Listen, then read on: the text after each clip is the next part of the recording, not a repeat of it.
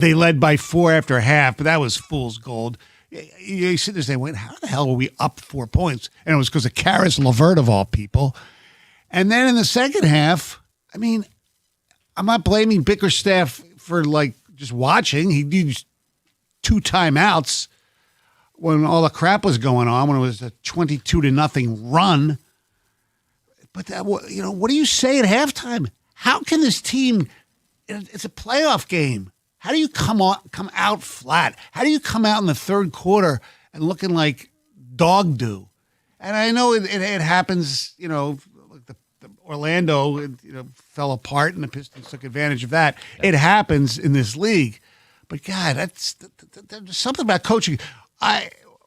The Red Wings, sorry to bring them up, but yeah, why you got to do that? Well, Todd McClellan would say, and he's right. We didn't start good. We didn't have good starts. That's on the coach. Mm-hmm.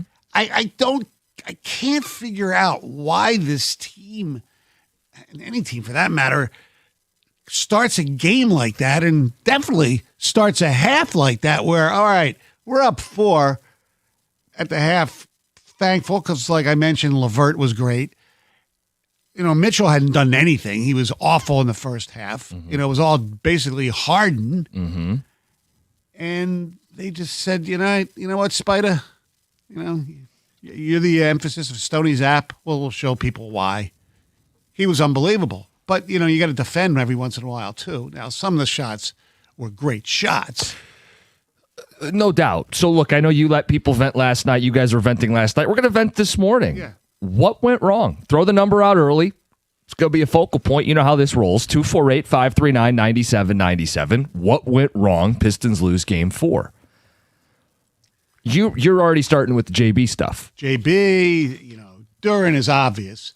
And as I said yesterday, if Paul Reed's minutes is the reason you're not winning games, then something's the matter. But he should have played a little more, especially in the second half, before you even put him in the game. I'm getting real sick of we only play B-ball Paul when we're losing by 20. Is there any wisdom in playing him when it's a close competitive game? Giving him 5 to 10 minutes more? I would think not. I agree. Well, we got to keep Duren's confidence. I agree with you completely. It's nonsense. To me, the 3 biggest issues or the 3 biggest reasons that game went awry. 1, Donovan Mitchell. Let's just acknowledge the singular greatness of Donovan Mitchell, who set an NBA record, tied an NBA record with 39 second-half points. He was unconscious. Yes. Every floater, every 3, every step back, every drive. It was unbelievable what he did specifically in that third quarter. Mitchell is part 1. Part 2 is Duren and Asar, by the way. Yeah, who if you're going to get that from them, you're in big trouble. And my third takeaway, and you guys, I never do this. I never play the ref card. I am it's being dealt right now. I am so hesitant to do this. But I'm glad JB politicked after the game. That was egregious officiating. The Pistons shot 12 free throws. They had 60 shots inside the arc. Yes. And shot 12 free throws. Mitchell had 15. The Cavs, who only had 37 shots inside the arc, shot 34 free throws in the game. The Cavs didn't commit a foul for an entire quarter of NBA basketball. That's amazing. So I am not saying it's the number one reason. No, it's not. But I am never playing the ref card. I think we have to acknowledge it's one of, not the number one, but one of the 3 biggest reasons that game went the way it did. That is so egregiously officiated. I'm glad JB said something because Cleveland tried steering this series early, complaining about calls. It's only right that you try to even the slate. We've seen this for decades. I mean, you were, I don't even know, born yet, but like the Bad Boys era that Tom knows. I mean, Phil Jackson used to lobby all the frickin' time. We've seen that, and I'm sure it's happened where the Pistons lobby as well. It's just what these coaches do, and it's amazing to me that these referees, listen.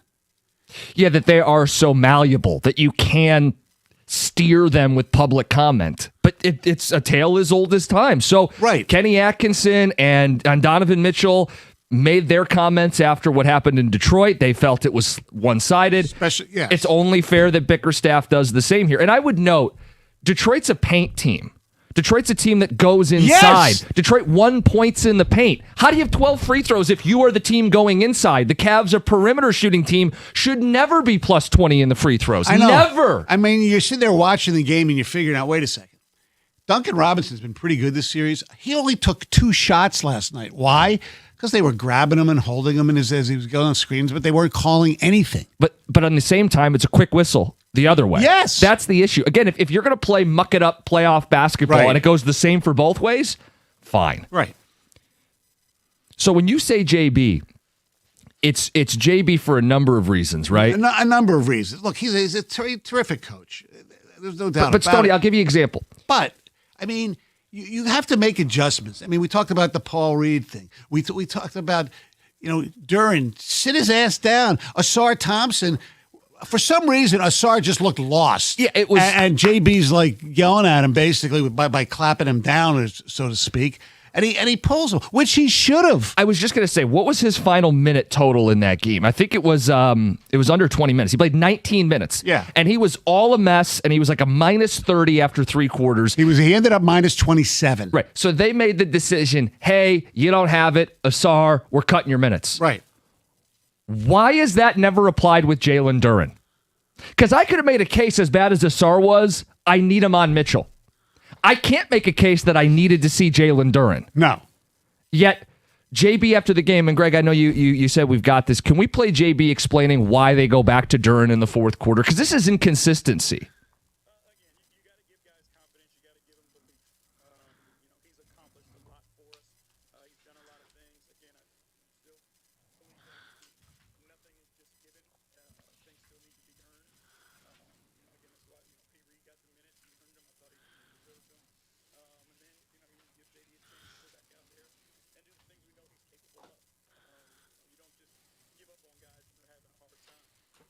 You gave up on Asar, he's having a hard time. Yeah. What is this like Pop Warner mentality? We got to build his confidence up. He's a professional athlete. He stinks. Right. He doesn't need to play because you need to build his confidence. He needs to know he stinks. He's 22 years old. Okay, he's young and all that. I'm sorry. You've been around this league long enough. You've been playing terrible. I mean, there was one play where Cade made a great pass to him, like faked the shot, and Duren wasn't even prepared for it. Then he takes an 18-foot jumper. Stoney. That's not your game, buddy. You can't shoot usually beyond 5 feet, and you're taking a jumper. The 18-footer, by the way, with plenty of time left in the shot clock. Yes. And look, we're not just piling on Jalen Duren. There's Asar Thompson was awful. Yes, that was probably Asar Thompson's worst game I can remember in his career. It might be. He just looked discombobulated. And they needed him again because of what Mitchell was doing. Yes. It would have been great to be able to throw him on Mitchell to break up that momentum, but Asar was playing himself off the floor. Yeah. Flooded with texts. You know how the deal's going to go. We're going to get phone calls all show long. Get in now if you want to join in the conversation. 248-539-9797. It is a Tuesday, which means 2 Grand Slam at 7:25. A chance to win some money. That hopefully makes your day a little better. Text says, foul calls one way with equal contact was egregious. Even more egregious, Duren playing over B-ball Paul in the final stretch while you're trying to make a run. The starts of the game are not on the coach. It's on the players, Stoney. Coaches can only do so much. The players got to stop blaming the coaches. I don't think the players do blame the coaches. I did because the start is important, and especially the start in the third quarter, it's important. So, yes, it obviously Bickerstaff is not the one missing shots or not defending well. I Or get turning all the ball that, over. But sometimes it all starts at the top.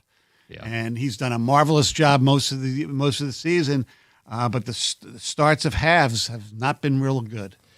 Turnovers killed us. Yeah, That's a especially text. early. Yeah. But Asar, I think some of him playing himself off the floor was turnovers. Well, Cleveland has so the turnovers pretty much. It didn't end up in the box score being a big deal. No, but it was. But watch the game. And when it happened, when they Yes. happened, like early. There's no other explanation for Duren other than he owes somebody money. His unders have hit 10 of 11 times. It's painfully obvious. People think he's on the take. It's been that bad. I try not to be a, quote, blame the ref guy, but this is ridiculous. And Steve says when you have a 22 free throw disparity, it's not one team outplaying another. That's officiating swallowing whistles on only one side. To be fair, they did the same thing in Cleveland with a plus 19. Why is it like this, signed Steve? It's just historically it happens. Coaches bitch in the playoffs, and for some reason they get the whistle the following game, the following 2 games. I need some comfort today, fellas. Do we still have faith? Faith? Look, yeah. I mean, it's a 3-game series. 2 of them are at home. It's not 3-1. Yeah, exactly. Oh, we just went through this. They're a tough team to kill. I am not at all in the position of folding and packing it in and quitting on this team. No, we're reacting to what we saw last night. Yeah. And what we saw last night, for the most part, except for maybe Karis LeVert, and, it was unacceptable. What was that from Karras, by the way? I don't know. Unbelievable what he was doing. It was great. The joke at the bar was, when do we get him a Robin? Does Karras need a Robin? 2-4-8. Unbelievable what he was doing in that first half. And he's clamping up on the ball on defense, too. Maybe he was inspired by his 2013 Michigan teammate, Spike Albrecht. Oh, there you go. When him and Paul Reed were making the run in the third, I'm like, we got Shaq Kobe. It was unbelievable what those 2 guys were doing, trying to run 2-man games to put this team back into it. But it's a problem when your 2 best players are Karis LeVert and Paul Reed. I know. Anyway, we got phone calls to get to, feedback on the Pistons. What went wrong? It's 97-1.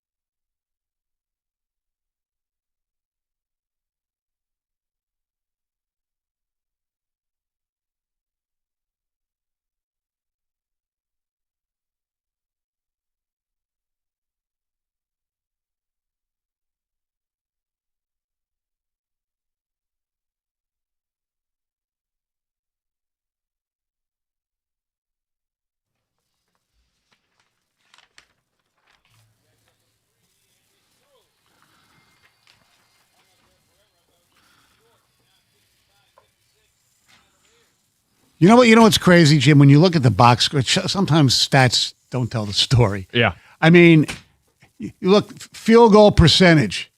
The Pistons shot 51% from the field. Cleveland shot 44%. 3-point percentage. Pistons were 10 or 23. That's 43%. Cleveland, despite having a lot of uncontested threes, 14 of 41. That's 34%. They hit, so that's 4 more threes, but they took 18 more. Free throw disparity. That's a big key. I mean, 30 of 24 was Cleveland, and the Pistons were 9 of 12. Rebounds, Pistons out rebounded them by 2. And turnovers was a key story of the game. 18 for the Pistons, and Cleveland had, as I go down there, 13. So that was the one stat that sucked. And kind of when they happened, too. Yes. Hey, you heard Blaha coming back. Apparently, he went off on officiating going into the half. You won't believe what Blaha said. I didn't hear this. We're going to play it at 6:35. Oh. This was passed along by a listener. We grabbed it. We'll play it at 6:35. Text pouring in. What went wrong? Laundry list. Yeah. Be easier to say what went right. What went wrong for the Pistons in Game 4? Duren must sit. It's been 11 games. He's not right, and he's costing this team wins. Guys, JB is doing coaching malpractice with Duren and not making adjustments with Asar. It's clear Green needs to play more. We're 11 games into the postseason. Green hasn't done squat. He hasn't played a lot of minutes. Like another game for him where he didn't shoot. Send Duren, Thompson, Holland, and 2 firsts for Embiid. No, come on. No. The money, first of all, the money wouldn't match. I don't think it'd have to be whatever. No. I'd take LeBron before I'd take Embiid. Watching Duren dribble off his foot, get dunked on, get blocked, get out rebounded was painful. He's a shell of what he was in the regular season. It's a different ball game. People failed to realize that. Stoney, do you know how many rebounds Duren had last night? Yeah, Not looking. 2, right? 2. Yeah. He had double the turnovers that he did rebounds. Reminder, he's a center. In this series, What? I believe he's had 38 points and 28 rebounds. In the series. It's 4 games. Yeah. It's not very good. The fall from grace. It's unlike anything I can remember. A player who was averaging 20 and 10, maybe an all-NBA guy, was an all-star. People were caping for him to get most improved player. Yeah. And now we're sitting here going, he shouldn't be playing 20 minutes a night. I know. I'm convinced there's something wrong, whether it's physical or mental, and they're not just saying. And I don't buy it's the Angel Reese stuff either. Well, it's no longer a valid Right, excuse. exactly. Hey, this is after the game 6 and 7 and the game 1 of this series where he had kind of decent games. It's like, okay, maybe he's turning it around, and then you see last night. But the text point about it's 11 games, like we've seen it plenty in this. Yes. And great to your point, game 7 or game 1 or 2 of the series, we kind of lowered the bar and said, it's okay. He hasn't played great in any of these games. No. Go after Mobley. I mean, Mobley's playing great. Get these guys in foul trouble if you can. If you can't shoot, just get to the line. Well, one thing that I noticed too a lot with the Pistons is they're stopping short in their drives and then pump faking. They're not like really going through all of the contact. That's a good point. How nice would it be for the Pistons if they had a Brook Lopez type, a 7-footer that could actually stretch the floor? Yeah, that'd sure. be nice. I think Cade's performances this series have to be mentioned. He's had lackluster turnovers and bad shooting. Well, last night, he had 19 points. He had, I think, just 7, I believe, in the second half with 4 turnovers. And now, look, he's had a game or 2 where he's taken over. So he has not.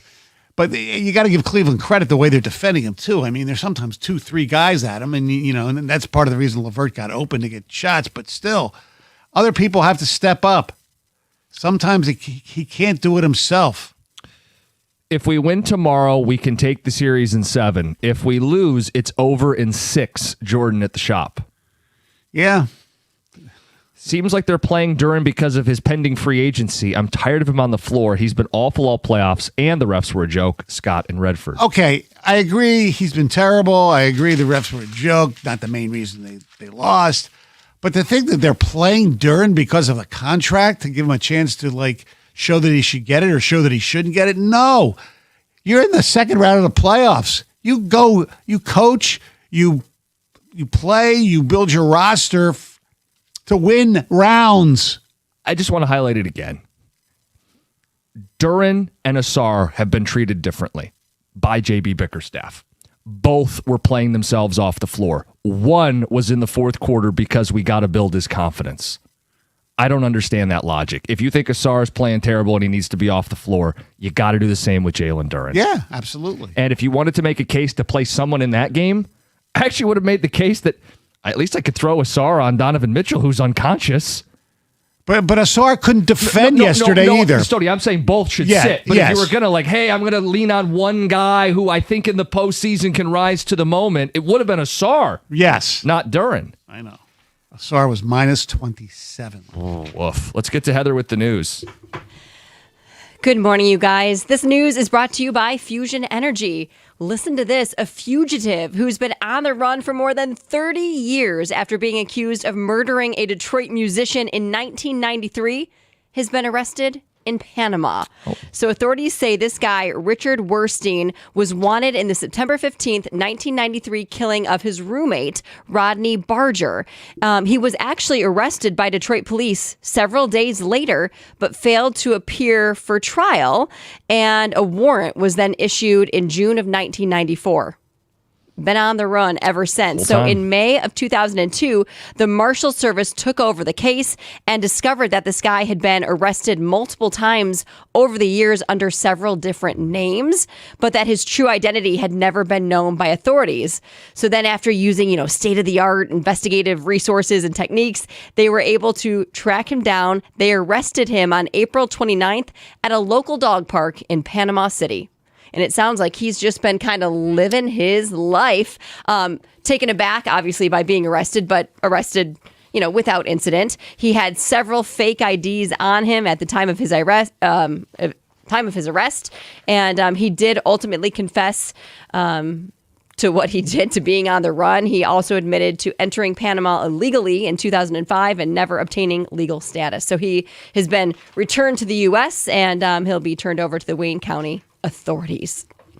The man who walked into Huntington Place in Detroit last month and doused the carpet with gasoline before setting it on fire has officially been charged. So 32-year-old Deshaun Harrison was arrested on Friday. He's been charged with 2 counts of arson. He is currently locked up in the Wayne County Jail on a $100,000 bond. He will be required to wear a tether if he's released, and he could face up to 10 years in prison if he's convicted on the charges. Are you going to say why? You know what I'm going to ask.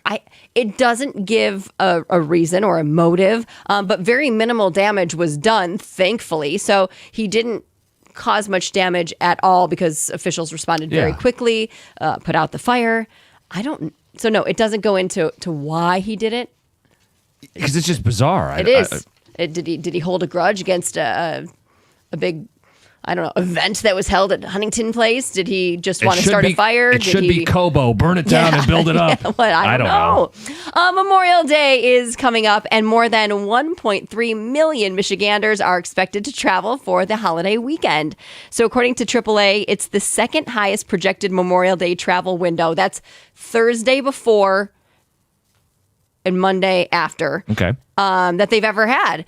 This is traveling at least 50 miles from your home, is how they're tracking this. They say travel is up 0.2% from last year by car, and it's down 1.7% by air. And they say overall, nationally, 39.07 million Americans are expected to drive more than 50 miles. 3.6 million are expected to fly. They say the most popular domestic city for travel is Orlando. People are going to Disney. And the most popular international city is expected to be Rome, Italy. So between you, me, and John, we'll have all flown through Orlando in the last 30 days. Yes. Popular city. And the Pistons. And the Yeah. Pistons. Yes, very true. Monroe police are investigating after a stolen Jeep crashed into a cannabis store before the suspects started a fire inside and rushed out. So the crash happened early Sunday morning at Pure Cannabis Outlet on Dixie Highway. There was a witness that says they saw the Jeep and they believe it intentionally rammed into the store. Obviously, it seems to be that. And that two suspects ran inside, fled the scene, and they jumped into a dark-colored vehicle that was there waiting for them. When police arrived, they did find this stolen maroon Cherokee partially inside the store. The overhead sprinklers were on to put out the fire. They brought in canine units to search for the suspects. The deputies collected some potential evidence that they dropped. And the shop owner believes that the purpose was not to come in and steal things because not much was missing. Thinks that it was there to cause the fire, which did do quite a bit of damage. So they have not caught the suspects. So if you have any info, give the Monroe Police Department a call. It's Heather with the news. 2 Grand Slam in less than an hour. Chance to win $2,000 if you can get all 10 questions right. Talking more Pistons next. We want to know what went wrong. Biggest reason they lost Game 4. It's 97-1.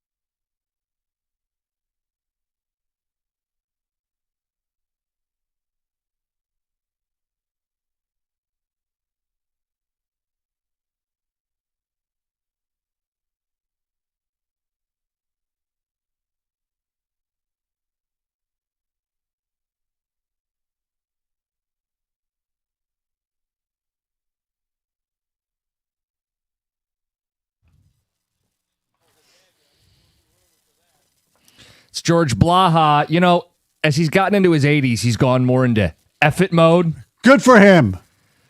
We'll play some audio going into the half because he did not mince words on what he was seeing last night. We want to hear from you guys. Good morning. Pistons, they lose game 4. Biggest reason they lost. 248-539-9797. We got Stoney in, fresh off a live Restore the Floor last night, That's right. where you guys were venting about this, and we're going to do the same thing this morning. Yes. By the way, John Neo pointed out, because all the hate for Dern, and, rightfully so, but he said B-Ball Paul went 6 for 6 with a couple rebounds and an assist in an 11-minute stretch to finish the third and start the fourth. But the Pistons still lost those minutes by 11 points. This was way more than a Jalen Dern issue tonight. And it was. It was a SAR. It was a lot of players didn't play very well. And the officiating as well. Which I loathe to bring up. I never play the ref card. But Me I do neither. but I do think it's one of the 3 biggest reasons they lost this game. And I'll give you my 3. Why did the Pistons lose game 4? Well, first and foremost, Donovan Mitchell was unbelievable. Yes. He was unconscious. He tied an NBA record 39 points in the second half of that game. He was hitting step-back threes. He was going to the hole. He was hitting floaters, off glass, high off the glass, anything and everything he wanted. He was truly special. That's number 1. Number 2, JB's infatuation with playing Duren 30 minutes a night is wild to me. And you want to make a comment that Asar didn't play well? I'll concede that. But why do we got to build Duren's confidence and keep playing him? I don't understand. I agree with you. However, we know that coaches, really successful coaches, can't treat every single player the same. You're right. I would rather die with Asar who can defend people than Duren who doesn't do anything. Right. I get it. And the third thing to me is the free throws. It is the officiating. I found it to be egregious. And It was egregious. And I never do this, Stoney. Never. As long as I'm never the guy who says the refs decided the game. But when we look at that disparity, the Pistons shot 60 times inside the arc and shot 12 free throws. That's absurd. The Cavs, 37 shots inside the arc, 34 free throws. Mitchell had more than the Pistons team, and the Cavs went a quarter without committing a foul. Believe it or not, in an NBA game, 0 fouls in a quarter. I'm so happy Bickerstaff politicked after the game. He called it unacceptable, and he needs to fight back because they have started litigating this. Post-game and at the podium, the Pistons have to fight back because that was egregious. It is unacceptable. It is egregious. But, yes, it was not the main reason they lost the basketball game. But it all adds up, Stoney. I know. If those aren't fouls, those are stops, those are transitions, those help the Pistons True. avoid a 23-0 run in the third quarter. I mean, Cade's trying to go to the hole to get fouls to try to break up their rhythm. He's not getting them, and they're getting them, and it snowballs. Even on the play where he got called for the 8-second violation, Strus looked like he was like hugging him practically. This is what Blaha had to say going into the half.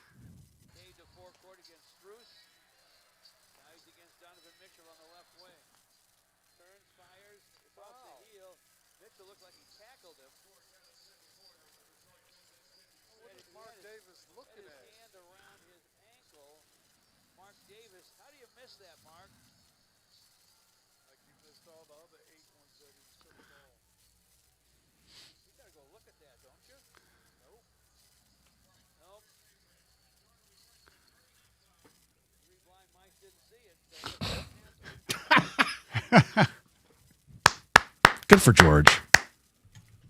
Good for George. And I hate doing officiating radio because Right. it feels like we make excuses for the team. But everybody was watching that last night. Yeah. But it won't get any national press because everything's going to be focusing on LeBron. Could have been his last game with the Lakers. That's the big story nationally. Sweet. Break out your brooms. Yeah, I We know. got a real series going between these two Yes. teams, and it's far from over. Oh, it's far, definitely. I mean, it's amazing how things switch in a series. And we all know it because we've done it for years. At least I have. That, Harden, after game 2, he's washed, he's done. And he went home and played pretty damn well. I mean, he was the star of the first half yesterday. Yeah. They couldn't stop him. It was helpful when he got a hand in his face. Yep. Yeah. Took a lot of uncontested shots and he made those. Sure did. Let's get to the phones. Let's get to Sheldon, Highland Park. You're on 97.1. Hey, guys. I talked to the screener, and I told him what I was going to say about the Pistons, but I'm going to change it up in a little way. Like, when I watch a pay-per-view of WWE, I wonder who's who they're going to have scripted to win. And that's how I kind of watched last game. I said they got Cleveland scripted to win because shooting 43 pointers and out shooting a team by 22 free throws, it was so obvious. The first game, they gave us all the free throws, and Cleveland was complaining about us, but we were attacking the rim. We were more physical. Yeah. And it made more sense that we had more Yes. free throws the first game. This did not make sense that they had more free throws. I hate being on the bandwagon of, I'm a big B-Ball Paul fan, but I hate being on that bandwagon. But when a guy plays 14 minutes and gets 15 points and he's hitting threes and he's just scoring and he's with the flow of the team, it's crazy to me that you would keep playing Duren, throwing his hands up in the air, wondering why every ticky-tack foul is a foul on him. He can't even set a pick without fouling. He is mentally out of the game, mentally, and the coach is watching him mentally struggle, not physically struggle. He's mentally struggling. The coach is watching it. B-Ball Paul comes off the bench, fresh off the bench, scoring like crazy, doing last game, this game, and it's just it's starting to get crazy to me. Hey, Sheldon, you know what else I want to ask? Why is it, and he didn't play bad yesterday in his limited minutes, but why is it when he takes Duren out in the first half, for whatever reason, whether it's rest or just bad play, Beef Stew's the guy coming in and not B-Ball Paul? Can I tell you something about Beef Stew? I'm telling you guys to please look at this. So when Beef Stew comes in the game, Duren is playing extremely soft. When Beef Stew comes in the game, it's like he's taking up for his little brother. He's playing extremely too physical. I watched him throw Jared Allen to the ground. He was out of the game, and he didn't even return. The coaching staff is mad with Asar because he's not being aggressive enough on the offensive end. They're mad with Beef Stew because he's playing too aggressive, and he act like he's a mental case, but they don't get mad at Duren for playing like a mental case, and that's what's bothering me. I don't know why Duren is held to a different standard than the rest of the team. I know. Exactly. I think it's the contract. I swear I think it's the contract. Why? No, but why? Because they're about to give him $250 million, and they're trying to make him play up to what they're about to give him, which is crazy. No, the problem is he's not playing to what they want to give him. So you let. Do you pay him? Do you Jared Goff him? Oops, I didn't mean to say that. Do you pay him? No, you don't give him a max. That's for damn sure. Can he Well, they pay? did it to Jared Goff. Can he pay us to be on the team? Like it's like youth sports. Like he has to pay like for his jersey and for team travel. I mean, the idea of a max is so far out the window. It's laughable. Yeah, I mean, look, Sheldon's correct. I believe it's something mental. Either that or he's playing hurt. But No, I don't see it. I don't see him like limping or anything like that. But you agree that they are treating him differently. Yes. He gets the benefit of the doubt. He gets to play closeout minutes. It doesn't matter how much he struggles. Other people will be relegated to the bench. Right. But not Duren. I think it's more for defensive purposes because as much as What we love, defense? well, it's been better than B-Ball Paul's to a certain extent. I mean, I disagree. Yeah, I don't know that he's doing. He had 2 rebounds. I He played know. 30 minutes. He had I 2 know. rebounds. I understand that, but He had 4 turnovers. He had double the turnovers as rebounds. And that guy is, we can't pull him. We got to build I'm his not confidence. talking about rebounds. I'm talking about defense. Look, he's not a great defender. Don't get me wrong, but B-Ball Paul got manhandled sometimes when he plays defensively. But you got to pick your poison. And my poison right now I'd pick would be B-Ball Paul. Hey, if I hadn't seen it with my own eyes, I would never have thought it was possible. Yeah, I saw with my own eyes Karis LeVert scored 24 points in a playoff game. 7 years ago, I was struggling. Couldn't read the small stuff on my phone, and my distance vision had gradually grown blurry and out of focus. So I went to see the esteemed expert in these matters, the amazing Dr. Yaldo. His solution was nothing short of amazing. He inserted a state-of-the-art bifocal lens implant in each eye. Took just minutes. Wasn't even painful. And the result, 22 vision then, and now for the rest of my life. It's a remarkable technology performed by the master of his craft, Dr. Yaldo. If you're middle-aged and want to be done with reading glasses, regular glasses, or contacts, because especially reading glasses, I mean, seriously, how many times do you lose them? Just do what I did. Go to yaldoeyecenter.com for a free evaluation and tell them Stoney sent you.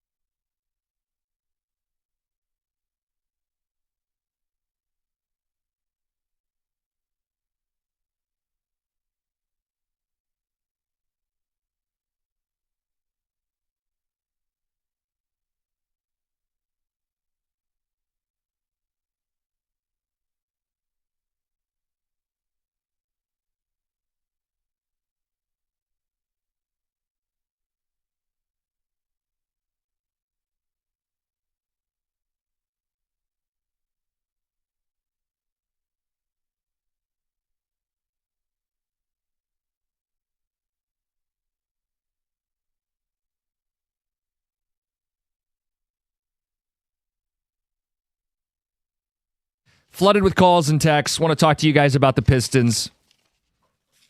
We've mentioned Duren coming up small again. We mentioned Mitchell coming up big for the Cavs. Asar getting played off the floor. And officiating. How big a deal is officiating, Stoney, and why they lost that game? It's up there. It's definitely in the list, but it's not the main reason. They got to play better. I know the officiating kind of limits certain things, especially when they're not calling a foul on Cleveland for the entire third quarter, right? Yeah, I can't imagine if you went back and really dove in that Cleveland played flawless defensive basketball in the third quarter. I just don't believe it. And especially because the Pistons are not a jump shooting team. They go in to get contact. They're a paint team. They're a physical team. I believe they won points in the paint, yet 12 free throws for the game. Mitchell, who had a great day in his own right, shot more than the Pistons team.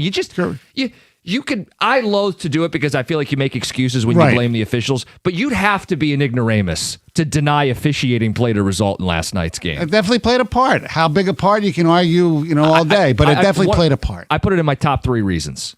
You want to say it's not number 1, fine, because there's things you can do, but it's one of the 3 biggest reasons that game swung. I mean, 34-12 at the charity stripe in attempts. Yeah. And Cleveland shot 40-plus threes. It's not like they made a concerted effort to be some paint team. No. They shot more threes than twos and went plus 22 free throw attempts. It's unconscionable that happens in an NBA game. So if you're JB Bickerstaff, and I had this thought watching, he needed to play the game. You need to go to the podium, sing for your supper, play the stupid soap opera that is the NBA in the postseason, and you have to call it unacceptable. You have to acknowledge, like Cleveland did after the first couple games, we're going to politic for calls. And they did. So this was JB Bickerstaff after the game.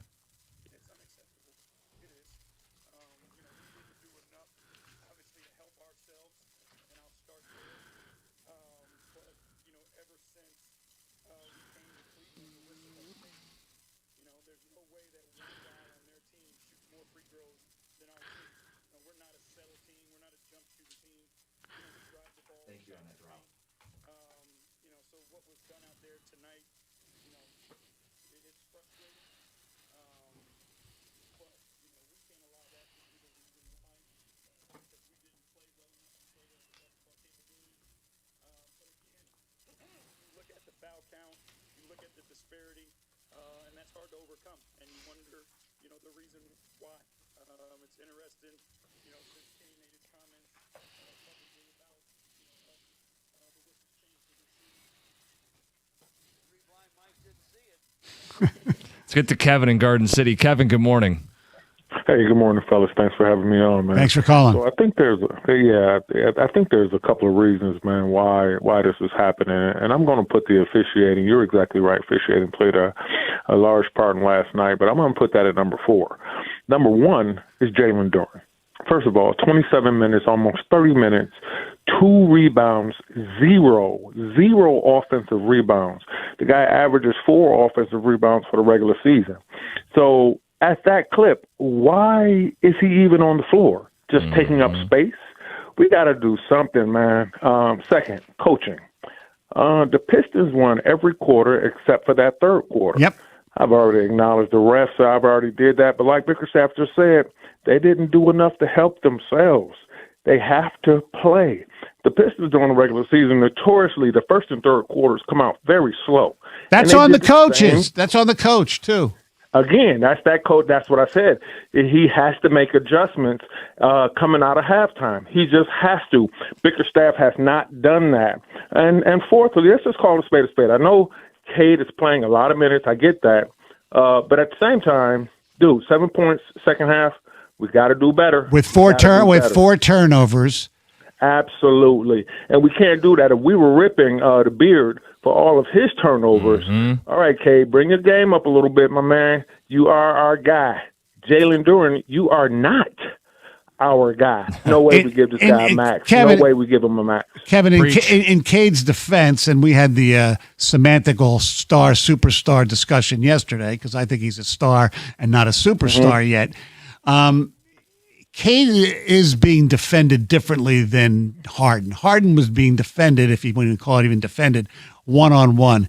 Cade is being doubled. He's being blitzed, sometimes even tripled. So I give him the benefit of that doubt as far as if you're going to compare him to Harden. Right. Look, there's no sacred cows. I'm not afraid to criticize Cade, but to your point, like it's got to be apples to apples.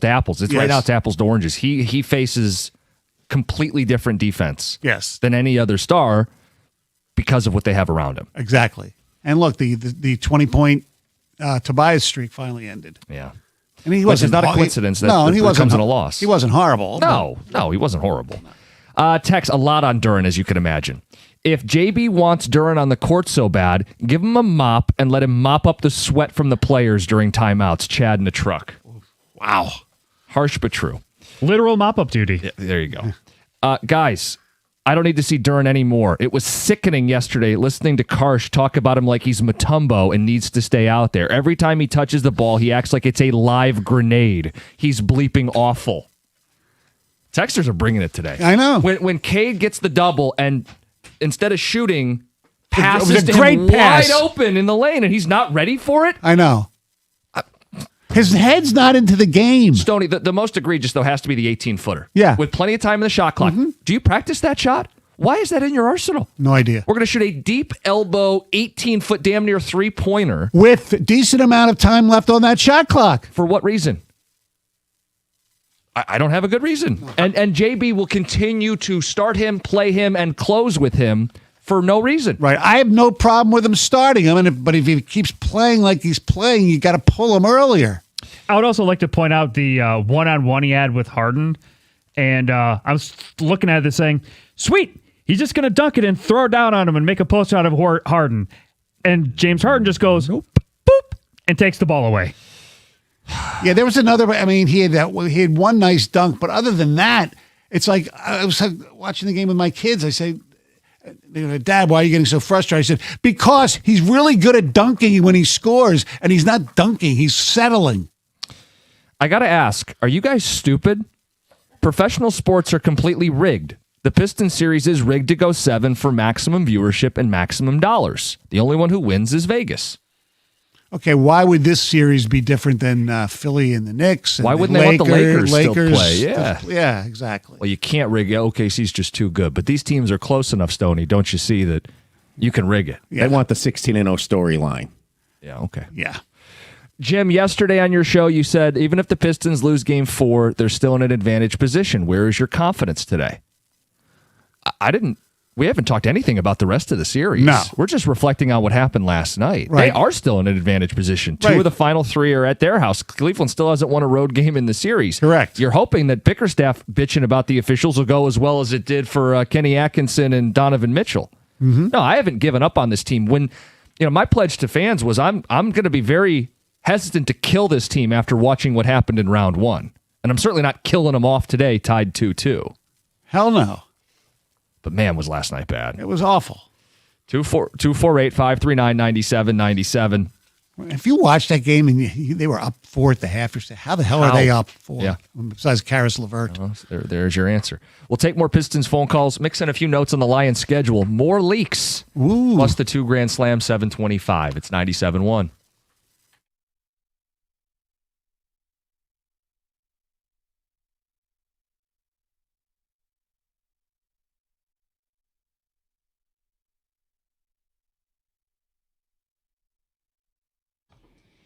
Brought to you by National Benefit Plans. The Cavs blasted the Pistons in the third quarter last night, 38-21 on the way to a 112-103 victory in Game 4. That was actually the only quarter Cleveland won last night. They did so thanks in part to a 22-0 run at the start of the third when the Pistons held a 4-point lead at halftime. That's just one reason why the Pistons lost last night.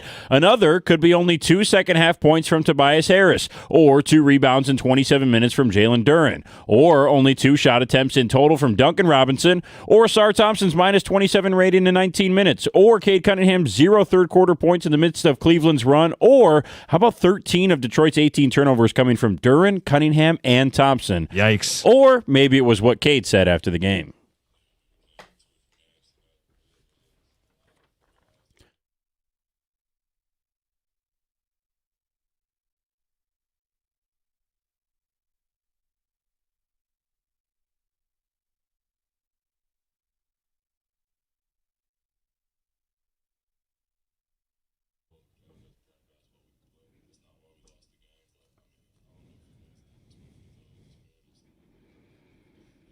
Last night was the second time in NBA playoffs history a team attempted 62s and less than 15 free throws, while their less aggressive opponent took over 43s and 30-plus free throws. Game 5 tomorrow night at 8 o'clock. At the Corewell Health Sports Desk, I'm Brendan Shabath. For more, go to 97win-the-ticket or Odyssey.com.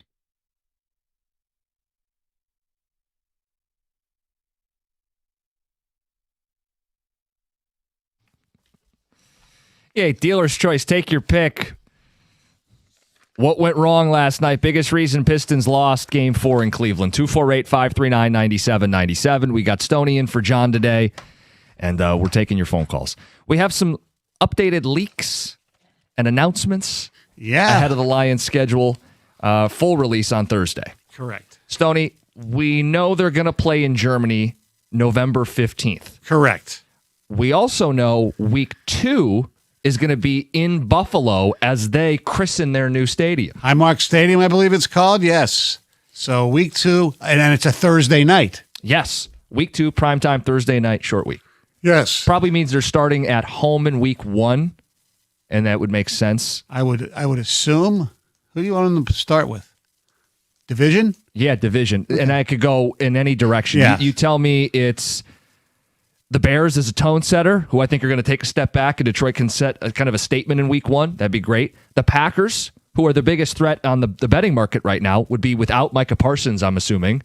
So great time to play them in week 1. Mm-hmm. And if it's Kyler Murray in his first game as a Vikings quarterback, I wouldn't mind starting 1-0 that way either. Yes, that'd be nice. The Bills thing, I was talking to a buddy, and he said he hates that they're playing the Bills in week 2. And he said because he wants to go to the game. It's the best road game the Lions play this year. And now, Well, as far as like matchup. close and a good team. Well, yeah, I mean, okay, Stoney, who's the game on the road that's better? Well, not a better team, but you want to make it like a trip if they for some reason have to play Miami in December down there. Okay, for weather reasons, but like Yes. football reasons, this is the best team they're going to play on the road. Yes. And you would get to go see their new stadium. But now, because it's going to be the first game there, prices are going to be through the roof. Because it's a Thursday, you got to miss multiple days of work, and he's all bummed.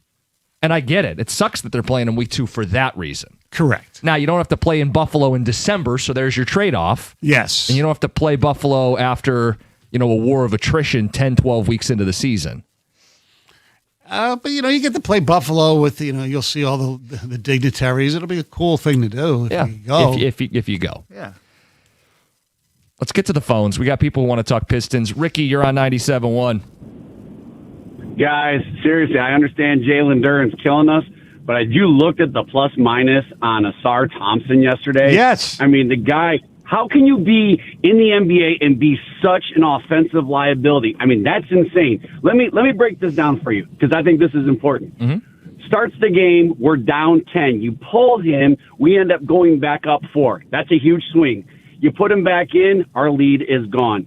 You bring him back into the game in the second half, and we're down 16 with him in. It's insane how bad he is, and we're making no adjustments with it at all. Like you said, we're giving minutes to the wrong guys. Now, Karis LeVert had an awesome game last night. That's not going to happen again. But he continues to do it, not only like with Asar, but with Jalen.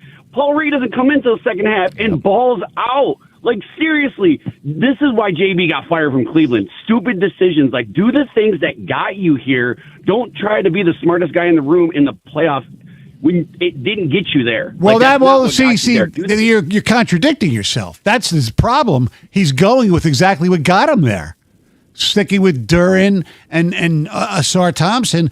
And not taking that when they're playing substandard. I mean, there are times right now, the way Asar Thompson, we understand that. But when you have Thompson and Duren struggling offensively, when the Pistons have the ball, they're playing 3-on-5. And if you want to throw the refs in there, they're playing 3 versus 8. But seriously, 3 versus 5. You can't win that way.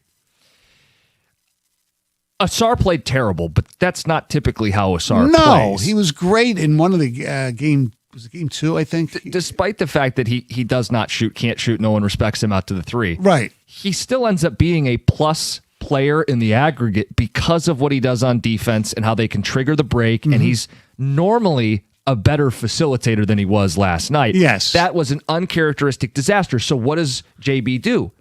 He limits his minutes and he pulls him off the floor. Now, I could argue with how Mitchell was playing.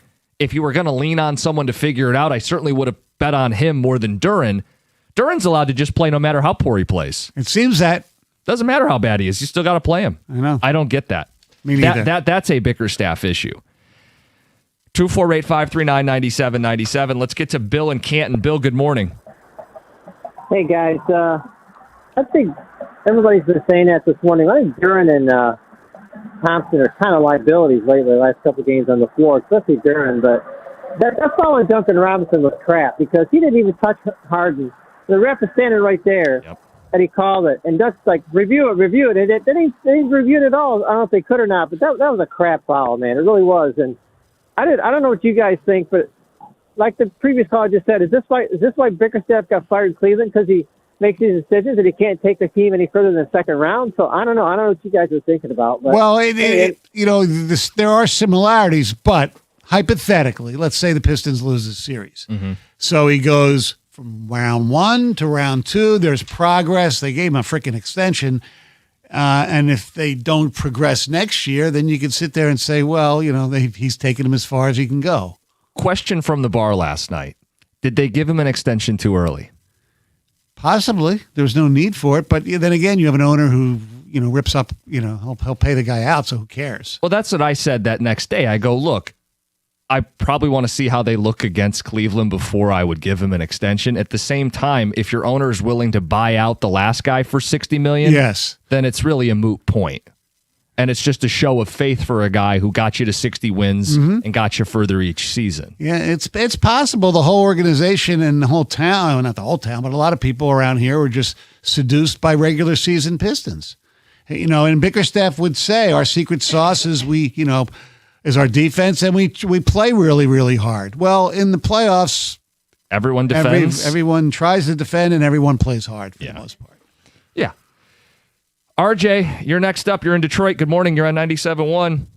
Good morning. How you guys doing? Good. Good. Got three things. I want to start off with I don't understand why Duren is out there really long, and he's not producing anything. And I also want to know why the Pistons always wearing white uniforms every game. I want to plead the villain sometimes, too, when you're on the road. You want to come in with the dark uniform on sometimes. And I also think turnovers, you can't have turnovers. Well, I think they still could have beat them if you cut down some of them turnovers, because the pass to Duren would have been a game changer, but he missed it. Well, that would have cut it to 12, I believe. Yeah, it would have been 88. Right, 188.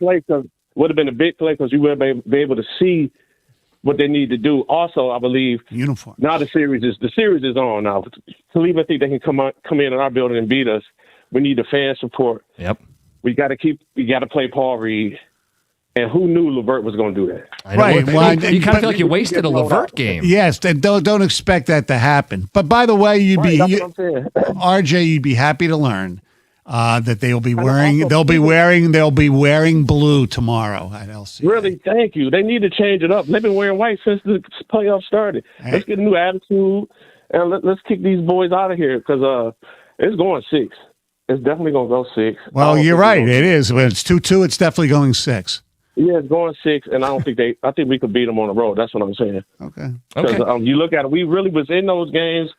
If you cut down them turnovers, Cade, you can't have those turnovers. Those timely turnovers. Yep. You can't have that. Let me play devil's advocate. Pretend I'm from Cleveland. You're sitting there saying they were the same games for the other way at the LCA. But Cleveland did not play great, but hey, fourth quarter, game 2, they led by 2 points with like 6 minutes left, right? Yeah. So, I mean, you can say the same thing if you're a Cavs fan. Because Cleveland will turn the ball over, too. I know. Yeah, they were coughing it up in their first round series and in the first couple games of this series. Look, Stoney, maybe the answer is the home team's just going to win every game. Yeah. Good thing the Pistons have home court. Hey, as long as the uniforms are right, that's you didn't put that in your list. I didn't. You didn't bring it up either, Stoney. The laundry list. Yeah. Right. The laundry list. Yes. How many line items would we have to have gotten to before you would have brought up? And they keep wearing the white jerseys. It would never even cross my mind. I do hate I'm old fashioned. I do like when they wear white at home, but that's for all the teams. Yeah. Well, the reason they didn't wear blue on the road is because Cleveland made the decision what they wanted to wear. Correct. Which forced the Pistons to wear white on the road. Right. Bring back the St. Cecilia jerseys. They were okay. I'm kidding. I like the black ones that said Detroit, not the ones that say DET. No, I know the ones you're talking about. Yeah. I like them. And actually, if you're talking alternative jerseys, the ones were really sweet. I don't think they even used them this year. The cream ones. Oh, I like the cream jerseys. Yeah, they didn't use them. I'm so happy they've removed those grays, like the Blake Griffin era gray jerseys. Yeah. I didn't like those very much. Don't bring those back. No. 248-539-9797. Jerome in Roseville, you've been waiting. You're on 97.1. How you doing, fellas? Good. Good. I got two things, man, and I'm gonna start with the two main things I think, and that is Duncan Robinson only shot 2 field goals, and then there was Dennis Jenkins 0 for 4. Okay, I'm glad you brought Jenkins up because he should be brought up. There are 2 different players, Jerome.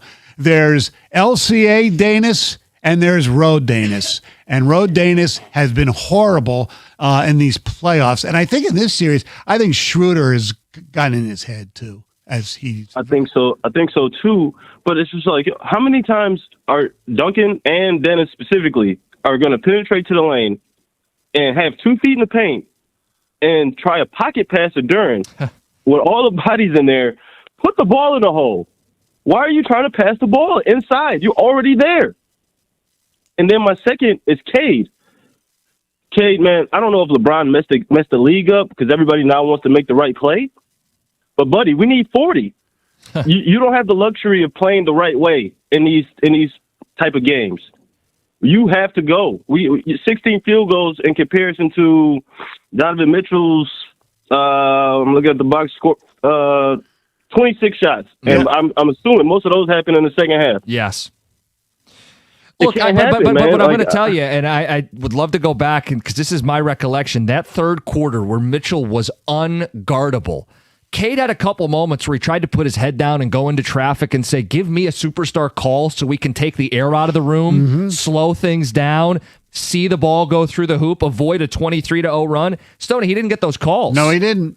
That was him trying to go like, hey, I'm going to just Mamba this if you want to use the Kobe mentality. I'm just going to go to the rack. You got to bail me out. I'm a superstar. And it was clear this game was being officiated 2 completely different ways. Can we not wait to the third quarter to want to turn it up? I know. I hear you. Hey, yeah, look, they started off like crap. They were down 11-2, I believe, to start the game. They battle back and tie and take the lead at the half. Yeah. And then they come out in the third quarter like that? Come on, really? Against a guy who had done nothing.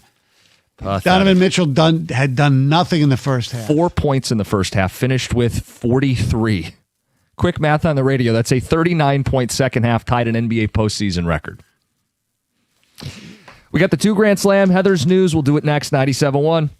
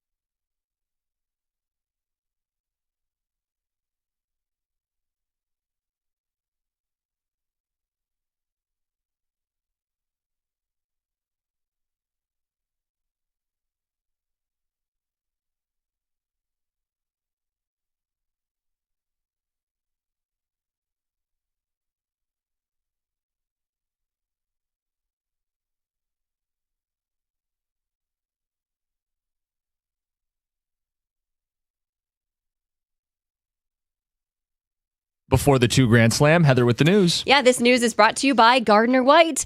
Well, a viral social media video is sparking outrage and now a police investigation in Warren after a pet sitter was caught on camera allegedly abusing a dog that she was supposed to be caring for. So this video was taken on Sunday, and it shows this pet sitter allegedly slapping and kicking a 6-year-old pit bull named Frankie. The dog then lunges at her and nips her. Yeah. And the footage has now spread online. It's drawing widespread criticism and calls for charges against this pet sitter. The owner, Frankie's owner, was on vacation, and a friend actually sent her the video. Now, Frankie's owner says that she found the pet sitter through rover.com. Yeah, I don't know if you... I'm familiar. I'm familiar with it too. We've looked there for when we've traveled for the dogs. The owner says the pet sitter called her on Sunday to report that Frankie had bitten her, but didn't leave out any of... Left out details. Left out the details. So the owner is now cutting her vacation short and is prepared to take legal action.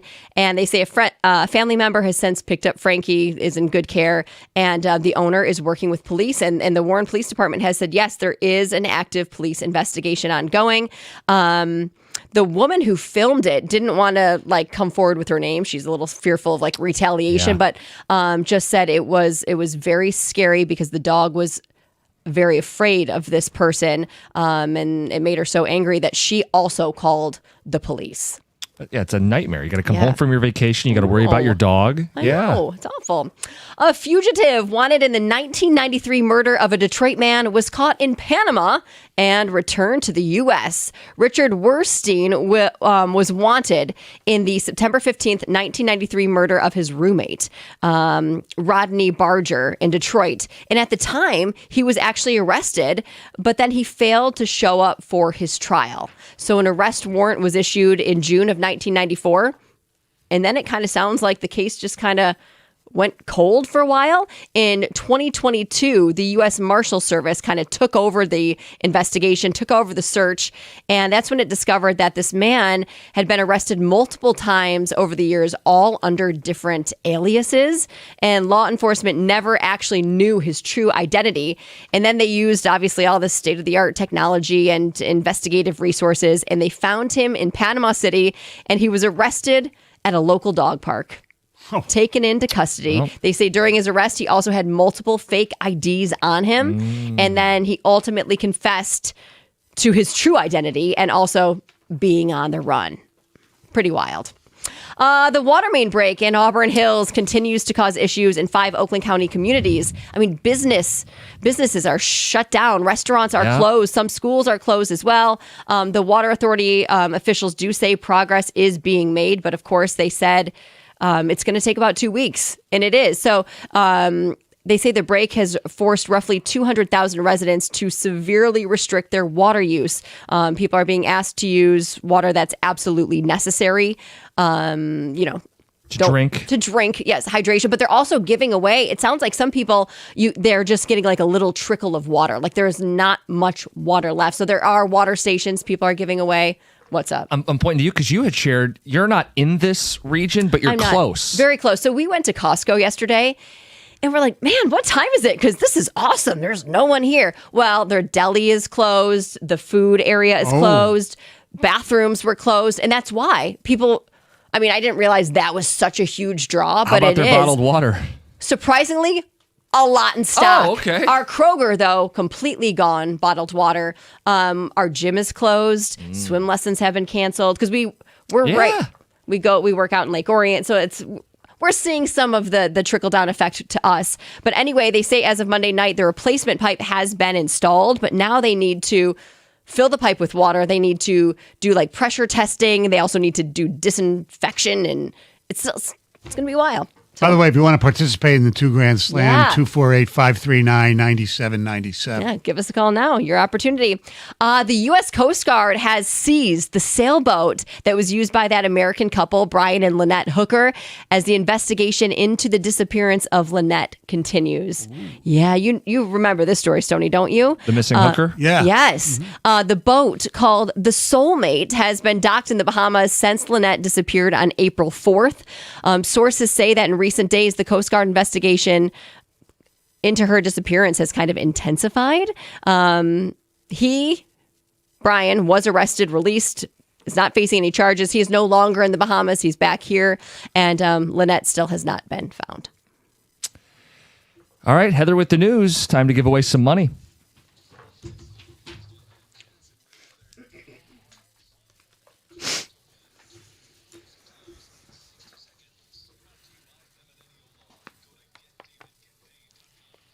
I was listening to you guys about a month ago. You had the winner. We did. Yes. Very exciting. Hopefully, we'll have another winner today. We all know the rules. Super simple, the rules anyway. 60 seconds, 10 questions, $25 for each question answered correctly. And if our contestant gets them all right, they could win $2,000. Sports, music, movies, pop culture. Yeah. Are you dialed in? Let's go to Matt in Pinckney. Matt, good morning. Good morning. Hey, Matt, how are you? Good. How are you? Doing good. Are you excited? I am. Yes. Feeling lucky? Kind of. Okay. You got this. So if there's one you don't know or a couple you don't know, feel free to say pass. If there's time, we'll get back around to it. But your time is going to start right now. Here we go. Who do the Detroit Tigers play tonight? Pass. The Detroit Lions will play a game in this European country this fall. Germany. Kimberly Gill is an anchor on this local TV station. Channel 4. Where did Cade Cunningham play in college? Oklahoma State. This artist had the 1975 hit Born to Run. Pass. Who led the NBA in points per game this past regular season? Shea Gilgis. Who is the current manager of the LA Dodgers? Pass. What is the capital of South Carolina? Raleigh. What is the nickname of the CFL team in Calgary? Pass. Ryan Reynolds is married to this actress. Blake Lively. Who do the Tigers play tonight? Mets. This artist had the 1975 hit Born to Run. Pass. All right, you only got five. Five. That's all right. It's all right. $125. Not bad. Not bad, Matt. Cool. Way to go, Matt. Thank you. All right, He said he was thank feeling you. kind of lucky, so we got half of them. Yeah, It's not bad. Yes. Put you on hold. Make sure you get paid. Here we go. He got the Mets are the Tigers' opponent tonight. Yes. The Lions will be playing a game in Europe. It will be in Germany. Yes. Is that correct? Kimberly Gill, an anchor at Channel 4. He's Got on that. a roll there. Cade Cunningham did indeed play at Oklahoma State. He did not know that this hack artist had the 75 hit Born to Run. That'd be Bruce Springsteen. Little known artist. Yeah, little known artist. Luka Doncic, not SGA, led the NBA in points per game. I would have guessed SGA too. Me too. I did before the show.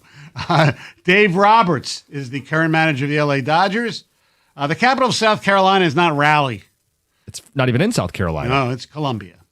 The Stampeders is the nickname of the CFL team in Calgary. And you got correctly that Blake Lively is married to Ryan Reynolds. Yep. Not bad. So this Two Grand Slam is brought to you by Feminine Law. Stoney, how many CFL teams can you even name? I mean, I know the Argonauts. Toronto Argonauts or the Montreal Alouettes, I think. I don't even know which ones are still in business. The Saskatchewan Roughriders, right? The Calgary Stampeders, the Edmonton. They were the Eskimos, and they changed the name to something because you can't use Eskimos anymore for some reason. The BC Lions, the Winnipeg Blue Bombers, Hamilton Tiger Cats, I believe. This guy's on fire. This is really good. Yeah. Big Grey Cup follower. Oh, yeah. I do not watch, but I just know the names. They do 3 downs, right? Yes. And the field goal posts are in the end zone? Yeah, and the end zone is like 20 yards instead of 10. Huh. Canadian football. All right, we'll talk more about the Pistons, what went wrong. We will try to squeeze in a blind ranking today, and I will not be the one tasked with ranking. Heather. It's her first. Spotlight. She loses it today. Oh. Oh. Stoney. All right, okay. then. It's 97.1.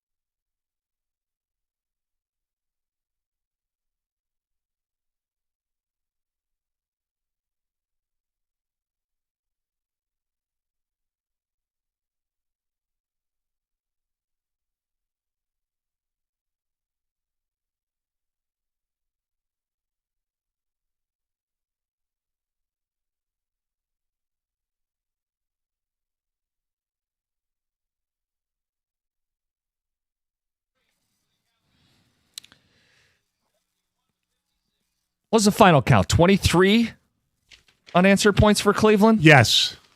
Stellar. Yeah, that third quarter is where the game got out of hand. Actually, I think it was 22 because one of his threes got changed to a 2.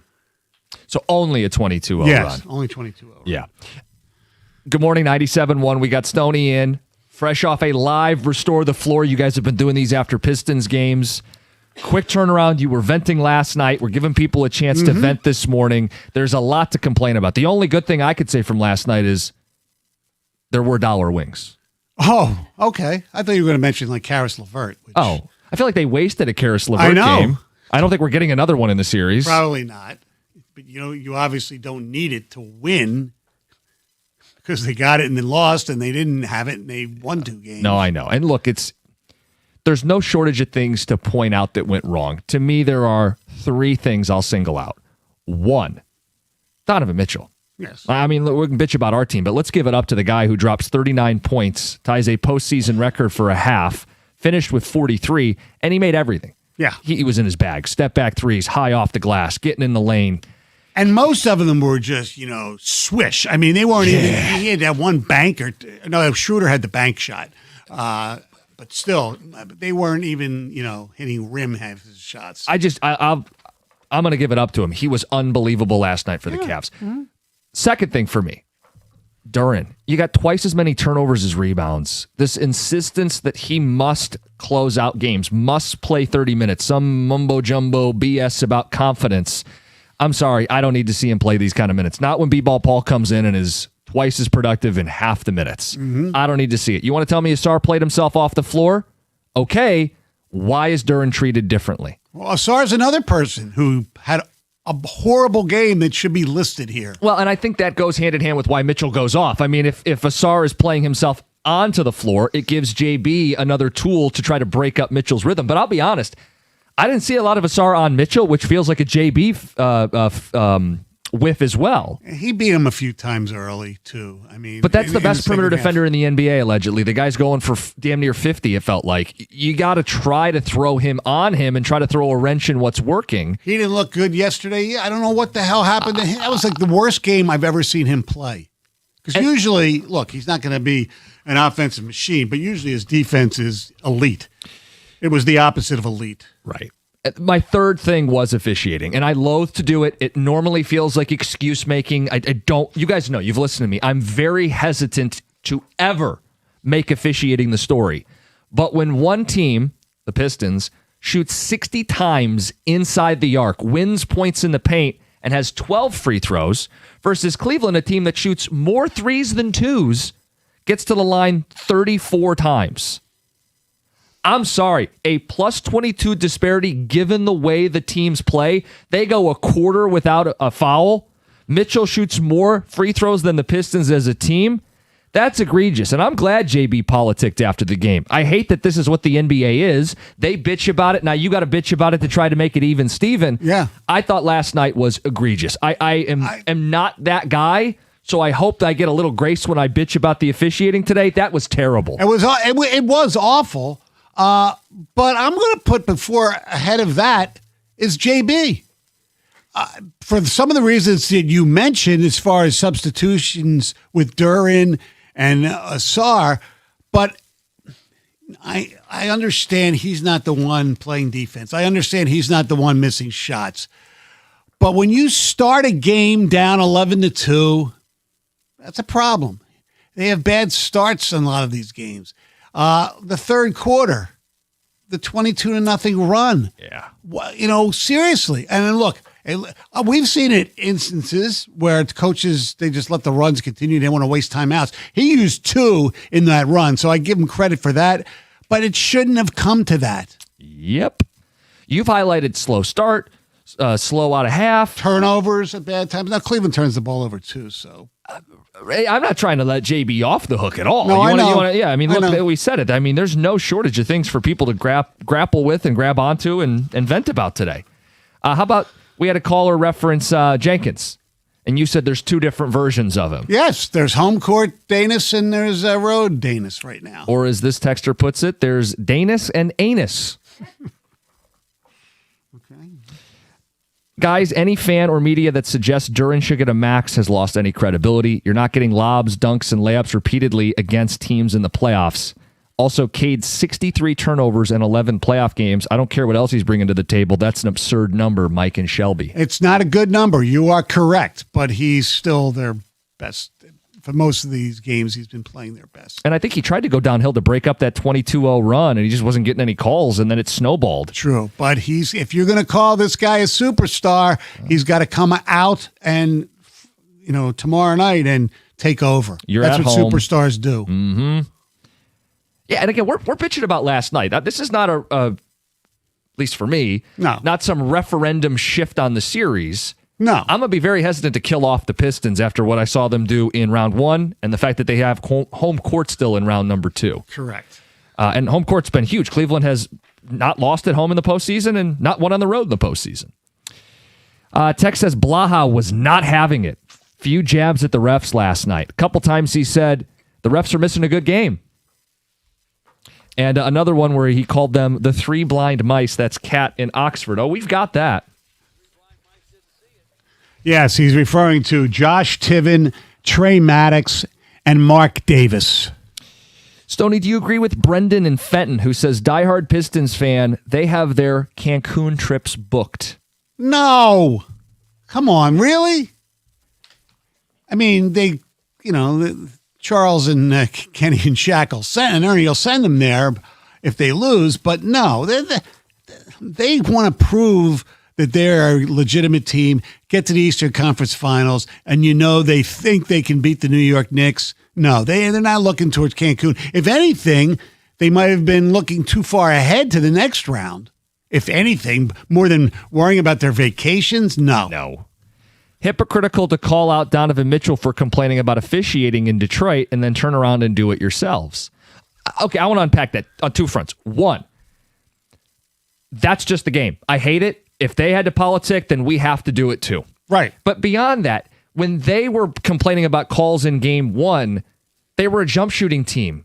The Pistons play in the paint. That explains some of it. What did Donovan Mitchell have to say? He says, I guess I'm going to have to flop. Right. Well, does Cade have to flop in game 5? Maybe.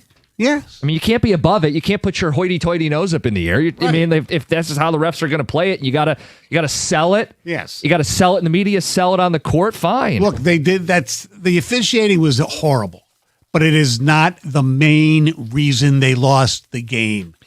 JB is such a loser. Blaming the refs when your team gave up a big run out of the locker room. That's on you, dude, not on the refs. I tend to agree.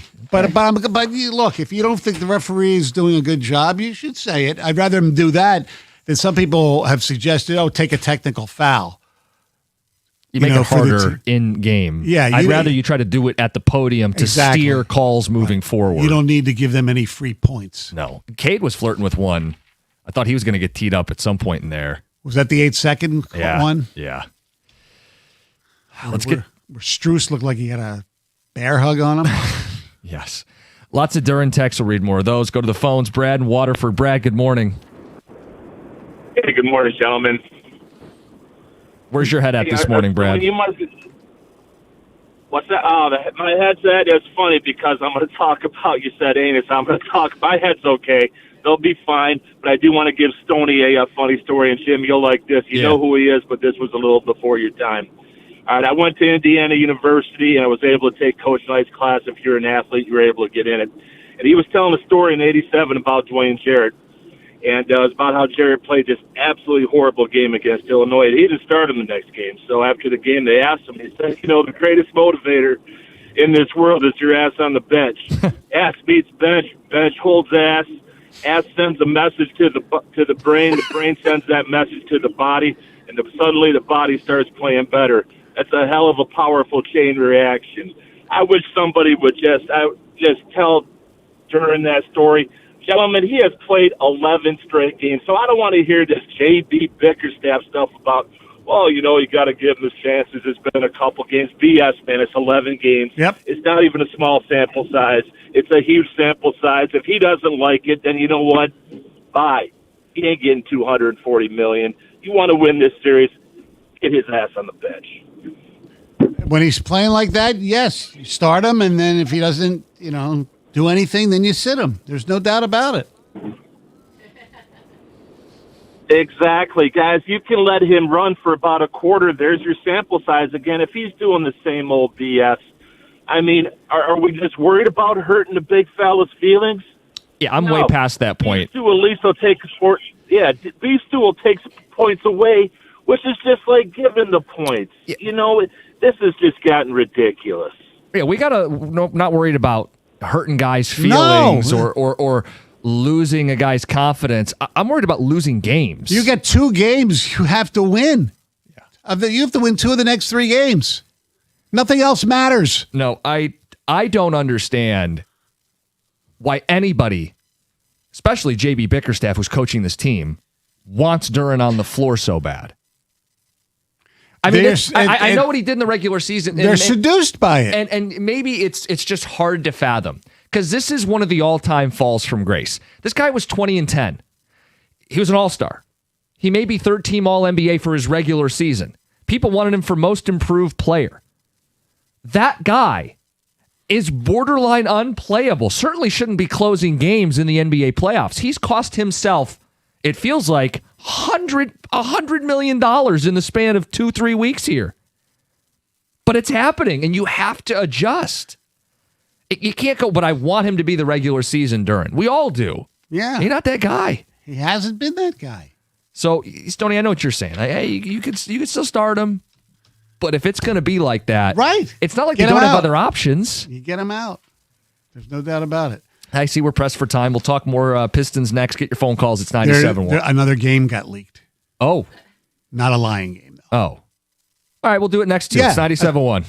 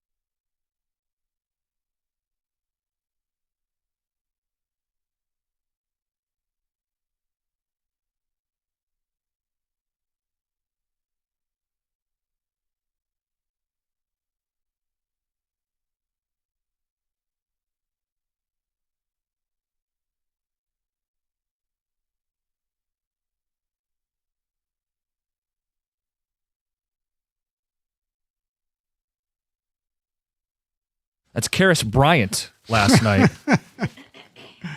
He came in when they were down 16-5. Yep. And they, went on a 19-5 run after he came into the game. I think that was one of the alarming things from last night is I think it would have been a massacre if he didn't score. Yep. Oh, yeah. I mean, that's how bad the performance was by the rest of the team. Yeah, we've highlighted nothing from Duncan. Right? Yeah.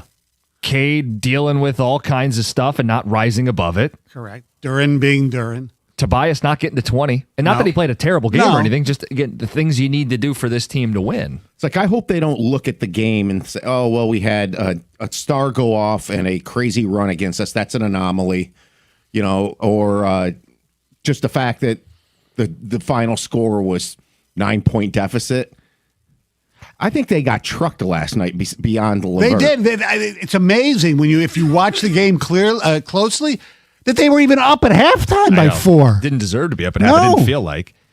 So, okay, you're talking the psychology and how you feel after that game. Like, how do you feel now about the series? I have no feel right now on this thing. I mean, I've told you all season long, I thought this is where it would end. I kind of thought how this would end. I didn't think Duran would be this bad. Right. I didn't think he was as good as the regular season showed. And But you left the door open given what the Pistons the way they came back in the round Magic. one, yeah. I think they need to kind of revert back to that feeling. Stoney, I mean, you've talked about this could go 7. Yeah. I mean, I picked before the series started Cleveland in 6. I altered a little bit and thought maybe the Pistons will win in 7 because neither team can win on the road. But nothing the rest of the way would surprise me. I mean, I thought Cleveland was a better all-around team to begin with, and they're even. I mean, famously, before the series started, we did a whole deal on can you sway me one way or the other because I felt like this was a coin flip of a series. Yeah. And look, it's 2-2 after 4. I still feel like the Pistons have proven to be a hard team to kill and play in 2 of the next 3 at home. Mm-hmm.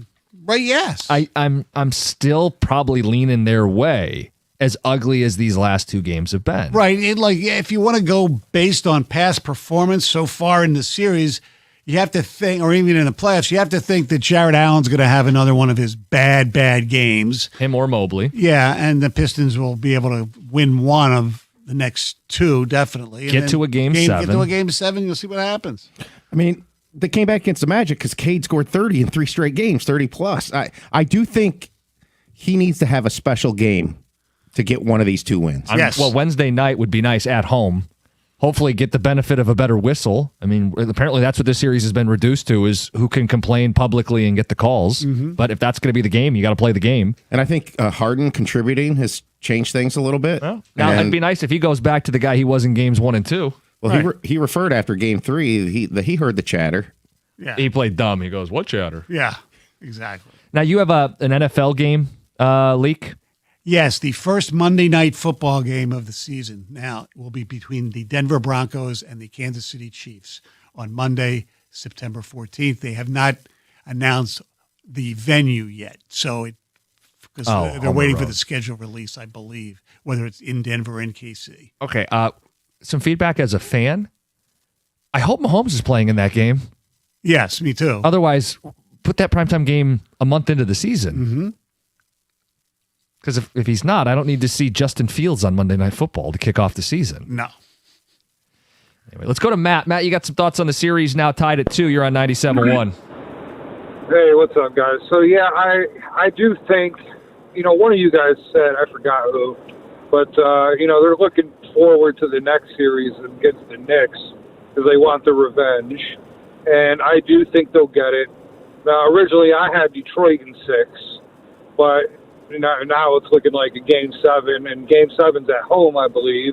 So it'd be a nice win for the Pistons and then go to the next series and beat the Knicks again because they want the revenge. But, yeah, the referees, I hate saying the officiating is a cause, but the referees' bad calls, it's screwing up this series.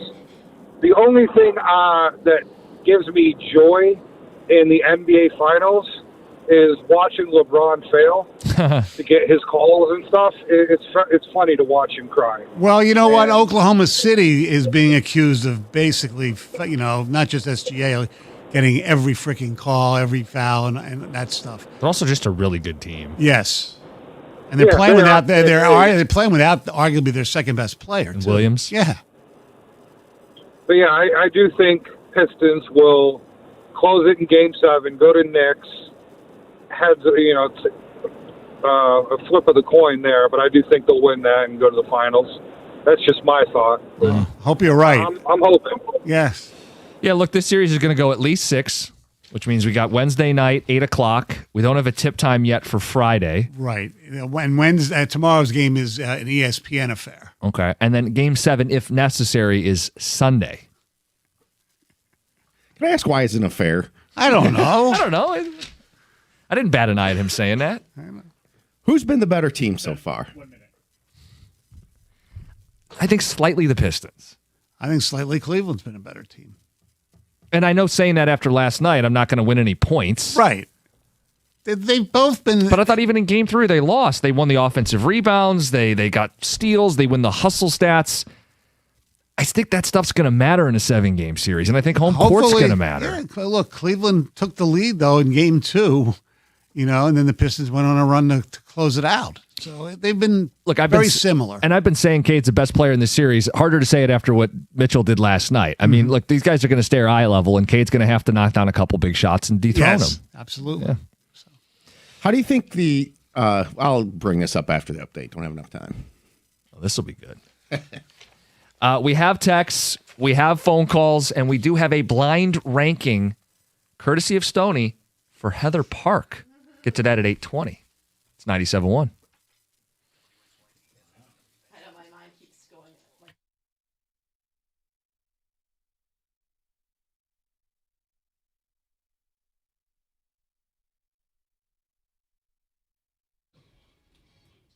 Brought to you by Guardian Alarm. The Pistons are now even in their series with the Cavs at 2 games apiece after Cleveland's 112-103 victory in Game 4 last night. Cade Cunningham finished the game with just 19 points, 6 boards, 5 assists, and 3 turnovers. He did not score in the third quarter when Cleveland as a team outscored the Pistons 38-21. After the game, Cunningham acknowledged he didn't perform to his own standard.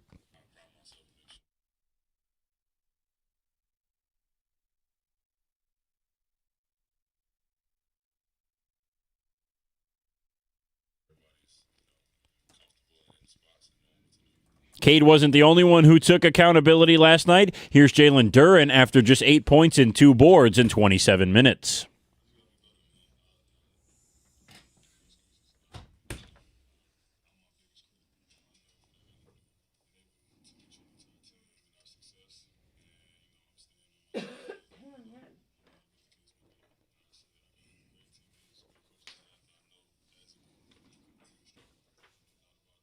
Last night was the first time in 276 career games that Duren had only 2 rebounds while playing more than 20 minutes. JB Bickerstaff said after the game, the positive is now it's a new best-of-3 series, and the Pistons have 2 games coming up at home, the first of which is tomorrow for Game 5. Tip-off in that one at 8 o'clock. The Tigers also back in action tonight against the Mets at 7:10 here on 97.1. At the Caldwell Health Sports Desk, I'm Brendan Shabath. For more, go to 971theticket.com.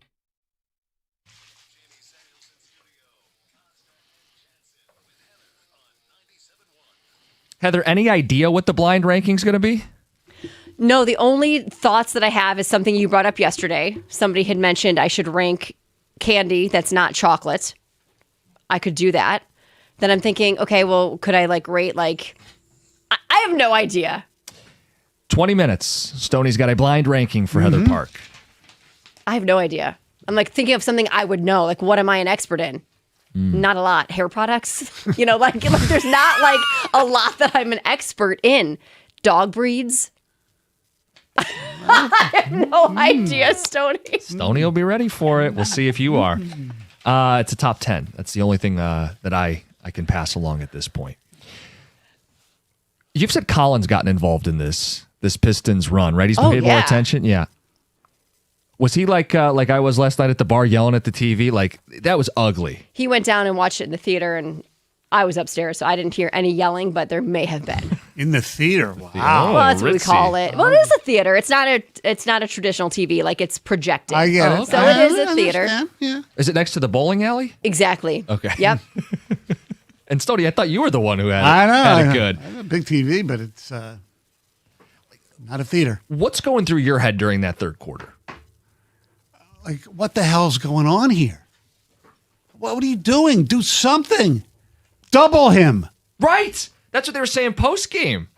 How many, if you watch a highlight compilation of Donovan Mitchell, how are you not throwing multiple bodies at him and making him move the ball? Right. I mean, I understand after that first half, they probably were focusing on Harden because he was the one who had a really good first half and Mitchell did nothing. Yeah, he had 4 points in the first half. But that third quarter, he just couldn't miss. No, and, Cleveland, I mean, Wojo was tweeting out saying, the Pistons are still up by 4 points at the half. Harris LeVert and Tobias Harris playing really well, and it's just a gimmick of what Cleveland does. They just throw up threes. Well, the gimmick won. They didn't make a lot of threes, but a lot of them were uncontested threes. And they're not going to miss as many as they did yesterday, I don't think. So before the update, we were talking about Mitchell, but even more Harden and how he's at least contributing now and not as bad as he was the first two games. Mitchell and Harden, we talked before the series, they both have a history of poor postseason success. Mitchell's never advanced beyond this round in the playoffs. Correct. 4 tries. This is the 5th. So I was going to ask you guys, what's the better way for this to play out in terms of that psychologically becoming a factor? Is it the Cavs winning game 5 and them going home thinking, we got it? Only to see them unravel. And you steal it and you bring game 7 back here? Well, it'd certainly be a twist on the home team always winning. Right. The momentum of whoever wins game 6, if it forces a game 7, will be very key. I mean, but it all comes out. I think at least if this were to come into play, the psychological factor of them being failures in the playoffs and then having to go back to Detroit after blowing it at blowing home. it, yeah, would become a huge thing. You're asking me if I could pick how I get to a game 7? Yes. Is that the best way it could go to a game 7? Yeah, I suppose. It would be, to lose tomorrow and then win in Cleveland. If you're guaranteeing me I win game 6, would I lose game 5? 5? Sorry. Weird. I get what you're saying. Yeah, I don't you can mind rip me it. if you want for bringing it up. No, that's right. I think it's interesting because this has been one of the undercurrents of the series is, the Pistons haven't been here. Cleveland has a history, these guys, of stalling out at this point. Right.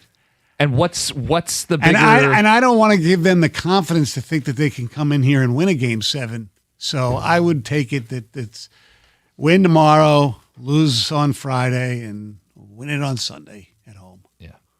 Guys, the NBA had 2 series sweeps in the conference semis. Have to stretch this for 7. It was so obvious. It's not. See, they don't do that with non-marquee teams. If they do it at all, if they're going to do it at all, it's going to be with, Minnesota, San Antonio, which might go 7. It could. Yeah. By the way, Wemby not suspended. Lame. He should be suspended. You think so? I know there was no intent there, and I know he didn't have history. He's not Ron Artest. Okay, but Artest got 7 playoff games. I was just figured that he'd get 1. When Wemby fights fans from the stands, then I'm willing to start tacking on extra games to future incidents. I also, some of it was just like, what's good for the game? I know. I don't want Wemby. He missed that game. It certainly played a factor. I don't want him to miss more games. And part of it is obviously because of his height. He wasn't trying to hit him in the face. By the way, did you see the picture? It's a great picture. There's that University of Florida basketball player who's 7'9". Is he from Canada? I don't know. He was at the Canadiens game. Montreal, yeah. And he's 7'9", and he's standing next to one of the best young defensemen in the NHL, Lane Hudson, who's 5'9". Can you find this? It's unbelievable. Can you show this to Heather? Because I'm sure she hasn't seen this, and I think it's don't remember. unbelievable. I'll try to find it. Yeah. I know the photo you're talking about. It's incredible. It doesn't look like real life. Like Lane Hudson is not a tall man. No, he's 5'9". But he looks like, here you go, Heather. I want to get your reaction to this because this is incredible. Let's see. Ha! Wow. It doesn't look real. It's like distorted. Neither of them. They both look distorted. The one on the right is a really good NHL player. Very The one on the left, And how tall is he? he's 5'9". Okay. So the player is like 7'9". That's The basketball that's how player. Colin feels in life. I mean, Stoney, if you were to explain this, you'd say He's a little taller than 5'9". he comes up to like his nipples. I'd Like probably the say his armpit. I'd Exactly. say the Yes. armpit. Yeah. But yeah, It's incredible. Anyway, Yeah. it is. I like when you're in. We just go on weird tangents. Yeah, what the hell? Text coming in, phone calls, open lines, talking Pistons today. Why does it look like Duren is playing in slow motion compared to Paul Reed? We don't know. That's the whole thing. Jalen Duren has been the enigma of this team for this playoff run for 11 games. I can't figure it out. You try. Yeah, that's why, you thought it was this whole Angel Reese thing. Okay, now that series is over, I don't think, whatever. There's something going on. Maybe he's focused. I don't know. It's nuts. He's got to have something wrong, God forbid, mentally or physically. I can't. He's switched. We always used to joke back in the day, flip the switch. It's time to flip the switch. He's flipped the switch off. I just keep going back He's to it, like man. the water main in Oakland County. It broke. Jalen Duren is broke. And you know what? I'll continue the analogy. What are they telling you? Don't use the water right now? Yes. Don't play Jalen Duren. Yeah. Only for essentials. Exactly. To give someone a breather. Look, I have no problem with him starting and seeing how he goes, but if it continues, then he's got to check out. But let's be honest. The good Duren in this postseason, and it's only been a couple games, is still down from what he was in the regular season. Right, but that's, My point is stop treating it like, and JB still thinks he's got all-star regular season Jalen Duren. The fall from grace is going to be studied. This is one of the all-time falls from grace. And look, some of it's on coaching. They haven't figured out a way to get him in his spots where he can get the alley-oops and get all that kind of stuff and run the floor. But hold on. I know some of it is. I know, whatever. JB's not been perfect and we've had our gripes. Where are Duren's spots? His ass has to be inside the hoop. That's his spot. Yeah. Well, I'm sorry. That's going to be really hard to scheme up putting a player inside the basket. The other team in the postseason is going to say, no oops, no layups, no dunks, no putbacks. Now what are you? But why didn't they? Why don't teams do that in the regular season? The easy answer is they don't try hard enough in the regular season. Okay, now you have real defensive schemes. Right. So that's what they got to come up with real offensive schemes. But if the player's to counteract limited, that. I know. It's like I'm talking to caller Bobby again. Like the answer is just bye. bye. It's a conundrum. It is. Yeah. Costa, stop complaining. We've been telling you this is a mid-tier team with a mid-tier star, and you just can't be honest with the fans in Detroit. I'd say Cade's a little better than a mid-tier star. Yeah, I think I he's just one don't of the, use the word super because superstars do great things in the playoffs. I put Cade probably one of the 5 or 6 best players in the NBA. Maybe it's a little high for you. Top 10, but okay. Yeah. But can't be honest with the fans of Detroit. I mean, I don't think I've promised anything outlandish with this group. No. I feel like we've really tried to be in the moment with this team. The highs have been high. They're the 1 seed. They won 60 games. Cade has had some incredible moments. And I think we've also been pretty fair with the lows. I mean, we're really flirting with fraud talk in round 1. Mm-hmm. I mean, I loved being up 2-0, but I told you from the jump, I didn't think this series was going to be a gimme at all. No, Cleveland's good. I mean, look at you of all people, Mr. Cash the Ticket odds and things like that. Cleveland had better odds to win this series than the Pistons did. Slight edge, yes. Yes, and before the playoffs, slight edge. Even last night, slight edge. Yeah, the Pistons of the top 4 in the East before the playoffs started, it went, Boston, New York, Cleveland, Detroit, correct? Yeah, that sounds right. Yeah. I'm going to check right now. I haven't even done this. What do you think the series odds are right now? Because you say Cleveland's played a little better than Detroit. I say Detroit's played a little better than Cleveland. We're splitting hairs to a degree. I think because 2 of the games are at home, the Pistons are probably minus 115 to win the series. Maybe. Give me a sec to pull it up. Let's talk to Wes in Detroit. Wes, good morning. What's going on, fellas? How are you? I'm all right, man. Hey, listen. I watched last night's game, man. Let me ask you guys something. How if you swap Tayshaun Prince with Asar Thompson, how would you guys fare with the Pistons? Like, how would you think they'd fare? I think they'd be probably better, a little better, because Tayshaun much better offensively. I do think Asar's better defensively usually, but not a slouch Tayshaun on defense. No, not at all. I mean, he was the McGrady stopper when he was a rookie. Exactly. And so my whole thing is, even Ben Wallace made himself somewhat of an offensive threat, not afraid to shoot a jumper every here and now and there. Asar Thompson is a liability at some point, and nobody is pointing that out. Now, don't get me wrong, great athlete, great defender and all that, but if he don't start attacking the basket using his size and athletic ability, it's really gonna hurt them in the long run. Well, especially when I did point it out earlier, because when you pair him with Duren, the way Duren's playing right now, on offense, they're basically playing 3-on-5. Exactly. And then Duncan Robinson, he's getting on my nerve with this. Sometimes step up. Don't just look to switch back to get to your man. Step up. Try to at least be somewhat of a threat on defense. It's like, 1 minute you got a liability on offense, and then 1 minute you got it on defense.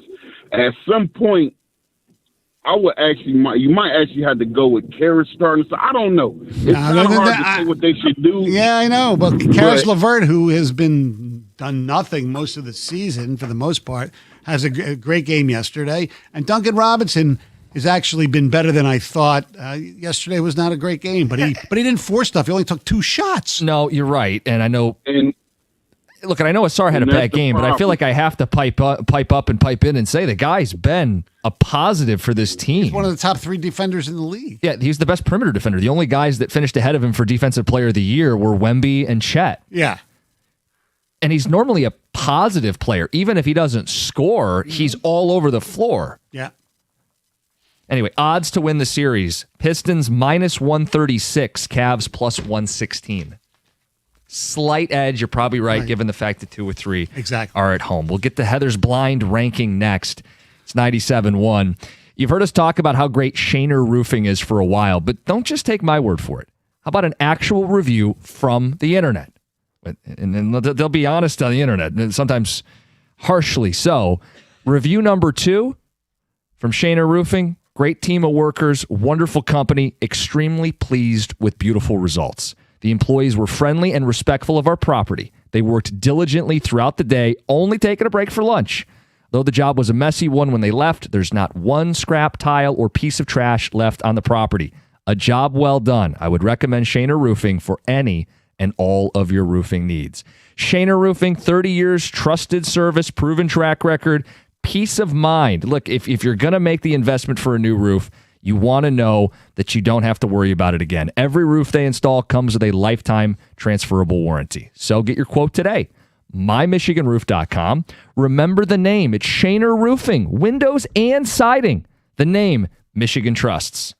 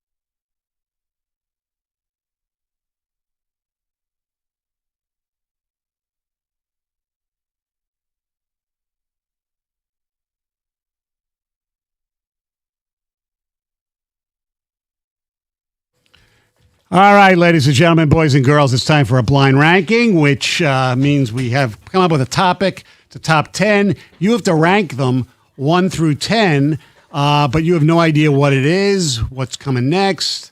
There could be some, little twists, things like that. All right. Heather, you were very spot on. Because we're doing one just for you, yes. Okay. We want you blind ranking. Okay. The top 10, and there's more, obviously there's a hell of a lot more than 10, but these are the 10 we're going to give you. Okay. Non-chocolate candies. Oh, okay, perfect. Because this is something up your alley. It's right up my alley. Okay, we'll start. I do love candy. We'll start with Sour Patch Kids. Those are great. Not my favorite, but very, very good. I'm going to put them at number 4. Number 4.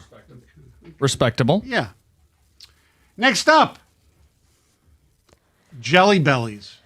Oh, there is some really great Jelly Belly flavors, but there's some really bad Jelly Belly flavors as well that I cannot handle. Like I don't like, particularly the buttered popcorn flavored is quite nasty to me. 8. 8, okay. Next up, Starburst. You'd be surprised I don't really love Starburst. I actually like Jelly Bellies more. I'll put those at number 9. Number 9, Starburst. That's criminal. I know. I'm not a fan. That's a top 3 easy. Right. And not for me. There's far better. And I'll give you one of my favorite non-sugar candies. Okay. Pez. Oh, I do enjoy Pez as well. I like them better when they actually had the double packaging. Uh-huh. Now they're all, I get it. They're saving money. But Pez, they're okay. I don't want to put it at 10 because I don't know what else you have. But I'm going to. Pez is 10. Yeah. You can Pez defend is that. fine, but Pez is like, it's okay. Next up, Lifesavers. Oh, not the gummy kind, just the Nope, regular just hard the regular candy. hard Well, shoot, old-fashioned I've already Life- messed this up. 7. Okay. 7, okay. Lifesaver. Next up, Twizzlers. I was going to do Red Vines. You guys. I could have done Red Vines. This is awful. You don't like Twizzlers? No, a 6. What's your issue with Twizzlers? They're too greasy.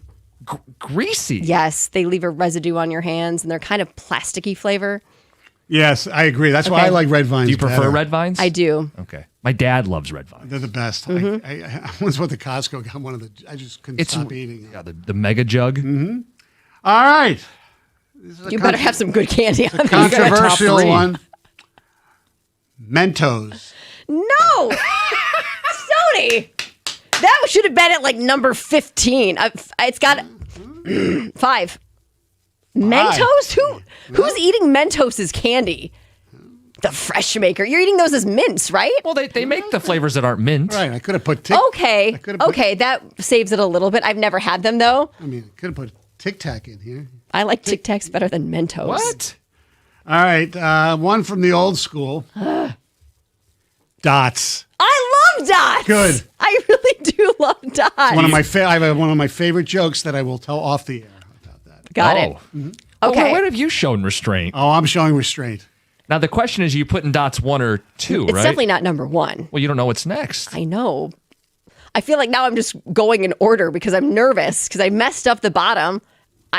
3. Okay. There's some really great candy you're not saying. I know. All right. We have 2 left, if I'm not Okay. mistaken. Gummy Bears.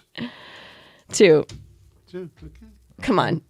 And I'm a cruel human being because I even went through this with Jim before, whether I should announce something about what's the only one left. But Is it going to be like black licorice or something? no. No. Okay. Skittles. Okay. Skittles are great. Number 1. Okay. All right. He now he huddled up before this and said, "Am I wrong if I leave out her favorite?"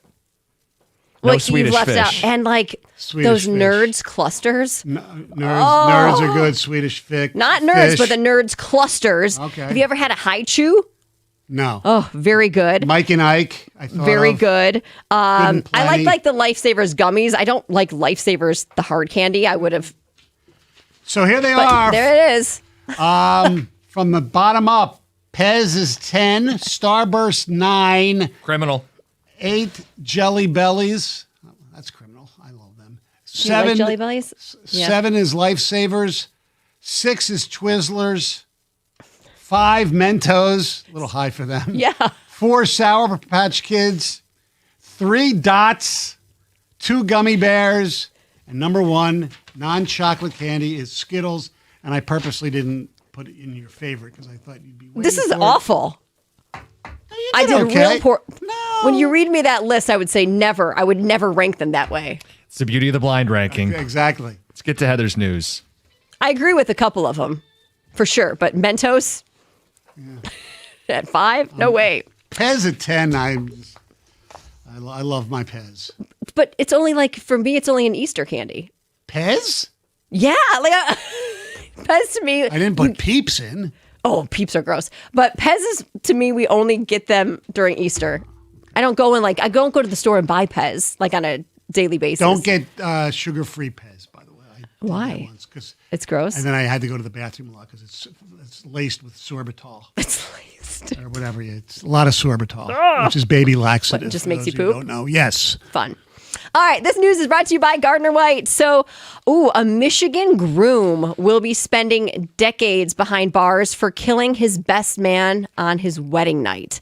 So this groom was sentenced to at least 30 years in prison in a Genesee County court on Monday.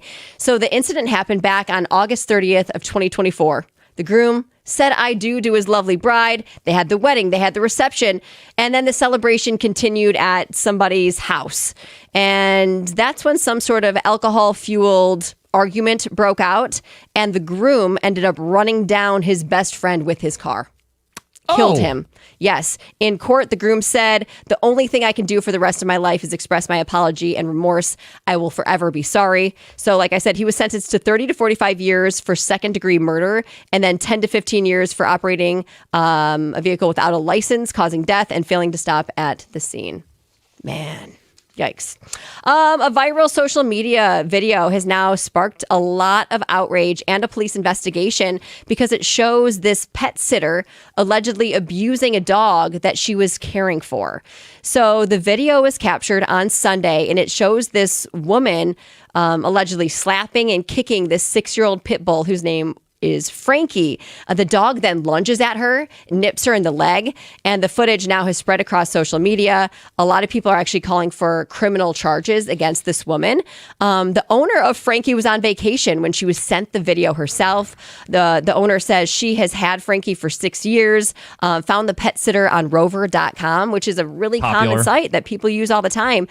She said that the pet sitter did call her and said that the dog bit her, but didn't give her any details as to what actually happened. Well, it's good they had the video then. Yeah, the woman who recorded the video is staying anonymous, and she just said she was basically really sad at what she was seeing, that the dog was scared, and she also called police. The woman who recorded, I'm guessing, was a neighbor or somebody walking or... But you get what I'm saying. If they don't have the video, they just pin it on this dog. And that's what they say, yeah. That the video is really the only thing that is I mean, helping the they'd situation. be arguing to put the dog down. Well, it could be, yeah. And to have to juggle all the... You said they came home early from their vacation. Yeah, the owner came home early. A 60-year-old man was killed after being hit by a vehicle in Birmingham on Monday morning. Investigators say that the driver, an 86-year-old woman from Beverly Hills, was heading northbound on Bates Street and then trying to turn left onto 14 Mile Road when she struck this man who was walking in the roadway. They say the man was walking in an area without marked crosswalks, but everything does remain under investigation.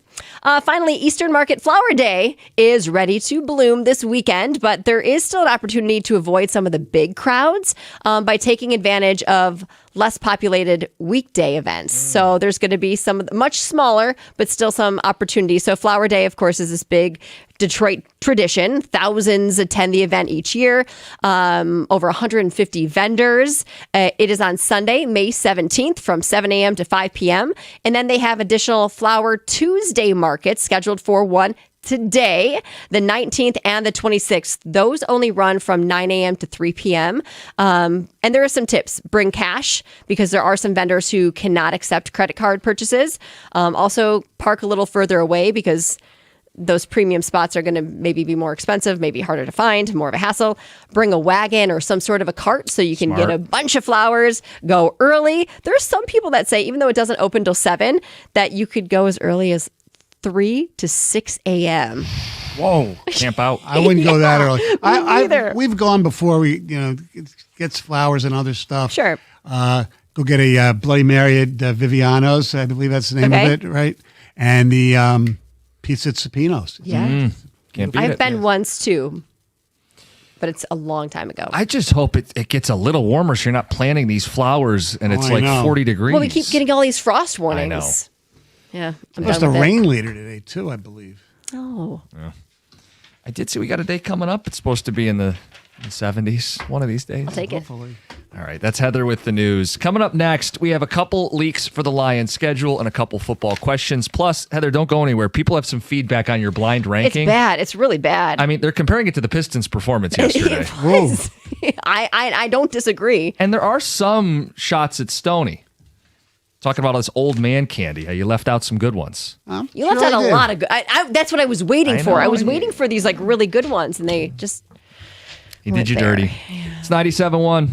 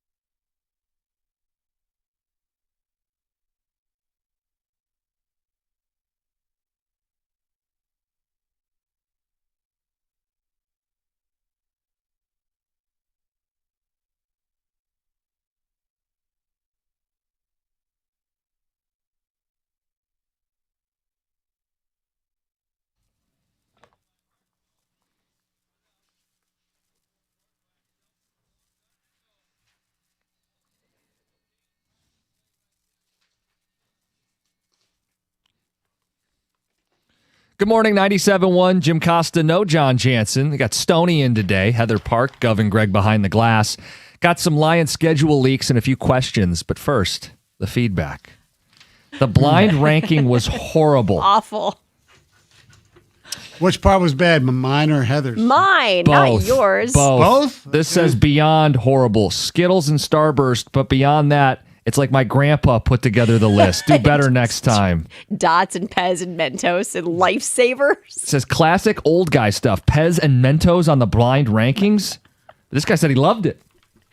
Now, in terms of Heather's performance, after that ranking, this is Heather's first and last blind ranking. Starburst at 9 might be more outlandish than playing Duran 30 minutes a night in the playoffs. I don't like Starburst. Sometimes they're too sticky. They stick to my teeth. I don't really love the flavor. Now, I do love Starburst jelly beans. If you would have done the Starburst jelly beans, they would have been closer to the We top. had Jelly Bellies. I mean, I know, jelly bellies, though. Ugh. Heather's blind ranking is almost as bad as her excuse for not coming back in time for work from vacation. Sean in a car.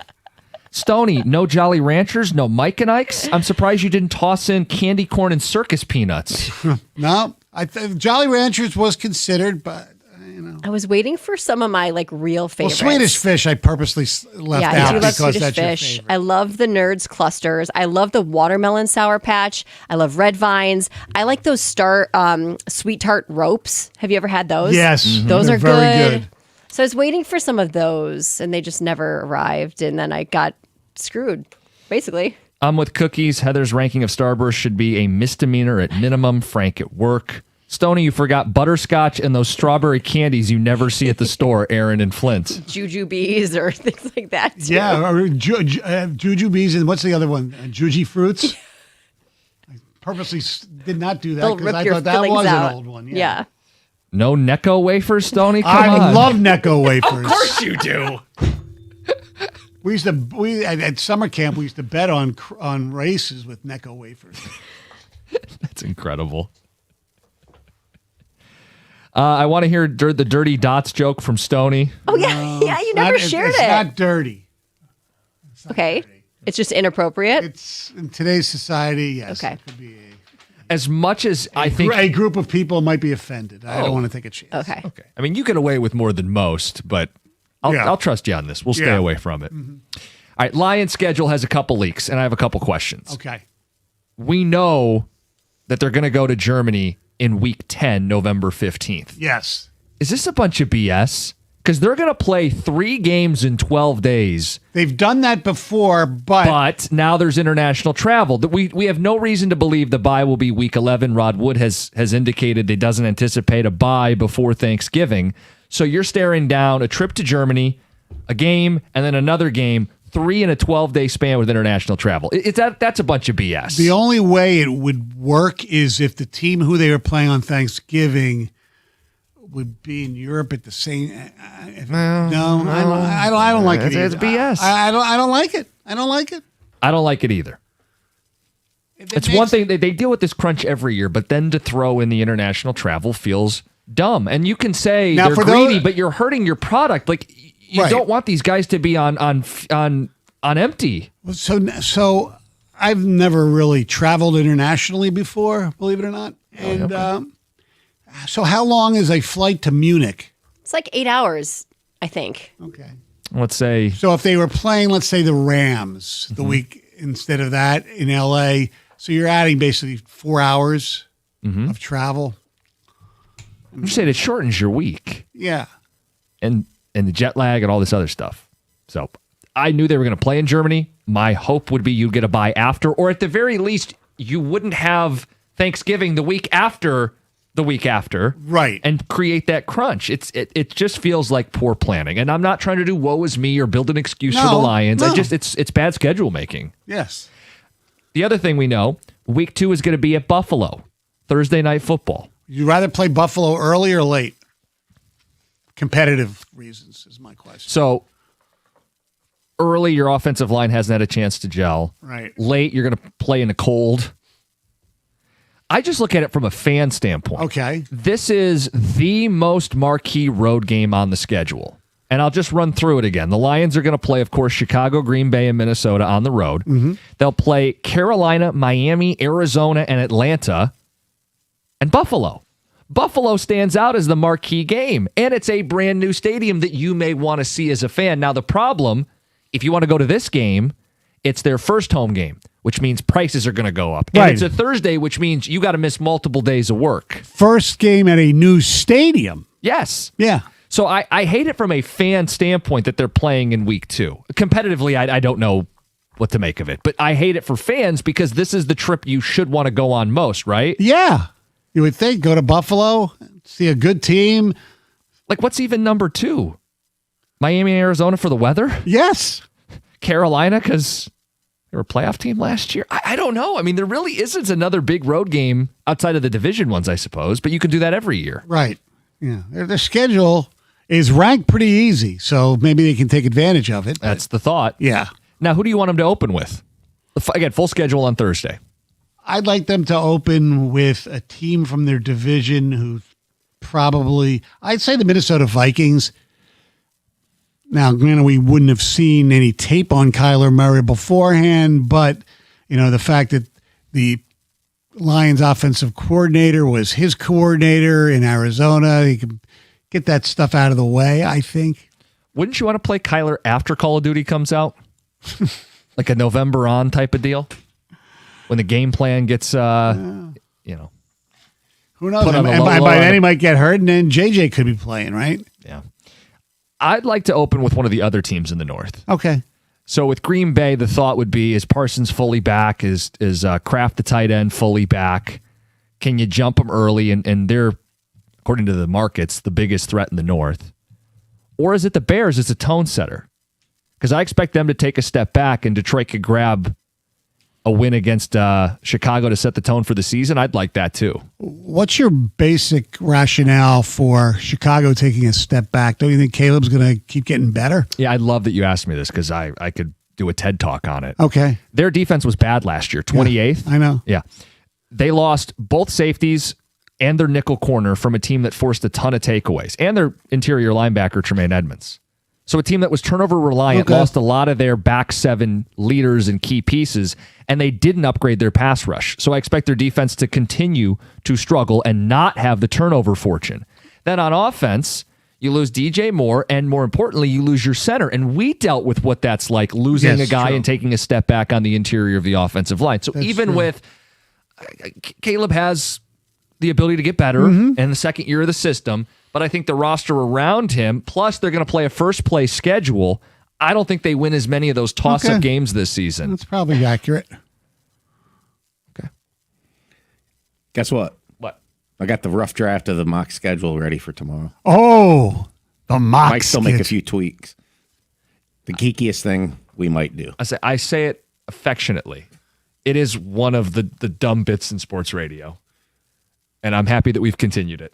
People online are starting to make mock schedules. I have seen that. They're kind of encroaching on your territory. Yeah. This is your bit. Yeah.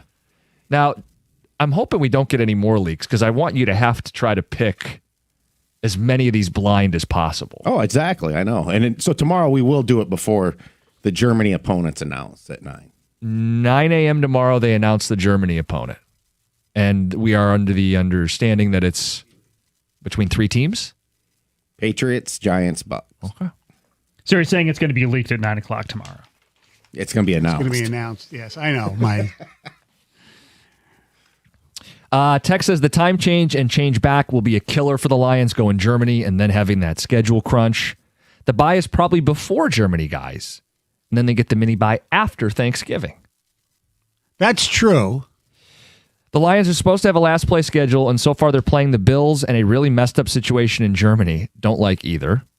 But they had to play the Bills regardless. Yes, we knew that. was part of their division that they were going to play because they still have to play the Jets in Miami, so they should win those 2 games. And who knows with New England? Yeah. Stoney, you brought up sugar-free candy and the consequences. Yeah. Text says, ask Heather what candy makes her fart. No, you don't have to answer. I'm not going to ask her that. You're a gentleman. Oh, yeah. We'll talk Pistons next, 97.1.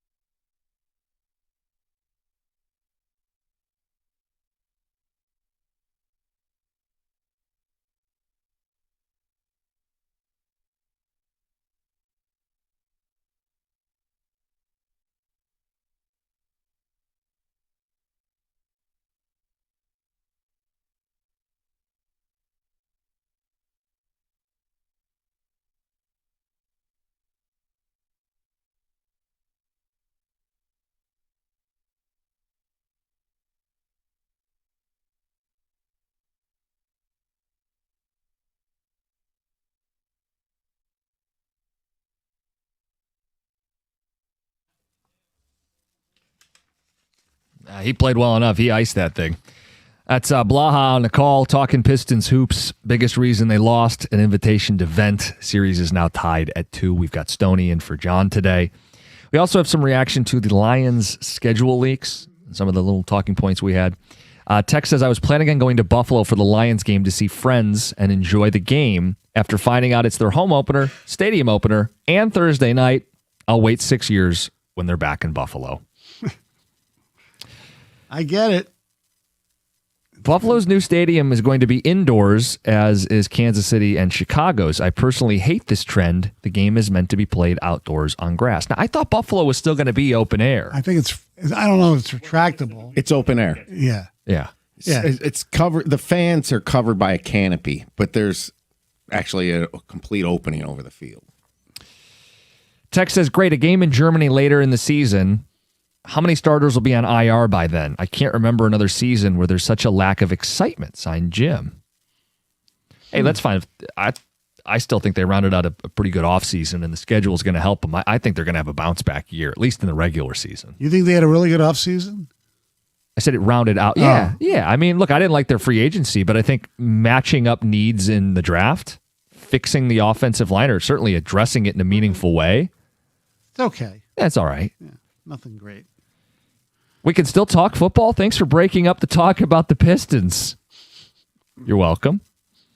Guys, I was looking to go to an away game. I did Lambeau in 24. I wanted to go to Buffalo, but I think this is a year to take another divisional road trip. I'll pass on Carolina, Atlanta, and Arizona. Time for Minnesota. Buffalo tickets start at $900 a pop. Wow. Brutal. See, well, I'm just looking right now on SeatGeek with no fees. It's the cheapest for one ticket. It's $702. That's without fees. No, including fees. Oh, including fees? Including fees, yes. Yeah. It's weird. Sometimes it's more expensive for one ticket because they're easier to sell. Like, for instance, 2 tickets, $674. And that's obviously they're upper deck tickets. And again, I think it kills you too because it's a Thursday. Yeah. Anyway. You get to hang out with, what's Herb Street's newest dog? Is this Pete? Because Ben passed, right? Yeah. I don't remember his dog's name. That's becoming an old bit, and I love Peter. dogs. It is Peter? Yeah. Okay. His dog flies with him. Great. All right. We've seen it for a year or two. It's enough. I'm not going to fight you on it. Okay. I think it's probably an unpopular take. I'm not going to fight you on it. No, Sonny doesn't like dogs. It's a feel I love good. dogs. What do you mean? But it's, a year of it's enough. Sometimes you have to know think when. that take is more popular than you give credit for. Really? Yeah. I think most people are starting to get fed up with the dog and the oversaturation. Mm-hmm. To become his personality. The non-casuals. Oh, it's a golden retriever. It's so adorable. It is a cute dog. There's no doubt about it. Ask Brendan about it when he gets in there. Oh, yeah. Well, our very opinionated update guy. I am far from anti-dog. I have 2 of them. And one of them has his own TikTok page. Really? Yeah, Sammy the Deaf Doodle. My kids made a TikTok out of it. He's not running it. I'm out. Oh, running it okay. now. But my dog. But your is. dog has a TikTok. Yeah, he's deaf, but he has a TikTok. And even you're saying it's been a bit much with Herbie. Yes, I'm just saying I'm not anti-dog. It's just some things are really cool when they first happen, and then it's like it's run its course. Kind of like playing Jalen Duren about 25 to 30 minutes in a playoff game has run its course. I have a Duren question for you, but Brendan Shabath has strutted into the studio. You have thoughts on Herbie and the dog? On the golden retriever? Yeah, the oversaturation. Yeah, what's interesting about it is I have heard from some people that theorize it's a bit of a PR stunt to keep Herbie in a good light when maybe some not nice things were being said about him. And it you works. think it's like a shield? Yeah, it works really well if that's the case because everybody seems to love the dog. I do. There's something that feels weird about bringing your dog everywhere. So it started around the time with the Florida State thing. Yeah. Right? Where he defended undefeated Florida State being left out, angered the Seminole fans. anytime he has an unpopular college football opinion, no, you can't be mad at me. Look, I have this adorable dog. See, I think Herbie is pretty much liked in this country. Yeah, but people, if you disagree with what they Oh, I say, know. But he was especially in college stumping. football. He was stumping hard for the SEC. Was seen as kind of a mouthpiece as part of ESPN. I get it. Yeah. Yeah. So don't be critical of me. I got this adorable dog. And then, even weirder, the first one dies, and Right. like a week later, Immediately. you've got like a damn Identical. near identical twin. It's just it's weird. It's a little what you're bringing up, similar to the criticism of Embiid the other day. Did you see he brought his kid to the podium and it's Yeah. like, again, the shield, don't be too mean to me. My son's right here. Don't be too mean to me. I have a lovable, cute mascot with me. Yeah, and he was saying, it was a good season for me because my knee was okay for 60 games or whatever the hell he played. Great. There's something to I that. wonder what that one Toronto NHL reporter would do. Oh, Steve. If somebody brought a shield like that, do you think he'd still ask the tough question? and go after him? Yes. Steve Simmons, absolutely. Have you disappointed your dog and your son?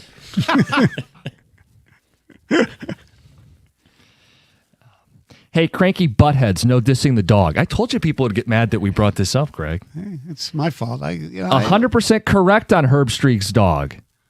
Felt it was weird he immediately prated another one after the first dog died.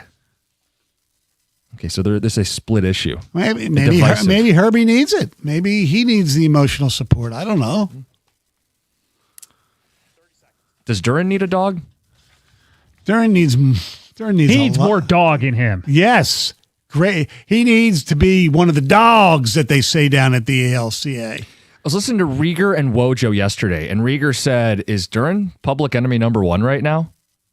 And Wojo was like, well, I don't know. And he wouldn't give out who the public enemy number one was. I just tell you, the vitriol we get on Duran. Yes, he is public enemy number one. Ahead of Iserman, 97-1.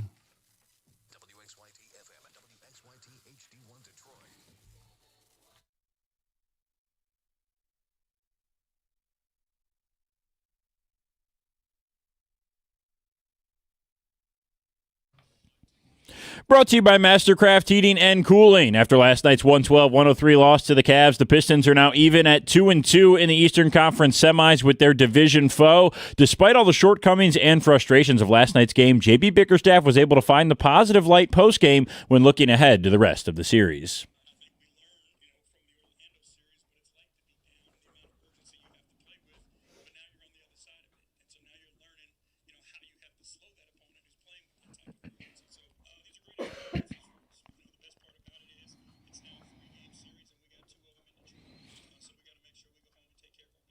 Cavs fans have taken to social media today to berate Pistons fans who have called out the free throw disparity from last night's game. Well, the Pistons are one of only 5 teams in NBA playoff history to land on the wrong end of at least a 52-32 fouls discrepancy over any 2-game stretch in the playoffs. They're just the second team this century to do that as well. Maybe the Cavs fans will come back to earth after Game 5 and return to wanting the whole franchise nuked as soon as possible. Game 5 will tip off at 8 o'clock tomorrow night at Little Caesars Arena. Elsewhere in the NBA last night, LeBron's age 41 season is over after the Thunder avoided a rally from the Lakers to win Game 4 115-108 and sweep LA. SGA had 35 points and 8 assists. The Colorado Avalanche also took a 3-1 lead over Minnesota with a 5-2 win on the road. Game 5 back in Denver tomorrow. At the Corwell Health Sports Desk, I'm Brendan Shabath. For more, go to 97.1 The Ticket or Odyssey.com.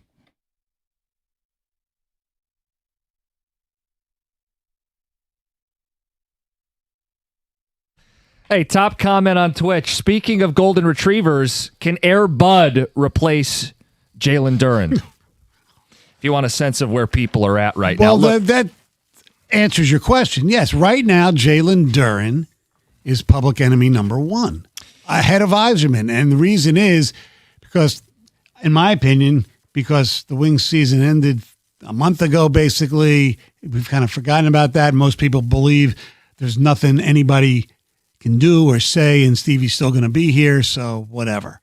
This is in the moment. Pressing.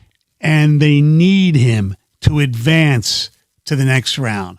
If he doesn't play any better, I think it'll be difficult for them to advance. Yeah. He's got to play better. So let's just do the Pistons proper. It's the 9 o'clock hour. Just, Stoney, what went wrong? What was the biggest reason they lost Game 4? The biggest reason? Donovan Mitchell. I mean, he was unbelievable. From their point of view, turnover. The starts of the game. The start of the first half and the start of the third quarter. I mean, they were down 11-2 to start, and then they gave up a 22-0 run to begin the second half. That's inexcusable. As bad as the officiating was, okay, I will never say that's the main reason they lost. The disparity was gross. There's no doubt about it, and that's what happens in the playoffs. We saw it goes back to the Phil Jackson years, for crying out loud. They created the Jordan rules. Him and Michael bitched all the time, and next thing you know, they're changing the rules, and the whistle goes the other way. That happens. The Pistons have gotten a fair whistle sometimes in this playoffs too. I mean, Boncaro talked about that at one point in the series as well. But the lack of urgency to start halves is really bad, and that's on coaching. And the play of Duren and Ausar Thompson last night, I believe that supersedes the poor officiating. I wouldn't make the case that officiating was the number one reason the Pistons lost. I think that would always come across as sour grapes. And I really am hesitant to bring it up in general. I mean, you guys will know after the Lions games, people will try to use that as an excuse, and I kind of swat that stuff away. Mm-hmm. I got a hard time doing that last night. Last night felt egregious to me. And I low at this point where you have to publicly politic, but the Cavs did it first and JB did it post game. Yeah. Because, Tony, that's not right. That's not right that a team that shot 60 times inside the arc attempted 12 free throws. No. That the Cavs went a quarter without fouling, allegedly. I mean, it seems unfathomable. That doesn't happen in this league. Donovan Mitchell shot more free throws than the Pistons as a team. So that helped Mitchell, who's already having a great day, have an even better day. And for Cleveland, they shot more threes than twos, yet they shot 34 free throws. Right. So, I mean, JB had to say something. And you have to play this stupid game where you politic in the media and angle for better calls. I hate it, but you got to play the game. How many times did they get fouled attempting a three? Was it just two that I remember? Mitchell had one, and Harden had one where I think it was Duncan Robinson. It looked like he might have grazed his pinky or whatever. I mean, it's one of the stories of the game. Yeah. As much as I'd like it to not be, because you're right, there's other things to highlight. I mean, Donovan Mitchell was spectacular. Right. And officiating aside, he was spectacular. And Mobley played really good too, and Harden had his, really good game, especially in the first half. Yeah, exactly. And Duren and Ausar Thompson had his worst game as a Piston, probably. Ausar was rough. He had the turnovers. He played himself off the floor. He only played 19 minutes. At one point, he was a minus 31. I think he settled as like minus a minus. 28. Yeah, it's still not very good. Look, they were playing 3-on-5 offensively. And I'm okay with some of his offensive limitations because he's an elite defender. But on a night where Mitchell's going bananas and he can't be on the floor, it's ugly. Yes. But I'll say this. There's a double standard going on right now with Ausar and Jalen Duren. And I'll scream it from the mountaintops today. One guy gets benched for poor play. The other guy, we have to build up his confidence and play him in crunch time. If there was one of the two that I would give the benefit of the doubt, it would have been Ausar because I need defense to cool off Mitchell. Correct. What I'm not going to do is keep giving Jalen Duren the benefit of the doubt. JB Bickerstaff, I don't understand why he's so hard up to play Jalen Duren in the face of poor play. The dude had 2 rebounds. In 30 minutes of NBA basketball. Because he thinks he was seduced by the regular season. He thinks he's going to get all-star Jalen Duren again. And he just stays with him long enough, he can unlock him. And Orlando figured it out because he has not played well in 11 playoff games. Maybe one he had a decent game. Even the games that we weren't like harping on him, they were double-doubles, but they weren't 20 and 10. Regular season guy's not there. Right. And it's because it's a different game in the postseason. As Trajan told us, it's a different animal in the postseason. What happens? Teams defend the rim. They know you can't do anything else. Yet here Jalen Duren is shooting 18-footers with a dozen seconds on the shot clock. He gets a small on him in transition, and rather than go up and dunk, he's doing this dipsy-do and hook shot BS. He gets a wide-open lane, because Cade draws 2 and he's not ready for the basketball. And JB is watching this. This is a professional coach. Right. Who's watching this and saying, more. Get him back out there. We got to get 0 back into the game. I don't know what to say. If you're going to bench Asar because he's not getting it done, I get it. Bench Duren too and run B-Ball Paul more. And I'm not saying turn B-Ball Paul into a 30-minute guy, Stoney. No, I know. Can I get 20 minutes out of B-Ball Paul? Yeah. Can I ride the hot hand? Can you play him a little earlier in the game? Yeah, not when it's break glass down 20. Like, why is that the only time Paul Reed plays is when the game's on the brink of disaster? 248-539-9797. B-Ball Paul is not a front runner. Cavs want to point out the disparity in Game 1. Irrelevant. Detroit attacks the rack. Cleveland settles for jumpers. Detroit should have more free throws every time these two teams play. Do you agree with that text? Yes, they should, but they don't. Cade, clean up your turnovers. Yeah, that's a problem. That is definitely a problem. One of the reasons why, in my opinion, right now, he's still a top 10 player, but he's not a superstar because he hasn't done it in the playoffs yet. Too many damn turnovers. And I know the guy who has the ball the most is going to have the most turnovers. I'm not that stupid. But you know what? Because of the way they're defending Cade Cunningham, maybe it's time for somebody else to bring up the ball. So play more Danis together with Cade. Yeah, but Danis doesn't play well, at least in the playoffs, outside of Little Caesars Arena. Yeah, they're calling him Anus, not Danis. He was a minus 28 in Game 3. He wasn't good enough in Game 4. No. Asar has been kind of an outlet to bring the ball up. He had 4 turnovers last night, most of them, or I think all of them in the first half. Right. So you start looking around and you go, who's supposed to bring the ball up? I know. And I'm not trying to, make excuses for Cade Cunningham. There are turnovers that are inexplicable. Tex says, I don't know if he's gassed or what, but they're insurmountable. You can't win if your main scorer is turning the ball over at this clip. Also, Duren is terrible. Brent in West Bloomfield. Yeah, I feel like every text has a Duren shot attached to it. Yeah. Everybody's seeing what we're seeing except JB. Duren is hurting all his leverage for any money. He's playing terrible in the playoffs. I wouldn't start I don't him. give a rat's ass about his contract, okay? Just play basketball the way you play in the regular season, or at least close to it. Play like the dogs that you guys are and win the game. Yeah, don't worry about hurting tomorrow. Feelings or leverage or any of that. You know, if you play well, he'll get his money. He's not playing well. Adam in Gibraltar, you got a point on Duren in the contract. You're on 97.1.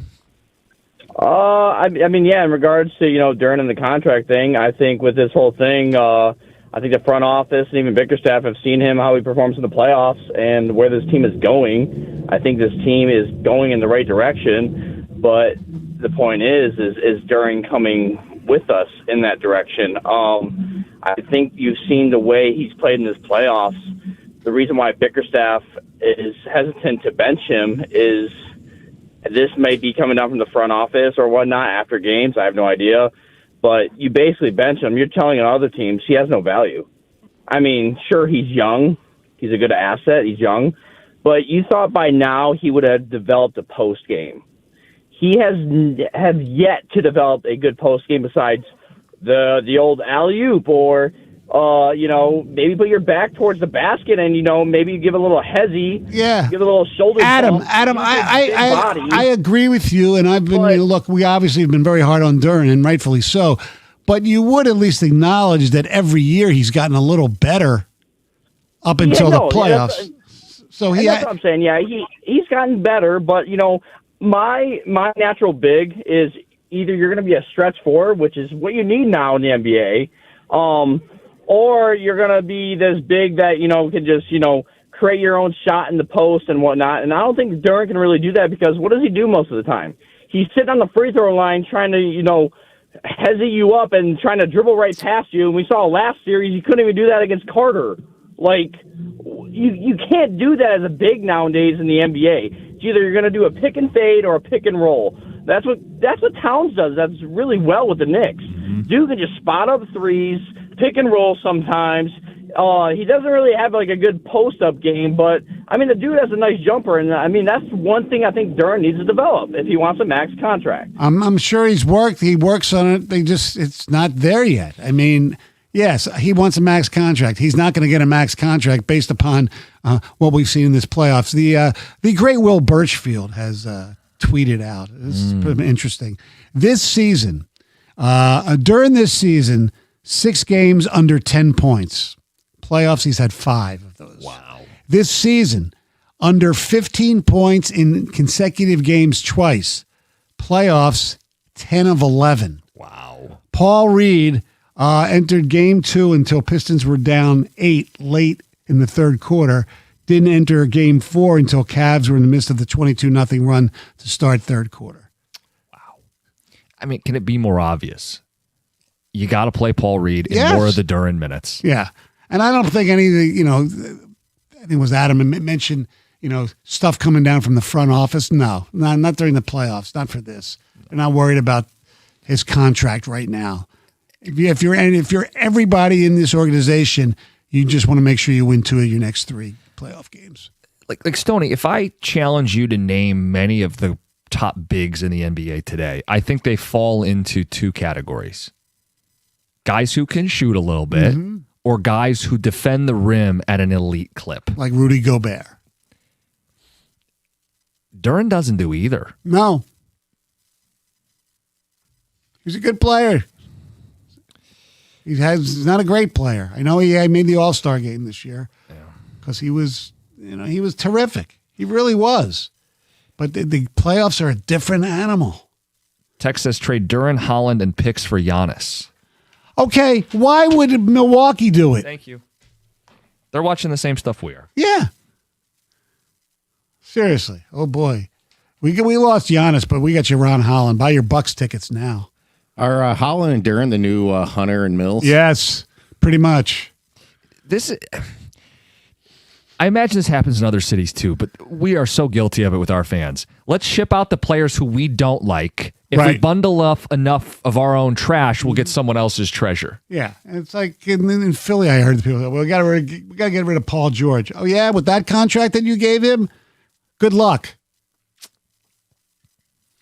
Phone calls, reaction to the Pistons next, 97.1.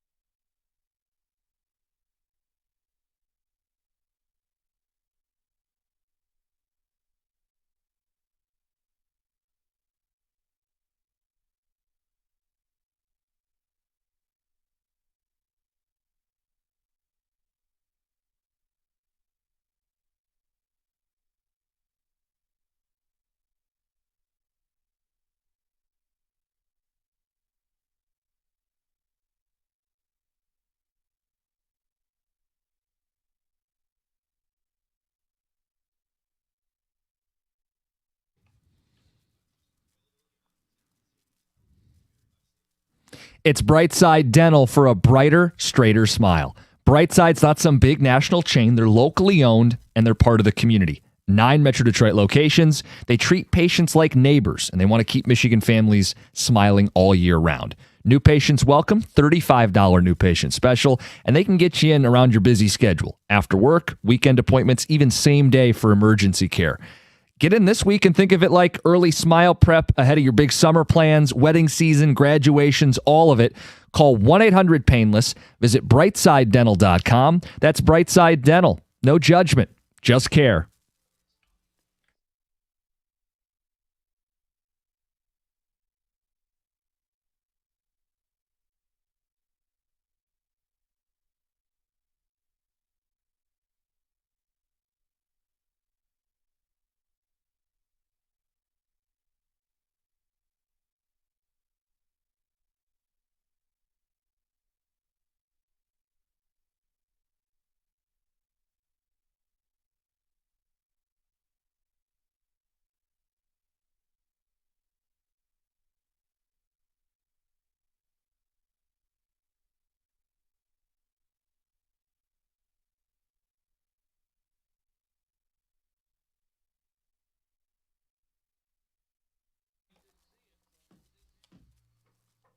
Blaha just doesn't give an F anymore. Well, he shouldn't.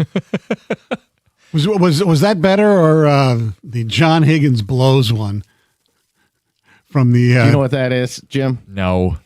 With about 10 minutes to go in the national championship game in Louisville and Michigan, that's what Matt Shepard said on the broadcast. Oh, the referee. The referee. Yeah. John Higgins blows. Hey, at least Blaha's more creative about it. At one point, I think he said they're missing a great game. Mm-hmm. Mark Day. And you know what? Mark Davis, one of the I saw him in Wrigley Field once at a Springsteen concert, actually. Oh. Yes. Maybe he was checking the set list instead of watching what was on the floor last night. We have some more Duran text and then general feedback on the Pistons. Mm-hmm. One person says they figured it out. Get rid of the red shoes. They're filled with cement.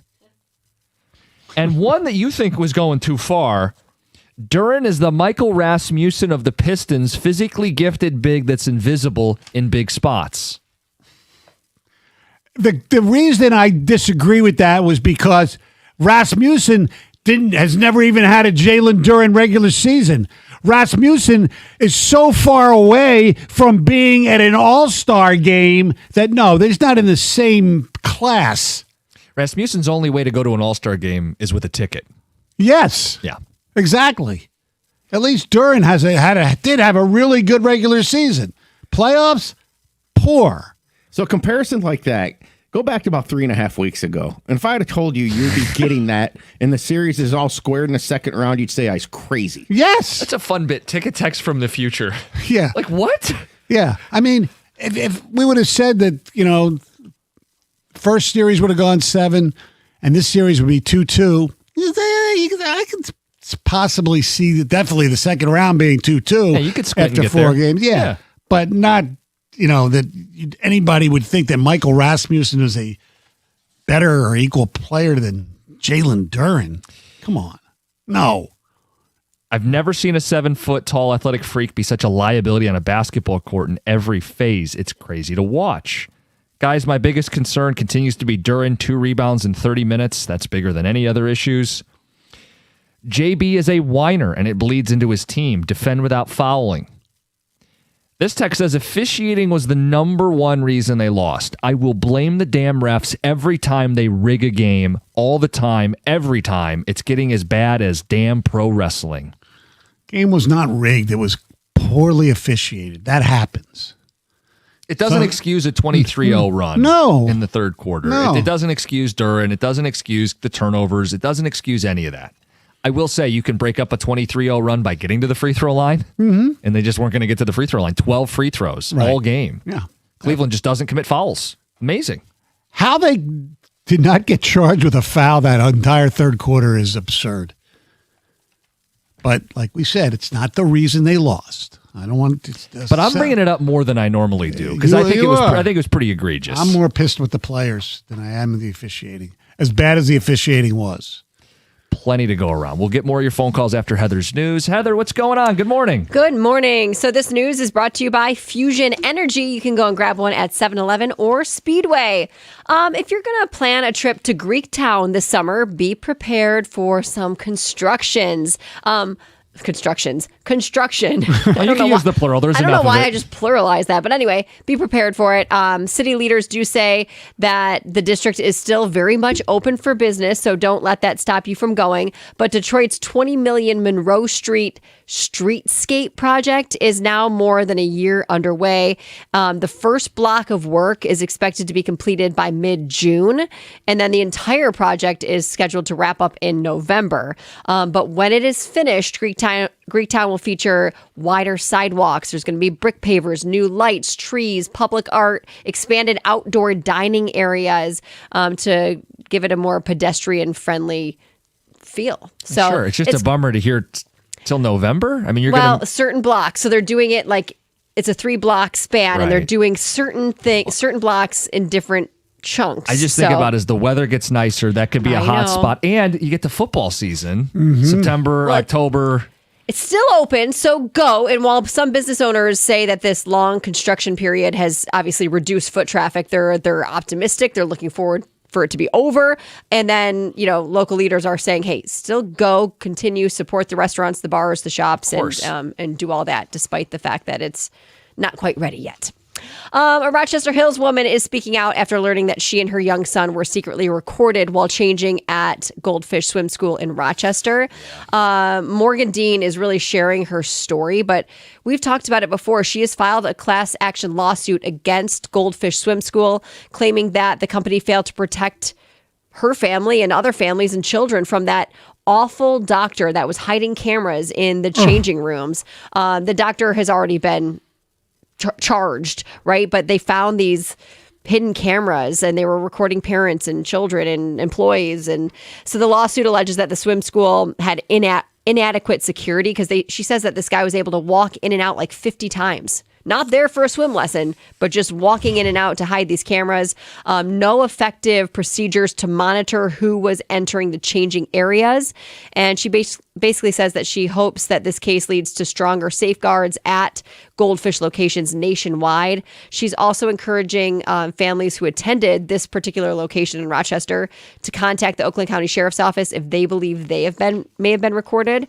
But she talked about how she found out. She's this athletic trainer at a high school and had been working at these games and got a call, right? That was like, we've identified you as one of the victims, and just how Whoa. shocking that is, having to go in and look at nude photos of yourself and say, yep, that is me. Those are disturbing pictures he took and video he recorded of, and then her 2-year-old as well. So, yeah. Michigan gas prices dropped a little bit to $4.72 a gallon, but experts are warning that another surge is coming, so be prepared. So how much fuel prices could go up depends on a couple factors, mostly the price of oil, but also the demand for it, which is likely to increase as the summer travel increases as well. You've got Memorial Day right around the corner, and a lot of Michiganders are planning to travel. 1.3 million Michiganders are going to hit the road for that holiday weekend. They say nearly 1.2 million are going to travel by car, and we're going to see prices spike probably right before then. So, well, and it's a domino effect, right? Because either you'll travel less, or if you do travel, you'll spend less in those areas. People spend less in general. That's just no good for anybody. Yep. Hey, sleeping with more than one pillow may have an unexpected health risk. I saw this and I said, say it ain't so, because I sleep with like 4 pillows. Well, I have 3, but I usually throw one away because there's one that's softer that I usually use, and I don't understand. The other one's good. The other 2 are good if I'm just like watching TV Sure. in bed. Yeah, I don't like being almost flat. Really? Like I like having a little bit of an incline. Yeah, I'm a 1 pillow person. Well, then you're in luck. This doesn't pertain to you. But while they say propping your head up with an additional pillow may provide temporary relief for like sleep apnea, acid reflux, sinus pressure, a new study found that this method may not be best for those with glaucoma. not die, but the study did find that 2 stacked pillows with an elevation ranging from 20 degrees to 35 degrees were linked to increase internal eye pressure. Ooh. Yeah. Okay. So the research. It sounds more fluky than it does. It's just what they found. The research team also noted that younger participants, those under the age of 44, had significantly greater internal eye pressure than their older peers. They believe that elevating the head causes also the neck to flex and the jugular veins to constrict, which blocks fluid from draining properly from the eyes. Okay, then. Also, they say it's just not good for your whole alignment, your spine, your neck. So one pillow, if you're going to sleep with 2, they said not actually at your head. You sleep with 1 pillow under your head and then 1 pillow like under your knees. Oh. You said you have like 4 pillows. I sleep with 3 pillows. Okay. And Stoney, you said you had like 3 and then you downgraded to 2. Why do we have so many extra pillows on the bed? Who's it for? Well, I'm not sleeping with That's what I say. That's what I tell my wife all the time. It's like same thing with like neither of us really use the bottom sheet. I mean, we use the bottom, so we don't use. So basically, we just sleep with the comforter. Yeah, same. And then the top sheet's there, but whatever. Yeah. What do I need to make the bed for? Who's seeing It it? feels so much better. No one sees it, but it does feel better when you're getting into a brand new made bed. But these are 2 different arguments. I know people say it's good for your routine if you make the bed in the morning. I don't know. Okay. Why? I've made the bed. There's 2 pillows. Why do I need a 3rd, 4th, 5th, 6th, 8th, And why 18th, do we need 19th? why do we need duvet covers? Well, because they're easy to wash. It's so hard to wash a comforter, but a duvet cover, you take the cover off, you can throw it right in your washing machine, and it's easy to wash. That's, I think, for the But nobody, covers. who's walking in your bedroom to see this It's not stuff? about who's going to see it. It's about how you feel in the environment. It's so much more inviting. It's relaxing and calming. Okay. And they do say it like starts your day off right if you make your bed. Yeah, but with what we do, like I'm not Kelsey's still making my asleep. bed, I'm but not- I don't Right. but I do take the covers and I just oh no, I'm not doing that. you just leave them crumpled. Yeah, I mean, I definitely fix them. I'm not making the bed, but I pull them tight, like pull them and just kind of flatten them. I try to put the comforter on neatly. Put it that way. That's about it. all right, we got calls to get to. People talking about the Pistons not acting tough in tough environments. More on that 3rd quarter. And yeah, we are going to start to shift gears a little bit from last night to looking ahead. Some nervous energy, concern. It's 97.1.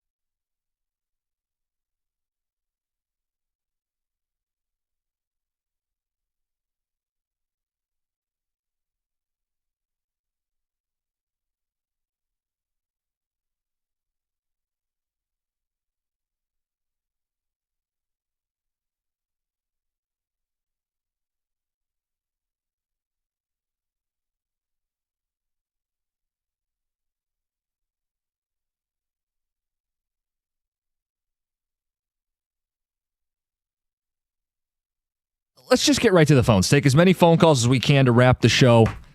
Also try to shift gears from game 4 and whether you're nervous or your confidence has been shaken.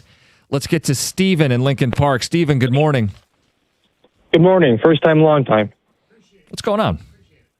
Hey, we're just giving you guys a ring.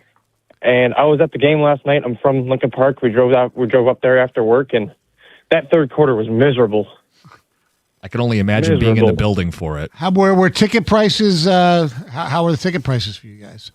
Not bad. They were only $60 to $70. Okay, what we paid. Good. Compared to what it's going to be for the next few days, and if we make it through the series, praying. But it was amazing. It was definitely a game that I'm going to remember. Unfortunately, we lost, but yeah, that third quarter was. We need some work. What do you think's the biggest reason they lost that game? That 23-0 run. Okay. We need to get to the line. There's no need. There's no excuse. We're not going to win the series if we can't do that. Yeah. How about that? Spur of the moment, you go down there, and that's what you're treated to. It was a tough watch that third quarter. That's for damn sure. Yelling at the TV, going, seriously? They're going to make every shot? We can't run anything offensively? We can't get any good looks? Can't get any shot to fall? Can't get to the free throw line? It felt like a little bit of being on the other side of that Magic Game 6. Yes. Now, theirs was extended. It went damn near the whole second half, or, quarter plus. By the way, checking on StubHub, the cheapest to get into Little Caesars Arena tomorrow night, section 207, row 10. That's high upper bowl behind the basket in the corner, $98, including fees. Damn. All right, so if you want anything nicer, you're spending triple digits. Yeah. Absolutely. But, they could drop by game time, which they usually do. Yeah, but when we start getting into the final couple games of a series, I think those prices tend to creep up. Mm-hmm. I get it. Alden, you're next year on 97.1. Hey, good morning. Thank you guys for taking the call. Of course. I agree with most of what you guys have been saying. To me, though, this is not about the officiating or the free throws. This is about the Pistons in 5 road playoff games outside of a second half in Game 6 where the Magic shot a historically low field goal percentage. This team hasn't been tough on the road. They haven't played well on the road in any game of this series, and it's kind of been the same story, in every road playoff game where they go on a little run, they get up 4 points, the other team takes a timeout, and then they come out flat. They come out of the half flat. Obviously, we can talk about Jalen Duren, but 3 of Detroit's starting 5 didn't crack double digits. True. And Cade Cunningham, as much as I love him and he is a star, he's made some really big mistakes in these games, throwing the ball off the backboard on an inbounds pass in Game 3 in a critical time, not getting the ball across half court because he's too slow bringing it up and then gets trapped. I mean, they just have not played tough on the road. And for a team that prides themselves as a bunch of dogs, they haven't shown it on the road in these playoffs. They're playing like DOG dogs, not DAWG dogs. You know what I mean? Right. Yeah. Right. And look, you're right. And the road, and a perfect example is Danis Jenkins. Yep, 2 points last night. Yeah. And he's the one, he's got to help when he's in there, when Cade's in there, he's got to maybe bring the ball up to help Cade get, spend less time worrying about getting trapped and stuff. And the final point I'll make is in games 3 and 4, they turned the ball over 11 more times than they did in games 1 and 2. And the opposing crowd and that atmosphere, you can't turn the ball over 11 more times. They just haven't played. They haven't played up to their potential, and they haven't played like they want it more than Cleveland, I guess. I don't know about that. But his note going all the way back to the first round about how they've played on the road. Yes. Something to it. Oh, absolutely. Speaking of these turnovers, I get really frustrated seeing, I know Robinson had one example of this in the game last night, was these extra passes in the lane in traffic. Just go up for a layup and try to get fouled, maybe. Yes, you're absolutely right, Greg. Absolutely. Billy in Commerce, good morning. You're on 97.1. Hey, fellas. I just want to say the biggest reasons here, I think, for the loss. One, Cade obviously being the scorer. I know he's going to have the most turnovers, but some of the passes from him, I think, are really bad. You know, he's got an open shot in the paint, and he tries to find a star under the rim, turnover.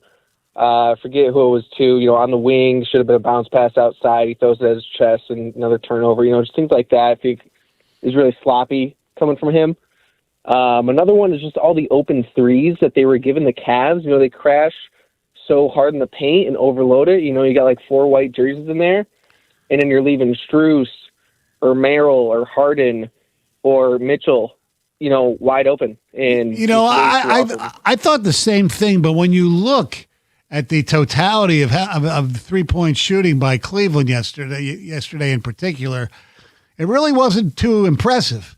They were 14 of 41, 34%. No, it's not bad, but yes, and most of them were uncontested. A lot of them were uncontested, but even their really good 3-point shooters, you know, Strus, 1 for 6, Merrill, 2 for 7.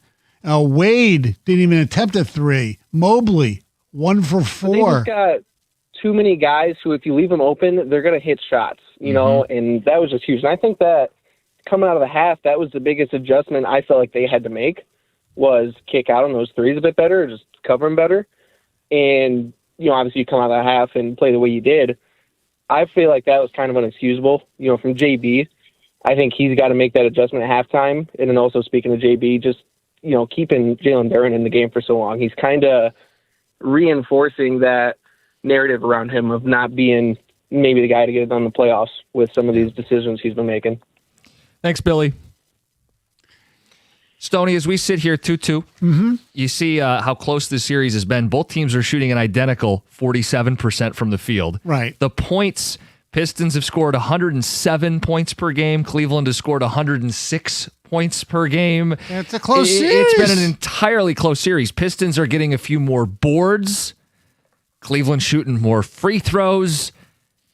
As we sit here today, are you feeling nervous? Are you feeling concerned? Concern's a better word, because eventually you would think that one of these teams is going to lose a home game. Hopefully that doesn't happen, because the Pistons are the ones have 2 home games to Cleveland's 1. But yeah, I'm concerned, because the series is tight. Either team can win. So yes, I'm concerned, and I'll be nervous sitting there tomorrow, no doubt. Nervousness when you put yourself in this position after being up 2-0. At the same time, seeing what they did in the first round coming back down 3-1, my takeaway was this is a hard team to kill. And you're going to have to come into Detroit and kill this team. Yeah, but who is Cleveland's comparable to Franz Wagner, who won't be playing the last 2 games? I hear you. Pistons have beaten Cleveland twice. They didn't beat Orlando twice with Wagner. Right. It's not like you're going to be braggadocious after losing back-to-back. No. At the same time, the Pistons are slight favorites. I think they should still be slight favorites. I think they're still in control of this series. I mean, look, it still comes down to if they win Game 5 at home, I mean, you put all the pressure on Cleveland and you still got Game 7 in your back pocket. So for as bad as this has been, you take care of business in Game 5 and all is forgiven. Jennifer Hammond of Fox 2 was in Cleveland, and she said she's driving in. Everyone in Cleveland is convinced, parentheses, nervous that the Cavs won't win, according to their radio this morning. Yeah, I'll be curious. Like, they haven't won a road game. Do they kind of feel, I don't know, put yourself in the Cavs fan shoes right now. Yeah. What would you say? I'd be more concerned if I was a Cavs fan. I would too. Because they have 2 games on the road. And I would be, here's the other thing. If I'm a Cavs fan, we did what we needed to do to even this thing up. But we got to go to Detroit. And is JB going to get the whistles that Kenny Atkinson stumped for earlier in the series? Because if you told me, hey, free throws are going to shift now, going home to Detroit, I wouldn't feel very good if I was a Cavs fan. Right. Anyway, we can touch base with Pistons fans as we wrap up. It's 97-1.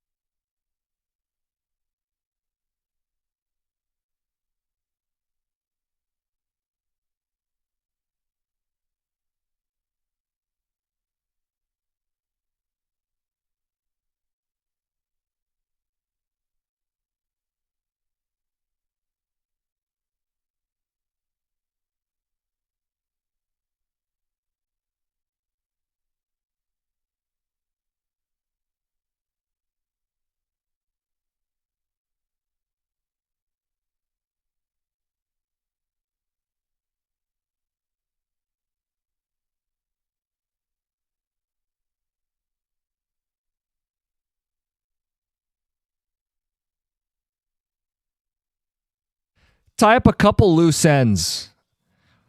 Some of what they're saying on Cleveland radio. Greg, we've been highlighting Jalen Duren's 2-rebound day. You did a little digging. Yeah, look, I just wanted to go through the game cast and look at a few of the Jalen Duren plays that I had an issue with. And then I noticed those 2 rebounds that he had both occurred in the first 6 minutes of the game. And that's it. So you mean to tell me this guy went on to play another 20 minutes without a rebound? Yep. That is correct. Somehow I feel like we haven't been mean enough. Stoney. Yes, sir. Restore the Floor. You guys were on after the game last night. You guys will be on after Game 5 on Wednesday. Yes. You guys will be on after Friday. You can stream it, station socials. Mm-hmm. You guys have been all over this. It's fun. And for the home games, I do it from the where we're allowed to sit in the press area, and Evan's at 97.1 podcast controls. And then the road games, like yesterday, I did it from my kitchen, and Evan did it from his home. So there you go. Check it out. Restore the Floor. Cleveland Sports Radio. Just a couple clips I've seen on social media. Clearly, I can't listen. I'm just going off of what they've got. Quote, "We're still underdogs. You've got to win on the road. The games have been officiated completely differently depending on where the games are at." And That's accurate. And both hosts have said the Cavs are not in control of this series yet. No. Look, as pissed off as I am this morning, as upset as I am this morning, I'd rather be 2-2 with 2 of the 3 games at my crib than on the road. Yeah, I mean, the Pistons are slight favorites in the series, minus 135 to advance. Yeah. Some of that is you do have 2 of the next 3 at home. Mm-hmm. And I would hope if the Cavs can politic to get some calls, that what JB said after the game shifts it a little bit, because it can't be what it was in Game 4. No. So if you told me as a Cleveland fan, I got to win in Detroit, I got to win on the road, and we might not be getting favorable whistle, I mean, I'd go edge Detroit. Yeah. Now, it's not some grandiose super advantage to be in, but it's a slight edge to Detroit. Slight edge. Absolutely. Yeah. Cavs haven't won a road game the entire playoffs, so I'd still be confident in the Pistons winning this series. I got disgusted when twice a Pistons player dribbled the ball off their foot out of bounds. Pro ball player, bunch of multimillionaires, will still be rich whether they win or lose. They don't care. You know what? That's bullcrap. They don't care. Come on, seriously? You care about your job and you're not making that money? These guys want to win. They play to win the game, Herman Edwards. They do. I don't buy that they don't care. Sorry. Are they as, physical and, as Stanley Cup playoffs? No, nothing is. But they care. They want to win. I mean, this is a ring culture. Yep. You don't want to be one of those guys. Great career, but they never won anything. They want to win. Yeah, and I think they were confronted with the death of their season in Orlando, and we saw them respond. Yes, exactly. I wonder if you got to harness that again now coming home, knowing that you didn't take care of a chance to steal Game 3, and then Game 4 unraveled on you. Do we see this team harness it a little more, knowing, hey, it's now or never? Hopefully. Back against the wall mentality. But because what you don't want to do is screw up Game 5. Right. And now you got to go to Cleveland where they've been much better. Right. And to win, to keep your season, you don't want that. Look, the bottom line is they got to play better. Jalen Duren, number 1. Asar Thompson, number 2. I'd even say Cade Cunningham, number 3. They got to play better. If they don't play better, they're losing this thing in 6 games. They got to coach better. They got to do a lot of things better. And they are more comfortable at home, so I think they will tomorrow. Well, I don't know who the blind mice are going to be tomorrow. Is it going to be Scott Foster, Tony Brothers? I don't know. Yeah. Zach Zerba. Great names in sports. Stoney, it's been great to have you in for a couple days this week. Yes. Glad to be back, and we'll see you Memorial Day week, I believe. I was going to say, it won't be long till we got you back in here. Yes, I'm here. 4 out of the 5 days that week. For those that missed it, a blind ranking, not with me, with Heather. You'll have to go back on the Odyssey app or maybe podcast it separately, but was not her finest hour. No, it wasn't. What was the topic? Non-chocolate candies. Which I love. And I purposely did not put in her favorite. So you saved I something love for number candy. one? No, she well, really no, I didn't. just really messed up with where I put some of them towards the bottom because I was expecting much better candies, and then they never really got better. Stoney threw out a bunch of old man So candy then, in there, then too. I was just stuck with just really Mentos. Guess where that ended up? Oh, God. Was it 5? Oh, no. That's Which I would have put down at the bottom. Yeah, but you also had I did not yourself filled the bottom. no favors putting Starburst 9. Well, now I know. But I was waiting for the really good candy, and it just never came.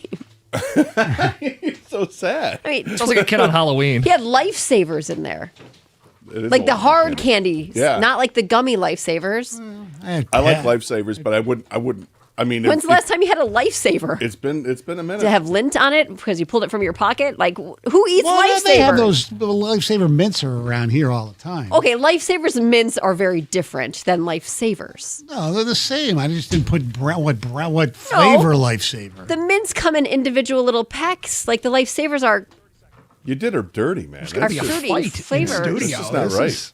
No, it's my fault. I ultimately did a poor job at ranking them, but She had Skittles number 1. It's going to result in a call to HR. it's not bad. It's not my favorite, but it's not a bad number one. It's not a bad number one. Heather said, when's John back? Pez was number 10. Ugh. Love Pez. I can't believe you had Pez. Pez is great. All right. I love Pez. Carson Anderson next, 97.1.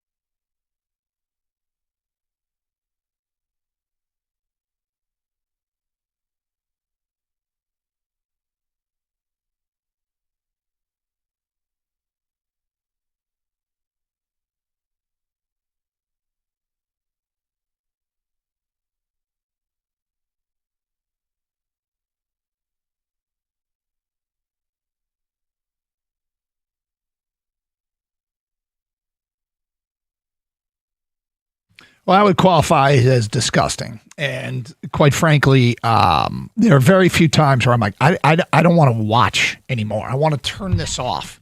Last night was a game I wanted to turn off. That was awful.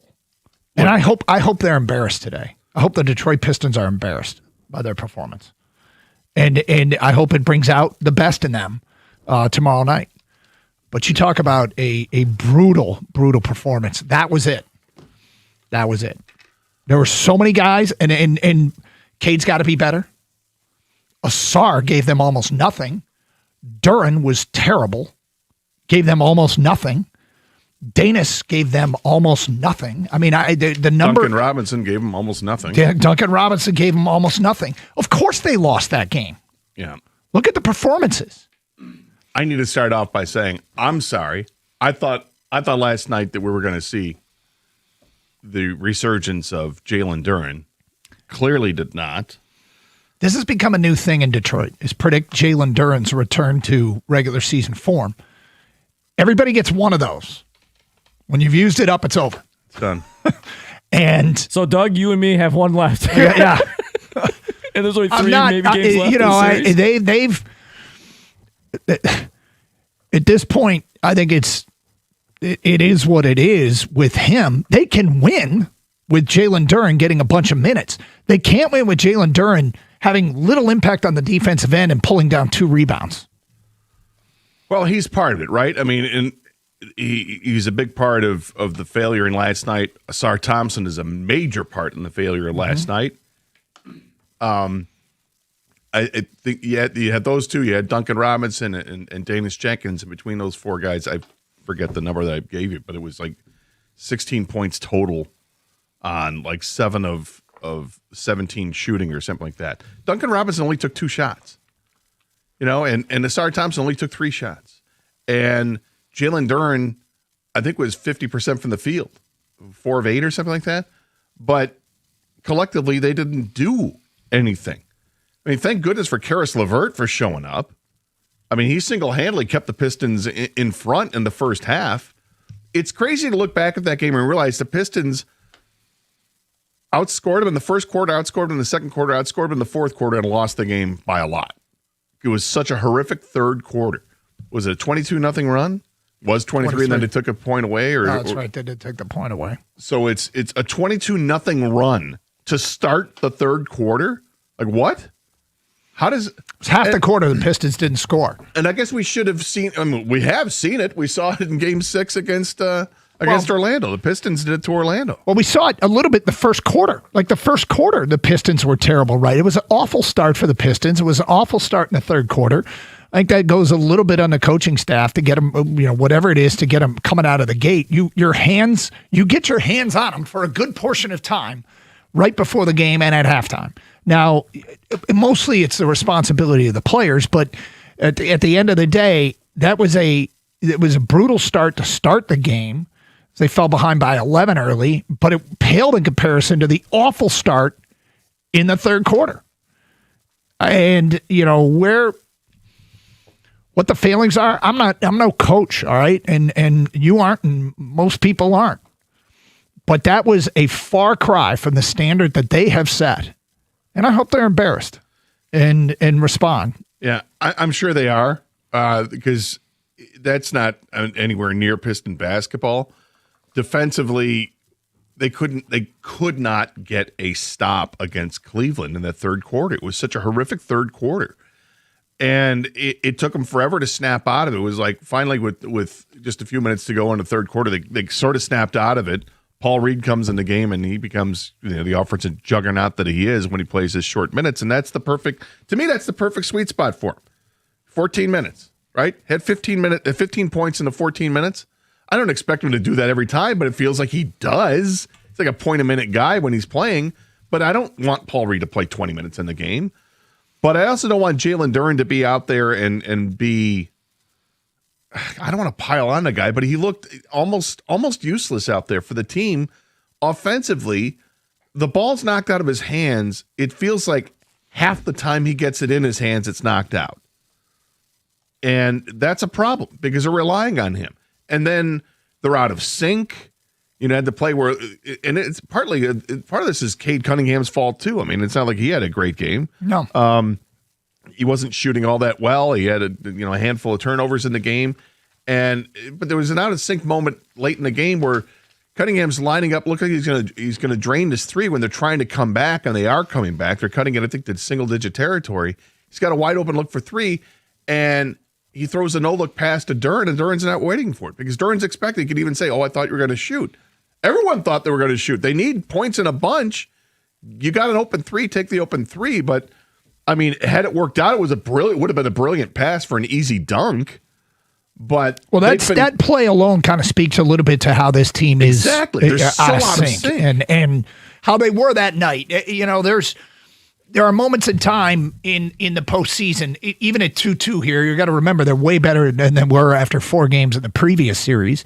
And they got 2 games at home here coming up, and Cleveland hasn't won a road game in the postseason yet. They've been straight up home and road, win all their home games, lose all their road games. So I guess still benefit Detroit, still favors Detroit. But I mean, it goes back to I don't know. I mean, they had a chance. They really had a chance to close him out in Game 3, and they didn't. They didn't bury him in Game 3, and that's why I had that sinking feeling yesterday, and I was afraid we'd be sitting here today because they got new life breathed into them, and they, near-death experience. Cleveland's going to say, I'm never going to take anything for granted again. Oh, my God. We're back from the paddles were on their chest in Game 3, and here they are coming out with a better performance in Game 4. And, I mean, you got to credit Donovan Mitchell, but, my God, there's ways to disrupt players, and they didn't disrupt him at all. He and James Harden had nearly 70 points between them. Well, Harden was great as a facilitator in that game. Not only was he knocking down his shots, which was huge for him, but then he did this thing where it felt like every time he drove the lane, he wasn't looking to score. He was just looking to dish. And the Pistons finally would commit to coming over to stop him, and that just left somebody wide open for an easy flush, and that's what he did. I mean, he racked up, 11 assists in the game? And they were all of that variety. It felt like it wasn't like, he passed it to the open guy taking a three-point shot, although he did some of that because he drove right to the rim and then would dish it out for an actual assist. But he was great. Mitchell's third quarter is in the second half of that game, and it's historic how good it was. So you tip your hat to Donovan Mitchell, say, nice job. And then at the same time, you're looking at the Pistons going, you guys got to come up with a stop there. And if you look at it statistically, the Pistons outshot Cleveland in the game. I think they out-rebounded them in the game. But turnovers reared their ugly head. They commit 20 turnovers in the game. And the free throw disparity was obnoxious. Yeah, I mean, look, the free throws, you got to earn your trips to the line. Thought the Pistons did a lot to try to earn some trips to the line they didn't get. I didn't. The numbers exceed what my eyeballs tell me in terms of when I watched the game. I didn't think it was that much of a disparity in terms of bad calls against the Pistons. When the game ended and you look at the numbers and you know that the Cleveland's taking more threes than Detroit, you're like, yeah, that's quite a disparity. But JB did what he had to do, and that's after the game bitch about the officiating. Yeah. It's what you have to do now. You have to try and manipulate the bitch. I think he's just trying to have a correction. I've got it. And he said, look, Kenny said something, Donovan Mitchell said something, and look what happened. They got all these foul calls. It changed when we went to Cleveland. It's unacceptable. This is what you have to do. You have to try to manipulate the officiating, which is what coaches do at podiums, and it's what players do when they flail on the court. And I hate that part of this game. Yeah, I thought the game was, as far as officiating is concerned, I thought it was kind of equally bad at times because it was woefully inconsistent. They let them play for the first couple minutes of that game. I mean, there were some real collisions. There were no fouls called. And then all of a sudden a switch gets flipped and they start calling everything, ticky-tacky stuff. And they called it on both teams for a little bit there. But then you realize, wait a minute, Cleveland's at the line again. They're at the line again. They're at the line again. They're at the line again. And 30 out of 34 from the free throw line. Good for them for making their free throws because they needed to. But the Pistons only got there 12 times. And do I think it was a massive disparity like those numbers show? You're right. No, I don't think it was. But I do think that the Pistons got shortchanged in how many times they should have gone to the line. Would that have made the difference in the game?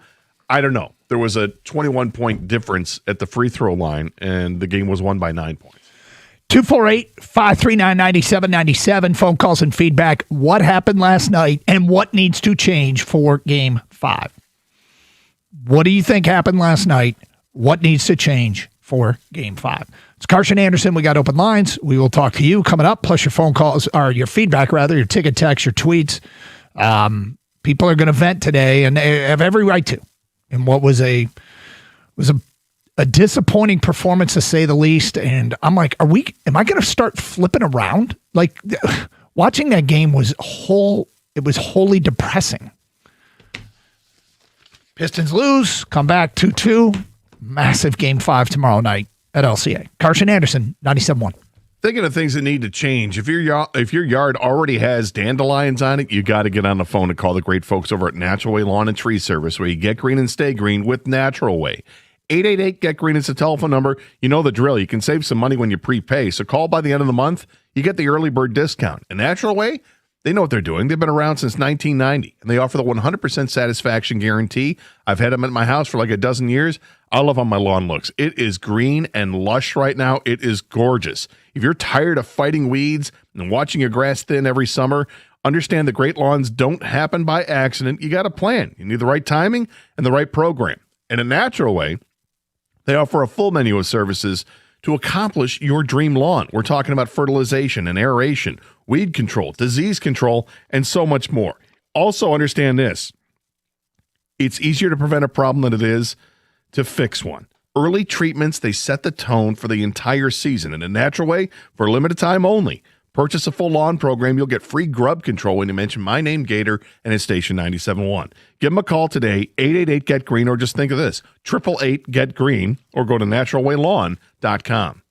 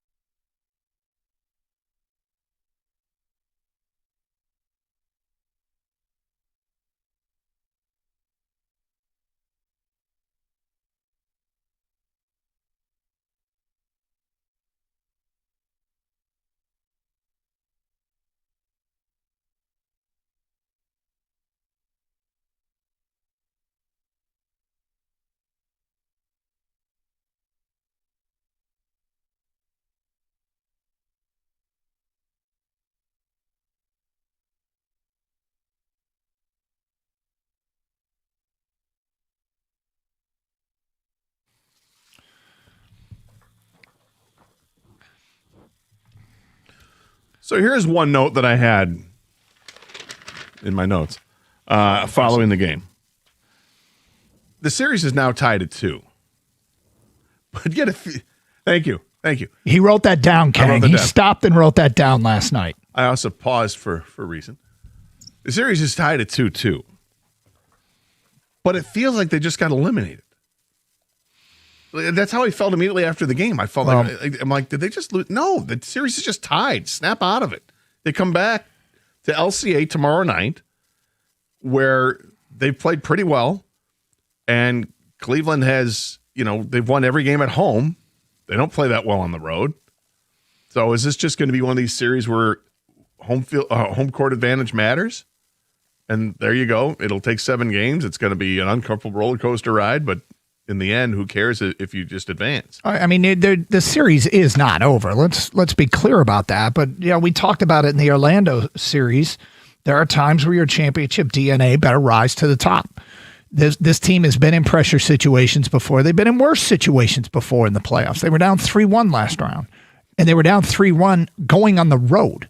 Now they're down 3-1 coming home. Now, they better not think, oh, we're coming home, everything's going to be fine. But last series, it brought out their best. This is a better opponent than last series. And the Pistons have, they won 5 straight in the playoffs and look great doing it. So there's a version of the Pistons that can close out Cleveland for sure. But Cleveland got the better of them. The thing is, losing the toss-up game 3, I just hope we don't go back and rue the day. And I had a sneaking suspicion in my mind and talked about it yesterday, how this is going to be a better punch from Cleveland in game 4, and it was. And I, give Donovan Mitchell a ton of credit. I'm not going to leg hump him all day. In fact, we can wrap it up right now if we want. He was spectacular. He was spectacular in the second half. But the Pistons got to make his life more difficult. 248-539-9797. All right, what bothered you most last night, and what do you need to see in game 5? Let's get to your phone calls. Jake is on 97.1. Hi, Jake. Hey, what's going on? Hey. No one's going to say it's the officials' fault because that's, it's unacceptable to say that. And the Pistons played like garbage. We don't know this. But, a lot of the game is formed by how the officials call the game. When Donovan Mitchell, every single time he goes near the basket, gets a foul, it becomes impossible to guard him. And, easy to get 40 points when everyone's terrified to stick their hands up near you to block your shots. And Cade Cunningham, every time he goes in the lane, he's not getting a single call. So every single time he gets hounded, and you see he turns to the official and just, what's going on? 34-12, that's such a ridiculous free throw disparity for a team that dominates the paint. It was so obviously garbage. So did it cause the game? Did the Pistons play good? No. But you don't know how the game would have looked had they gotten a few other calls and Donovan Mitchell wouldn't have gotten every single call in the world.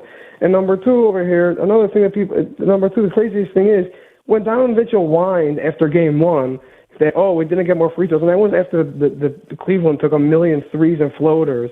It was just like, Donovan Mitchell's, no one even paid attention. But the entire series shifted from that. This league is garbage. This is just so pathetic. And you said you didn't see it last night. That was one of the most eye-popping free throw disparity games I've ever seen. Every time they drove the lane, whistle, whistle, whistle, whistle. It was impossible to watch. That's part of James Harden. Part of the problem with this league is, and I can't stand it, but JB did the requisite bitch about the refs, point out that Cleveland complained about the refs and everything changed and how unacceptable it was. You have to do it. I can't stand manipulation of officiating, which, my chump was the Oklahoma City Thunder for flopping like they do. Like the orchestrated, synchronized team flopping that they do is just disgusting to me. But this goes back years. Flopping right to the conference final. Yeah, and I'm bitching about Trae Young years ago. I mean, I can't. Manipulating of officiating is such a important part of this game, and JB did what he had to do after the game. The Pistons have one of the more ethical teams in the NBA, in that they don't do a lot of flopping. They don't, and Kang suggested it when the Pistons are down 3-1 that they needed to do it in the Orlando series. And I'm like, God, I hope you're not right. I hope you're not right, because that's an awful thing to be required to do to have success in this league. Flop and bitch about officiating. Now, the Pistons have one guy who turns to the refs every time, and that's Duncan Robinson. He turns to the refs every single time. The problem is he's got the least amount of cachet to be able to turn to the refs every single time. So they're like, okay, whatever, Duncan. Yep. And I don't want the Pistons to flop or anything like that. And I don't want that. That's the extreme, okay? But they do need to have to work the referees. That's just part of sports. I don't even care what sport you're involved in. Football, hockey, basketball, baseball. You have to work the officials and the refs at some point to let them see your side of it. The first quarter, the fact that the Cavs did not get called for one foul is absolutely insane. You're telling me they didn't grab or tug or do anything or hit someone on the arm one time in the entire first quarter? Pretty remarkable. That's unbelievable. I would be on the verge of getting fined if I were JB Bickerstaff to point that out, So, and the Pistons aren't some kind of three-point shooting team. They're like the least three-point shooting team. They do shoot inside the arc. They do get in the paint, and they got no calls. And don't mistake what I'm trying to say. The Pistons deserved to lose that game last night. They played terribly. Jalen Duren was terrible. Asar Thompson was terrible. But the refs were and officials were terrible too, I think. Well, something, Doug, I don't know if you have the full on each quarter box score. Or, I do. How many points did Tobias have at halftime? Was it 14? At halftime, Tobias had 14 points. How many points did Cade Cunningham have at halftime? 12. Was it 12? Yep. How many points did Tobias have after 3 quarters? In the third quarter, he did not score. How about Cade Cunningham? He did not score. So your top 2 scorers both go scoreless in the third quarter, which is something I think went kind of unnoticed too. While Cleveland's, because everybody's talking about how great Cleveland was, and they were with that run that they had, but it coincides with your top 2 players not showing up at all. Mm-hmm. You can't win those games. And I mean, maybe you can survive if one of those guys goes scoreless, but you can't have both guys go scoreless. And then Tobias only has 2 points in the entire second half. Cade had 7 in the fourth quarter. But, I mean, those 2 guys combined for nothing in the third and 9 points in the fourth quarter. You can't have that. Brett in Grand Rapids. Hello, Brett. Hey, how you guys doing today, man? For one thing that's going to change automatically is that we'll have different set of refs. And I know you guys are going to think I'm nuts, but why doesn't JB go to Durham and say, I'm going to start one of these other big men and bring you off the bench just to shake him up, and maybe he'll, whatever the funk he is in, will be shaken out of him. Those are hard decisions to make. And the reason they're hard decisions to make is because you spend an entire season establishing an identity of who you are. You experiment a little bit, you try different things, and you have a ton of success to the point where you're the 1 seed in the East. And so you do all these things to establish your identity, and then something goes wrong in the playoffs, and you have to decide, okay, when is the time that we go with radical change? And you go, they should have done it already. Well, JB is playing the guy that he thinks is most likely going to have success playing that role next. If you ask anybody out there that's followed the Pistons all season long about what Jalen Duren did and even the people in the league, I think they would tell you, yeah, it's still probably Duren over Reed. Our eyes are telling us that Duren can't get it done, and Reed has been an instant spark plug off the bench. But that's why these are difficult decisions. You spent an entire season establishing an identity, and then when things start to go wrong, when do you change it? When do you decide, okay, we got to do this completely differently? I do agree with you. It's tough, and I'm not saying you don't consider it, but I think everything's under consideration. I'm thinking there's something wrong with Duren. Yep, and we thought the same thing last series, and they stuck with Duren and they won the series, which is all that matters. Is are they going to win? Yeah, but I don't think we can win this series with Duren getting 2 rebounds. Well. And single digit points. So the question is, do you think if they keep playing him, he's going to give you 2 rebounds and single digit points? He hasn't been.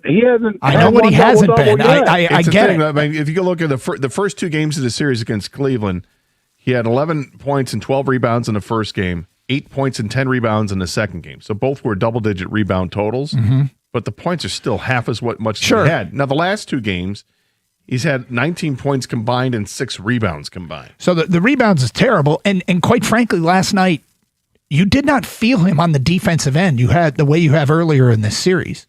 I made the point yesterday, if I were a Cleveland fan and I heard that Duren was going to get benched, or I were a Cleveland player that likes taking the ball to the hole, and they've got guys that like taking the ball to the basket, I'd be thrilled not to have to face Duren when it got there. But it's a diminishing returns thing. If he's not going to be felt on the defensive end and not going to rebound the basketball, and that's what you have to ask yourself. Is this who he is now? Is he suddenly a guy who can't rebound, or was that a statistical anomaly? I don't know, but it's 2 games in a row now where he hasn't rebounded. In fact, he's got more turnovers in the last 2 games, and he's got rebounds in the last 2 games. His he's start, 7 turnovers and 6 rebounds. From moment 1, in the first 3 minutes, he dribbled that rocket off his foot into the stands where it looked like they had to go search for the basketball. He kicked it so far out of bounds. He had a shot blocked by Mobley, and he threw up a running one-hander that was well west of the basket. Like it was a terrible start. I think Amari Sankofa today in the Free Press, I think it was him that had an article about Jalen Duren specifically, and said the reason he's still in there is because JB, he really thinks that Jalen Duren is a foundation piece for this team. He's part of the core group, and they trust him, and they need him to grow and learn from playoff failures and playoff successes, and that's why he's going to stay in there. Would I start him? Yeah, I'd start him. However, if he's going to be unproductive, I'm not going to be afraid to say, why don't you come out of the sideline? Let's put Paul Reed in now, or put in Stewart, or whatever you have to do to try to get some new life and keep him as fresh as possible. 248-539-9797. More of your phone calls and feedback coming up. What bothered you most last night? What do they need to do in Game 5 tomorrow night? LCA. Hey, when your garage door stops working or it's time for a new one, you don't want a call center 3 states away. Do what we did. Call M&M Garage Doors. We just got a new door installed at a place up north. They cover much of the state and, of course, all around Metro Detroit. And they gave us all these options. They showed us what they thought looked best on a couple of options that looked best on our house, and we were able to choose one from there. And then, boy, I can't believe how quiet a new garage door is. But if you need a repair, which everybody will eventually, how about a company that's got every part on the truck, will show up and get it done right then and there the first time. Easy 24/7 scheduling, upfront pricing. Call 844-ONLY-DOOR. Visit GarageDoorRightNow.com today. M&M Garage Doors. Open your door to exceptional. License 210-220-6147.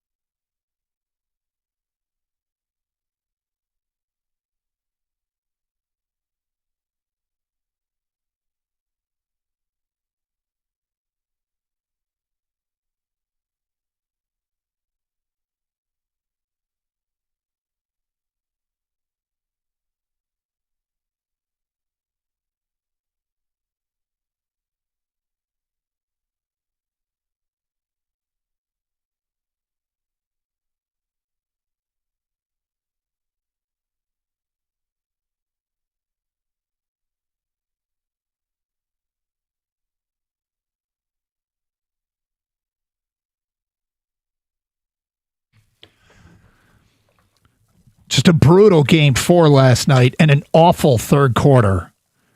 And there's a lot of layers to this. There's the way the Pistons played. There's what the Pistons earned. It's what the Pistons didn't earn. And it's also a historic disparity in free throws and officiating. And JB did what he had to do. He complained about it after the game.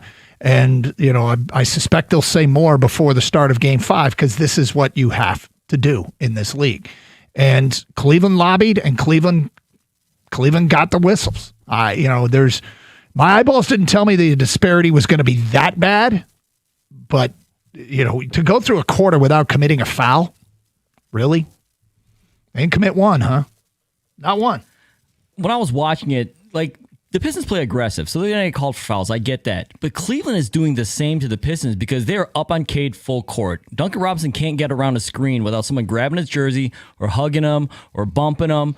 And they didn't call it last night. It's off-ball stuff. It's a lot of off-ball stuff, yeah. And Duncan does complain, but he has no respect in the league to get it. He had 2 shots last night, Duncan Robinson. That's the only reason he's on the court is to shoot the ball. Exactly. He had 2 shots. He couldn't get. That's why I'm saying don't necessarily flop, but you got to start embellishing some of these calls. You got to get knocked off your mark. You know what I mean? You got because Cleveland's when somebody makes contact with a Cleveland player, they go right down. Exactly, and they're getting those calls, and it's like, wait a minute, the Pistons just call for an offensive screen again. Yep. But see, it doesn't help though when you're playing bad, and you are going to get less calls when you're not making shots, you're making turnovers. Like Jalen Duren is hemorrhaging money every playoff game. He's losing more and more money, I feel like. There's no way you can go to the negotiation table and say, I need the max. I made the There's comment just to no you way. that I don't think he could say, at this point, you can't say it with a straight face. And you can't, like, you're going to overpay certain guys in the league because you have to just to keep them. Well, you can't. I don't I think want you to can do keep that. him. Let me be clear. I want to keep him, but at there's, $50 million a year, at $45 million a year, at $40 million a year, you don't have a contract that becomes an anchor for your entire organization. Clarence in Detroit, that's an off-season topic. Right now, it's about straightening out and getting the best out of what they have for Game 5 tomorrow night. Clarence is in Detroit, and he's next. Hi, Clarence. How's it going, guys? Hey. You guys triggered me this morning with that last call. Responding that we spent all season creating an identity and not really acknowledging the fact that we abandoned that identity as soon as the playoffs started. It's kind of crazy, guys. Like, our identity is 10 deep. We have not been 10 deep this playoffs, and this is why a guy like Jalen Duren, who's just now this year really started becoming a piece in our offense, is struggling because he's not used to the spotlight being on him and it's showing. He got bailed out all year by our bench. And seeing as how our bench isn't really being utilized, especially at that position, at the 4 and the 5 spot specifically, Cade sits down or whatever in spots. You know, Jenkins is getting like 15 minutes, which is more than he's mostly done. Paul Reed, our guys that we rotate through the 3 and 5 positions are not seeing minutes. And this is putting the spotlight on him at the wrong time. This is something you do in October, November, December, not in the playoffs. If your guy's not performing, you put somebody in that will. And JB's like, listen, you're going to learn the hard way or we're going to go down in the fire. It's like, are we trying to win or are we just giving the hard lesson? Well, they're definitely trying to win, but I also think that there's something to be said for going through what they're going through and learning something from it. They need to learn something from this, clearly, Clarence. And if they're not, then it's just a wasted exercise here. But I think it's also there's a lack of players like that. Where's that second guard on this team? You know, I mean, this is not your conventional basketball team when Asar Thompson and you got a small lineup out there and is your starting lineup. Asar is not really, I mean, he's not a shooter at all. Duren's not a shooter. You got problems here, bro. This is the X factor. We're talking hoop. That was great for last year. We're a 60-win team. We won playing a certain way. That when you abandon that way and it starts showing that it's not working and you don't go back to the way that worked, that comes down to the only person that can make those decisions unless guys start trying to sub themselves in. The one thing I'll say, Clarence, is that they haven't lost the series yet. We took these same calls last series and they won the series. And if they lose the series, we can look back and second guess a lot of what they did and a lot of what JB did. But ultimately, I don't know that anybody predicted this was going to be and thought that this should be a sweep. There's going to be ups and downs. Most people had Detroit in 6. It still could be Detroit in 6.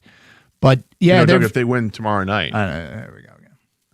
What was the text? What Gator's referencing is we got a text yesterday when I was really concerned that they didn't close them out when they had a chance to what I thought really bury Cleveland, all the pressure on them late in game 3, and they didn't. And I said, I don't want to rue the day they lost this game. But we got a text from somebody, you need to relax. All they need to do is win game 4 and 5 and the series is over. And I'm like, well, thank you for pointing out what happens when you know how to get I was the surprised you points. didn't recognize that. Most teams shorten the rotation. He's going with what he believes and what the guys that he thinks proved it the most. Well, and some of the times you use the bench during the regular season, to be fair here, you use the bench during the regular season because the games aren't as important and you want to save minutes for the postseason. But something happened at the end of the game that I think should be looked at as, okay, this is something we're going to have to do moving forward in this series. Mm-hmm. And that is late in the game when the Pistons made a furious comeback with all the bench guys out there against Cleveland's bench, and then it got a little, whoa, wait. Is this like an 8-point game here with 47 seconds left? Cleveland brought their starters back out there, including Donovan Mitchell. Mm-hmm. Mitchell, when he left the game, they denied him the opportunity of getting that record, right, with the 41 points or whatever it was. So he'd be the only guy in NBA history to have that many points in a single half of basketball in the playoffs. When he came back out there, you knew that he was going to get the ball and that they were going to try to get him those points. Mm-hmm. He got matched up one-on-one with Ron Holland. Ron Holland did not give an inch to Donovan Mitchell. There were back-to-back possessions where he stepped with him, not step for step. I mean, he was on top of him the entire time.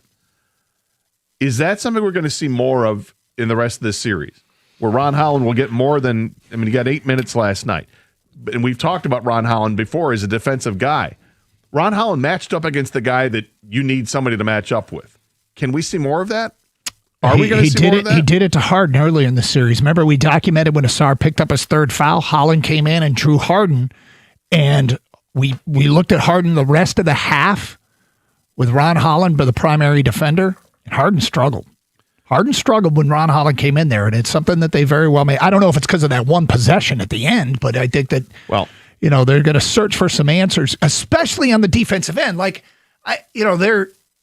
What Cleveland did in the 3rd quarter against the team that had established itself to be a great defensive team was unbelievable. And the Pistons have to look in the mirror and say, what is our culpability for the 22-0 run? What is our culpability? I just like the idea of having Ron Holland out there at 6'8". He's wiry. Yeah. He's light on his feet. He's quick as anybody else. And, look at James Harden, who's shorter, Donovan Mitchell, who's shorter. It's a bit of I'm not saying it's a mismatch, but it's a better matchup for the Pistons to have Holland out there against one of those two guys. I want to see it. The more of your phone calls and feedback coming up. It's Carson Anderson, 97.1. Well, something else we've all seen lately, it's local companies that are being bought out by big private equity firms from out of state. That sucks. Well, suddenly you're just a number on a spreadsheet, right? But when it comes to your home, you deserve better than that. You deserve a company like Shaner Roofing Windows and Siding. Shaner is truly family-owned, and they've been serving Michigan homeowners for over 30 years. When they say that they treat you like family, well, they mean it, because they actually are one. They don't answer to distant investors. They answer to you. What I like most about them is their no-pressure promise. You will not get a high-stakes sales pitch. Instead, what you get is an honest assessment of what your roof, windows, or siding actually need. And it's that kind of integrity that's earned them a 4.9-star Google rating from thousands of your neighbors. Plus, you're going to get a total peace of mind with the lifetime transferable warranty that they have on every roof installation. Don't settle for a corporate middleman. Trust the name Michigan has relied on for 3 decades and get your quote today from Shaner Roofing. Go check them out at mymichiganroof.com. That's mymichiganroof.com.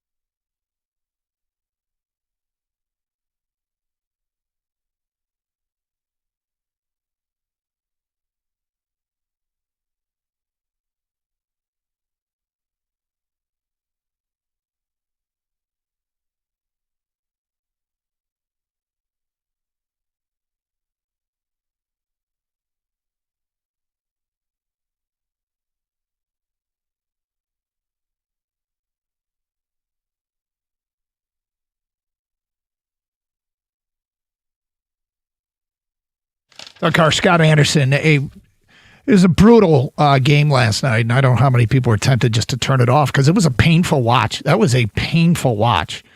And, yeah, the free throw disparity is something that the Pistons responded to immediately after the game. The podium lobbying for better calls. There's still going to be, I'm sure more said between now and the next game.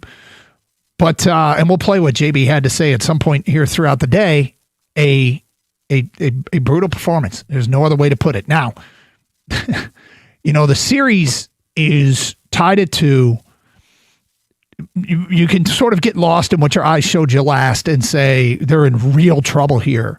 They were really close to closing Cleveland out, and in the game 3, they got up. If they got up 3-0, it would have been, that's a wrap. But bottom line here is they are in a battle against a good basketball team and a team that still hasn't won on the road yet in the postseason. A Piston team that is coming home and should still feel good about their chances to win if they go out and play their game. If they go out and do the things they're capable of. I'm still concerned that Cade's getting worn down. But if you look at the performances and say, all right, who played up to the standard that they set this year? I don't think Cade did. Duren hasn't been. Asar has been, didn't last night. Danis off the bench. Duncan Robinson got 2 shots off. Like, there are a lot of examples here of things that can be and have to be better and probably will be. In fact, I'm confident that all the guys we just mentioned, including Duren, will be better than they were last night in Game 5. I'm not confident that Duren will be as good as he was during the regular season at any point during this postseason. All right, so you still hang on to that card. Yeah, I'm probably not going to play that card. You haven't pulled that card yet. It's a go-to move here in Detroit is to predict a breakout game from Jalen Duren, and I just don't think it's going to happen. You're going halfway there. He'll be better than what he was. He'll be better than what he was last night. Yeah. I'm pretty sure of that because last night, complete and total non-factor. And the weirdest thing is, Asar was a non-factor. An energy guy who's all over the floor. He played 19 minutes. Yeah, I got the 2 fouls early. They took him out, and they didn't come back to him for a while, and then picked up another one kind of quick after that, and ended up with just 4 fouls. But 19 How many rebounds? Minutes, he had 4 rebounds. How many steals? He had 1 steal, no blocks. The thing with him last night was alarming to me. He just looked lost out there. Like on offense, they were feeding him into the lane. He couldn't. It was another one that couldn't hang on to the basketball when it got into his hands. Whether the passes were great or not great, he could not hang on to them, and that was a problem. Feeding the ball inside to Thompson and to Duren, neither one of those guys was able to convert to the level that you thought. Okay, now this because that's the offense, right? Mm-hmm. But it wasn't working for him. So get back to the norm. For many of these guys, and I think the norm, and I'm talking about Cade, Asar, Duncan, Danis, get back to their norm and get back to even playoff Jalen Duren is leaps and bounds better than who Duren was last night. And the Pistons should be fine in Game 5, at least far more competitive than whatever that was last night. Well, there are 2 things that stood out to me that will point you in the direction of why things went south. 27 fouls is one, and 20 turnovers is the other. I mean, those 2 numbers being in the 20s, that's bad. And obviously it leads to free throws for the other team, and that free throw disparity is sickening because that's another 20 number. It's a 21 in the difference in points between Cleveland and Detroit from the free throw line. Those things have to change, and I suspect that they will change. I'm glad JB spoke up after the game. I don't think he was belly aching. I just think he was doing the exact same thing that all coaches do. They have to. When you see disparity like that, you have to bring it to the attention because usually there's a correction. Lord knows there was a correction when the series went to Cleveland, and went against the Pistons because Pistons got calls in the first couple games. They got the home whistle or whatever you want to say. It worked their way. They were able to play physical and strip the ball away. Well, that whistle changed completely once they got to Cleveland. So we'll see if it shifts again when they come back to Detroit tomorrow night. I expect the Pistons to be in the bonus halfway through the first quarter. Honestly. Like, this is how this league works a lot of times. You have to bellyache or whatever. You have to complain. You have to state your case, and it usually swings back the other way. But other than that, they need players to just play better. I know it sounds stupid and simple, but Jalen Duren, at this point, for me personally, it's wishful thinking to get him back to what he was in the regular season. I just need him to be more productive than He's what got to be. been. He's got to be playoff. Even what he's been in the playoffs was way better than last night. Last night he was terrible. Like, he just looked like a dude out there last night. Like any random center on any team, that's what he looked like last night. Yeah, Duren and Thompson both were just like completely out of sync. He walks this fine line where he's like elite defender, right? Most of the time, that's what he is. But the other side of that, he turns into like hack, like a foul, guy. Like, he just fouls you, and then he gets out of the game. He can't stay in the game. But with Duren, he's got to figure out something, man, because he was supposed to be your second leading scorer going into the playoffs.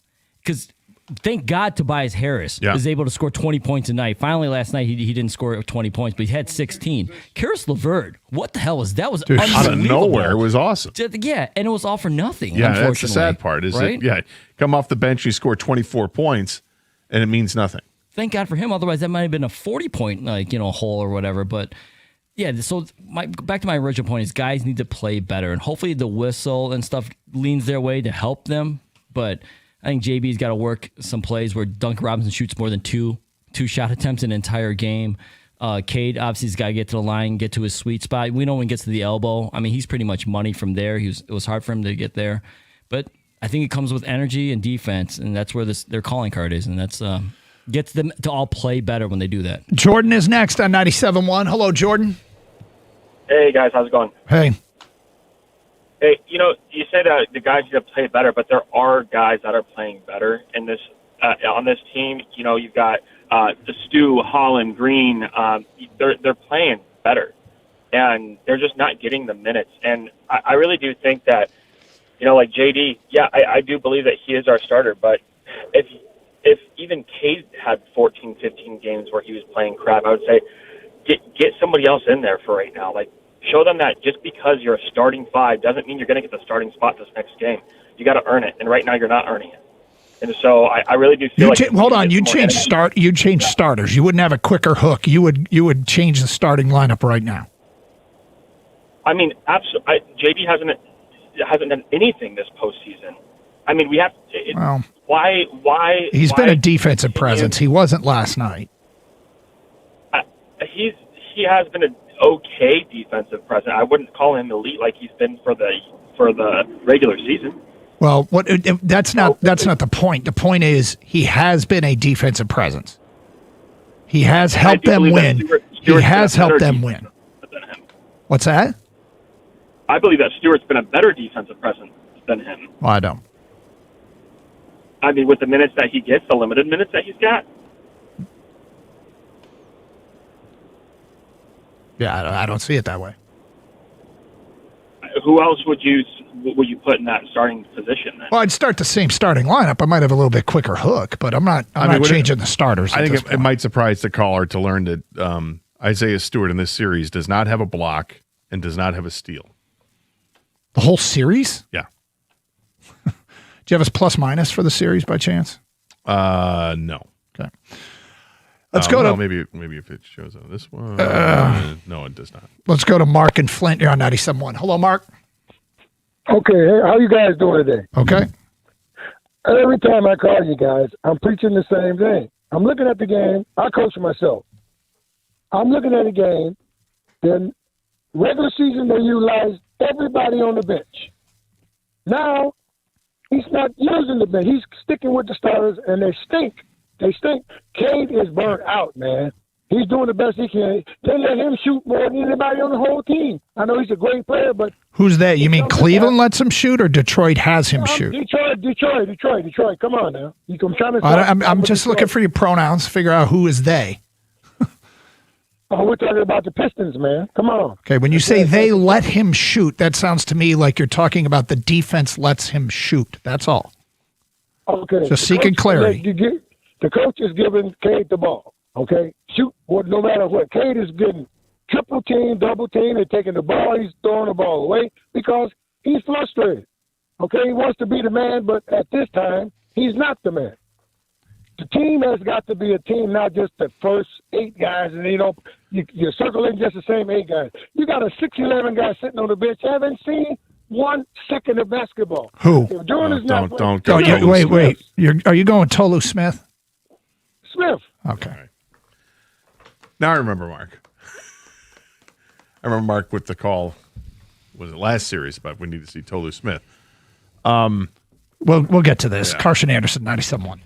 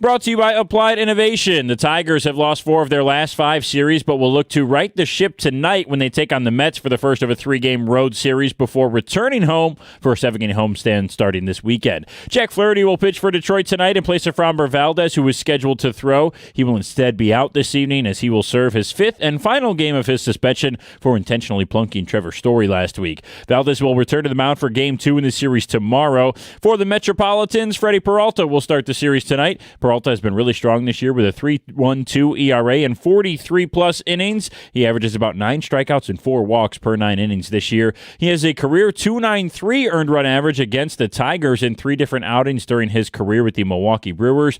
First pitch coming up tonight at 7:10 right here at 97.1. We'll have pregame coverage starting at 6:45. In NBA playoff action tonight, Victor Wembanyama will suit up for the Spurs after avoiding suspension for his flagrant 2 foul in Game 4.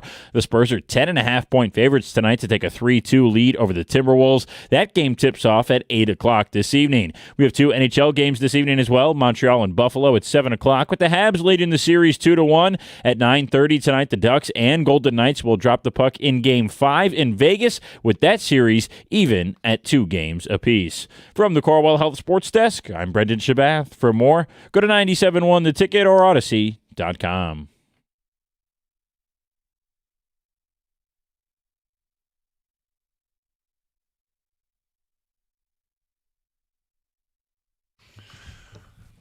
Probably some difficult decisions on JB's plate as they head towards Game 5. Gator, to be clear here, because we've had a lot of people make some suggestion on changing around some lineup things. I'm not against maybe a little bit quicker trigger. Are you in favor of changing starting lineups? I'm not against it, but I mean, this is a weird way of saying it. I'm not against, but I wouldn't do it. But if he wants to change things up, I would sit back and go, okay, here we go. It's interesting. I personally wouldn't do it.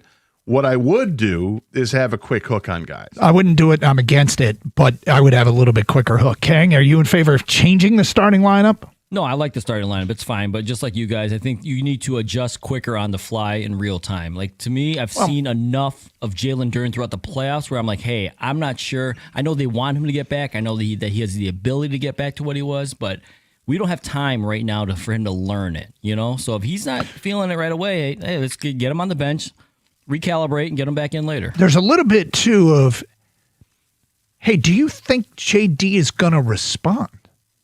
Do you think that and I'm not talking about like he's going to go 2010. This was his worst performance of the postseason.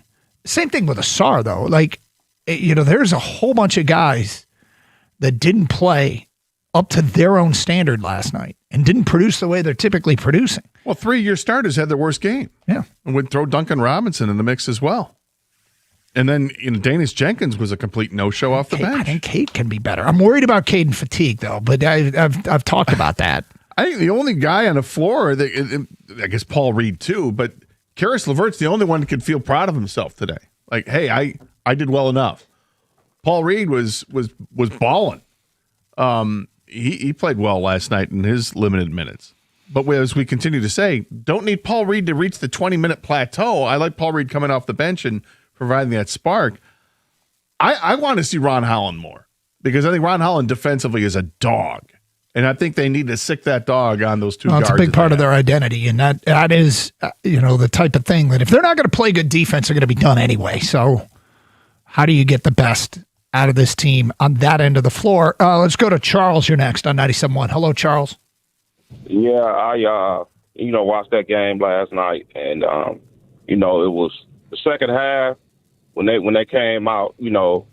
Cleveland jumped right on them, and they didn't know how to respond. JD, I think he could have changed the lineup and brought Paul Reed in a little bit fast. More get Ron Holland off the bench, do something to slow Donovan Mitchell down. After he hit the first couple buckets, you got to do something. I remember years ago when the Going to Work Pistons played Cleveland, and the series was slipping away from Cleveland because we had the better team, and Mike Brown just started picking guys off the bench. He just go in there and do something, and Anderson Varejao was a difference. I don't know if Cleveland won that series or not, but I do remember that. He got to start using his bench more, and it doesn't hurt. It really don't hurt the fact that when you're getting 20-plus whistles and your whole team only got 12 foul shots as a team, and one guy, I think Cleveland had like 34 foul shots. You look at the three-pointer where James Harden just threw something up that caught a foul. That wasn't a foul. Cade Cunningham throw his hands up in the air. That wasn't a foul. So, it was pretty much the referees just called a game for Cleveland, and once they got on once Donovan Mitchell got to going, you got to throw bodies at it. Make him earn it. You can't just let him just get in the lane. Well, he got in the lane way too easy yesterday. I mean, he hit a bunch of threes too, but the rim runs were too easy. You know who the first man off the bench in the third quarter was yesterday? I don't know. Who was it? It was Paul Reed. He did go to Paul Reed. The first thing he did in the second half, the first move he made was put Paul Reed in for Jalen Duren. Now, maybe he would have done it a couple minutes earlier, but he did it at the 5:07 mark of the third quarter. It was the first sub he made. And then he just started scoring. I hate that.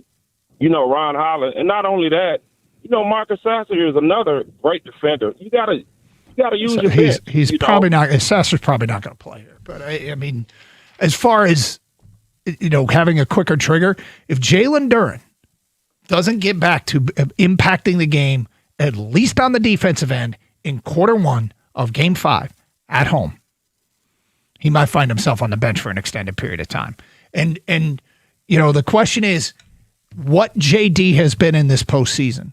Can they win this series with 10-10 Jalen Duren and not 20-10 Jalen Duren? And I would argue yes. Yeah, I think they have won the first two games like that. Mm-hmm.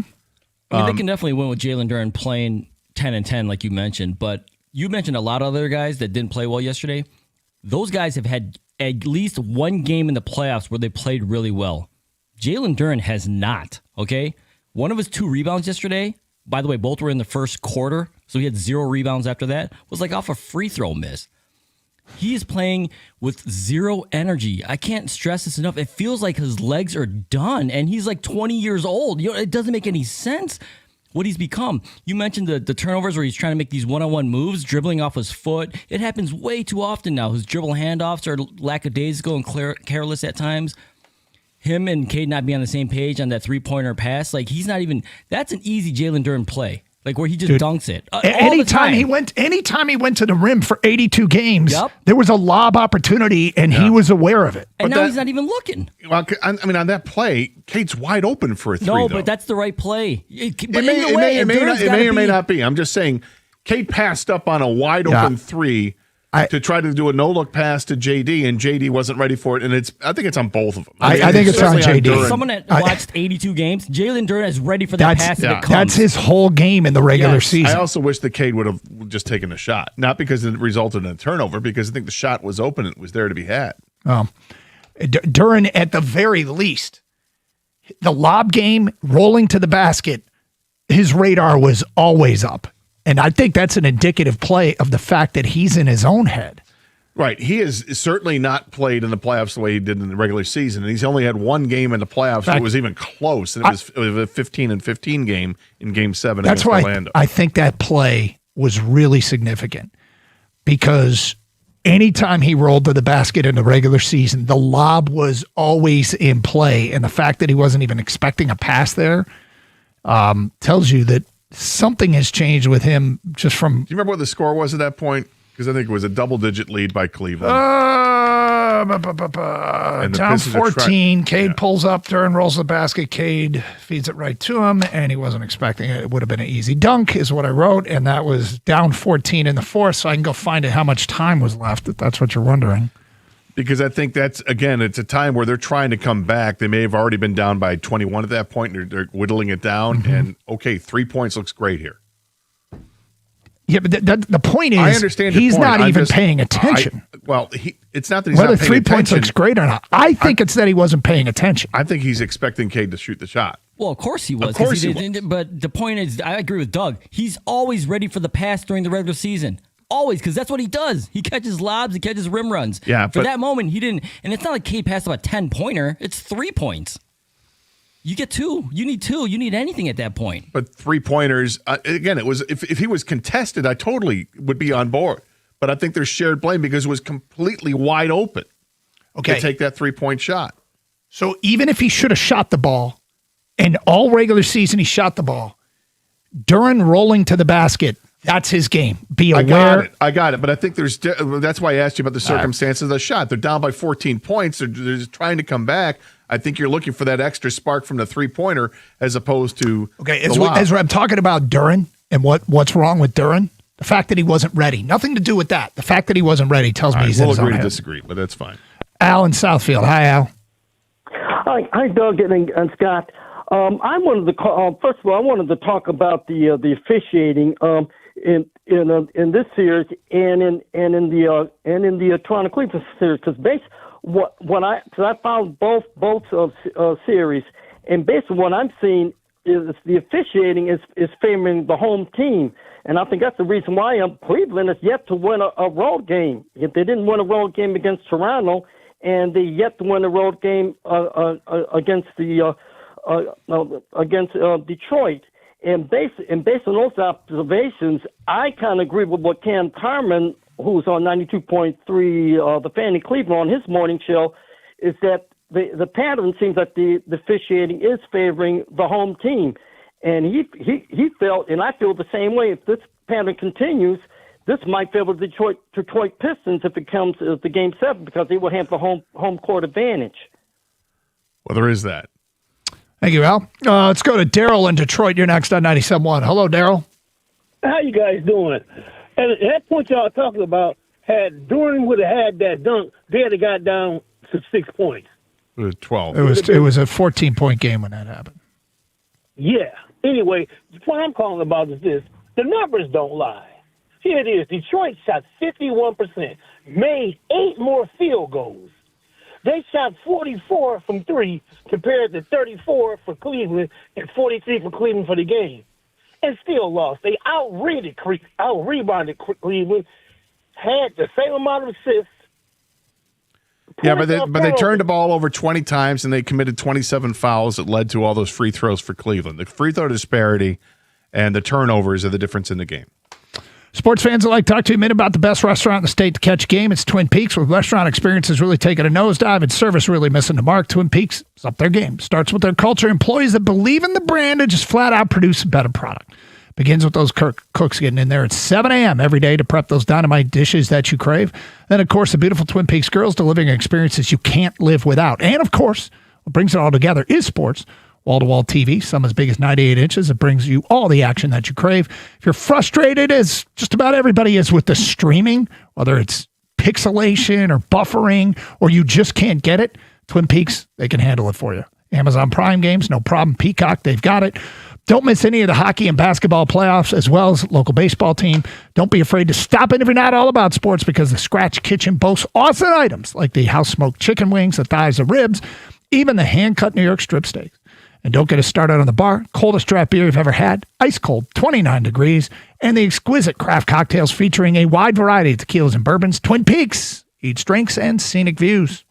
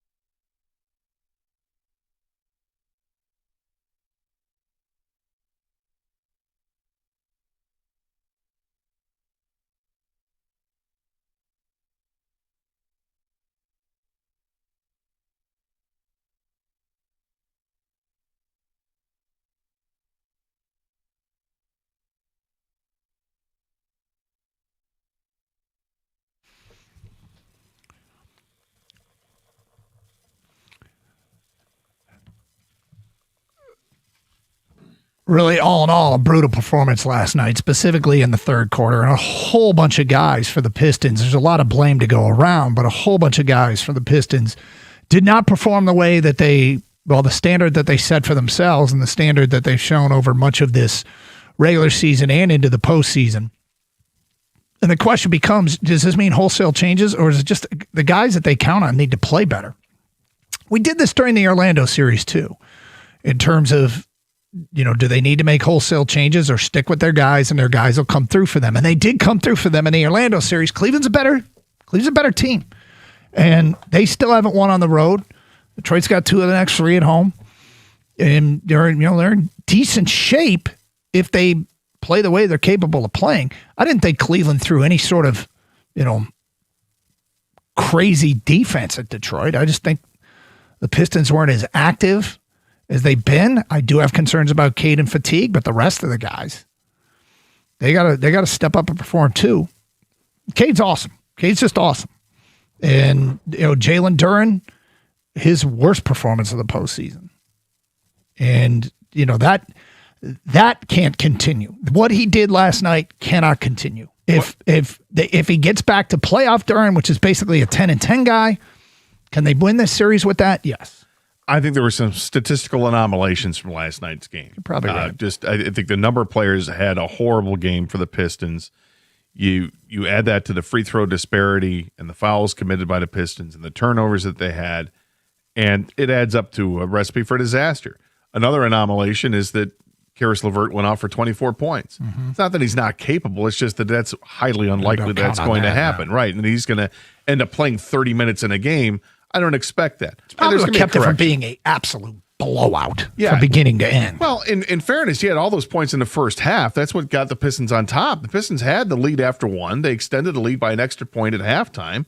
And it was it's just the third quarter that sucked. Now, the fourth quarter wasn't great. The Pistons outscored them, but a lot of that was made up in the last 90 seconds of the game when they, went on that little run with all the backups. But the Pistons basically outplayed them for most of the game. That third quarter was absolutely atrocious in every aspect. Let's go to Kevin. You're next. Hello, Kevin. Hey, how you guys doing? All right. Good. Everybody just needs to relax. The Pistons are going to be fine. Cleveland had to win that game. Pistons was playing with house money. So they're going to win the next game. It's going to probably be a blowout. I seen at the end of the game, Cade sitting on the bench shaking his head when he got that 9. I already know what that means. Duren. Wait, what did Cade do? Hold on. I didn't quite catch that. What did Cade do? Cade was sitting on the bench shaking his head. When at the game Cleveland was celebrating, he was just shaking his head, nodding his head on the bench, just looking like, That look in his eyes, like he already had that dog in his eyes, but he's just looking like, yep, I'm going to be better next game. Okay. We're going to be better. Duren going to be better. And also, I got to say this. He's going to get paid. Detroit's going to pay him. If we don't pay him, he's going to go somewhere else and be a star. You're talking about Duren. Yeah. Okay. He's only 22.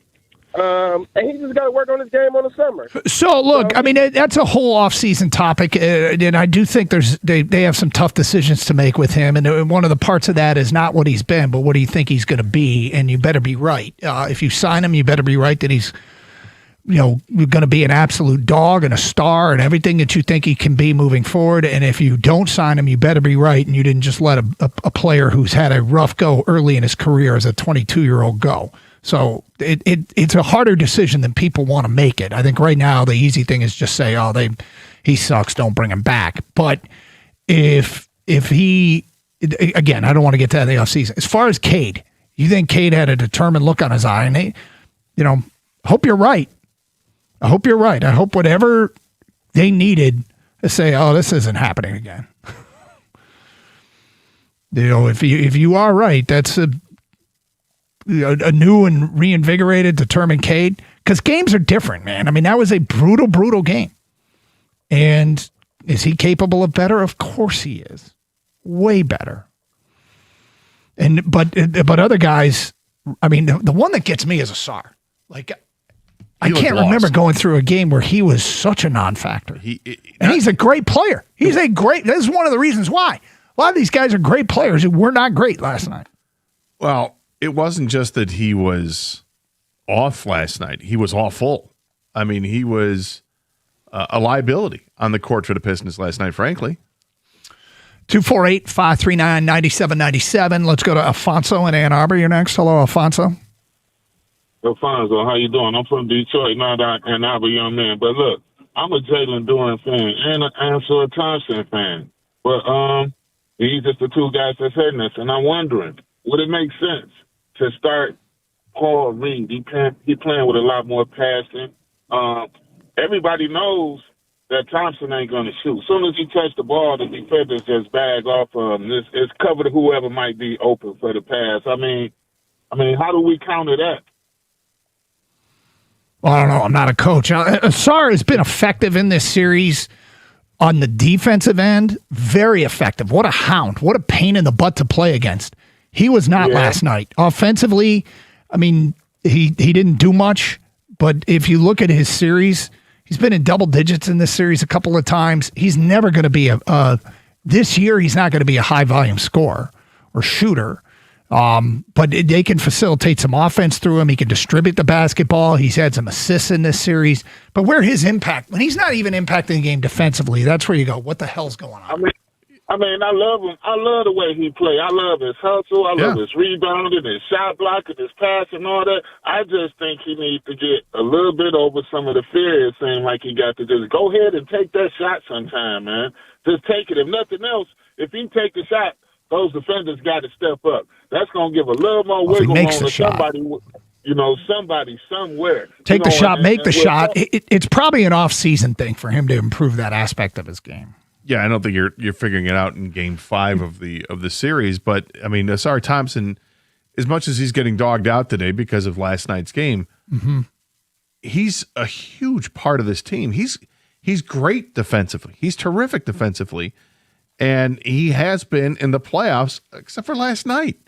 It was a one-night thing. Let's throw it in the garbage and move on, and get back out there and get your 8 to 10 points and get your 8 to 10 rebounds and play that great defense. The best version of the Pistons, Ausar, is very active. Absolutely. And so you stick with him. His defense creates offense. Yep. Nick and Shelby, you're next. Hello, Nick. What's up, guys? Hey. Hey, so, look, the guy calling in about Duren, we got to pay him. Somebody will. I'm sorry. 11 games into this playoff series. This is what he's getting you. He looks like he is running through freaking quicksand. He looks slow. He looks unathletic. He doesn't look engaged. And I get it last night. Like Duncan Robinson, I'm going to go to Duncan too here. 1 for 2. He can't just take 2 shots. And Ausar, he had a bad game. We lost that game because of that third quarter. But Duren has been just the most disappointing player in the playoffs off any team this year. This is just, and I understand he's 22. But at some point, you are what you are. He might get a little bit better, but he has no inside game. All his stuff is lobs and dunks. Nick, this is something. I mean, if long term, he's got to sort some things out, and they got to make a decision. Right now, it's about what can he give him in Game 5,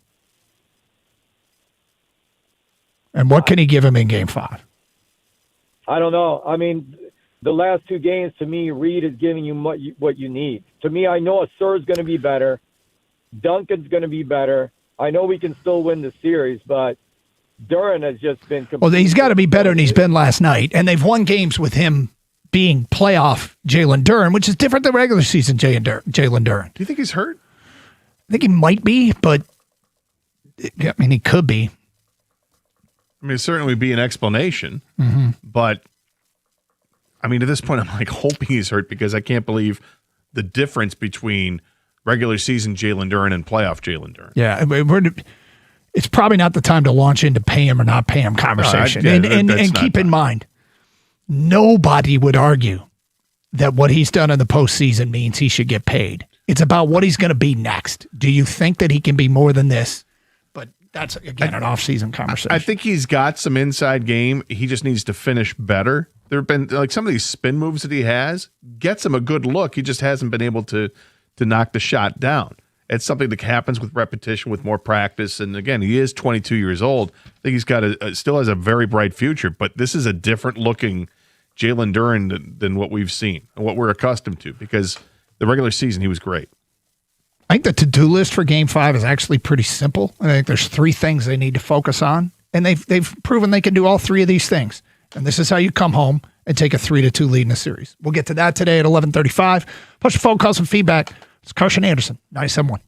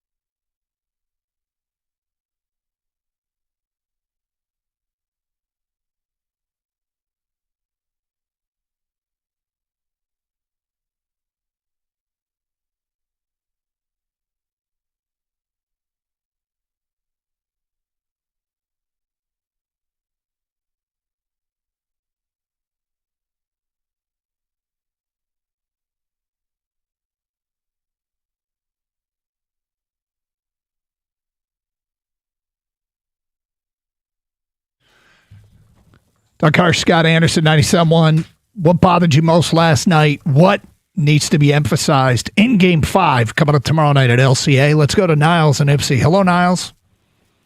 Hey, how you doing, man? What's going on? What's up? Man, I just want to say, man, I think we found the recipe to stopping the Cavaliers, and I don't see why it wasn't emphasized last night. Stop Donovan Mitchell. Deny him the ball. This guy had 4 points in the whole first half. He goes and drops 39 in the second half. I don't understand what the problem was. I don't understand why JB didn't just tell his guys, don't let him get the ball. Let James Harden do what he wants to do. He's a playoff cancer. He can't get the job done. Let anybody else get off as much as they want to. Just stop the Don. So it's interesting, Niles, because it sounds very simple and it sounds very easy, and it obviously isn't, because it wouldn't have happened. The weirdest thing is when you have a defensive team that like the Pistons that is so good on that end of the floor, is when they show a vulnerability like last night, and I guess it's what makes a superstar player, it's not as easy as saying just deny him the basketball. What's his Achilles heel? What did he try to expose in Donovan Mitchell?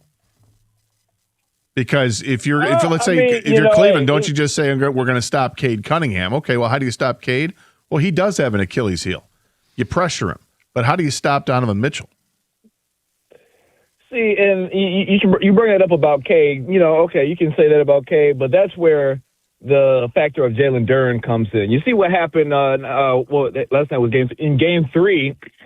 When they got, their little pick and roll action going, that's basically unstoppable when Duren wants to come and play. But, when you're in Cleveland, this guy's averaging, 35 points a game, career playoff average, at home. I mean, you just have to take that into consideration when you're going up against this guy, man. I'm like, just stop him from getting the ball. That's why I was like, if he gets the ball, double team. I think put the pressure on him. Okay. So much easier I think it's way easy. I agree with Doug on that. I think the other thing, though, Niles, to your point, here's what I want to see.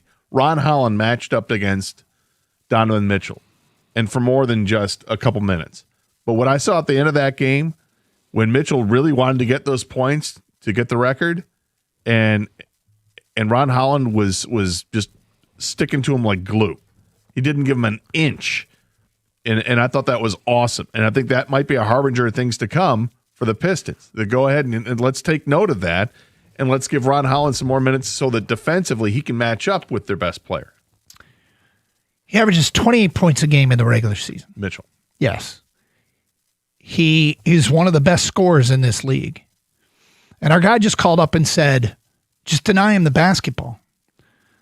Through 82 games, 7 games against Toronto, and 3 games against Cleveland, do you think no coach said, just deny him the basketball? Like, it sounds so simple, but this is what makes players superstars. I think the other thing that he brought up, that was also something that a lot of people brought up in talking about James Harden. He labeled it as a playoff cancer. That's not how James Harden's been playing. And when they win, he's a huge part of it. When they lose, yes, he's also a big part of it. James Harden is not the MVP candidate that he used to be. But James Harden is still a very good basketball player, and he's a future Hall of Famer without question.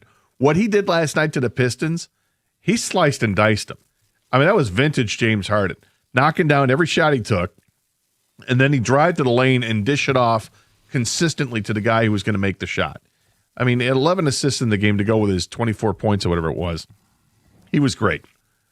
And I just, if you're going to continue to cast him off and just say, oh, well, he's never been this playoff performer. Do that at your own peril. He's still a dangerous player. So he has to be accounted for. I felt like last night we saw something that flies in the face of a cliche we use all the time. And it's something to consider.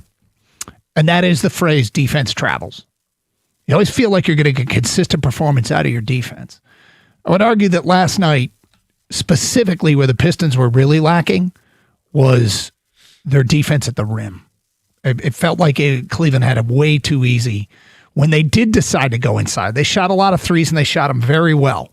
But when they did decide to go inside, I thought Detroit struggled in a way that I wasn't accustomed to.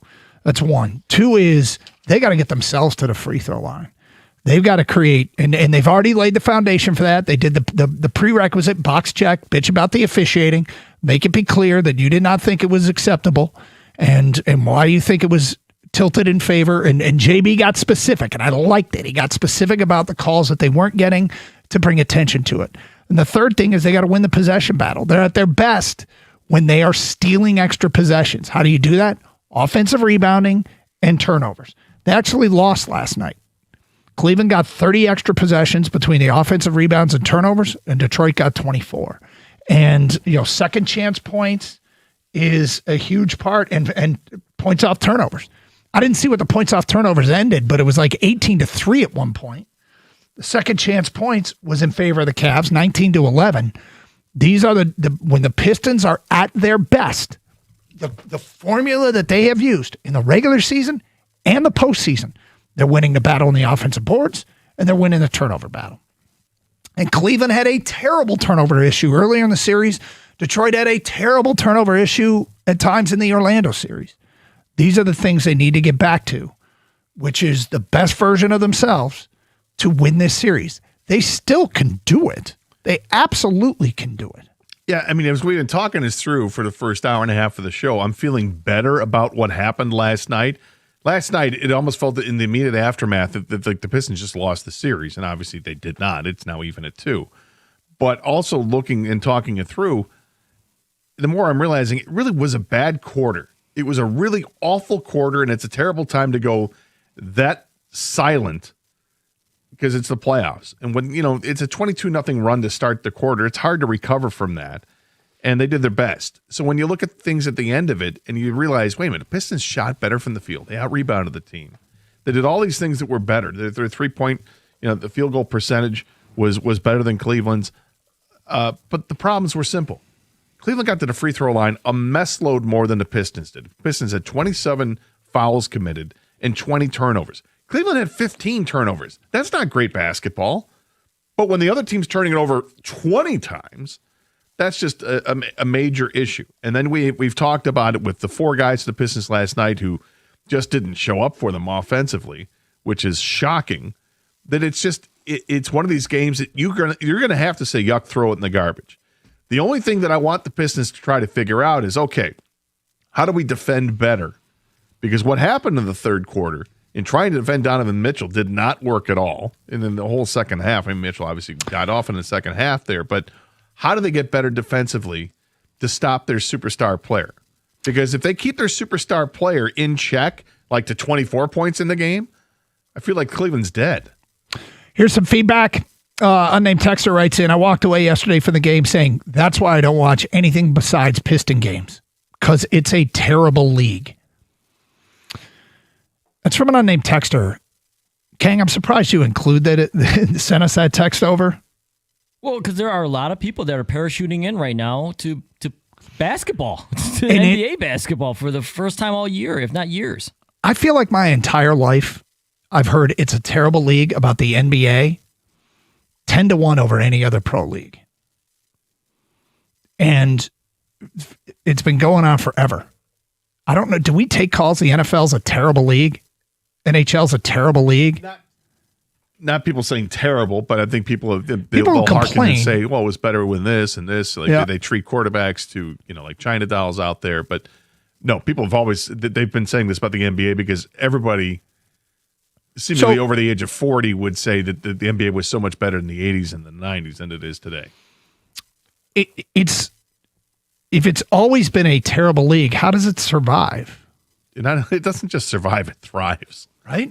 I mean, it's thriving because Jalen Durham, his possible max contract is like $50 million per year. Oh, and that's not why, but that's an example of the fact that it is thriving. Yeah, that's my point. Yeah, you can point to contract and tell people it's thriving. It's doing very well because I think it's obviously for some reason the generational gap with NBA basketball compared to the other sports is just wider as far as you might be right. Yeah, what you liked. What the Pistons need is not possible. Every team left has at least a duo of guaranteed scores. The Pistons don't, and Cade is getting gassed. This is a learning moment for Langdon. Should have got another score at the deadline.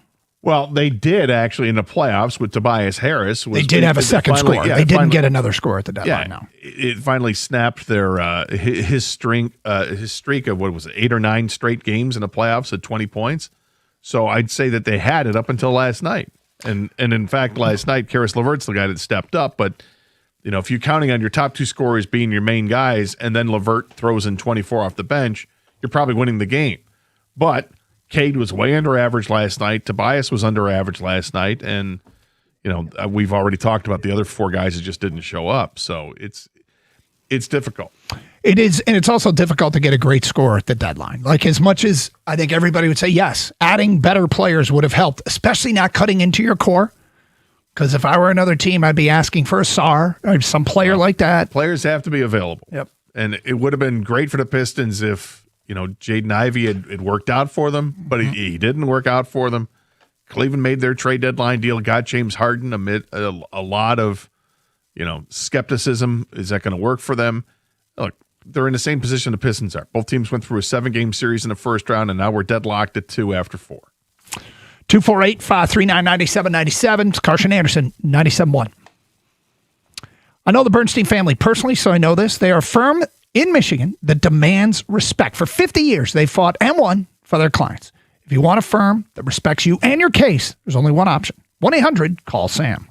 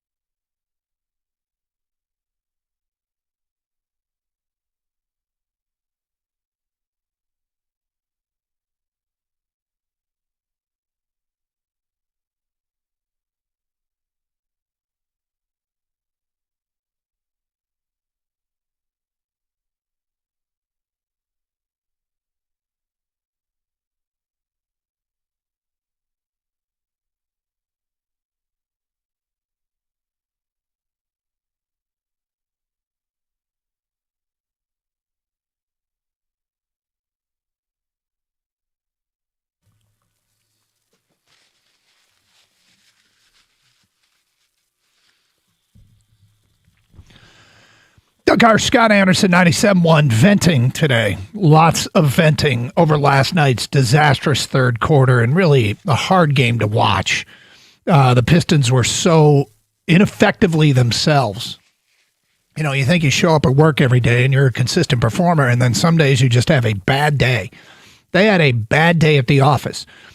A uncharacteristic, like the one player that I think shocked me the most is Asar Thompson, who is such a disruptor all over the floor and just really wasn't last night. And, you know, there's other examples, but that one, I don't remember not having Asar just pop off the film defensively, like where you're like, wow, what a play. And it just wasn't there for him. Yeah, and again, that's why I think last night the Pistons have to treat this as yuck, throw it in the garbage, because it was just too – it was too far off from what we've seen. That's not the Piston basketball way. That's not how they won 60 games. That's not how they, were able to come back down 3-1 against Orlando. That's not how they played in the first 2 games of the series. That was just a weird game last night. In particular, a really weird third quarter. And to be fair, I mean, when your leading scorer at halftime is Karis LeVert, that's also a little weird. So things were a little funky to start things off, but they managed to build the lead at halftime. Have we taken one call for more Karis LeVert? No, but I mean, I thought that they handled his minutes right last night. Okay, he's the hot hand. Bring him back in. Stuck with him. Yeah, 31 minutes in the game, 24 points. Sure. It was wild to watch him go off. It would have been like one of those performances. Questionable. Right. He was quite. I actually, when I started my notes, the first thing, because I didn't know if he was going to play or not, the first thing I wrote up in pregame note stuff was Herter and LeVert out, and then I have to scratch out LeVert when I saw him come in the game. This is a guy who may not even played last night. They were down 11 in the first quarter. Karis came in, and everything changes. He made 5 of his first 6 shots, and I mean, it was right in the middle too, and they came roaring back where Jalen Duren took an early in the shot clock 17-foot elbow jumper. And I'm like, why is he taking that shot? Feedback, turnovers on the road are killers. You can't continue to dig a hole and have to try climbing out of it. You have to hit first. Taking care of the ball is key. That's from an unnamed texter. Yeah, they had Pistons had 7 turnovers in that first quarter. They got off to the horrible start, like you mentioned. They got down by 11 and then came battling back, took the lead after one quarter, 24-21. They out-rebounded them 13-6 during that time. They outshot them 53% to 30%. But the turnovers kept them in it. And it was a hot start from James Harden. He had 11 points in that quarter, but things slipped away from him once you got into the second half. Unnamed texter says, it was actually the perfect game to have horrendous officiating. We played like crap. Now hopefully we play better and get more calls next game. There's something to be said for that. Like even if the officiating was a little bit more evened out and the free throw disparity wasn't as great as it was, would they have won that game? I don't know. The way they played, I don't know. I can't feel like I sit here today and think they deserve to win the game or they really had a shot to win that game. And that can happen in a 7-game series. You can just play a game where it's not going to happen for you. That's why Game 3 to me is still going to be one that I'm scared of. I'm scared that we'll be ruined the day they lost that game. And I'm not a panic farmer over here. But I didn't like that one. Let's go to Bob next on 97.1. Hello, Bob. Hey, Doug. How are you? Good, Bob. Hi, Bob. I think LeVert, I just wanted to say, I think LeVert said it the best at halftime. He said, we need to keep our emotions in check. And I truly believe that it was hard for the Pistons. You could see it on their face when I think you or Scott said that the disparity in the fouls was like 35-12 or something like that at the end of the game. That was the free throw shots was 34-12, yeah. Yeah, 34-12. Well, you could see it on the Pistons' face that they were getting very frustrated with the calls that were being made. And I don't want to blame it on the officials. The officials had a tough game to call because both teams are very physical, and it's hard. But I think they're just looking for some consistency and some support. And boy, there were some times where when Harden, every time he shot, he fell. Every time Mitchell, and those two players are great players. But boy, every time they shoot, they take a dive. Yep. I don't know. It was just tough to watch. And I believe, Doug, you said it in the beginning. There were times when I just wanted to turn it off because I was getting oh my God, I was getting frustrated with the whole thing. It was one of the more difficult games I've watched them play in a long time. Oh, it was tough, but anyway. Thank you. 248-539-9797. Daryl is next on 97.1. Hello, Daryl. Hey, what's going on, guys? How we doing? Hey, now with Levert was a heck of a scorer coming out of Michigan. He can shoot the ball. He's a scorer. Y'all shouldn't be surprised that he had a good game last night. But with Thompson, I love his defense. Thompson has to work on the shot. He'd be at the three-point line wide open, and he looking to pass the ball when he can shoot it. But he can't shoot. And there's no sense of the Pistons crying about fouls in the first game. Pistons got the calls. And then in the first half, the Pistons turned the ball over. They could have had a bigger lead. So there's no sense of complaining about the foul comparison. The Pistons got the calls in the first game of the playoff. Well, I think that's the point, is that is the squeaky wheel the one that gets the grease? Is the home team getting the home calls? Because that's how it's gone. The Pistons got calls in the first two games. Cleveland got calls on the next two games. Now the series shifts back to Detroit. Is Detroit going to get calls tomorrow night? And I do remember the one play that Cade got fouled just for halftime. He got fouled right in front of the ref, and he didn't call it. So I mean, it's kind of sad. It's really sad, but they're going to win it. They're going to win the series. Why do you think that? Because they're a better team than Cavs. Cavs.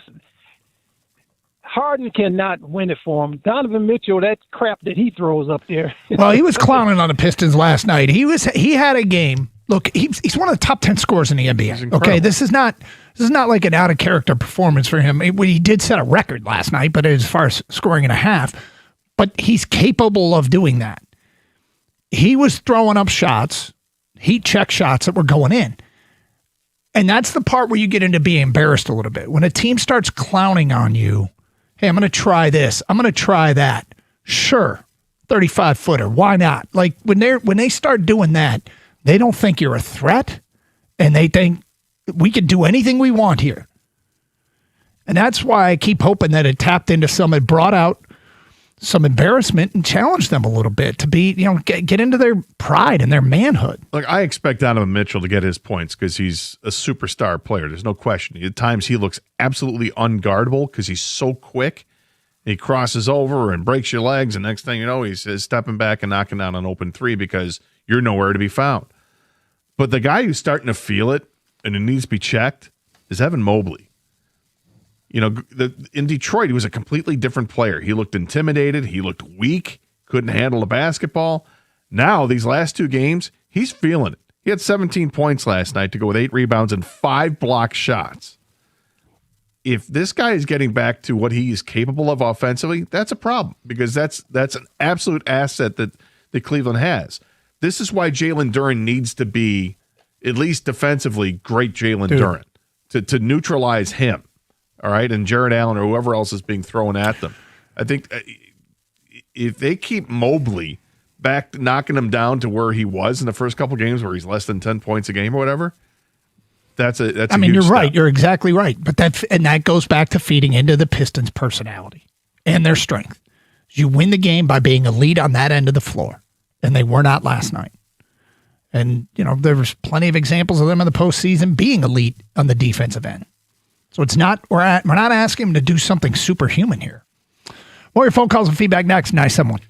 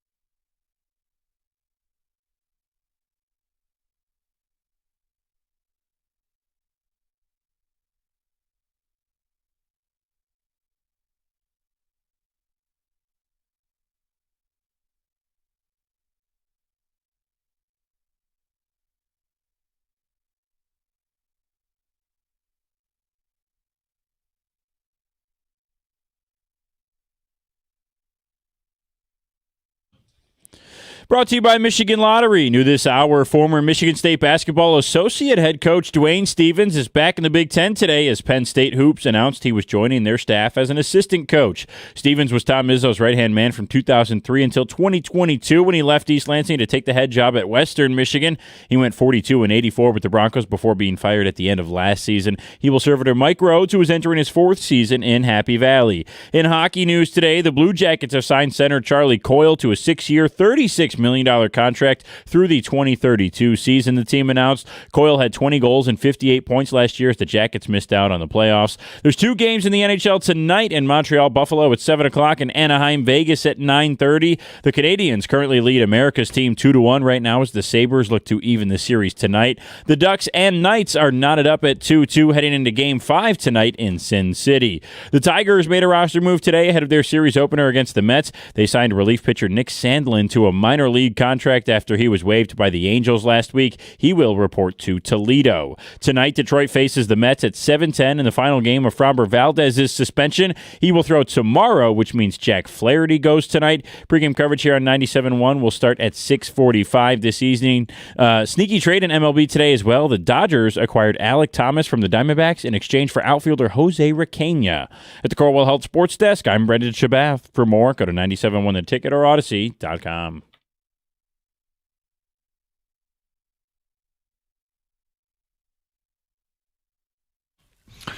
It's funny, I give David and Evan credit out there. They were talking about the difference when you see the Pistons win the first 2, lose the next 2, and who the Cavs are home and road. You've got, as they put it, NBA Danis and G League Danis.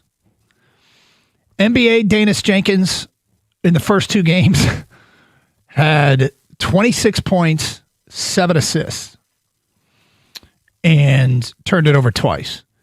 G League Danis went to Cleveland and had 4 points in those 2 games, 4 total. He did have 6 assists, turned it over a couple of times. Meanwhile, Dennis Schroeder, who's getting a lot of minutes, they're getting a lot of minutes against each other. Schroeder had 9 and 4 in Detroit, 11 and 7 in Cleveland. Felt him more in games 3 and 4 than we did games 1 and 2. You know, I'm glad the Pistons have home court. This is where being the number 1 seed matters.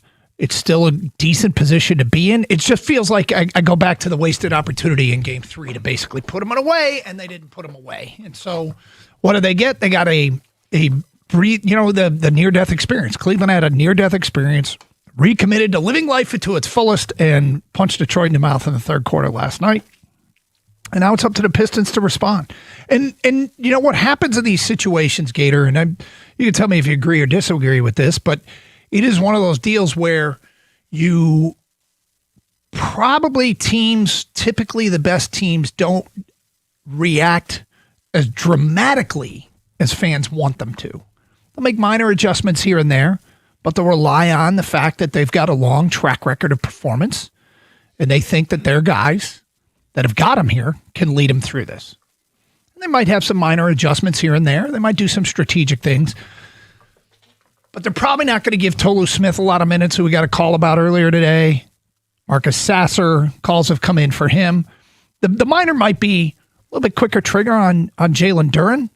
They've proven they can win in the postseason with Duren not being a 20-10 guy and a guy that might make third-team All-NBA. That was regular season, JD. They've proven they can win with postseason, JD, which is more of a 10-10 guy. But he's got to play better on the defensive end. Yeah, without question, this team has areas where they can improve on, and I don't think they have to go that far. It's not like this is a pattern of them being god-awful. It's one game where 4 players were completely non-existent, and others were less than average. So they can be better.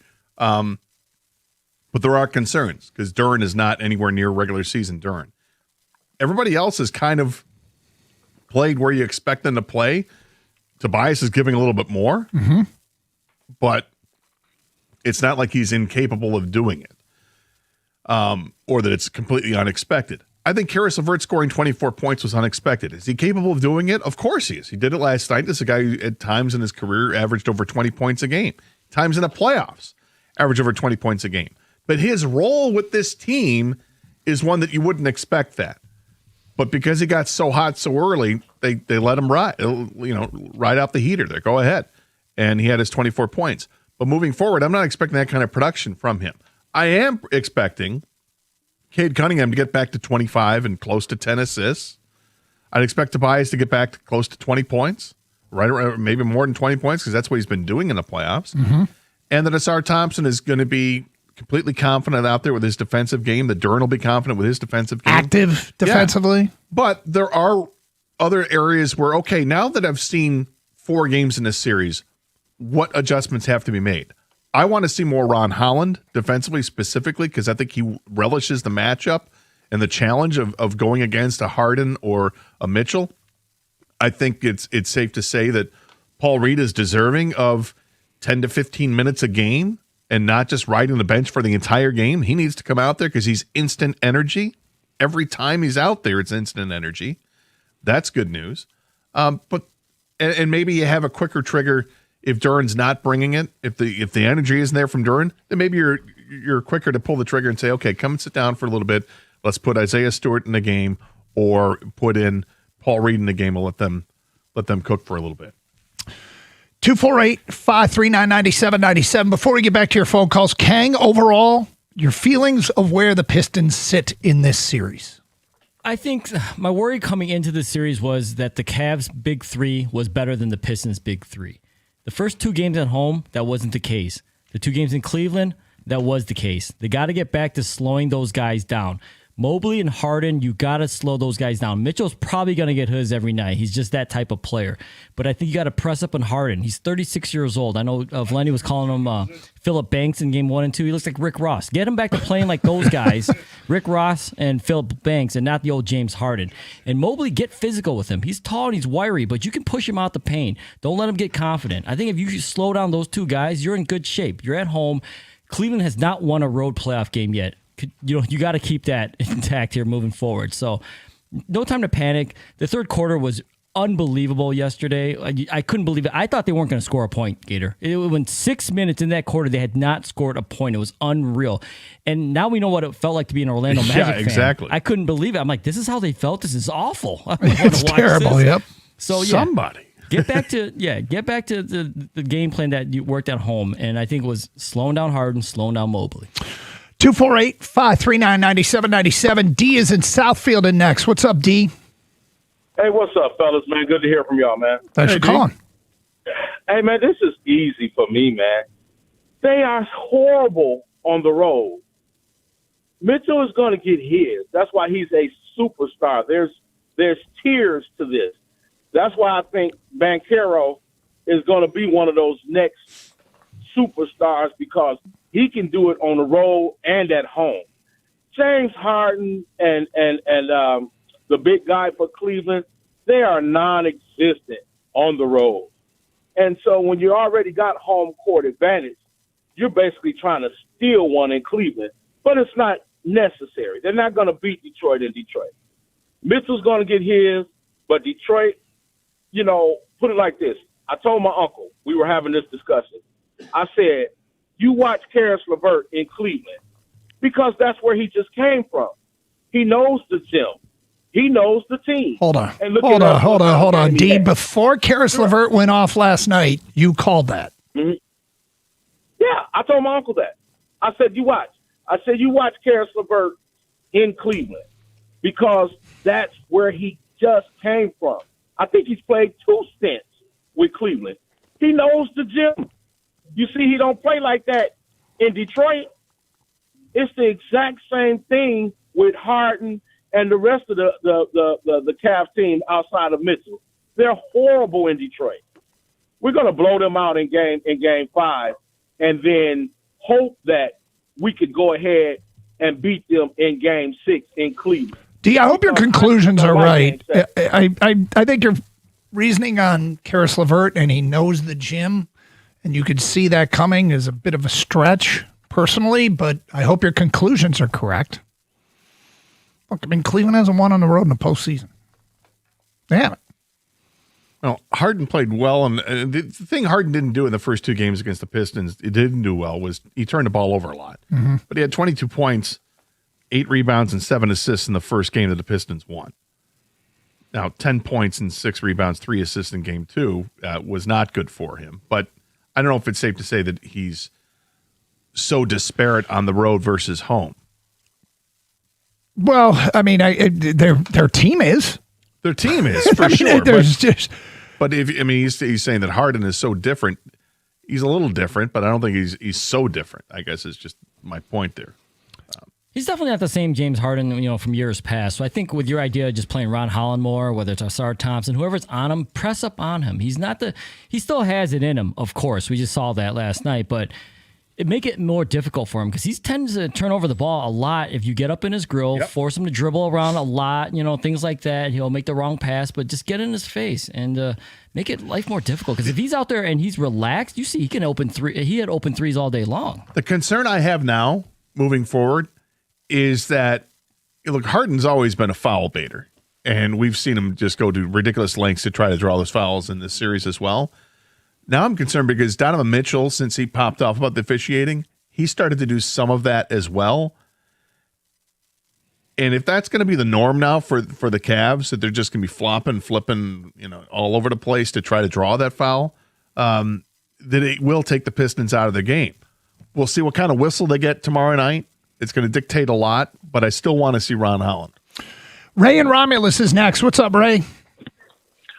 Hey, guys. How you doing? Can you hear me out on this one here, man? I think the elephant in the room here is J.B. Bickerstaff. Okay, how in the world can you have a lead of 56-52? He had Jalen Duren out there for the entire first quarter, most of the second quarter. He played him till he was dead tired. You start the third quarter, how in the heck can we go 22-0 run and you can't call a freaking play? You can't diagram a play to get a point. We came out of a timeout during that 22-0 break, and K shot a three-point shot with 4 seconds off the 24-second shot clock. He came out of a timeout and shot a three-point shot. JB is the worst X's and O's coach when it comes to diagramming plays. I haven't saw a set play yet from our team. All right, you haven't been paying attention. They did it a bunch in the Orlando series, Ray. A bunch. No, I'm talking about yesterday. Okay. Okay. Well, you just said you haven't seen it yet. I'm talking about the game yesterday. Okay, they're just talking about yesterday. The whole point is that everything was one-on-one.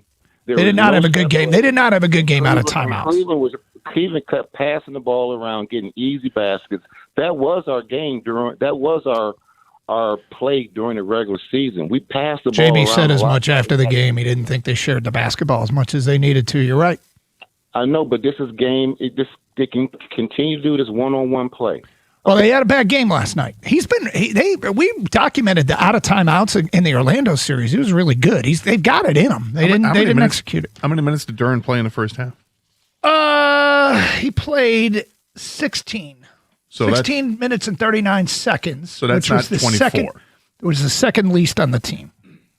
Of the starters. Of the starters, yeah. He played. Well, he said he played every minute, and he was dead tired going to the second half, and he played in the second half. He played more. Duncan played more. Tobias played more. So. I mean, look, he did not have a great game last night. And I think he kind of acknowledged as much afterwards, but he's had some really good out of timeouts. We were tracking that in the Orlando series, and he was winning more than he was losing coming out of timeouts. I thought his usage of timeouts was spot on last night too. 97-1.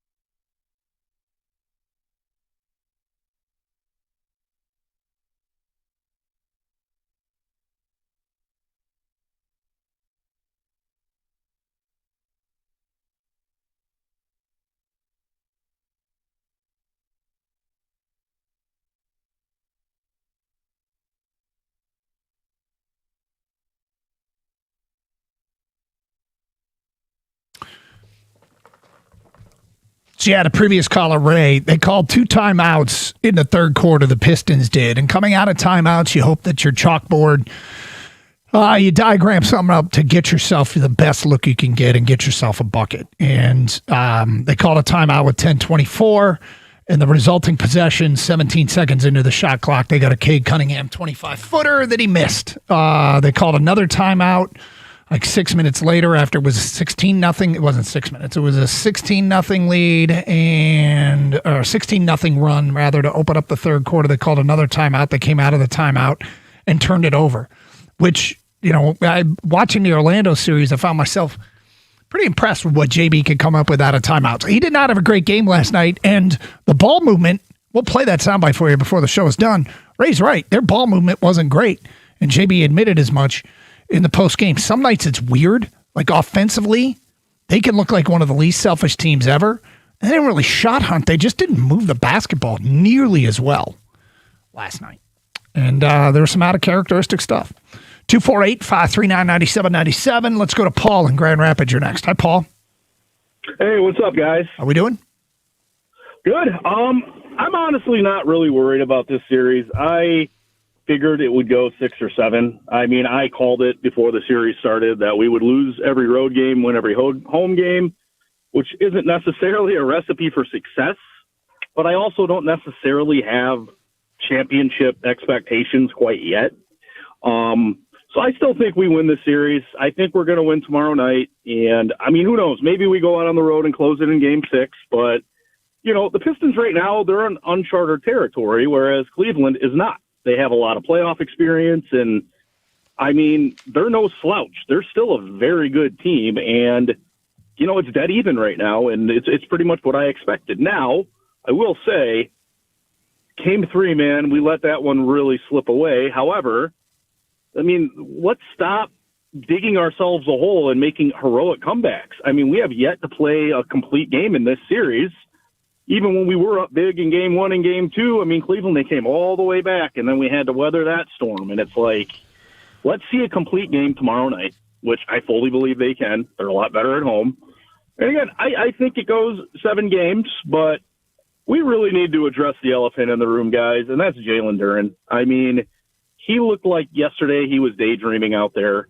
That missed pass from Cade, and just he's not getting it done defensively. And, Paul Reed goes out there, and in half the minutes he puts up 14 points and gets more rebounds. Like, I don't know. He looks lost out there, man. He doesn't deserve the max contract. Well, hold on. He's been talked about quite a bit on this show so far today. A. B is, last night was the first game to me that it felt like he was non-existent on both ends of the floor. He was worse offensively, and it was probably the least impact I can remember him making on the defensive end of the floor.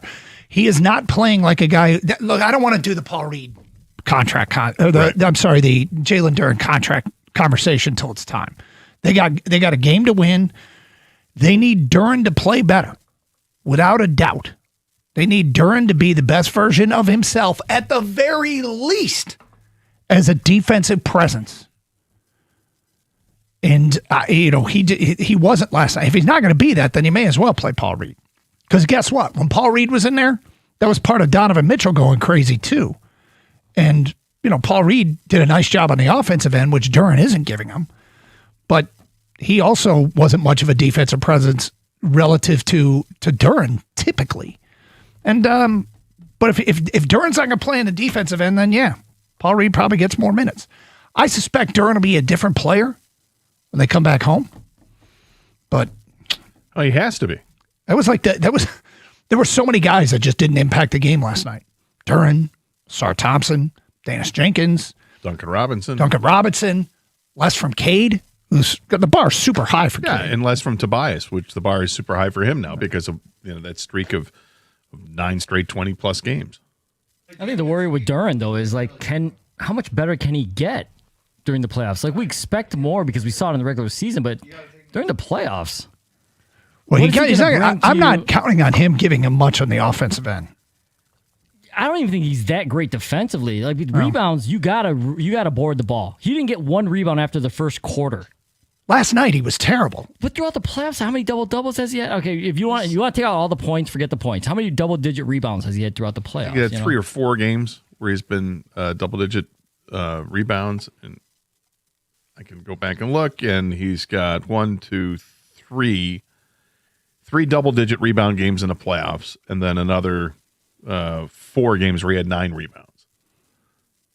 He's averaged 9.5 points, 7 rebounds in this series. He averaged 10.5 points, 9.5 rebounds in the previous series. Look, last night he was non-existent. Rowan is next. Hello, Rowan. Hey, so with Jalen Duren, right? I just wanted to point out when the Cavs went on their 23-0 run in the third quarter, Jalen Duren was off the floor, and I feel like their defense pretty obviously suffered. So I get we want more points, and Paul Reed's been better on the offensive end. But I don't know, Jalen Duren, he's not getting the stats, but I feel like his presence was missing during that crazy run. What do you guys think? Yeah, I mean, I tend to agree. And look, Duren last night was really, really non-existent. He was the first player they subbed out in the third quarter. Yeah. And I got to see what the score was because it was 56-52 at the half, right? The Pistons had a 4-point lead. And when I'm trying to find it because I had the play-by-play up here earlier. I know Paul Reed was the first guy off the bench. He came in at 9:40. 9:40. I believe that's what, but according to my notes, Doug. Okay. Paul Reed came in at 9:40. All right. Yeah. So when Duren left the game, it was a 10-0 run. Paul Reed came in, and they went on a 12-0 run before Reed was actually the one that ended the run with a dunk, right? Yes. It was end of the 22-0 run. Yep. So, I mean, Reed was on the floor for a bunch of that too, yeah. But here's the thing. If Duren's going to give you nothing defensively and nothing offensively, then Paul Reed is the obvious answer. Paul Reed's the obvious answer. And then he just gets more opportunity. Yeah. And Paul Reed initially wasn't great defensively there. Just by the numbers of what Cleveland was able to do. But eventually, then Paul Reed started scoring, and then that point differential changed because he did have 13 points in 10 minutes, basically, the 9 minutes and 40 seconds he was in there because he played the rest of that quarter. He had 13 points in that quarter, and keep in mind the Pistons were down 22-0, ended up losing the quarter by 17 points, 38-21. So he was more plus the second half of that. Obviously, he was. Duren finished -12. Paul Reed finished -3. But I'm sure Duren's going to start tomorrow. Okay, will he have a shorter hook? He might. He very well might. 248-539-9797. All right, we'll hear the best of what JB said after the game, including some acknowledgments of what went wrong and his strategic play with the officiating. We'll get to that today at 12:35 on 97.1.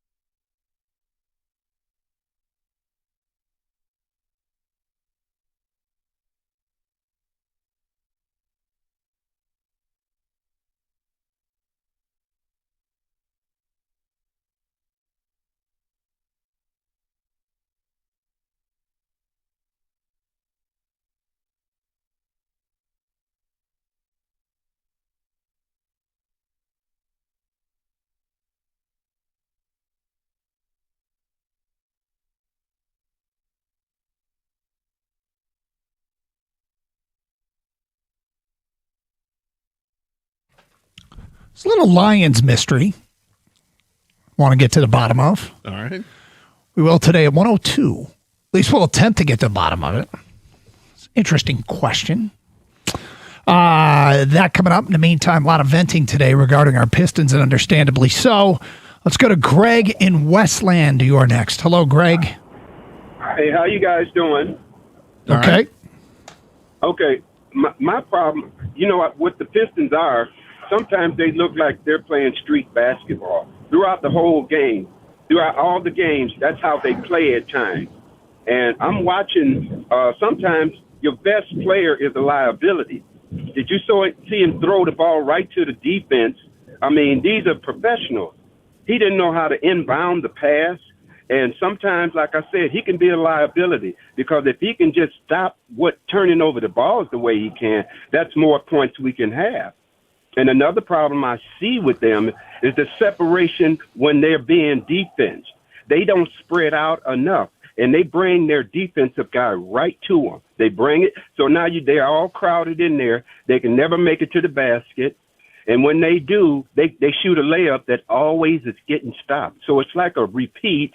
And like I said, sometimes I think they play street ball, and I think they can do some improvement on that. Spread out when you're on offense. Move around. They stand around waiting, and then they bring the defensive guy over, which I think really hurts them. One of the things, Cade could certainly cut back on the turnovers, and it's been well documented. He's so good, though, that the good far outweighs the bad. It far outweighs the bad. And if you look at the players that lead the NBA in turnovers, it's all this, like a bunch of the best players. It's just they have high usage rates. They got the ball in their hands a lot. A lot is expected of them. And, the more you have it, the more you're asked to do, the more likely you are to turn it over. It just kind of comes with it. Now, could he cut back a few turnovers, here and there? Sure. And it's something that he needs to work on moving forward. But the good far outweighs the bad, Greg. Oh, I know, but still, he still has to. I mean, it just doesn't make sense what he does, though. He's got to change what he does because sometimes, I see him dribbling sometimes into a crowd of players, and I'm wondering why is he doing that? And because he does a blind turnaround, and they're all knocking the ball away. So I think they need to improve how they handle their defense. All right, thank you. Let's go to Willie next on 97.1. Hello, Willie. Hey, how you doing, fellas? Thank you for taking my call. Sure. So Game 4 is Game 4 because of what happened Game 3, and Game 3 happened because of Cade Cunningham down the stretch. It's no excuses for a superstar. I don't watch Kobe and Michael Jordan, different ones, man. In that situation, they don't turn the ball over 2 consecutive times. It seems like Cade Cunningham sometimes don't pay attention to what he's doing. It's like the other caller said, I watch his dribbling sometimes. It's like he don't pay attention, man. And, it's like he's looking elsewhere while he's dribbling, and he gets the ball taken away from him. And just another thing, you guys remember Chuck Daly, I'm pretty sure, how Chuck Daly used to coach as far as fourth quarter, down the stretch.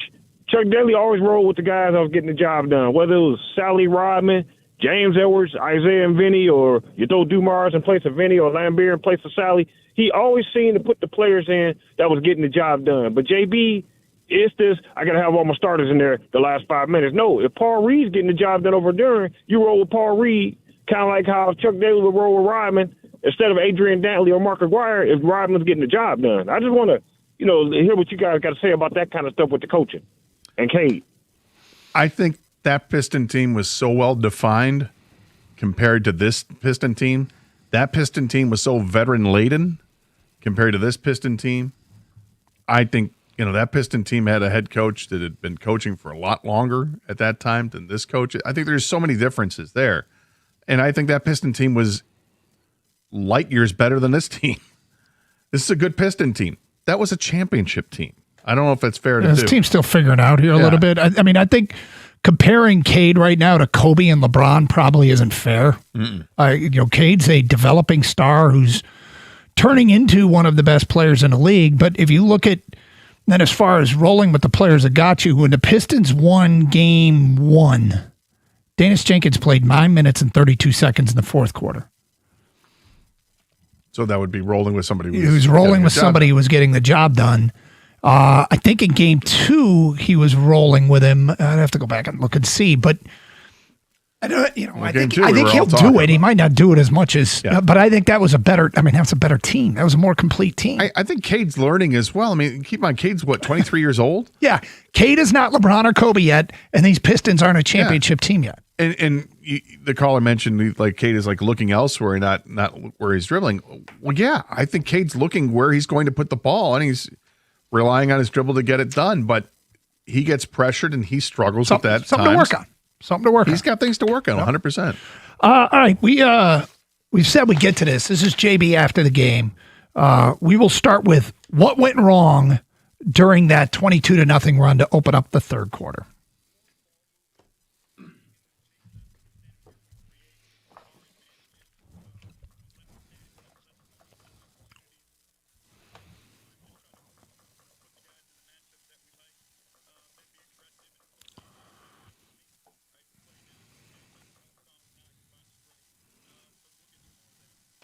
Okay, so we've talked about this, how he said this after the game. We've talked about it so much, I don't really have anything else to add. I think it's pretty obvious that when they're at their best, they're sharing the basketball, making the extra pass, extra pass, and getting better shots. And that wasn't the case in the third quarter. Anything else to add to it, or are you good? No, we've beaten this thing up. Officiating. Here we go. This is what he had to say about the disparity in free throws.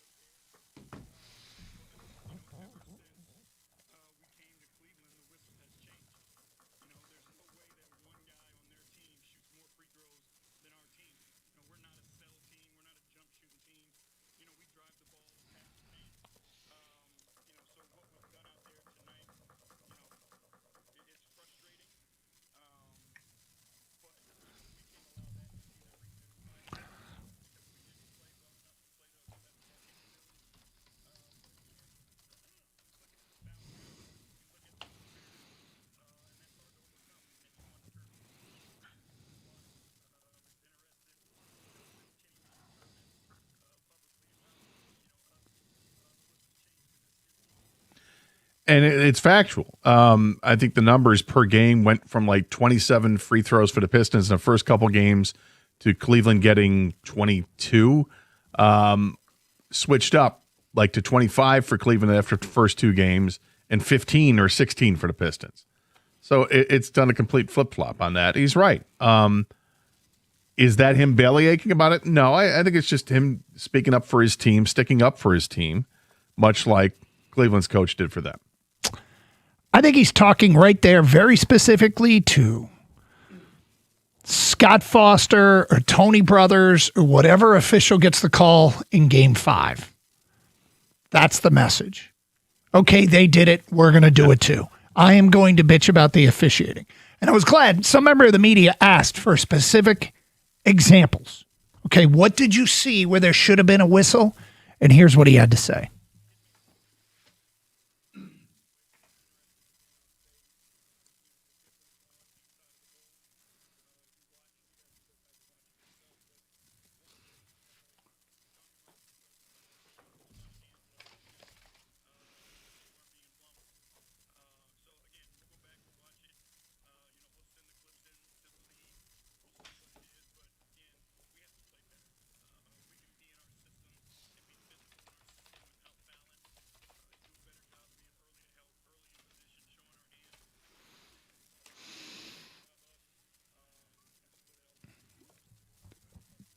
So we don't know exactly what the clips are, the library of clips are that they're going to send into the league. He did indicate Duncan Robinson coming off screens. So guess what I'm going to be paying attention to in Game 5? If they get handsy with Duncan Robinson coming off screens, who only got 2 shots off in that game, and JB clearly thinks one of the reasons why is they were a little too restrictive and too physical with him coming off screens. See if those get called this next game. I think that's a good observation. And something we should all look for. Well, I've been noticing that throughout the entire series. It just really came to hurt them this past game. I'm glad we heard something from JB after the game. I'm curious what he was saying during the game. Mm-hmm. Because when the game is still going on, you still have a chance to win that game. I don't want to wait. And I'm not saying he didn't do anything during the game, but I'm curious how he was working the officials while this was happening. You know? He definitely had conversations with the officials. There's no doubt about that. You saw him jawing at them and jawing with them, particularly after plays that weren't called. Yeah, and I know they talk throughout the game, but I'm just wondering how demonstrative he was and how, like, did he swear? Did he try to get a technical? Like, because even when I see Cade show emotion, I'm like, that guy never shows emotion. If he's complaining, he's legit complaining about something, and they still weren't giving him calls. Yeah, and how much of that is frustration or how much is that actual legit, hey, I'm getting hacked here? I thought Duncan Robinson was going to lose it when Harden took a three. Robinson, he did touch his elbow, but then it looked like Harden's like, I'm just going to throw this ball at the ceiling and flail my arms and get the 3 free throws. Yeah. And the official that was right there, didn't call it. The official 20 feet away in the baseline called it. That's annoying. And then Harden was like, go ahead. I dare you to review it. He knew it. And JB, he's got his staff tell him don't do it. And he didn't, even though, despite that Duncan Robinson wanted to, because it was so ridiculous. That was one of those things where Duncan touched him. He did graze him. The impact it had on Harden was massively exaggerated. Well, yeah, my issue with that foul call is, he probably grazed his elbow, but there's no way the ref saw that. No. They just called it because... not that ref. Right. Thank you. They just called it because the way the shot was way off, Harden reacted, and they just called it. They didn't actually see it. Right. Meanwhile, 100%. Tobias, who's been knocking down all these turnaround jumpers, leaves like a 16-foot shot short. He's complaining he was fouled, and they don't do anything. Like, is Tobias Harris going to leave a shot short like that? Not likely. Good to more your phone calls and feedback. One more from JB when we continue a Lions mystery at 102. It is Carson Anderson on 97.1.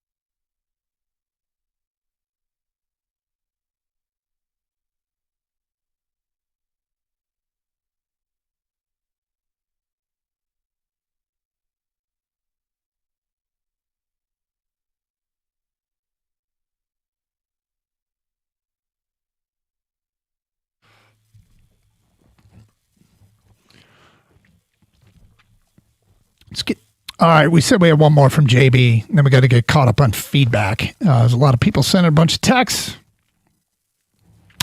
Final one from JB post game. Look, it's a young group. Is there still growth going on here? As this young group navigates into the second round of the playoffs, here's what JB said.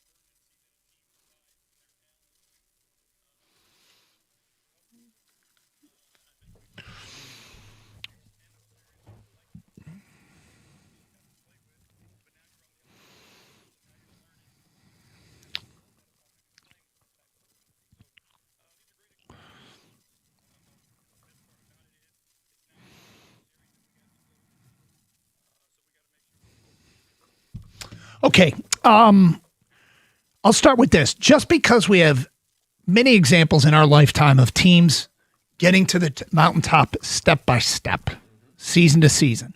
Right. Happened with the Red Wings, happened with two separate Pistons championship teams. Happened with the Tigers. Where they got a little bit better and a little bit better. They got into this first round, made the playoffs, got second round, made it to conference finals. And year after year, they just kept leveling up. Just because that's happened before doesn't mean it's going to happen with this group.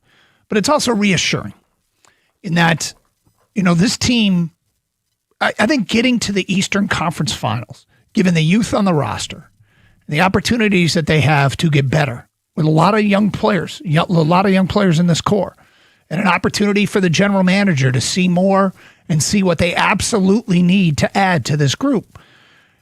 He's right. He's absolutely right. And I think getting through this round and answering this bell again would be huge in terms of leveling up, getting to the conference finals, experiencing that, fighting through. And the good news is they've already been in one of the biggest possible pressure cookers you can be in. A 1 seed down 3 games to 1. Yeah. Where every game is a must win. And they responded. In back-to-back-to-back fashion. That included a 24-point second half deficit. With the season right there, getting ready to end, they came back from that. They won that game. So now they're in a pressure cooker again, except this isn't nearly as much. It's 2-2 with home court. Last time they were in something like this was 3-1, and they had to win 2 games. They had to win a game in Orlando. It was just one game. They had to win 1 game in Orlando to stay alive. And they did. It's a better opponent, but not as much pressure. He's right. Hopefully they've learned and they survive that, and they can survive this, get to the conference finals, and test themselves against a white-hot Knicks team. Now, the grand scheme of things, and we try to keep the topics, focused on the micro, they probably lost their most legitimate shot to win the East when they didn't close out Cleveland in Game 3, because I think they could use the rest, especially Cade. But that's a macro question. I would have loved to see them get a few days rest before they take on a Knicks team if they make it. Now they just got to win this series, and they'll have their hands full. Well, we don't know when. Got to win the series first. Yeah, if they win this series, we don't know when that first game is going to be in the conference finals. It's going to be Sunday or Tuesday. It'd be great if it were a Tuesday and get a couple extra days. And yeah, I think the team needs to have a little bit of rest, a day to themselves, and then get back to practicing and working for it. At the same time, this is a very young team. It's a very young basketball team, and I think even these guys are looking at it, being tired is an excuse. All right, Cleveland went through a 7-game series just like the Pistons went through a 7-game series, so you're on even footing there. And Cleveland has more veterans on a team, I think, than the Pistons do. Or certainly with James Harden, he's way more veteran than anybody the Pistons have. So I'm not. Just to be clear, I'm not talking about this series. No, I'm talking about if they were going to beat the Knicks. I really would have preferred a bunch of time off, but that's a topic for another day. Yes. Yeah. I mean, right now it is about Cleveland, and do they have enough in the tank to absorb what happened last night and then excrete it so that they can get into Game 5. That's right, I said it. You said excrete? Excrete it. Get it out of the system. Eliminate it. It's gone. All right, here's the feedback. JB's stubbornness to keep playing Duren when he can't even hold on to the basketball without turning it over is becoming an issue. Well, Duren's coming off his worst game. I mean, it's his worst game. And I don't know if he gets even a shorter leash in the next game. Probably is my guess. He's playing Duren because he thinks Duren gives him the best shot to win. And he did not last night. He did not. And people can say, oh, he hasn't the whole playoffs. He hasn't offensively, but last night he wasn't even, you couldn't see him on the defensive end. Richard in Birmingham says it was an ugly game, but both teams have held serve at home. That will continue and we will win in 7. The sky isn't falling. From an unnamed texter, that is the worst game I've ever seen a SAR play. Careless with the ball, low energy. There's just no sense of urgency with this team. Is that a JB issue? Well, I would argue there was no sense of urgency. I would argue that last night's game was an extreme. Even in Game 3, they answered the bell multiple times. Roared back, couldn't put them away in the end, which sucks. But wasn't this kind of an outlier as far as team performance in the postseason? I think so. I mean, you have to go back to some of those early games against Orlando, but in this series, I think this is clearly the one of the 4 games that they just, because of one quarter, they weren't competitive. If they close out the series this way, I'll have more questions, but that was a really collective performance where a whole bunch of guys underperformed. Guys, Duren needs to be investigated. There's no way this guy is turned into this big of a useless body. He literally does nothing. He barely runs when on the floor. He's not useless. He was not very good to this team last night. Okay. That was his worst game in the playoffs.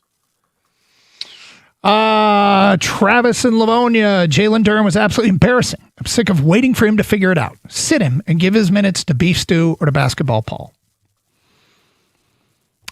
Look, if Paul Reed can score like that and Duren's not going to play offensively, they may have to look at that more. Or not play defensively, sorry. If Duren's not going to impact the game defensively, then yeah.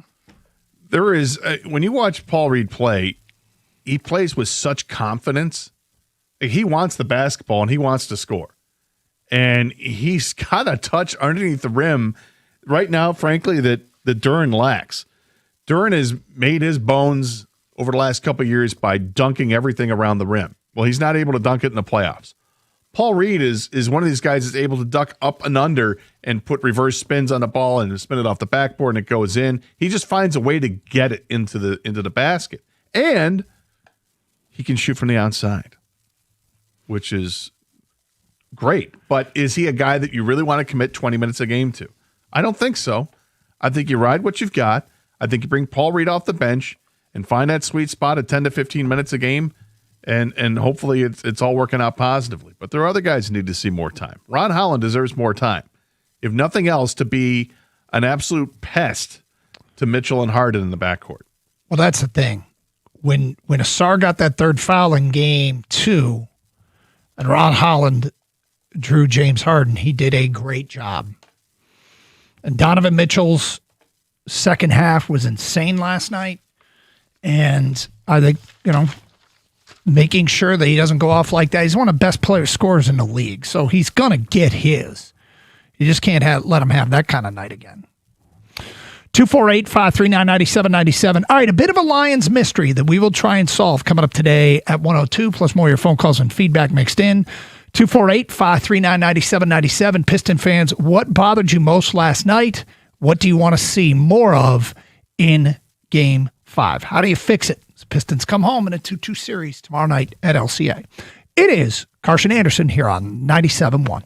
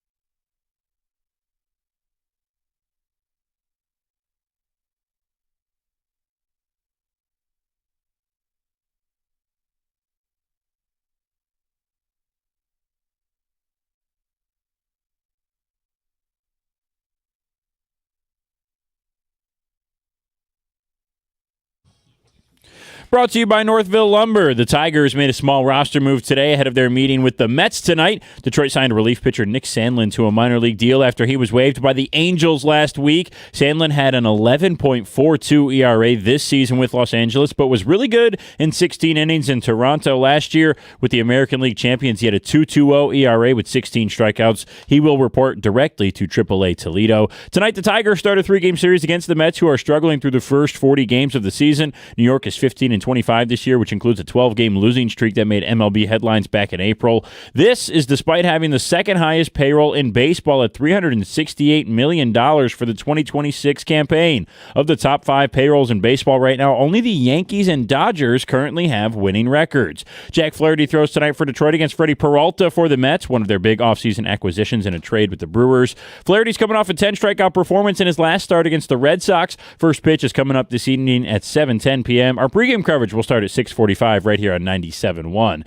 Michigan State basketball's 2026-27 home and road opponents were announced by the Big Ten today. The Spartans will play Maryland, Michigan, and Nebraska twice this year. They will play everyone else in the conference just once, including Wisconsin, Purdue, Illinois, and Iowa. At the Cornwall Health Sports Desk, I'm Brendan Shabath. For more, go to 97.1 The Ticket or visit Odyssey.com.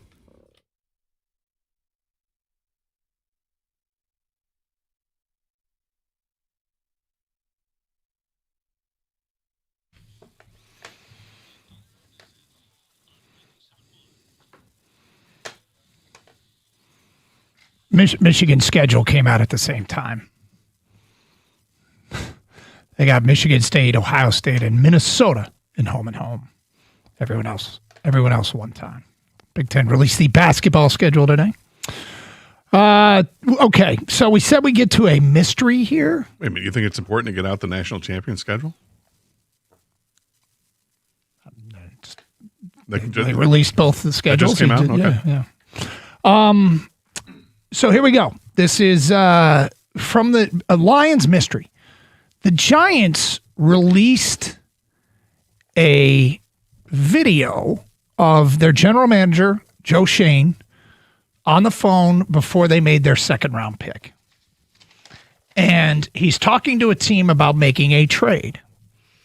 The team he's talking to about making the trade has picks 118, 128, and 157. And they were going to offer those picks for the Giants pick at 37. Okay? So the conversation is taking place when 36, the Houston Texans are on the clock. Actually, Vegas was on the clock. They traded it to Houston. So it's the 36 pick is being made. Giants are sitting there at 37. They have a player they want. If that player goes, they're going to trade the pick to the team that has 118, 128, and 157, which we know is the Lions. Here's how the conversation went down from the Giants side, and this is Joe Schoen.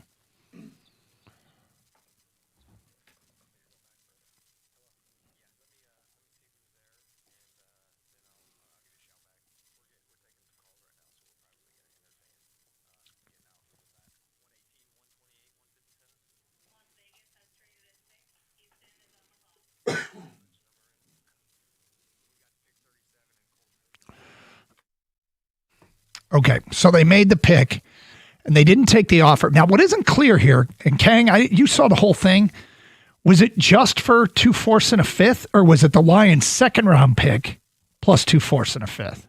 In the video, that's all he says, okay? So, So the Lions would have got 37. Do the draft chart value thing and see if that adds up. At least within the, if it's close enough. Yeah. Here's the question. Who do you think the Lions were trying to get? This is the mystery. Who do you think the Lions were trying to get with the pick at 37? Now, who they ended up taking at 44 was Derek Moore. It could be they just wanted to trade up and make sure that they got Derek Moore. Seems kind of unlikely that they would trade up to 37 to take Derek Moore, but you never know. So if you look at the players that went between 37 and 44, I'll start with Kang so he can get it out there. Kang, who do you think they were trying to trade up for at 37 to make that pick at the top of the second round when they offered 2 fourths and a fifth for the Giants pick at 37? Well, obviously, Doug, they were going to go with Miller time. Kristen Miller, defensive tackle from Georgia, who I thought they were going to take in the second round. Obviously, because he was still available when they had allegedly tried to move up to 37. So, if you missed it, Kang had predicted going into the second round that they would get Kristen Miller, who went 2 picks before the Lions picked. So you are speculating that what you predicted is exactly what they were trying to do, to move up to 37. Damn you, Giants. But yeah, that would be. But you're right, Doug. It could have been for Derek Moore, who they end up selecting anyways. Because we all know that Brad Holmes can get ultra aggressive during the draft, and according to that video, he was trying to get ultra aggressive once again. Mm-hmm. I think it's obvious he was going after. Who could it be? Linebacker Jacob Rodriguez, right, out of Texas Tech. That must have been what it was, right? Right. Well, I mean, I have a different opinion, Doug. I think they were going to try to trade up to get Traden Stukes, the safety out of Arizona. This is great. 38 to the Raiders. This is great because these are all names that got thrown around by us on the day leading into the second and third round. The Lions didn't have a third round pick, tried to get some extra capital in the second round. Stukes, Miller, Rodriguez, all those players went between, and I think that's pretty much the 3 guys that we coveted, all went between 37 and 44. I mean, is it possible Cassius Howell was one of those guys? That was an edge rusher? Speed edge rusher out of Texas A&M. Possible. But, and then it became, I think, kind of obvious because they were thinking that Baltimore was going to take an edge rusher at 45, and they valued Derek Moore more than Zion Young, so they got ahead of Baltimore so they could do that. Well, and look, I mean, the Ravens and Jesse Minter, who's their head coach, and had coached Derek Moore in Michigan. Makes all the sense. It makes a sense that they were going after him. But the players that went, Colton Hood was the corner out of Tennessee. Now I feel like we're going to be watching Colton Hood, who went 37, Traden Stukes, who went 38, Denzel Boston, the wide receiver, who they weren't going to do that. R. Mason Thomas. That was a guy who was that highly could have been regarded. that could have been a player, edge rusher out of Oklahoma, that seemed to have. Did he meet with them? He met with them in Indy, right? Cassius Howell, the edge rusher out of Texas A&M, went 41. Kristen Miller, defensive tackle out of Georgia, went 42. And Jacob Rodriguez, linebacker out of Texas Tech, went 43. And the Lions at 44 actually took Derek Moore. So, do you think any of the reporters will ask him about this now that it's out there? And you think Brad Holmes is upset that it's out there? Like, Giants, what are you doing, man? Now everyone knows, you know. Well, they better hang on to this because I don't know if Brad Holmes is going to speak again anytime soon. Well, they can hang on to it. I think they can do that, Gator. Hey, you never know when he sits down for a podcast all of a sudden. You never know. Do I think he'll say anything? No, I don't. I don't think it's his style. Well, if he's pressed on, hey, who are you looking at? And you think he'll just kind of plead the fifth on that? Like, hey. I think he'll avoid the question. Mm-hmm. But or he'll say Derek Moore. He could. I mean, he could. We were prepared to take him at 37 if we can move up there. Is that your Brad Holmes? I don't know. It's weak. Dude, that sounds like Cleveland from Family Guy. He's got some Cleveland from Family Guy, though. He does. Cleveland is more. Who's Rod Wood? What if Quagmire were the GM Unemployed shortly. What if Quagmire were the GM of the Lions? Giggity. I can't do a Quagmire. But yeah, I think this is something that I would love to have answered, but you're never going to get it. What the answer you're going to get is, yeah, we value Derek Moore very much, and if he's going to admit that the Lions are the team that was going to try to move up and take him, yeah, we were prepared to take him higher in the draft. We were really fortunate that he lasted until 44 and that we were able to trade up to get him. That's what he's going to say. The truth is, it was probably Kristen Miller. Let's be honest. It was probably Kristen Miller. That's why. Just because Kane's track record? Just because of he's the Brad Holmes whisperer, and it was probably Kristen Miller. I'm going to ask Holmes and say, don't say anything if it was Kristen Miller. Don't call into the show. If it was Yeah, Kristen yeah, Miller, right. don't Yeah, call into the show. If it were, that's right. In the next 10 minutes. Yeah. Don't call into the show in the next 10 minutes, give him the Brad, phone and then number we'll so he know. knows. What's the phone Brad, number? it's 248-539-9797. We can email them. Oh, right. Well, we do have the email address, which is B_homie at DetroitLions.com. was DetroitLion.com. That's right. Detroit Lion. That's a mistake many people make. Right. They throw the S at the end. _homie at DetroitLion.com. I hope David is well. I do too. We haven't heard from David in a long time. Oh. All right, so there it is. Great mystery we'll probably never know the answer to. Oh, we know. Did you see the numbers? Lions they announced the numbers of the new players. I saw those yesterday. Yep. And I thought one thing is interesting, not the number, but the fact that Ennis Rakestraw has changed his number for a third time. Yep. I think he's going to wear number 2 this year. He's played 8 games with the Lions in 3 years. So that's the good news. Probably not a lot of people bought the Ennis Rakestraw number 9 jersey. Or? I don't remember what he was the first time. What was the first number? I don't I recall. think it was Probably 20 IL or something like that. Wow. 17 back, 71 upside down, maybe. Yeah. Anybody you're interested in? Anybody you care about? Well, they don't have the rookies on there, and that's really what I care about. But I don't think they had the rookies. These were just. No, it's all the veteran guys. I like that Like Hassanin with 9. The Assassin is Yeah. going 99. I always like 99 for defensive end. So I think that's cool. Well, he changed from 61. 61's kind of a 61 easily is an forgotten offensive number. lineman. It's an easily forgotten number. Yeah. Yeah, none of this is particularly moving the needle all that Well, much. the Yeah, single- Rakestraw is going from 9 to 2. The single digits. How many guys are at single digits? Just Rakestraw changing? No, Teddy Bridgewater is signed and he's number 5. Greg Dortch is number 8. Rakestraw is number 2. Isaiah Pacheco is number 10. That's not single digits. It's a running back wearing number 10? Didn't he wear 10 at Rutgers? I don't remember. Pacheco, Rutgers, quick Google search. I think he did wear 10 at Rutgers. No, apparently wore number 1. So minus the 0. He wore 10 at Kansas City. Okay. So that would. It just seems unusual for a running back to wear the number 10. Yeah, things have gotten to the point where I don't think you can predict what numbers people are going to wear anymore. Linemen are going to wear lineman numbers, but everybody else, you never know. I'm sad that Teddy Bridgewater didn't he wear 50 for the Lions one time when he was with us. He did, right? 50 for a quarterback. What was the reason he did? It was something strange, like really strange. Was it when he came back late?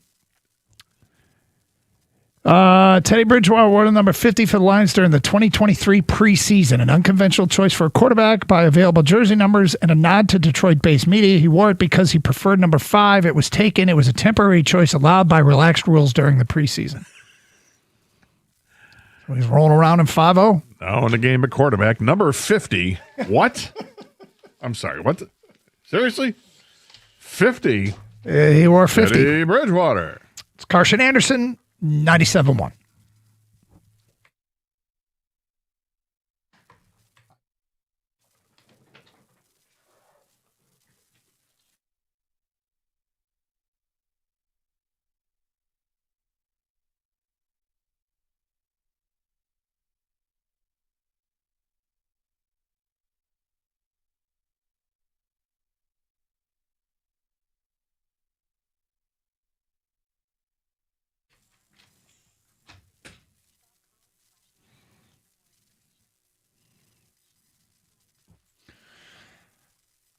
Hey, it's Doug Karsh for Sarah Chevrolet in Sterling Heights. Take advantage of Memorial Day mockdowns on demo vehicles all month long. Pay just $199 a month for 24 months on a Silverado 1500 Crew Cab LT 4x4 with $999 down. $199 a month. Go now to 17.5 in Van Dyke and Sterling Heights, 87-SAY-SARAH or saysarah.com. Together, let's drive with GM Employee Discount, Chevy Lease Loyalty in the household, 10,000 miles per year. Demo vehicles may have up to 2,000 miles plus taxes and fees with approved credit. Offer ends at the end of the month.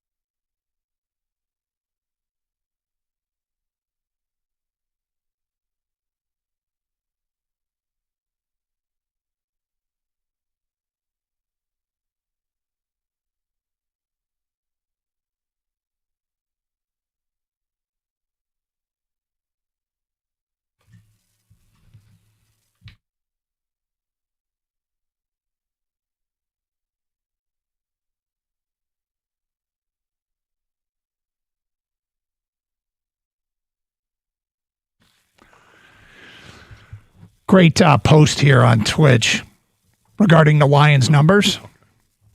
We used to be a civilized country. Now the players pick random numbers. It's another sign of societal decay. That's hysterical. So Pistons come back to Detroit 2-2 with Cleveland. Leaving Detroit at 2-0. It was a very chesty fan base. Team felt good. You know what was funny?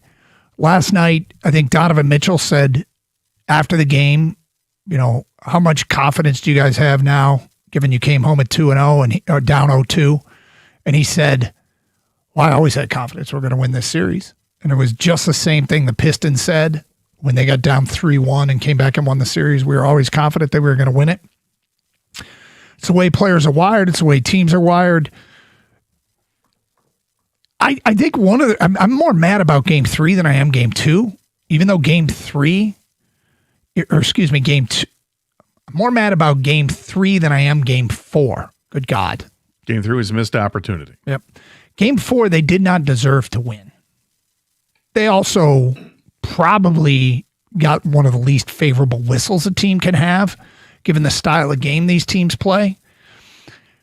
I thought the numbers, in terms of the number of free throws that Cleveland shot compared to the number of free throws Detroit shot, Cleveland took way more. They took 41 3-point shots. Okay? 41. Detroit took 23. Detroit took 60 2-point shots. Cleveland took 37 2-point shots. Typically, the team that takes some more 2-point shots and lives in the lane shoots more free throws. Not last night. It was inverted. Cleveland took 34 free throws. Detroit took 12. Donovan Mitchell alone took 15 free throws to Detroit's 12. That's a huge disparity. I think more telling was Duncan Robinson got off 2 3-point shots. And JB said after the game, watch the way they defended him off screens. You want to talk about a whistle that we didn't get? Basically saying they were handsy, they were grabbing Duncan, they wouldn't let him come off a screen to receive a basketball and get a shot off. I think JB was talking as much to the officials that are going to officiate the next game as he was to the media or the fans or anything, right? However, I didn't think the Pistons deserved to win that game. I think you can make a case that they deserved to win game 3. They couldn't put them away. Give Cleveland credit. Cleveland had all the pressure on them. They closed it out. Detroit needs to come home, throw it in the garbage, flush it, and get back to playing the way they can play. Ask yourself this. Yes, Karis LeVert played way over his head. They still lost. The reason they lost wasn't because LeVert didn't do enough. The reason they lost is because Sar Thompson, who is as active a player as they can have and is still a great player, and we should be happy he's a Detroit Piston and is going to be a difference maker in his career moving forward and probably in this series still, didn't impact last night's game much at all. Jalen Duren, who's at least been a defensive force and presence, didn't really do as much defensively. Then you get Cade. Cade wasn't bad, but 19 points is well below his average. When Danis Jenkins and Duncan Robinson combined for 4 points. Yeah. And Duncan Robinson only gets off two shots in the entire game.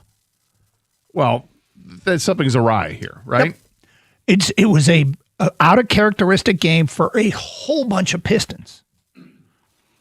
And, would you bet on Sar Thompson being a factor in game 5? Yes. Duncan Robinson? Yes. Cade doing more in game 5? Yes. Duren at least being an impact player defensively? Yes. And if he's not, then Paul Reed may get more minutes. Because look, Paul Reed's scoring, but he came in the middle of that 22-0 run. He came in when it was a 10-0 run, and it became a 22-0 run. And, but at least he was scoring. And if JD's not going to score and not play defense, well, then it probably makes more sense to give more minutes to basketball Paul. Yeah, I also don't expect to see Cleveland at the free throw line 34 times. And I don't expect to see Cleveland shooting the ball from 3-point range 41 times in a basketball game. Now, that's going to have a different kind of effect. Not only are they not going to shoot it 41 times from 3, but that's going to increase their number of 2-point shots, which are going to be higher percentage. So it might be, even more than a wash. It might benefit Cleveland to not take that many 3-pointers, but they just got so damn hot in the third quarter that they couldn't miss anything that they put up. Donovan Mitchell couldn't miss anything they put up. In the fourth quarter, Cleveland struggled. They only scored 22 points in the fourth. They only scored 21 points in the first. This Piston defense is still there. In different ways. Obviously, the fourth quarter is a different lineup that you have out there because the game was out of hand. Cleveland had their backups in there for several minutes while the Pistons were whittling away that lead, and then they had to bring the guys in furiously with 45 seconds to go. But I mean, that's the encouraging part is the bookends on this game that was a brutal third quarter. The bookends of first and fourth quarter was actually pretty good defensive basketball by the Pistons. And keep in mind, they only gave up 21 in the first quarter, and they were down by 11 points. So there's a lot of positives that you can spin to build off of, and then there's also a lot of yuck, throw it away, that give you reasons why this should be a much more competitive game tomorrow night in Detroit. There's some stuff you can look at and just say, hey, that's out of character. That's probably not going to happen again. Not that the Pistons should roll back to Detroit with their feet in the air smoking cigars here. They got to get back to work about being the best version of themselves. And when they are that, they can win this series. Better be a sense of urgency, though. Anything that needs to get addressed gets addressed.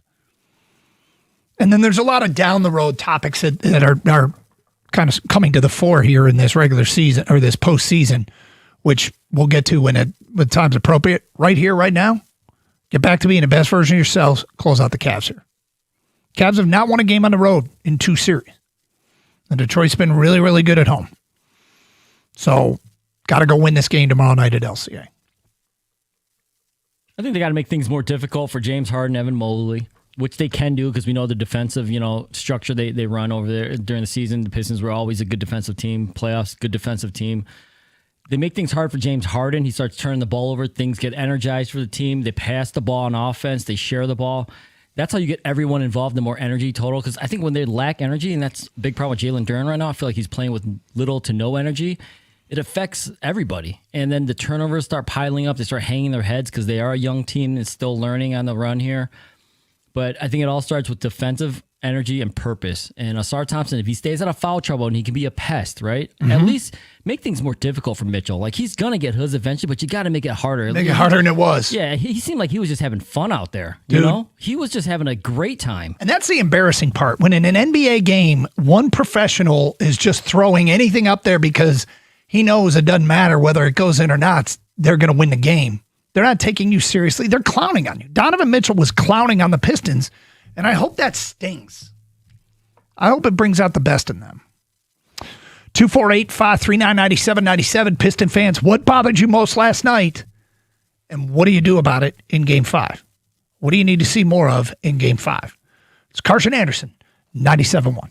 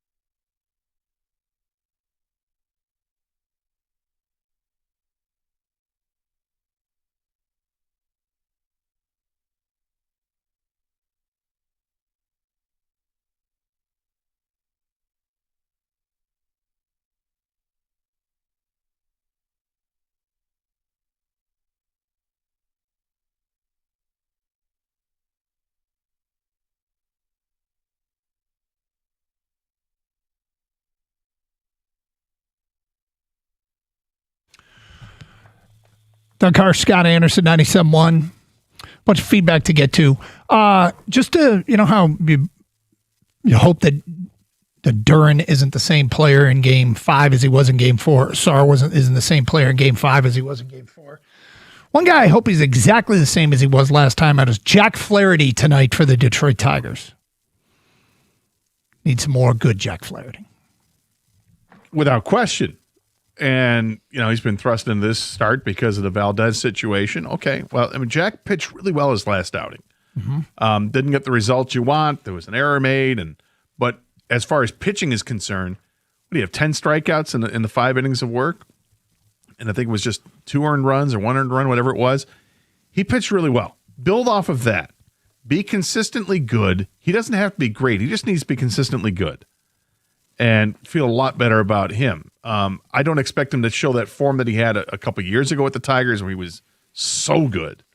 And they spun that off in trade and somehow still made the playoffs. And then we're able to sign him back, which was that other crazy part of that equation that nobody thought they were going to be. We always talk about it, but nobody does it where they trade somebody and then sign him as a free agent. Tigers did that. So make it worth it. Make it count. He needs to, for his own sake, look, he's in a free agent year again, right? So you expect him to have a little more sense of urgency. He was confused a couple starts ago. He answered questions after the game. He's like, I don't know what's going on. Well, they put some stuff together last time. Let's build off that. They need this. And then plus, maybe the magic elixir for the Tigers is just who they're playing. They're playing the Mets. Now, we said this about a week ago when they took on Boston, and they lost to Boston. So can they figure things out against the Mets? Offensively, build off what they did in the last game against Kansas City and then get some consistent starting pitching, that'd be great. A couple things here to follow up on the Lions story before we get back to your feedback and phone calls. We played the interaction between the Giants GM Joe Shane and another general manager, which was easy to deduce was Brad Holmes. Holmes tried to pitched a trade of 2 fourths and a fifth for the Giants pick at 37. The Giants were going to do it unless a player was available at 37 that they wanted. Turns out that player was available at 37, and they went ahead and selected Colton Hood, the cornerback from Tennessee. We were speculating on who the Lions were trying to trade up for. I thought it was Jacob Rodriguez, of course, my pre-draft crush. Gator thought it was Traden Stukes, one of his projected second-round players to the Lions. Kang said it was Kristen Miller, who is the defensive tackle from Georgia, that he thought would go in the second round. Interesting to see that stuff play itself out. Here's who the Lions ended up taking with the picks that they didn't trade. Okay, so if they had made this trade, they wouldn't have had the picks at 118, 128, and 157. 118, Jimmy Rolder, the linebacker. 128, they ended up trading. 157 was Keith Abney. Keith Abney, the corner from Arizona State. They've gotten a lot of praise for that pick. People think Keith Abney could be a difference maker, might be a real steal in this draft. So maybe sometimes the best trades are the ones you don't make. We'll see how it plays itself out. In the meantime, there is breaking news. The Detroit Lions have tweeted out 2 minutes ago that they have signed Blake Miller, first-round pick. All right.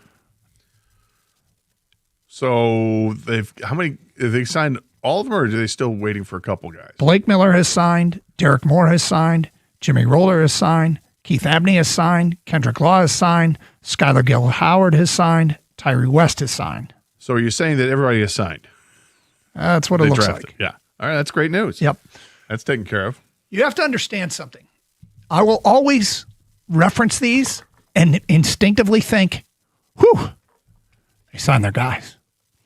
Because there was a time where it felt like every other Detroit Lions first-round pick, you'd come to the regular season and they were not signed. Right. They'd start playing their rookie season on the sideline waiting to get the contract they wanted. Before there was certainty, there was tiers the players would sign for. Didn't it feel like the Lions always ended up with a holdout? Well, I mean, the one I'm I sure remember, they didn't. we remember Barry Sanders holding out, and then Barry signed like 3 days before the season began. Went to the first game of the season that year at the Silverdome. Lions taking on the Cardinals. I think it was Arizona or St. Louis at the time. And Barry got into the game in the third quarter. And was that really the first week? My memory then doesn't serve me right. I thought it was into the season with him. I think it was the first week of the season. Was it? Yeah. And he got his first carry in that game in the third quarter, and from that moment on, you knew something was special. It was just that one carry. But I don't think he was with the team for more than 3 or 5 days. Yeah, I feel like Andre Ware was an Andre Ware holdout. Yeah, Andre Ware was a holdout too. And Barry, I don't know if Barry set the precedent. Maybe I'm forgetting. Did Benny Blades do the same thing before that? I'm not sure. I'm sure my memory is not.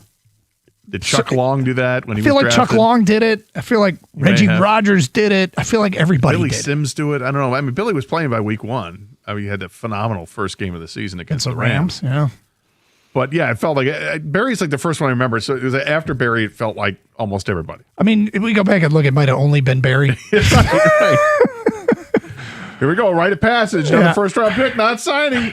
They've signed everybody since then, right? But now when they sign right after the draft, I'm always like, whew, even though there's no reason to feel relief anymore. All right, feedback coming to the Carson Anderson inbox. As bad as the Pistons played, it's from Rick and Warren. As bad as the Pistons played, they did play bad. They won 3 of the 4 quarters, which should be alarming to Cleveland. Well, Rick, I don't know if it's alarming to Cleveland when the Pistons blew out Orlando because they went on the 35-3 run. I didn't come away alarmed because that quarter did happen. Dallas and Royal Oak says, my concern with the Pistons is how they create offense when Cade is double-teamed.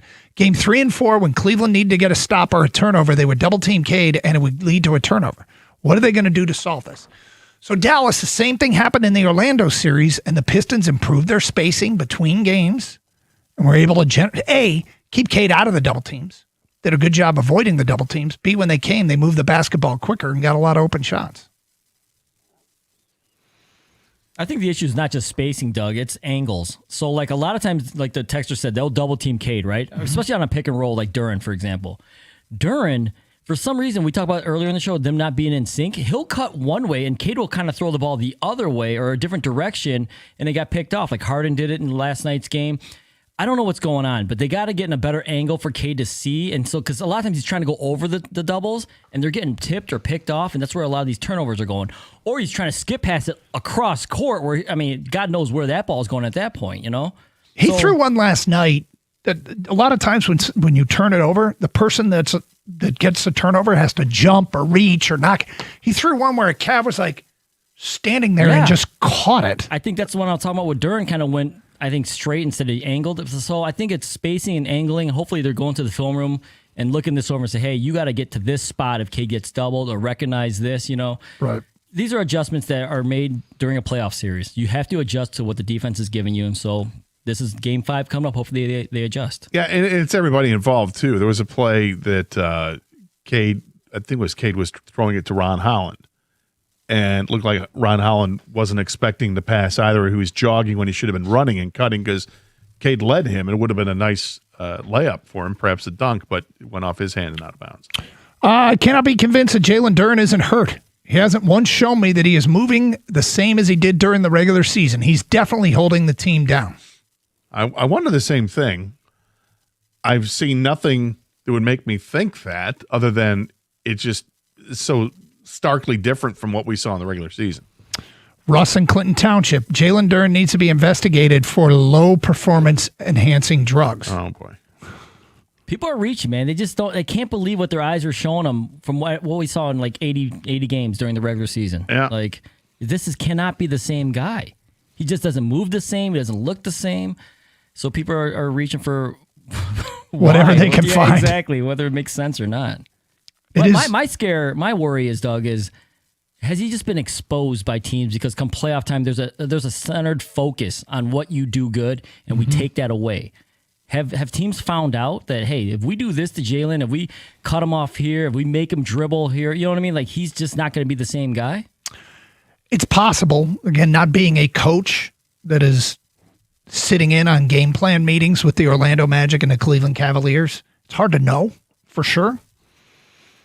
But, yeah, Duren injury would explain it. But we haven't, there's no indication that's the case other than the result, which has people speculating. What bothered you most, and how do you fix it? They're going to get back to who they've been so far in this postseason. They were not the same team the last couple of games. They were really not the same team in the third quarter last night. They were brutally bad, and a whole bunch of people underperformed to the standards that they have set. Gator, are we at that point where they're on that losing streak and we feel like they're never going to win again? Did it happen after just 2 games? I mean, because the reactions today, the reactions today have been pretty extreme. And I don't feel great about it either. But no, I think for the first hour after the game last night, I had a feeling, wow, this series is over. And then you check yourself. Wait a minute, it's 2-2. Slow down. 248-539-9797. Carson Anderson, 97.1. Do you want the beautiful weed-free lawn this summer? Of course you do. You want your neighbors to come up to you and complimenting on how green and lush it is. Well, do the right thing. Call the folks over at Natural Way Lawn and Tree Service, where you get green and stay green with Natural Way. 888-GET-GREEN is a telephone number. And yep, you can save money. Save green when you prepay. Call by the end of the month and you get the early bird discount. Natural Way offers the 100% satisfaction guarantee, and they've been serving Michigan since way back in 1990. In fact, it's a company I've been using for like a dozen years. I love what Natural Way offers up. In fact, they have a bunch of different programs. And for greener grass and fewer weeds, call Natural Way, because early treatment is key. They've got programs designed to strengthen the turf, improve the color, and control the weeds. But you have to start early for the best results. It is easier to prevent a problem than it is to fix one. And if you see dandelions, call them. They got to get rid of those. Those are weeds. They will rob your lawn of water and nutrients. They're going to choke it out. You don't want that. It's no bueno. Again, early treatments set the tone for the entire season. And for a limited time right now, you've purchased a full lawn program, you will get free grub control, but you have to mention my name, Gator, and the station 97.1. Call right now, 888-GET-GREEN, or go to naturalwaylawn.com.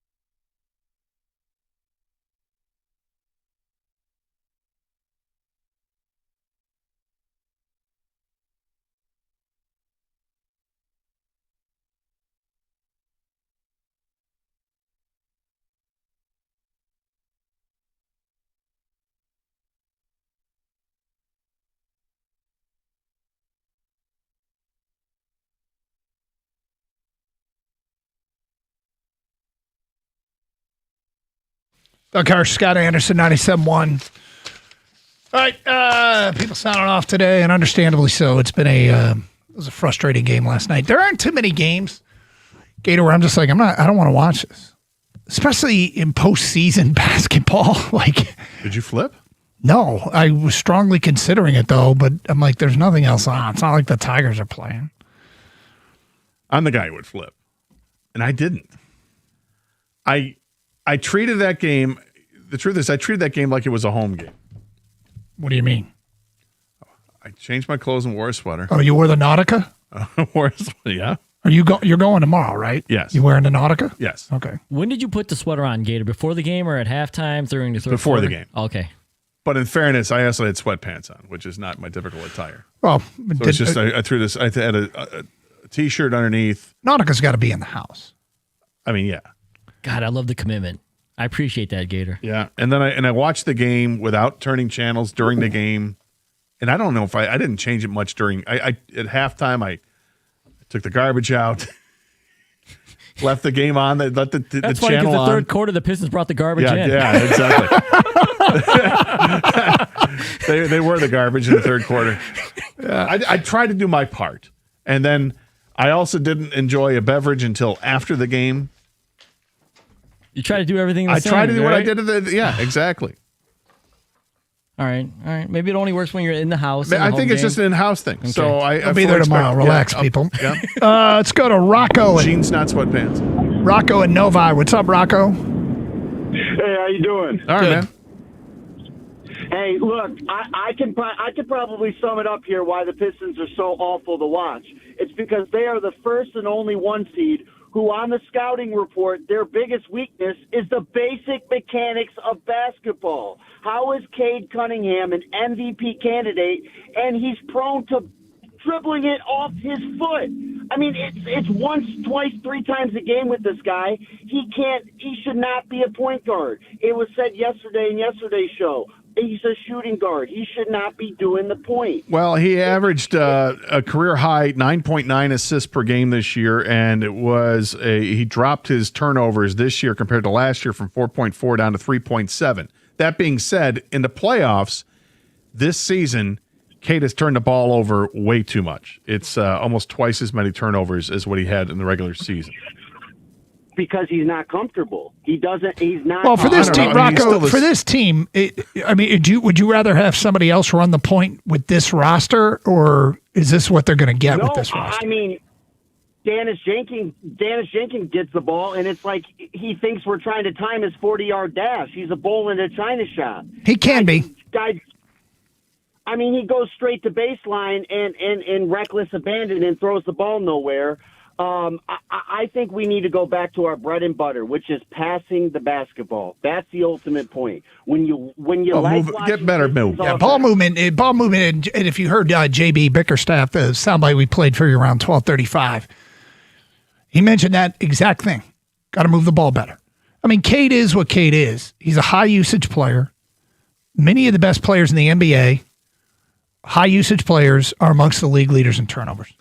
The other thing he is... Luka led the league in turnovers. The other thing Cade is a Joker, legitimate MVP candidate. Yeah. Jaylen Brown, James Harden. These are all players in the top 10 in the league in turnovers. The high usage players turn it over a lot. Then, I mean, they got the ball in their hands, or when the shot clock's winding down and they got to create something out of nothing. But can the turnovers be better? Yes, and we hope that they would be. And on this group, I think it's their best configuration is have him running the point. Maybe they need to get a more legitimate point guard. The Dennis Jenkins, I mean, Dennis was really good in games 1 and 2. He was really good in game 7. But as I give Evan credit for the line, Dennis on the road looks like G League Dennis. Dennis at home looks like NBA Dennis. Now, it'd be nice if they can just get past Cleveland. It's a better matchup against the Knicks. This is a tough matchup right now with the way the guards of Cleveland are playing. It's tough. It's really tough because they're not matching up well right now. And certainly last night, Asar Thompson was atrocious yesterday. That is not who he is. He's a great player defensively. Yep. So there's just too many anomalies from last night that have me thinking, well, this is how they're going to play the rest of this series, and then they're going to lose in 6 or lose in 7. I just don't feel that way. I think last night the Pistons are going to lose. Right. I don't think the Pistons are going to lose this series. I think they just flush it out of the system. It was a terrible game last night. It was a terrible third quarter last night. Terry in Southfield. What's up, Terry? We're talking about Duren. I think Duren is a young player who just failed to pace himself during the regular season. I think he is just out of gas. You only get you'll get a couple of minutes out of him a game, and I think the quick hook and bringing Reed in would help. I think that's what it is. Duren is just out of gas. I can't accept that for somebody who's 22 years old. I don't accept it with Cade either. I know he's coming off the collapsed lung, but he seems to be completely recovered from that. These guys are young players, man. They should be able to play 35, 40 minutes a night every other night during this playoff time and be fine. That's the only explanation. Well, he could be hurt. He could be hurt. He might be dealing with an injury which we don't know about. I mean, there's no indication that's the case other than the way he's playing is nowhere near what we've seen. So, Gator, something interesting you mentioned. Yeah, I'm really interested in this, but it hasn't been released yet. It has now been released. The Detroit Lions rookie numbers. Oh, here we just got released. Okay. All right. So those of you want to run out and get your Skylar Gill Howard jersey? What number is he going with? He is going with number 50. He's the defensive tackle? Yep. He's going with 50? Teddy Bridgewater's old number from that one game he quarterbacked in 50. Oh, they didn't know. Too soon. Yeah. We're 50? He's 50. All right. Well, as a defensive lineman, what do you? Not 50. That's an offensive lineman number, but okay. All right. Blake Miller's number 76 for those of you that want to get a jersey of a left tackle. Was that Backus? No. What was Backus? I thought so too. I think Backus. He was for the Lions? Yeah. 68. No, that was Taylor Decker. Taylor Decker was 68. No. So was Jansen. What? Was Jansen was... He's 77. What number was Jeff Backus? Jeff Backus at Michigan, with the Lions was 76. Yes, 76. Yep. Yes. Okay. All right, so that's fine. Yep. So Derek Moore, who wore 8 at Michigan, we told you earlier that's going Greg to somebody Dortch else. Right. is wearing 8. So the veteran takes precedent. Okay. He gets number 9. JMO's old number, Rakestraw's old number, which I'm not sure Rakestraw ever wore in a game. May not have. Stafford. Yeah. Right, Stafford. That's right. Did he call?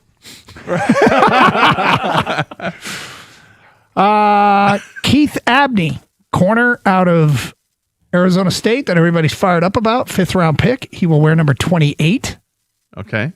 Oh, James Howdog Hunter's old number. Mm-hmm. Jimmy Rolder, linebacker, wear number 41. 41. Yep. I think somebody else wore 41.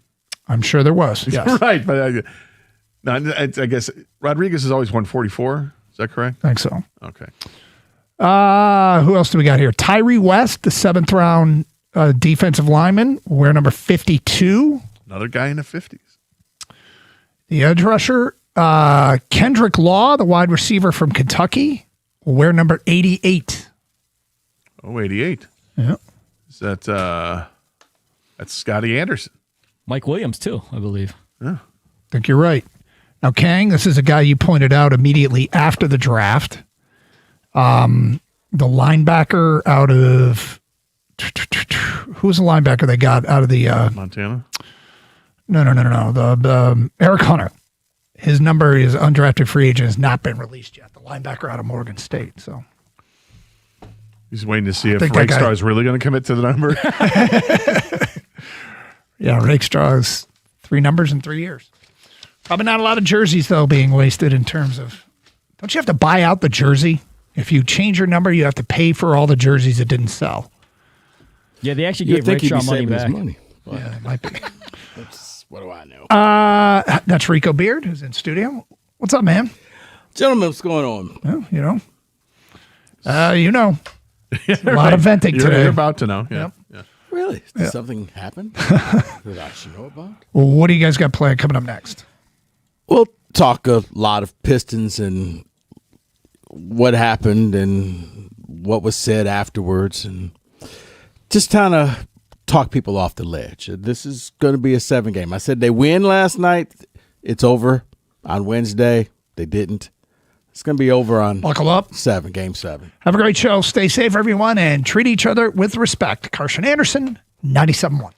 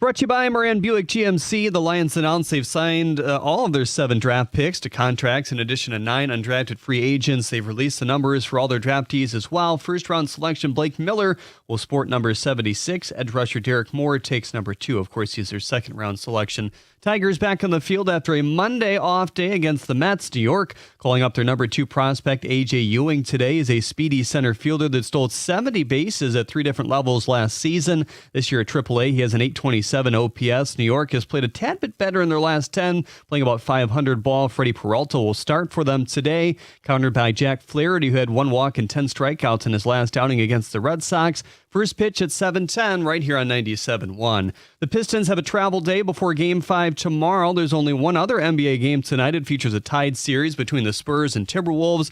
De'Aaron Fox is questionable for San Antonio. Wemby, of course, avoided any suspension there after that elbow. Tip at 8 o'clock. The Big Ten has released their conference basketball schedules for next season. Michigan will play at home and home with MSU, Ohio State, and Minnesota. MSU will play Michigan, Maryland, and Nebraska twice as well. Former Michigan State assistant and Western Michigan head coach Dwayne Stevens is headed to Penn State to be an assistant there.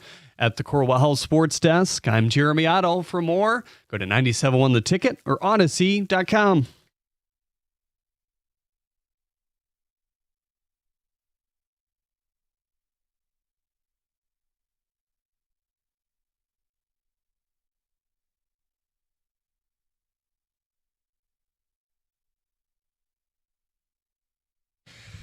All right, let's get to work. All right, good talk. I'll see everybody later. I don't know. I don't know what you want me to say. 97. Yeah, I mean, whatever. Waste of 3 hours last night. It's just difficult to watch. I mean, you're out there playing the bad version of the Pistons. You're playing 3-on-5 offensively, and the good version, you overcome it. You find ways around it. I don't know. I mean, we talked yesterday. All right, you want to play Paul Reed more? Who you taking minutes from? We talked about taking minutes from Duren. I mean, I'm just at DEFCON 1 with Duren, where I can't really name anything he does.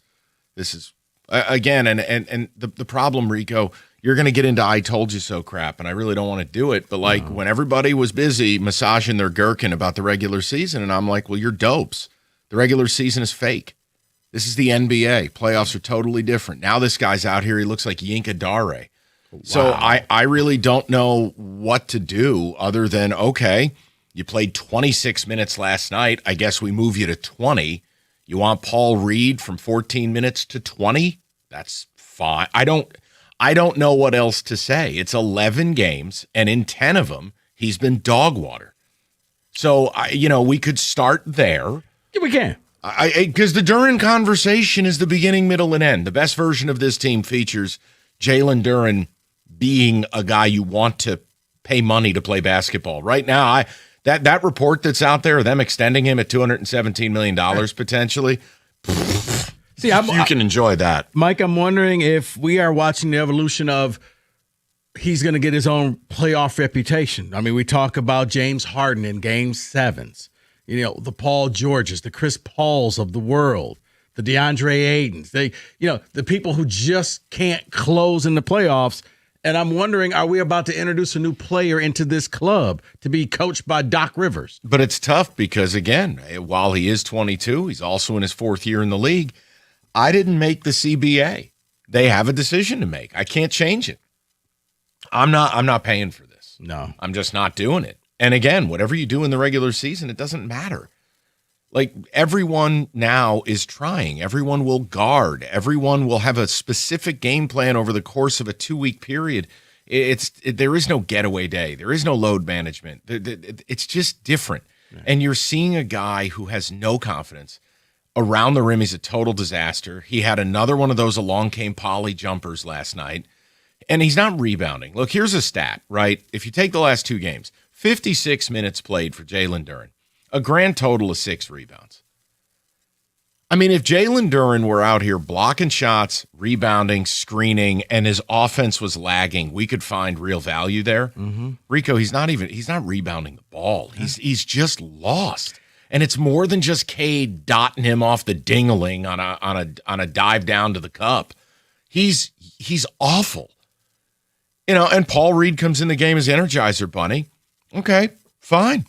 I don't know what you think you're doing with a guy who weighs 210 pounds, but go ahead. You want to play him a bunch, play him. But Mike, when it's better than whatever Duren's giving you. Right, when he came in the game, Paul Reed came in with a purpose, and he made himself known on the court. He was everywhere, and it's like you take away that, and you take away Karis Jordan, and this team gets blown out yesterday. That's more clown ball by this team. Like, that's when people wonder why I can't wrap my arms around him. It's like, yeah, because I got to look at Karis LeVert dropping 24. Go to hell. That's ridiculous. You know what that is? That's cartoon land. Like, no, I'm here to watch the stars, and I'm here to watch your best players. And the problem is look, people are clamoring for B-Ball Paul. Well, then why don't you just say the other part of it? Then there's no way you can max out Duren. Just say it. No. Like, you can't call in and ask for B-Ball Paul and then in the same breath pay Jalen Duren. There's not a legit max contract player in the league losing minutes to Paul effing Reed. So if you are losing minutes to Paul Reed, you are not a max player. The other part of it, like Asur Thompson, this is the other side.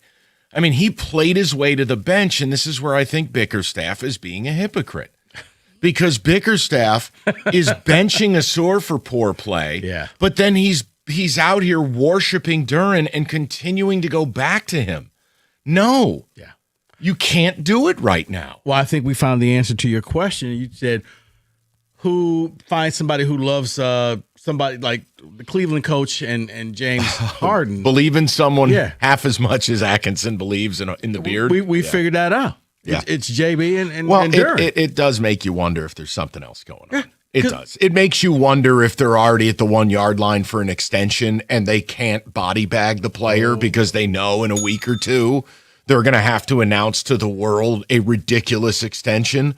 I mean, am I hypothesizing? You betcha. Nah, Mike, I think you're spot on because Asar gets benched in the game and he just disappears and he's not coming back in the game. So much so I'm like, did he get hurt? Did I miss something? Like, where is he?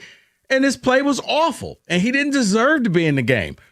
But Duren, well, we're going to figure it out and that's my guy and I'm going to stick with him. Why?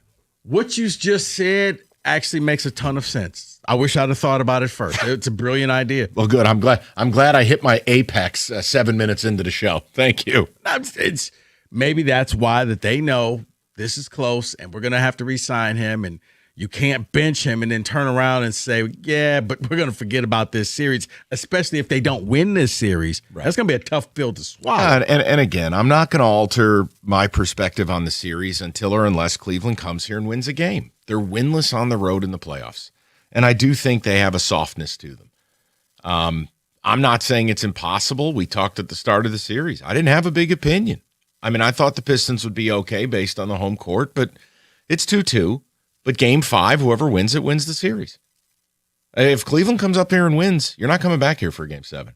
And if you win and you do come back for a game 7, they're not coming up here and winning. Mm-hmm. So, I mean, I can stick with it, but look, it's just there are nights with this team, it's torturous. And last night was one of them. I mean, a 24-0 run to start the third. Yeah, sorry, man. The Cavs shot 1 free throw in that stretch.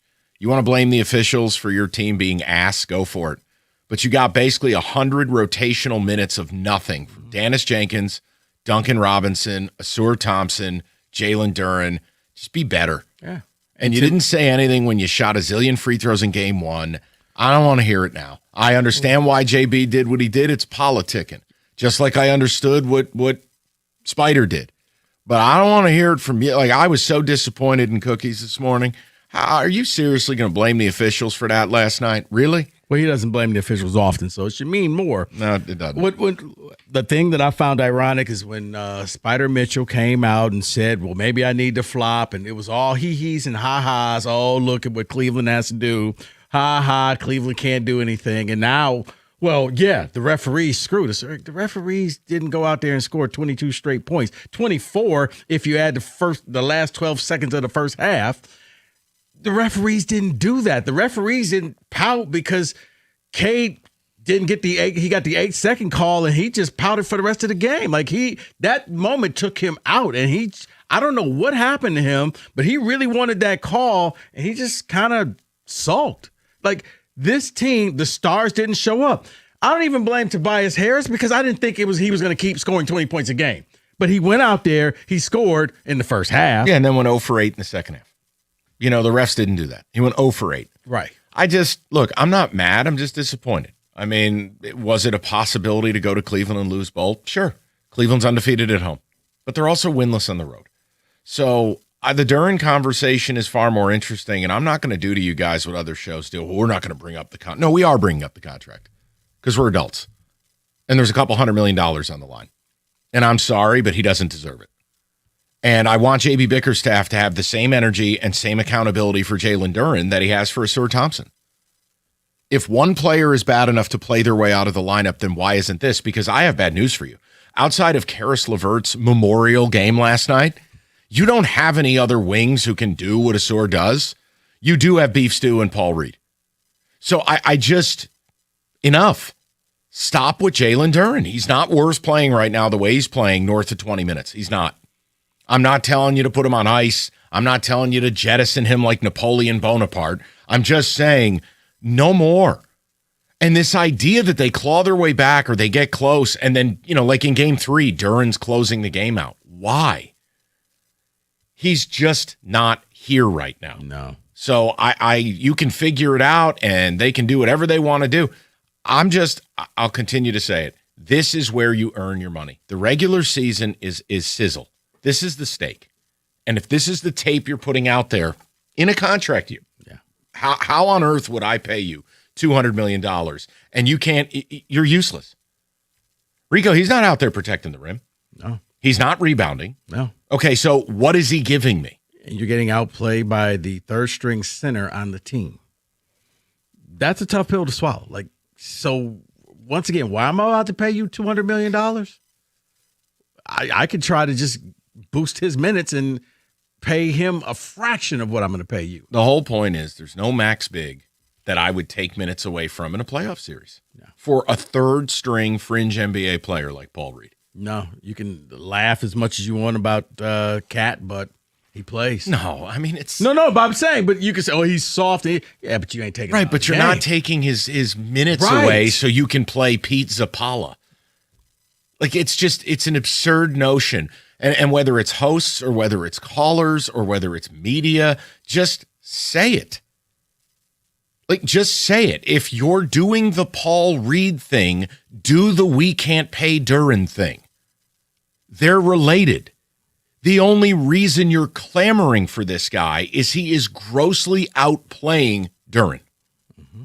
It's not close, and that's not a compliment.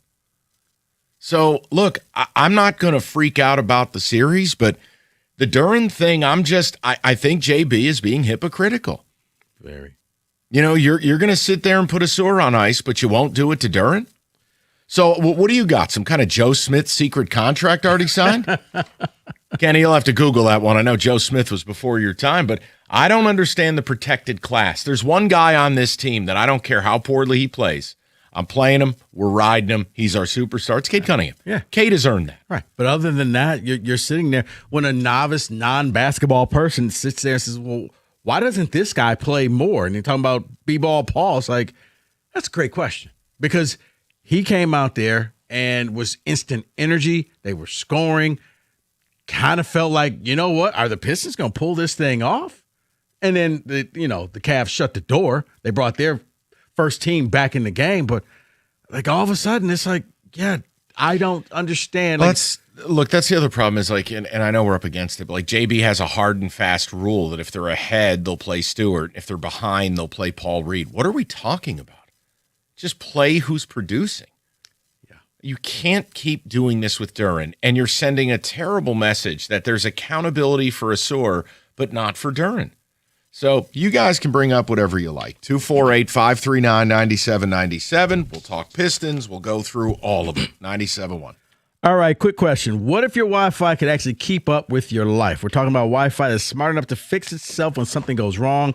Yeah, seriously. No more random drop-offs in the middle of your show, your game, or that big work call. This is next-level reliability, fiber power, built for speed, and designed to keep everything running smoothly. Streaming, gaming, working from home, all at once, no problem. And coverage, we're taking Wi-Fi to every corner of your house. No dead zones. So why is that slow in this room moments? Those are non-existent anymore. Plus, it's like a security blanket for your network. Keep your connection safe while everything in your house works together seamlessly. And here's the kicker. You can lock in 5 years of predictability pricing. Same price. No contracts, no surprises. Everything included too. Data, equipment, and insanely reliable Wi-Fi. And you could even set it up the same day. So yeah, fast, secure, reliable Wi-Fi that just works. Xfinity, imagine that. Restrictions apply. Select plans only.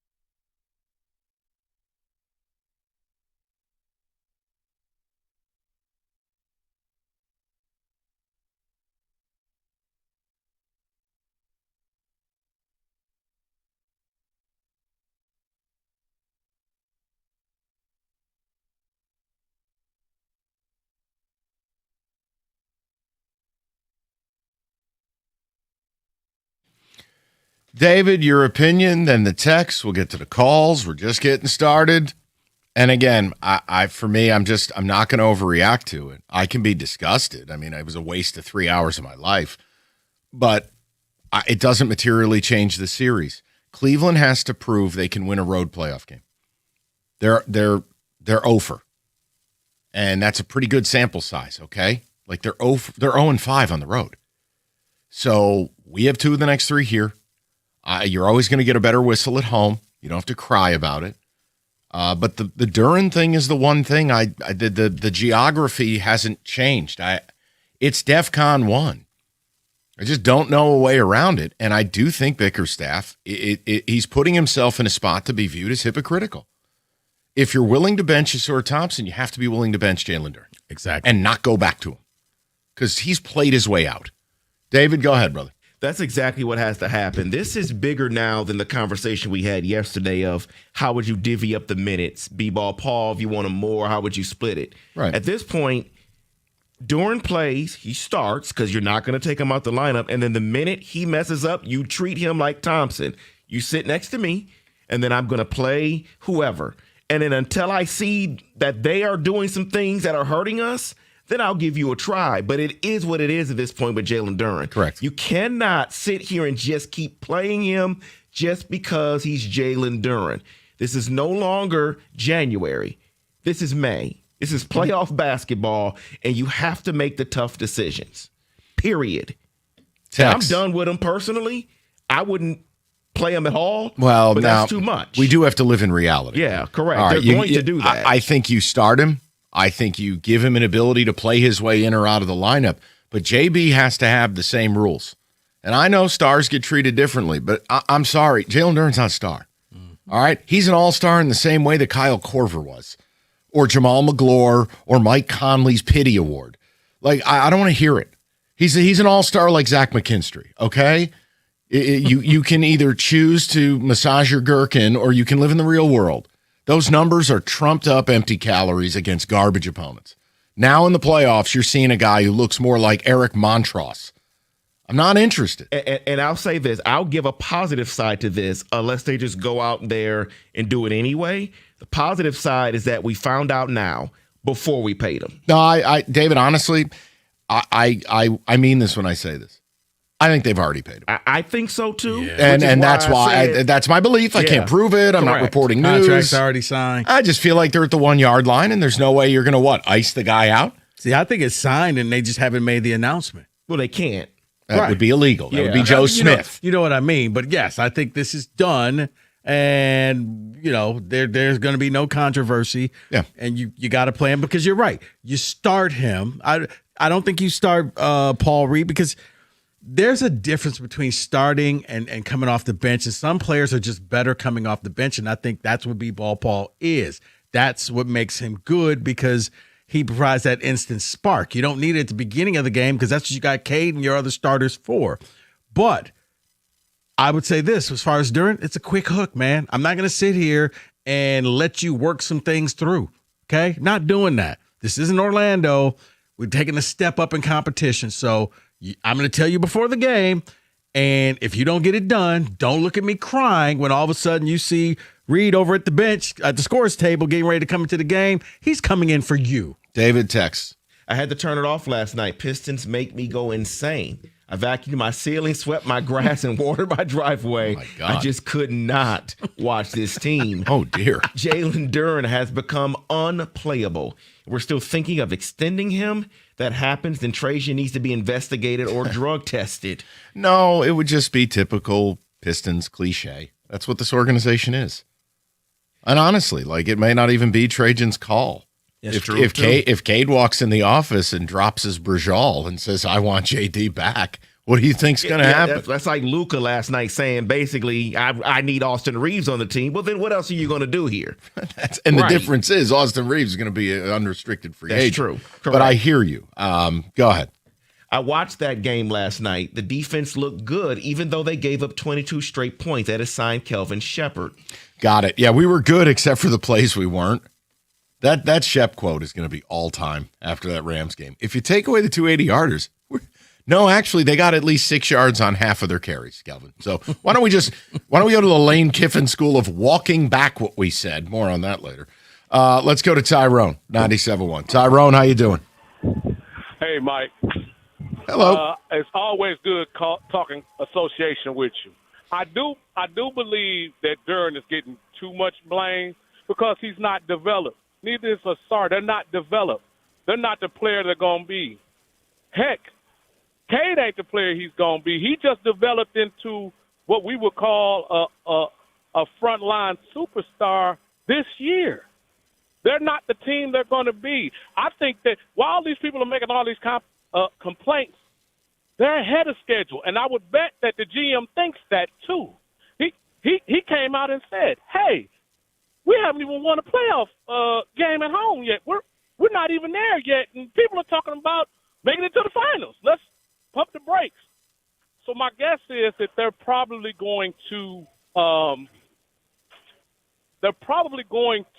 pay Duren.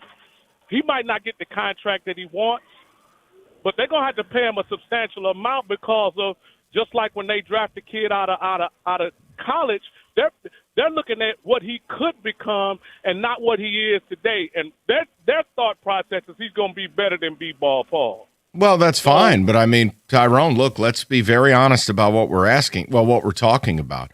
You're talking about paying him somewhere in the range of 5 years and somewhere in the range of $200 million. And you're betting on the come that he's going to develop an 18-foot jump shot and a couple of pet moves in the post. Tyrone, that's a big bet. And Tyrone, I would say this: life comes at you fast in the NBA because you're acting as if this team is going to be around for a long time. And Mike, I harken back the Atlanta Hawks a few years ago. We thought that this was going to be a team on the up and coming. Like, you got Trae Young, and look at them; they're out there, they're beating teams, and the next thing you know, they're broken up and they're all going separate ways. Well, that's the GM's problem. No, I know. We're not. I mean, I'm not saying that. I'm saying it in this aspect. How they develop, he has to be the one that knows that. We don't know that. We're all sideline quarterbacking it, but he's the one who's got to know, and his job is on the line for that. Now, the fans do have a right to be like, look, we done made it this far. You ain't get nobody during the season that could get this team over the hump, and the only team in front of us is Cleveland and the Knicks, and we know both of those teams are flawed. So, Tyrone, I think the problem is what you're saying, you're not wrong, but when you get into the season and you are the 1 seed in a terrible Eastern Conference, I no disrespect, is I don't want to have 2027 conversations today. They're not the same discussion. No, you're right. Ausar is not a finished product, but what does that look like in your mind? Like, do you imagine Ausar Thompson developing into an elite 3-and-D wing and shooting 38%, taking 7 corner threes a night? Do you see that? I don't.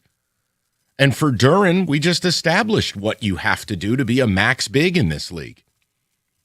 And please do not conflate Jalen Duren and whatever defensive presence he has to like prime Rudy Gobert. Not today's Gobert, but That's not who he is either. And I don't know that those players have much of a market in today's league. Look at what bigs are now and what they need to be. Mm-hmm. I mean, maybe Duren could develop it, but you are betting the future of your franchise on that happening, because if you're wrong, you don't have a lot of outs. No. That's how you end up with Karis LeVert leading you in scoring. They don't have enough talent. No, I mean, they can get it done through effort, through defense, through Cade being a star, and then generally they need one bit of mysticism, whether it's Tobias being amazing or whether it's Duncan Robinson turning into Duncan Bird. You need one of those things a night. And they can do it because this is arguably the worst East in the history of the Eastern Conference. But that's not a recipe to win championships. No. And last night you saw what happens when none of those step up. Well, and that was the other thing, is it's almost like Karis's magical game, and first half primarily, has hidden the fact you should have got your doors blown off last night. And you kind of did. I understand with 3 minutes to go, they put in the walk-ons and started punting the ball all over the court. You got worked last night. You opened up playing the role of Orlando Magic with a 24-0 run. Like, it was over. And by the way, Cleveland shot one free throw in that flurry. So unless Zach Zerba was draining corner threes, like I just save it. You had a big advantage in 1. They had a big advantage in 4. Throw it in the wash. Any game where your leading scorer is Karis LeVert, see yourself out. Yeah. And the commonality in that, your game in free throw shooting, that you had more, you were at home, they were at home. Correct. That's why it's just, look, you just draw a line through it. It's like a bad horse race. All right, we'll get him again, and we'll see you tomorrow night, and it better look different because the winner of Game 5 wins the series, and we all know that. And I expect the Pistons to win tomorrow night. If they don't, well, F it. I don't know what to tell you. All right, we'll get to the people. We'll go phone calls remainder of the hour, 97.1.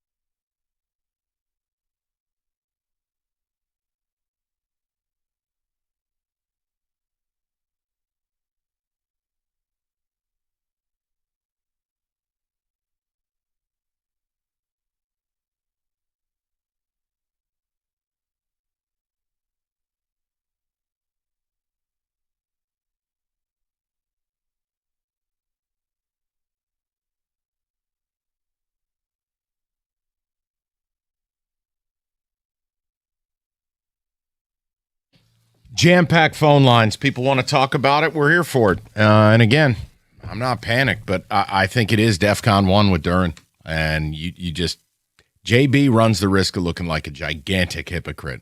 You're going to treat Ausar one way but treat Duren another? Come on, man. It's the playoffs. You earn your keep, and Duren is useless. 56 minutes the last 2 nights, 6 rebounds. Think about that. 56 minutes, 6 rebounds. You're not even doing the very basic thing that you're there to do, dominate the glass. Forget about the offense. Let's say they're clogging the paint. Let's say that it's not your day, not your month. You can still dominate the glass. You can still play great defense. You can still be an effective screener.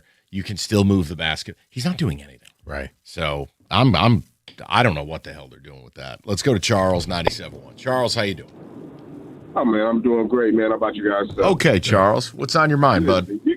Listen, you guys basically touched on it, man, and I feel like we're not really saying it out loud, though. I believe that JB is our problem. And my reasons why are what you point out. Like, it's no way we can we can be looking at the TV watching Jalen Duren go out there and just drop the ball, and we're thinking, hey, let's make some changes, but coach isn't. You know, and it's the same thing. You know, hey, he can't find a way to give Cade a rest. We can't find a way to get open offense. A lot of the things that we're seeing out there are on JB, man, because there's no reason why we got other guys on the bench that are producing more, but we're not putting them in, unless it's what you guys said. It's the money thing involved. We've already paid this guy, so it's going to be a bad look. Well, who cares about a bad look? We're trying to win a ring right now. We're in the playoffs, and we need to do the things we need to do to be able to bring this thing home. And he's just not making those decisions, you guys. And I called in last week, and I said the same thing. I think I brought up about in Orlando, not last week, but in Orlando series. He had some bonehead plays on his own that cost us his game specifically because of the coach. And I think it's the same thing that's happening now, man. I think if coach wakes up and starts to make those tough decisions that he needs to make, we can win these games with ease, but he's just not doing it. And I don't know why. And I was wondering if you guys could help me. We're starting to see why Cleveland fired this guy. No, I mean, look, Charles, I've tried to stay pretty balanced with Bickerstaff, and let me be clear, Charles. Man, hold on, just hear me out. And I'm not trying to change your mind. I'm trying to offer you what's on mine. Right. When Karis LeVert leads your team in scoring, that's how you know your roster's booty. Like, let's think about that. Karis LeVert is a DNP CD on the Thunder, on the Knicks, on the Spurs. But yet last night it was open run at the Joe Dumars Fieldhouse for Karis LeVert, and he dropped 24. Like, I have to show JB a little bit of grace, but now I'll meet you in the middle on this. As it pertains to Duren, you're right. You can't have rules, justice for thee and not for me. Yeah, you can't treat Ausar that way, which, by the way, is the right thing to do because Ausar was horrific. And How was he horrific, though? How was he horrific? I mean, he got into early foul trouble, but that's because he plays great defense, and because they're going to call fouls. Well, first of all, the defense last night was terrible, and he's a part of that. Second of all, offensively, you cannot play shorthanded against a high-octane team that's actually out there competing. And Ausar on offense was lost. How many times is Ausar going to get the ball and he dribbles? Go at you first, and then I'll finish. Okay, so because we're talking about the identity of our team now. Our team and our identity is defense. Our defense leads us to our offense. Am I correct? So when we're having those positions where, like last night, what they went on a 20-something point run? 24. Where was Ausar at? Where was Ausar at? Where was anybody at? I mean, let's be real. Like, we have our aces in our place because when you're down, okay, all right, Charles, sweet Mary, Mother of Mercy, please help me. I'm going to try this one more effing time, Charles, okay? Like, I really tried to stay patient, but now I'm starting to get pissed off, okay? I could go. No, listen. I'm kidding. I gave him as much runway as I could. I can't do anymore. Charles, I say it again to you. When you're down by 10, 12, 18, playing someone who doesn't have any offense is not how you're going to get in the game. That's where Ausar went. But to the point I'm trying to make to you before you throw JB Bickerstaff in a recycling bin, hey, how did Dennis Jenkins' 25 minutes look last night? How about Duncan Robinson's empty milk carton? These are the people he has to play. He doesn't have outs. He isn't Mitch Johnson with San Antonio. He doesn't have that talent. So I understand your critique of him, but let's be careful about comping his experience here to what Cleveland was. And also, I'm asking him to make a decision on Jalen Duren. The same decision he made for Asor. If you're coming to me and saying that Asor deserved more minutes last night, we're going to agree to disagree. Because I may as well play one of my dogs. They don't even have opposable thumbs. You can't shoot a basketball that way. So I've heard. That's Asor on the offensive end. Yeah. Oh, but what about running the baseline? Okay, respect. But once again, when Spider's on his way to 50 and the Cavs at the half were drilling threes and their game is moving, you can't play 3-on-5, guys. No, that third quarter, Mike, I don't know, maybe it was just me. It reminded me of the LeBron overtime game. 25 straight? Yeah, where it was just like, are you guys really going to let this happen? 22 straight points? Like, wow. And that's a from guy comprehensive who had 4 thing. points at the half, and he went in there and took it personally and said, no, I'm a star. This can't be on my watch. We go over to Rodney, 97.1. Rod, how you doing, buddy? Okay, man. I agree with you, Mike, and like 90% of what you said.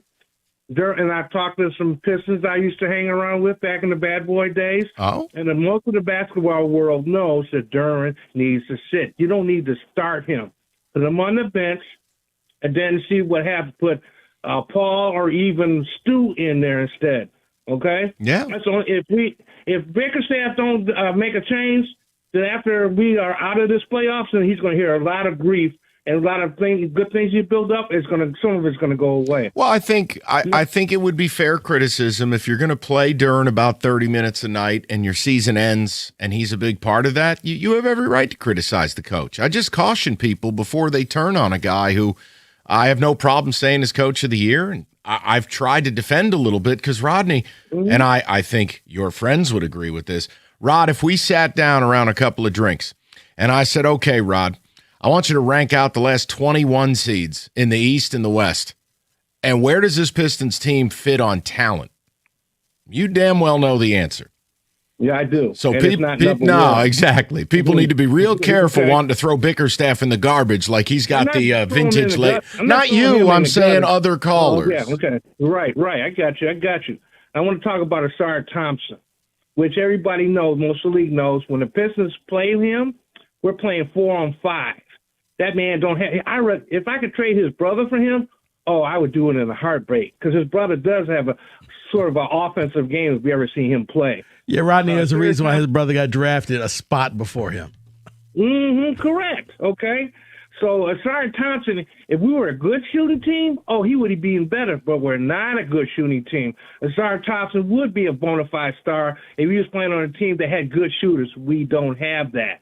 We're a very poor shooting team. So starting him, I wouldn't start Asar Thompson either. I put him in there at certain situations.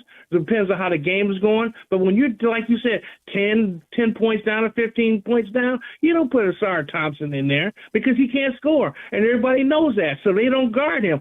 They'll guard double team Cade, or if Duncan's having a good game, they'll double team him. Asar Thompson is not a threat offensively. So I think Bickerstaff in these playoffs is using him wrong, too. So if he don't make a change in this starting lineup coming tomorrow, got limited options. I mean, Rod, I hear you, but this is why I'm not going to crush JB. Got limited options, man. Yeah. This ain't January against the Wizards.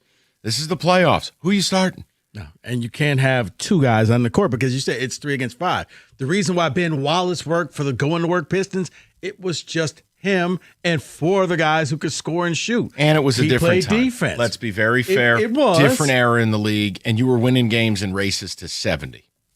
I hear you. I just, in today's league, could Ben Wallace be rostered? Good talk. No.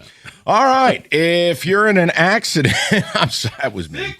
Yeah, it means you don't have to watch this. All right, it can feel like you're on your own. The insurance company, they're not your friend. The paperwork, total nightmare. That's why you got to call David Femininio. Only Femininio Law has the accident response team because you need action, like now, preferably. Counselors keep life moving. Medical and forensic experts are going to lock down your case. It's smart, it's fast, it's built to win. Get David, get paid. That's not a tagline. That's your playbook. Call 855-65-CRASH, or you can go to getdavidgetpaid.com. That's getdavidgetpaid.com.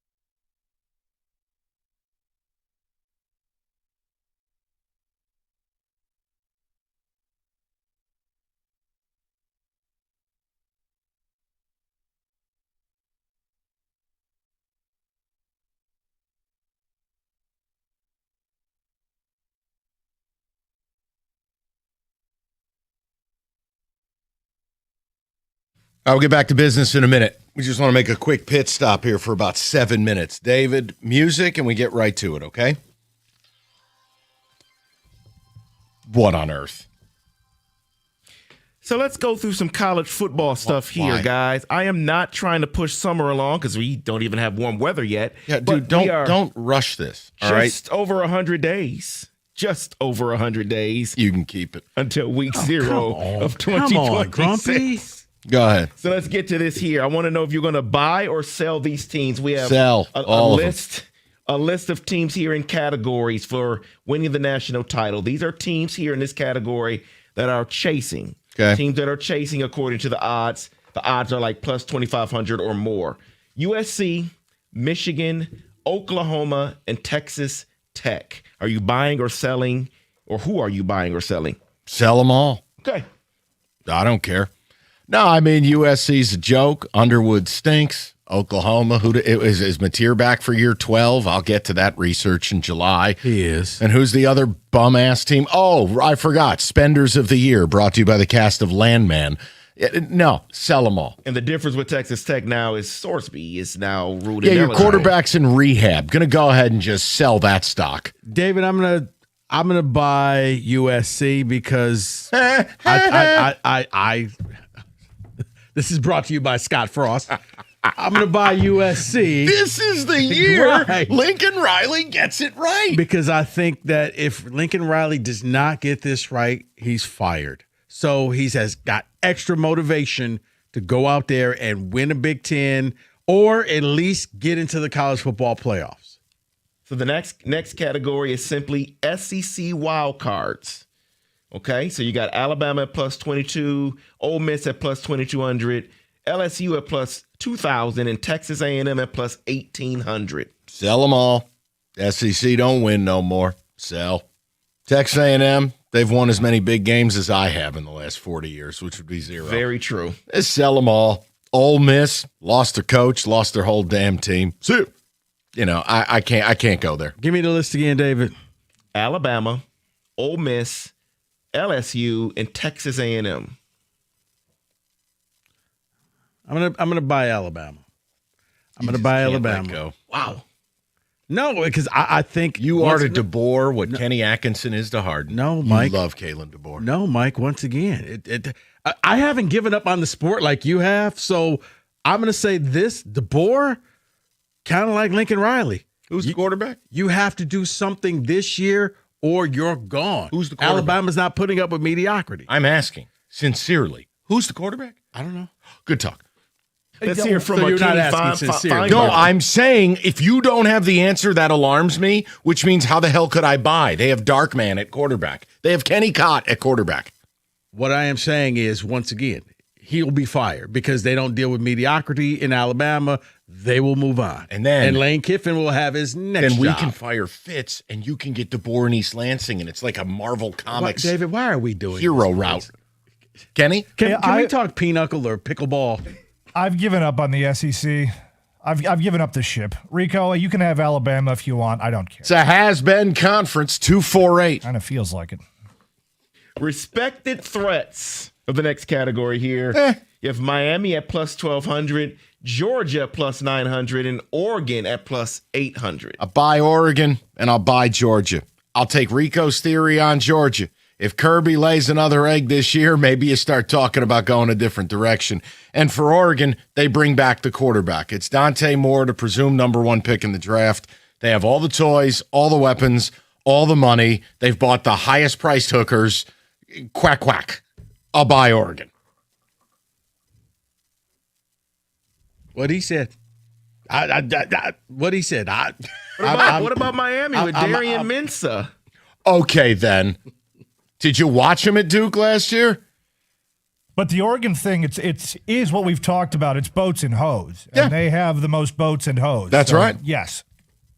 Well, I think the fact that Dante Moore decided he did not want to go play for the Jets. Wasn't ready. I'd rather, but he was going to go anyway. I'd rather go back to the league and try my luck again next year. I think he did a service to himself and his future. I think he'll be much better this year and much more prepared to go to the NFL. I thought it was a good move. And let's face it, he's probably getting $5 million to stay. Is that a fair number? Yeah, probably. And unlike other quarterbacks, not in rehab. So +1 for you. Let's get Put to that to the resume. Let's get to the favorites here. Oh, sure. 4 teams. These two here are at +750. It is Texas and Indiana. And then you have at +650, you have Notre Dame, and +550, Ohio State. Well, Rico thinks I've totally given up. I haven't. I still am up on most things. Notre Dame has the easiest schedule in the history of the sport, so I'll buy because they're fake as hell. I could buy Ohio State, Julian saying year 2, extra beard dye. We'll go with that. I'm selling Indiana. Nobody goes back to back. And I don't think they're finding another Mendoza. Yeah, I know. They got Hoover from TCU. Whoopity-doo-dah. Who was the other bum? Oh, Texas? Texas. Nope. Out. Arch Manning. Out. Yeah, Texas has to show me that they're going to do something. So They're USC with Brisket. I'm done. I've had it.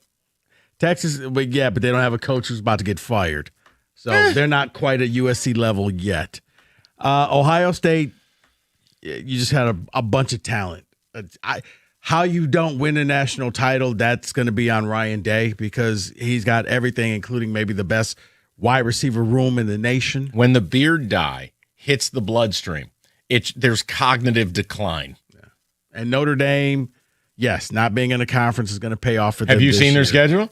Well, that and the fact that they're going to make sure that Notre Dame will be in the playoffs. Oh, yeah, Kenny. But yeah, their schedule. When you see Notre Dame's schedule, your head is going to explode. You know, as a proud Georgia guy, your head will explode. They actually open with Jackson Lumen Christie.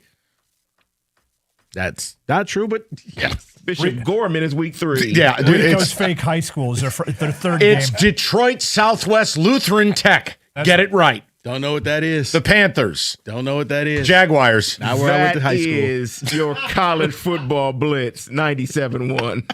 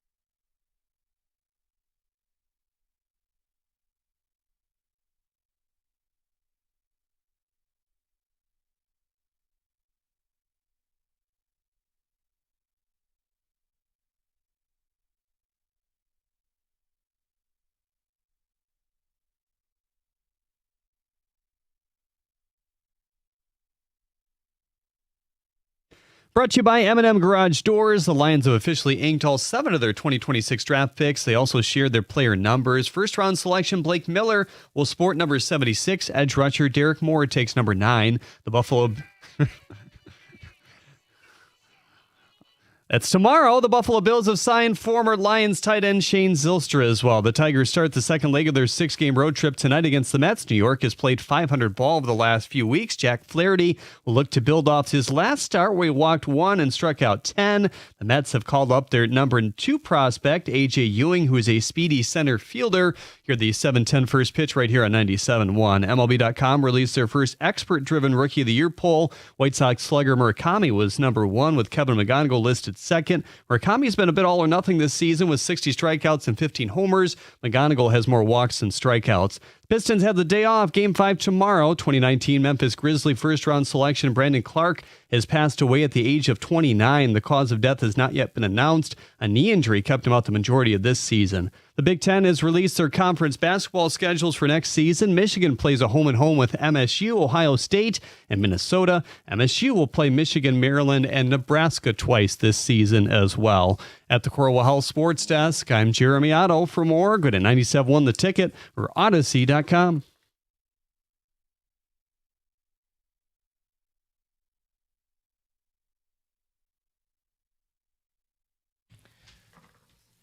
All right, we got jam-packed phone lines, so I'll be very brief. If you want the more luxurious presentation, Odyssey.com rewind.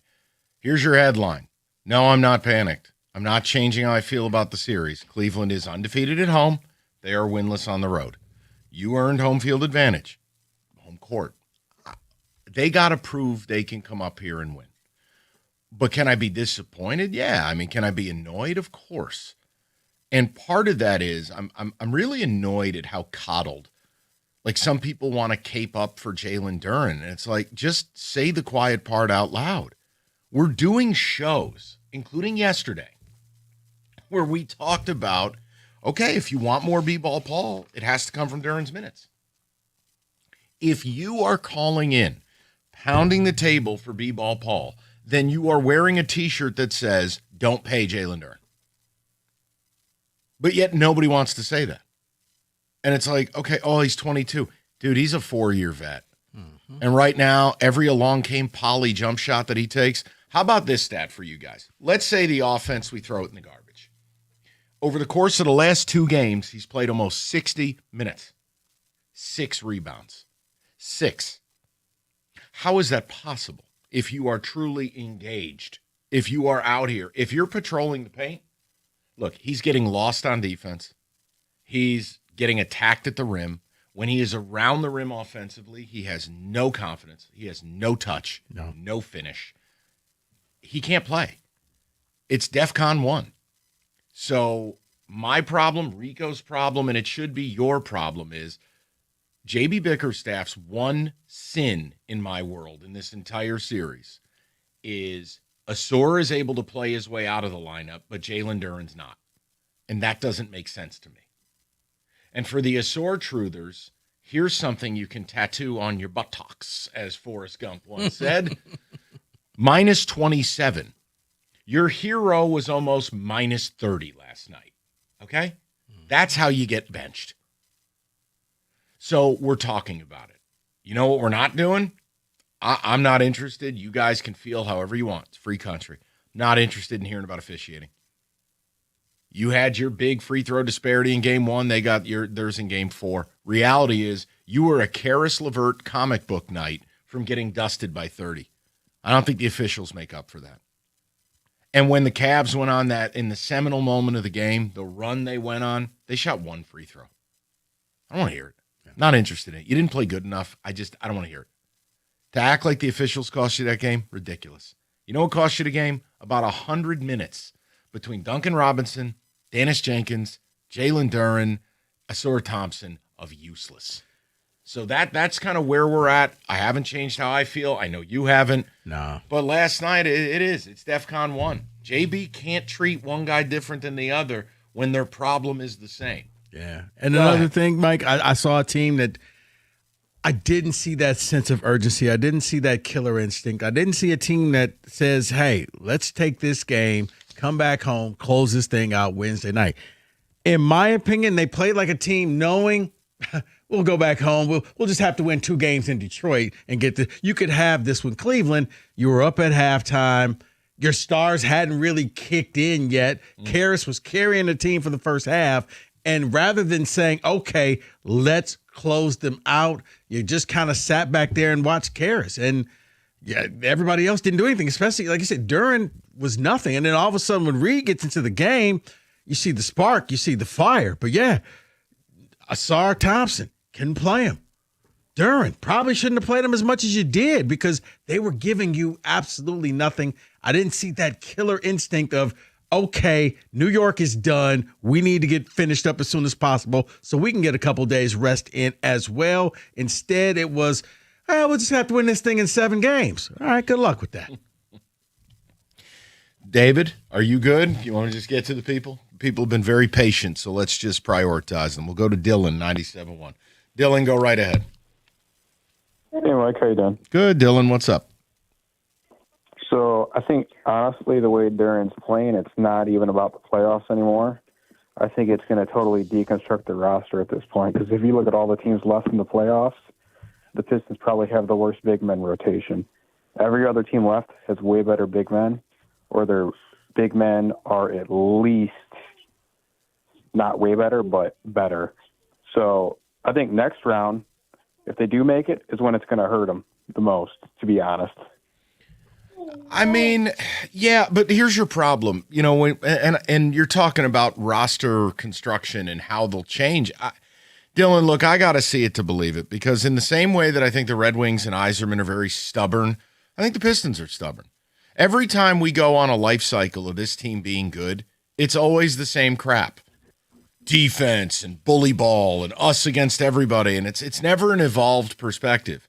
I would need to see the organization actually have that come to Jesus moment. I don't know if it means anything, Dylan. I don't. It might not. It might. But I think this is putting Trajan in a hard spot because everyone was saying the Pistons just need a ball handler. If you look now, they might not need a ball handler first. They might need to get another big man first and then focus on a ball handler because another ball handler is not going to be anything unless you don't have a big man. You're not going to win a championship if you don't have a good big man. And if they're stuck right now in limbo with Duren and they're like, well, what are we going to do? Or they're doubting he's a guy, you almost go back to square one. I mean, you got Cade, but look at all the teams left in the playoffs. They have very good big men. I mean, the Wolves might have the worst of them, but Gobert's solid, DPOY, and they still have Reed and Randall they can trot out there as their 2 big guys. And I just think it's going to put them in a very it is spot this offseason. And Dylan, that's the biggest thing is if you still don't have a legit number 2. If you think it's Tobias Harris, God bless. We're just living in 2 different worlds. I think it's been a fun story. But if you think Tobias over the next 2 years, 3 years in his age 34, 35, 36 season will be standing next to Cade as a driving force of a championship team, I just don't see that. So it's this idea of we all like Jalen Duren, but keeping him at the cost of getting Cade what he really needs, and I do believe they need another primary ball handler. They do need to get Cade off the ball, give him a rest. He's worn down at the end of these games. Yeah. And I do think some of the turnovers are just a byproduct of being picked up full court all night, every night in the playoffs. I think you saw last night where he just basically finished the game on the bench and he was tired. Like, yeah, you know what? I'll see you guys back in Detroit on Wednesday. I've had enough. Let's go over to Richard, 97.1. Rich, how you doing, buddy? Hey, Mike, Rico, what's going on, gentlemen? How y'all doing today? Hey, Rich. Welcome. Well, I mean, okay, look here. Hold on, Richard. Rich, Richard, you got us on speakerphone. Oh, yep, my bad. Hold on. Hold on 1 second. Oh, dear. Total no. disaster. Sure, be here all day. There you go. You just hung up on yourself. Perfect. 248-539-9797. Hopefully Richard didn't fall down the stairs in that process. We're going to go to our man Ivory. He's back. We know we're not on speaker. He will be prepared. He is a veteran of 97.1. Ivory, how are you? I'm all right. How about you guys? Excellent. What's on your mind, pal? Yeah. So So just got home from work, just walked in the door, and a lot to unpack, but I know you got a busy line, so I'll keep it short. You're as I fine. can. Take your time. So we all know, like, in the playoffs, you're facing better teams and better coaches. And, you get to a point where you play some of the better teams and, sometimes you get exposed. Like, there's possibilities of you getting exposed. Your deficiencies come to life.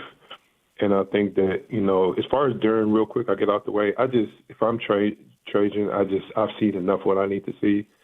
I might offer him a contract, but you might feel disrespected. So I'm just going to leave it at that. However you think of that. No, I mean, look, Ivory, you know where I'm at with it. I mean, I've battled the fan base all year.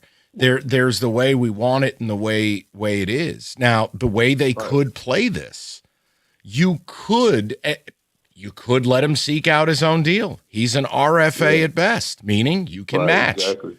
You could test the waters, and if somebody look, what would probably happen is a dumb team would go out and overpay. We've seen it with Zach LaVine before. Right. But you said something real important just a minute ago before you got to the one call for the callers. I was doing the dishes and I was like, yeah, you're right. Like, I'm not going to allow overpayment of Duren to cost me to get Cade what he really needs. No, so you can't. That's that. But real quick, too. So specifically, like the game against Cleveland, the series against Cleveland, I think Cleveland has realized, and I'm starting to see, like, first of all, can you please, it's driving me insane. My wife had to calm me down watching the games, last 2-3 games. Can you please stop overhelping? You're getting killed on overhelping and leaving guys wide open on the perimeter. Also, I think Cleveland has realized, and I'm starting to see why Miami couldn't play Duncan Robinson. That's right. They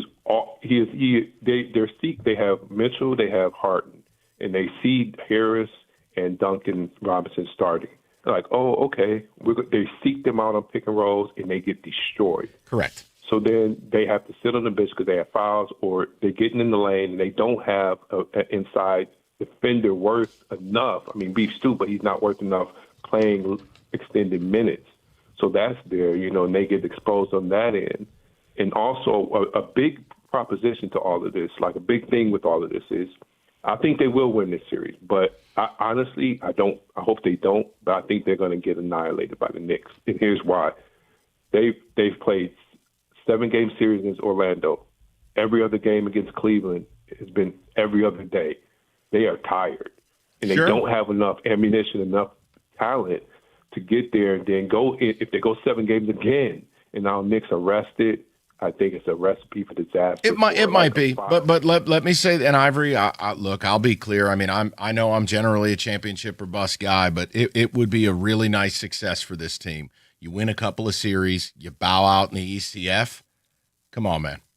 That all hope is not lost there. I won't be the one to do that.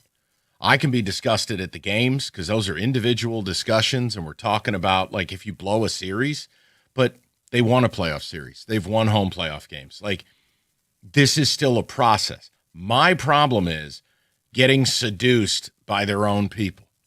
The Jalen Duren thing is going to chart the course for this franchise. Mm-hmm. Now, if you can sign him and get Cade a legit number 2, hey, I'd love to see it. But your problem is you don't have any A.J. Mitchells or Kason Wallaces. You don't have any of these people making $5, but they're really good. Right. No, you have Janice Jenkins. You have Karis LeVert. You have Sasser. B-ball Paul. Right. And again, that's great. Here's the next player you have. It's called DNP-CD. None of these guys should play on a championship team. So that's about talent acquisition. I got to see it to believe it.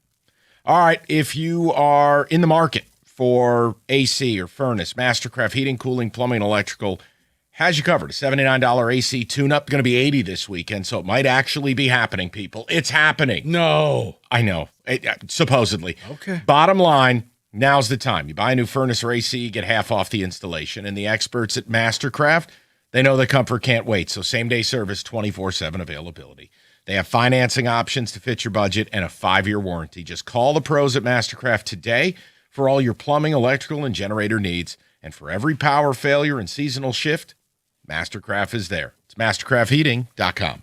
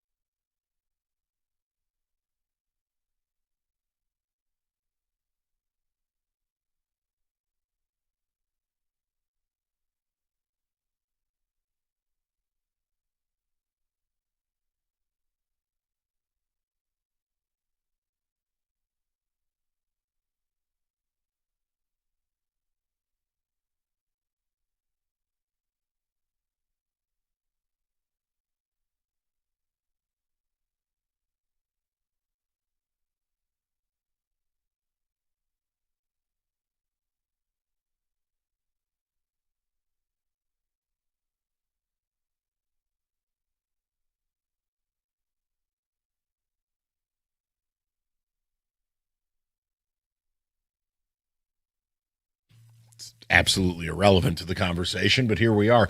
David, text communications, please. What are the people saying? Wondering what that drop was for. Say, no, they're not. The coaching has been malpractice.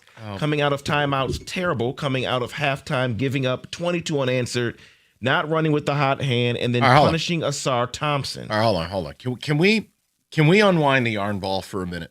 Okay. I want to see if we can get away with this. What adjustments, Dr. Jack Ramsey, what adjustments would you like to see exactly? Tell me. Because here's the problem. This is like dancing around an issue in your relationship. And the issue is staring you right in the face. It's not all these other things. Just say the thing. Here's an idea. The coaches who make the best adjustments have the best talent. You ever think you're just not that talented? And your coach has said your superpower is your effort. One problem. Just like the children's book, everybody poops. In the playoffs, everyone tries. So you can tick a text until you're blue in the thumbs about these mythical adjustments. It's like in football. Oh, halftime adjustment. Did you ever think you're the Cincinnati Bengals and your defense is ass? No amount of whiteboard work is fixing that. What is JB supposed to do when Asor Thompson's a minus 27? When Duren looks like he can't play? Hey, did you like the adjustment of giving Karis LeVert more burn? He led the team in scoring. I'm asking, Rico. See, this is just like last year. Maybe you run the flea flicker touchdown play. The annexation of Puerto Rico. There you go. This is just like last year. In the series versus the Knicks, fans were having the offseason conversation before the offseason. And they were saying, oh, well, we need a second scorer. We need this. Okay, that's great, but you don't have it yet, and you can't talk about it. We need shooters. We need others other than Cade, and that can't happen until the offseason. So everyone's saying we need to make adjustments, but you don't have what you need yet. You know what, David? The irony last night was your others showed up.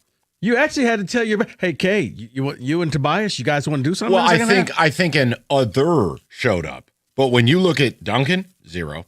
Asor was awful. Dennis was awful. No, you're right. One of the others showed up in a mystical way. I don't even give Reed. He showed up. Okay, well, I consider Paul Reed a franchise player at this point. You know what? I stand down. Excuse me. I'll yield to the senator from New York. Oh, no. B-ball. Actually, we're doing B-ball Paul night.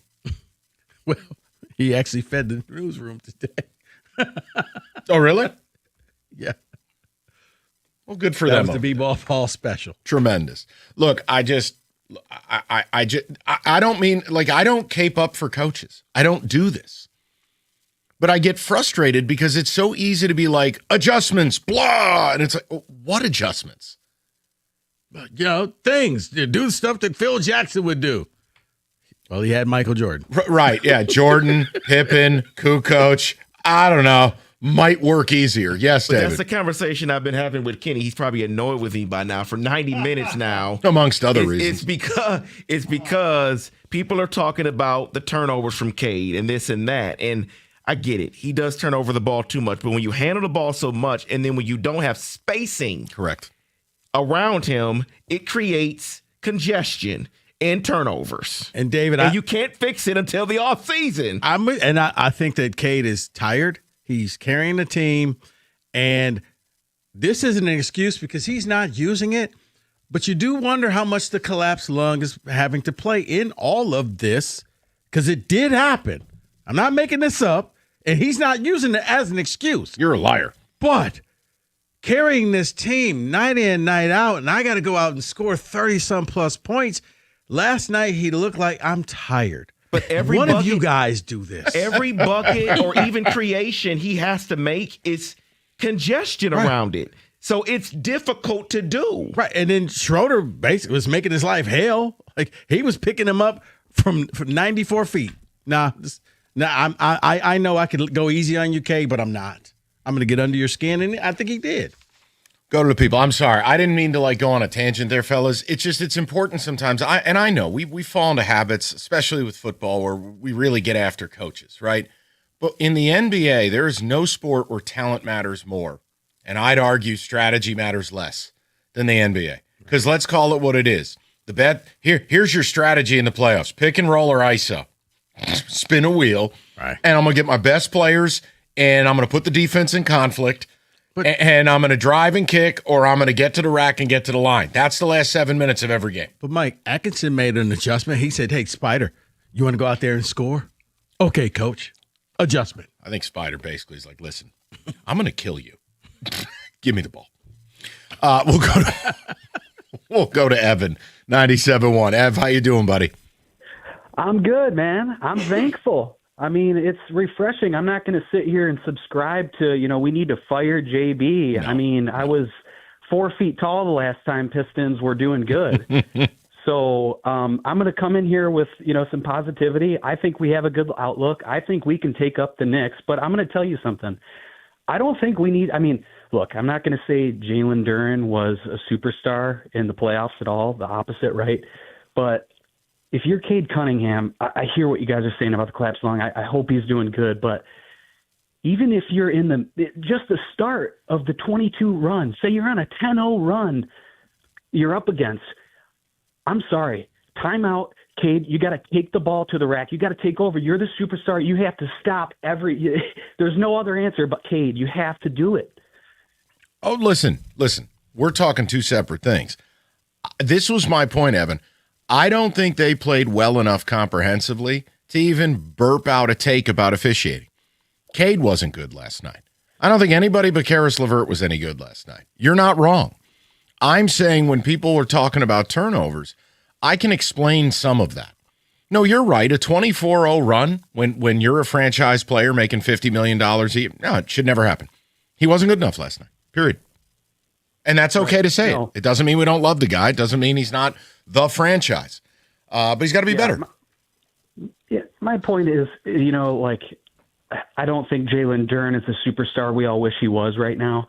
But if there's just one thing I wish Cade could hear is even if it's a 8-0 run in the second half, you have to step up. I don't care what you got to do. Take the ball to the rack. I mean, I'm with the guy who called earlier. I'm about to go start cleaning toilets next time a team goes on a 22-0 run on us. I know. Look, and Evan, ultimately, Cleveland still has to prove they can come up here and win. They have to prove they have to win a road game. They have not won a playoff road game. They're 0-5. I'm not bailing on the team. We're just talking about last night's game and talking about how bad it was. It was objectively bad. Mm-hmm. And now, I think Rico made a great point yesterday.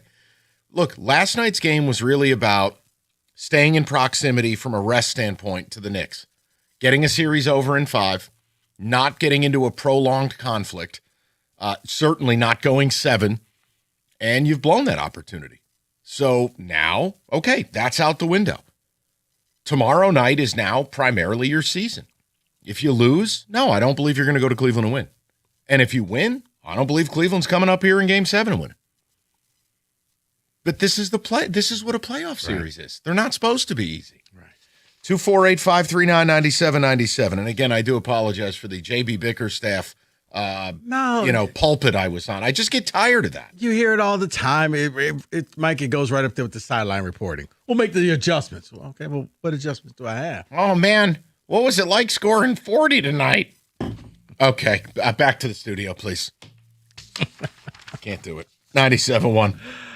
Well, the good news is I got to watch that debacle in my basement done by Matrix Basements. And guys, if you've been thinking about doing it, just stop waiting and just go to matrixbasements.com. Trust me, you're going to love what they're going to do for you. The award-winning design staff is going to come up with a plan just for you, and they're going to listen to you, and the next thing you know, you're going to be sitting in your brand new basement done by Matrix Basements for football season.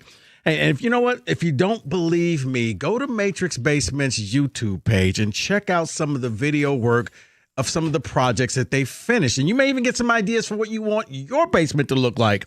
So yeah, go to the Matrix Basements YouTube page, check out some projects that they've done. You'll even see what they did for me. Go to matrixbasements.com. In that paralysis, start getting this basement done. Because if you start now, you'll be ready for football.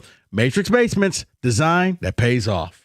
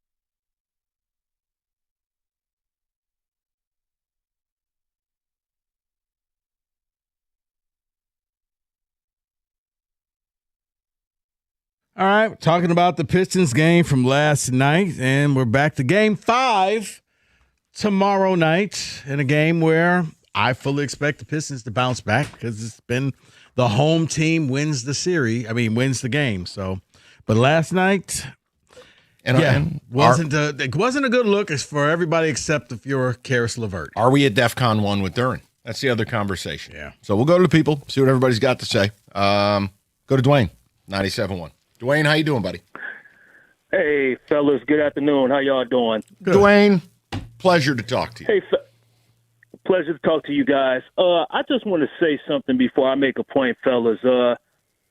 What I like about you and Rico, y'all don't throw sprinkles on an ugly cake. You know, y'all don't do the coach speak, try to pretty it up, especially, when our guys aren't doing good. So I appreciate that, man. Y'all keep it real. Well, I appreciate you because I feel like we live in a world where people just want to play slap and tickle. It drives me crazy. Yes, brother. So as we all watch the game, I'm sitting up there and I just saying to myself, what is JB and the coaching staff not seeing that we seeing? They're closer to the players because they're there. And I'm just thinking to myself, like, hitting on what Mike said, like, stop babying Duren. I mean, stop showing the favoritism. Paul Reed doubles Duren's production in half Duren's minutes. JB needs to put winning ahead of his loyalty and worrying over Duren's feelings. Yeah, Period. This isn't college. You know what I'm saying? Your feelings are immaterial. It's the second round of the NBA playoffs. I'm with you, Dwayne. Absolutely.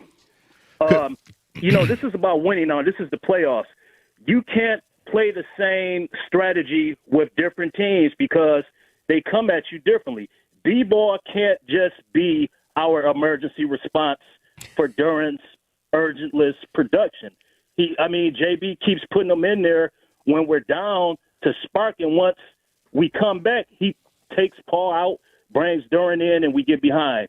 Okay, people want to complain about the free throws and all that. No, third quarter, that had nothing to do with free throws. That had nothing to do with free throws. Cleveland went on that streak. That had nothing to do with free throws, so people need to stop. Detroit did not do what they needed to do, so nobody can complain about free throws. Duren plays like he has his job security. Like, I think if you put him on the bench, maybe that'll wake him up, but we can't sit around and wait for Duren to be urgent. Dwayne, I'm gonna be honest with you. You know what I'm saying? I do, Yeah, and go ahead, I don't like saying what I'm about to say because I can't prove it. I can just tell you what it seems like, sounds like, feels like. Sure feels like there's a wink and a nod and a handshake about his extension, because otherwise, why would JB afford this man Shaquille O'Neal level loyalty when he is playing like Yinka Dare? Like, what are we doing here? If Asur can play his way out of the game, then damn it, so can JD. And that's what's got to happen. Look, I'm not under any illusions. I know we have our fun bet on behalf of Greater Life Church, Dwayne, but I'm not under any illusions they're winning an NBA championship. I just, in the odd case that they did, I wanted to do something cool for David's church. Plus, his uncle likes me better than David, and that's a wild concept. Very true. The point I'm making is we still want to get to the ECF. We still want the series against the Knicks. I don't care about Jalen Duren's feelings. And outside of the fact they're about to probably pay him $200 million, why would you keep running him out there? I think you could argue on certain nights he's been your worst player. And that's not hyperbole. Yeah, you know what I mean? No. Between him and Asar, yes, they're battling out for the bottom. Yeah, but the 9 means stop sign. You're right. Sorry. I just wanted to get Kenny engaged. That's all.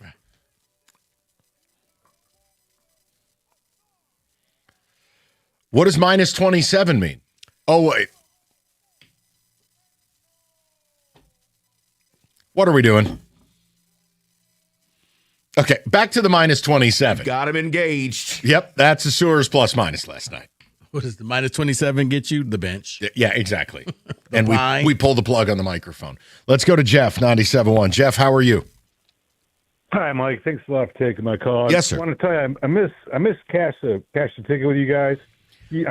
Not only are you insightful, but you make me laugh. Well, I that's love that. that's the You goal, know what, Jeff? Jeff. I miss it. No. It's the off season. But, and that's a I wanna bring separate up- topic. Go ahead.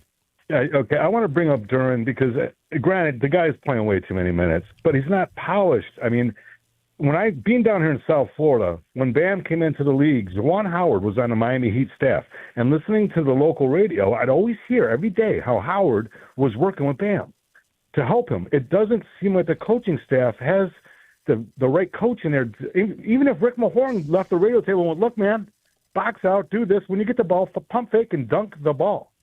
I mean, he's underneath the rim sometimes looking to try to hit a layup. I'm thinking, pump fake and dunk it on these guys, man. The guy's got talent. He does. Does he deserve $200 million? Absolutely not. Well, there's your problem. I mean, he can go. Yeah, and Jeff, listen. I'm hip, but here's the thing. Yes. It's not the problem for Jalen Duren is the problem for any young player. You can have regular season success, but if your talents do not translate to the postseason, then you end up in a lurch. Because the way the CBA is drawn up, the team is put to a decision. And my fear, Jeff, and I hope I'm wrong, desperately want to be wrong, I don't think the Pistons have the balls to be bold and to look at this pragmatically and go, you know what? We like you. We don't love you. And we got to go a different direction. I don't think they'll do it. So, yes, I think they'll pay him. That would absolutely be obviously a mistake, I believe. But No, because then think what's going to happen, Jeff? We're going to have to ask him to. He's going to have to get a lot better, and not just on a February night against the Utah Jazz. He's going to have to be in the playoffs. I'm going to need a reliable 18-footer. I'm going to need 2 pet moves in the post. And by the way, Jeff, we got to talk about the rebounding a little bit now. How about 56 minutes the last 2 games, 6 total rebounds? That's ridiculous. And that's why I said, why couldn't Rick Mahorn go over and say, listen, kid, let me talk to you for a minute. The Pistons coaching staff, to me, has let this kid down. He's got talent. Again, I thought he was only in the league 3 years. You brought up 4 years. I didn't know it was 4. I thought it was 3. But no one's there putting some polish on this kid. Look, no one's in there. But Jeff, hold on. Let me be fair. If you don't think they're working with him on an offensive game where he's not putting in the work, no, then you're not understanding the way it goes. The other problem is you rarely get better during a season. The summer is where you take your game to a different place. Right. Like this isn't, you don't just all of a sudden, all right, it's February. Boy, I need to develop a 3-point shot and then I'll be ready for, no, that's all summer. No, you're right. I'm explaining it. That's I came all. back from All-Star break and all of a sudden I can shoot threes now. No. Yeah, and the sad reality is in the NBA, you at least need to do one thing well, and I thought it was rebounding for him, and he's not doing that, which really tells me, what is your value right now? He has no value, and it's okay to just say it. And that's just it. It's not personal. But if he's not rebounding, he's not blocking shots, he's absolutely putrid offensively, just say it. There is no value. And at that point, the B-ball Paul truthers win. So fine, take Duren's minutes from 26 to 20 and take Reed's from 14 to 20. There's no world Duren's not playing. You have to continue to try to unlock whatever is still there. But yeah, it's DEFCON 1 at that point. Do you start him tomorrow night? Yes. Yeah, I start him. But the minute I feel like he's not giving us the best version of himself or our team, I'm going to the bench. Bro, I'm going to look like Sandman from Amateur Night at the Apollo with the hook. You're out of here. Okay, I don't know. You can Google that. I will have to. David got it. Okay. I hope you two are happy making a nice reference that I'm clueless about. You never watched Amateur Night at the Apollo? If I did, I don't remember who the Sandman is. Yeah, he's the guy that whenever it's a bad act, he comes out there with like a gigantic hook and he just yanks you off the stage. Like the Pink Panther.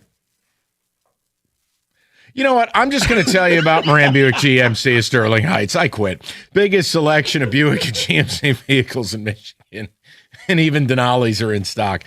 They make the process simple. So whether it's a Sierra, the comfort of an Acadia or Yukon, or the luxury of a Denali, they have you covered. Up north, all summer long, the road trips, Moran offering free loaners for your certified service. It's Moran Buick GMC of Sterling Heights, where you always get the best price, period. You can visit them anytime. Van Dyke, just south of 18 Mile, or shop anytime at MoranExpress.com. It's Moran Buick GMC. We are professional grade.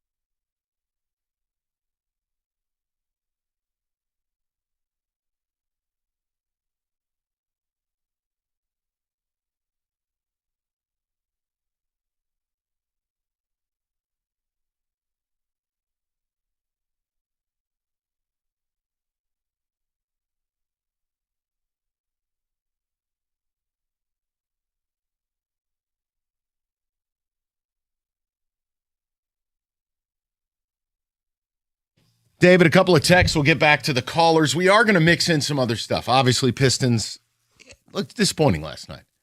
I'm not ready to bail on the series because Cleveland has to prove they can win on the road. But we have a couple other things to talk about, including just, God, man, I wish more coaches or athletes close mouth, open ears.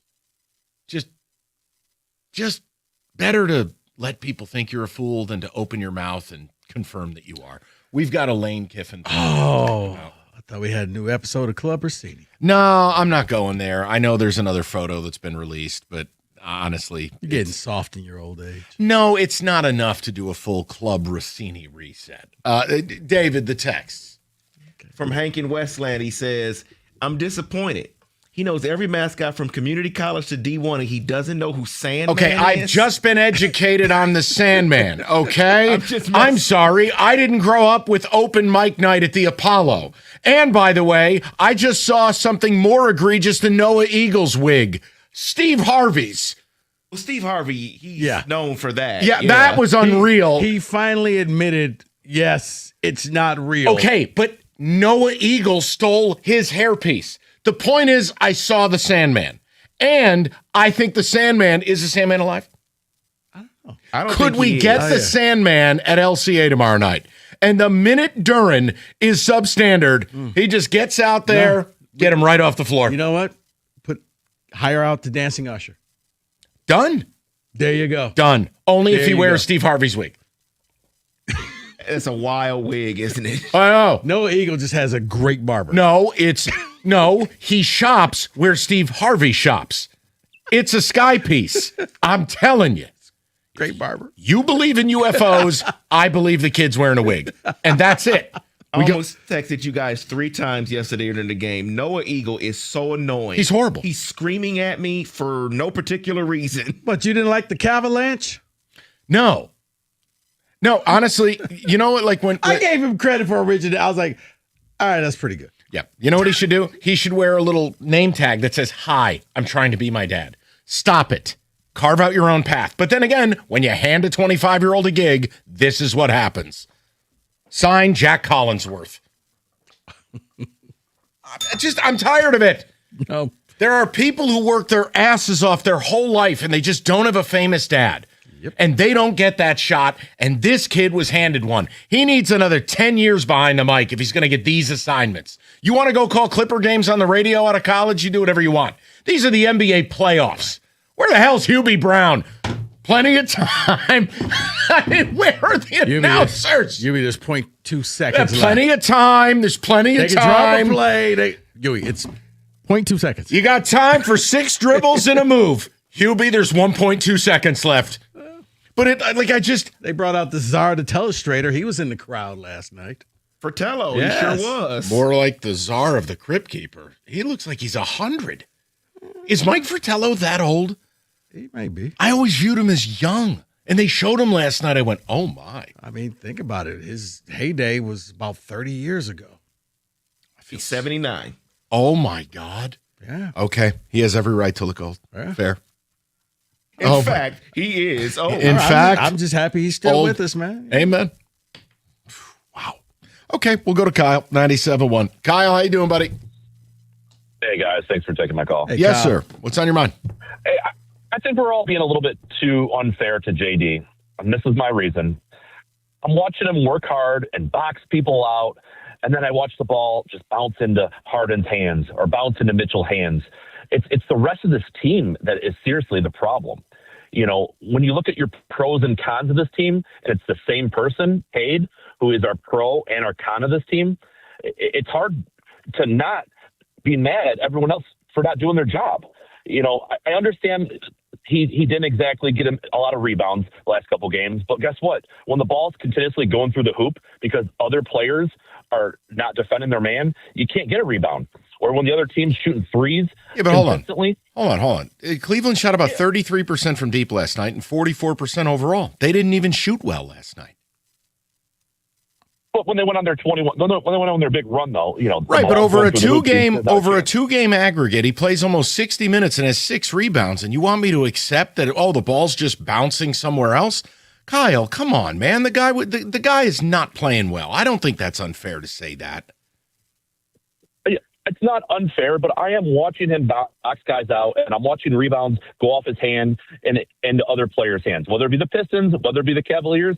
He's making an effort. It's not like he's rolling over, and that would be my concern is if he's rolling over like that. But he's making an effort when he can't do pick and rolls when you got guys like, Green in the corner or Thompson in the corner. They're gonna collapse on him. He's not gonna get as much offensive looks and opportunities. And Well, like the other problem for you on this point, though, Kyle, is when he does make an effort offensively, once again, it's the highlight reel from Along Came Polly. He's been horrific. He has no confidence around the rim. He's a disaster. I mean, once a game, I don't know what it is, Kyle. I don't know if there's like an earpiece, shoot the J. What was that? Yeah, I got this, Coach. Kobe, what? What? I could just see the Cavs. Wait. No. Nobody guard him. Let him shoot. Okay, he missed it. I mean, Kyle, look, we're going to agree to disagree. If you're 7 feet tall, there is no world you can play 25, 30 minutes and have 2 rebounds. And you want me to agree with that. I'm Rico, I'm trying to be nice. No, you are. It's not worth getting angry over. He thought we were just being a little too rough on him. Yeah, but you know what? You're about to pay the guy $200 million. And that's why you're afforded the right to be rough, because with that money comes responsibility. With that money, it could upend the franchise if their bet is wrong. If he doesn't get better offensively in a big way, you are going to hamstring this franchise. Right. And then you're hoping years down the line you could trade him to somebody desperate just so you can get from underneath that contract. Yeah, he becomes DeAndre Ayton if this goes bad. Good pull. And that's a real problem. Trade him to Portland or something. No, but David, you get my point is, guy comes in league, averages 18 and 12. Got to pay him. Yeah, and you had you had the Phoenix owner who was a Wildcat alum. It was Robert Sarver. Yeah. He donated so much money to Arizona, they named a cardiac hospital after him, and he demanded they go with Ayton instead of taking Luka. Right. And then who's going to make sure that Ayton got paid, because he was averaging 18 and 10. And how did it work out? Oh, and by the way, he was the starting center on an NBA Finals team. How did it work out? He never got better. I mean, and again, do I think JD probably has a higher upside? Yeah, especially athletically. But if you make a bad signing like that, you upend all the progress. So I'm sure it's downloading, $217 million and, whatever. I can't change it, guys. I don't run the team. 248-539-9797. It's 97.1.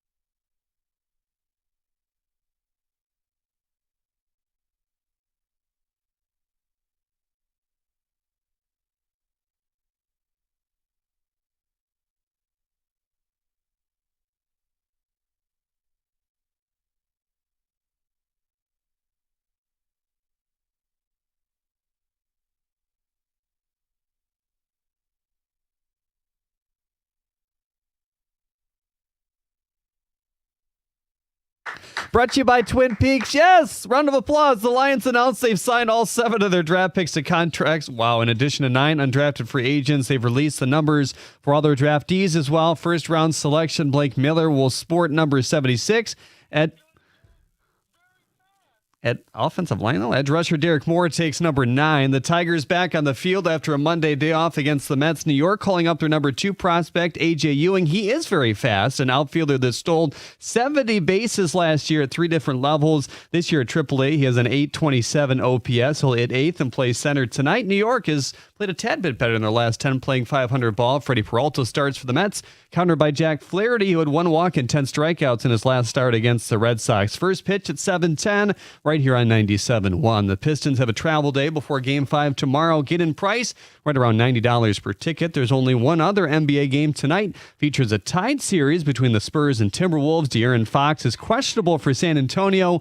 Tip at 8. The Big Ten has released their conference basketball schedules for next season. Michigan will play a home-and-home with MSU, Ohio State, and Minnesota. MSU will play Michigan, Maryland, and Nebraska twice. Mike has just re-upped his season tickets. Former Michigan State assistant and Western Michigan head coach Shane Stevens is headed to Penn State to be an assistant at the Corewell Health Sports Desk. He's counting on me. I'm Jeremy Otto. For more, go to 97.1 The Ticket or Odyssey.com.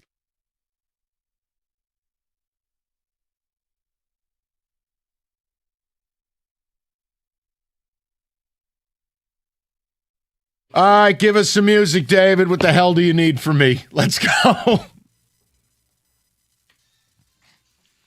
Oh, boy. Let's talk about WWE and tank tops, a.k.a. the NBA. What do you need? You know what? We've been talking a lot about the Pistons. Let's talk about the other teams in the league. Sure. Mike. What do you want to know? David, what is next for LeBron James? I don't care.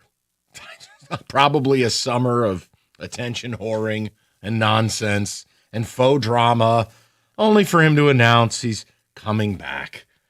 I think he comes back. Coming back to the Lakers? No, but I think he comes back for one more year. He's still playing at a high level. And I mean, we can make all the jokes we want, like I just did. Am I tired of him? Of course I am. He's still doing something we've never seen before. This isn't Johnny Unitas with the Chargers. Or Joe Namath with the Rams. This guy's playing at an unbelievable level. I think he comes back. Yeah, there was already a story last night saying that Pat Riley has always told him if he wants to, always have a seat there if he ever wanted to return. I think he does return. I think you're right, Mike. It's going to be attention. Stories will be written. Maybe he'll rent out a Boys and Girls Club again. Yeah, it started last night. Well, I don't know what the future holds. Could he possibly, for a third time, go back to Cleveland? He can do whatever he wants. He's the greatest player in the history of the sport, and he's doing something. Think about what Kareem looked like around this age. He was like a cactus with goggles. Now, this guy is still out here playing ridiculous. Yeah, but he made a great airplane movie. Okay. What about Austin Reeves? As Luka came out saying, we have to keep him at all costs. I wish we could get him. Is he Lakers going to pony up the money? Keep him in there? I don't know. He rejected their overtures. He rejected their last contract. He bet on himself. He was right. If I'm being totally honest with you, I don't have the cap table memorized for every NBA team right in this moment.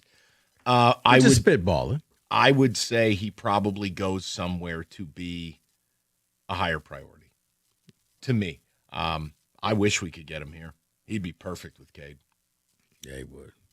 Yeah, he can get 5 years at $241 if he stays with the Lakers, or 4 at $179 elsewhere. How about he stays and we do a sign and trade Duren for Reeves? That's what's going to happen probably. I think he'll go elsewhere, but you know what Luka needs? Let Luka have fun with Duren. Oh, yeah. You can just be a rim runner alley-oop guy, and they don't give a damn. That's what they had in Dallas. I would do that in a heartbeat. Reeves with Cade would be an absolute nightmare for teams. Looking at the talent that the Orlando Magic has, guys, who's going to be the next coach of the Magic? Dusty May. No, I have no idea. I don't know. You just knew Mosley was getting Billy fired. Donovan? I don't get that. Why? Why is Billy Donovan still a thing? I'm with you. I don't get it, but no. I don't know. I have no idea either. Apollo player, coach. I have no idea what Orlando Jackie does. Moon? Yeah. Is that what the Orlando Magic are going to do? Correct. Coffee Black will coach the team? It's Disney's down there, so make a movie out of it. Yeah, look, I don't know why Dusty hasn't signed his contract. I just know where he coached, and his name keeps coming up. And I'll say it for the people in the back. I don't think he should go. I think he should stay right where he's at.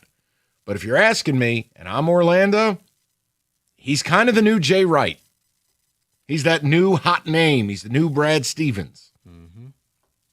Okay. You just got to ask yourself, do you really want to live in Windermere or Apopka or Winter Park? Not me. I mean, there's got to be some good suburbs around there. Orlando's a dump.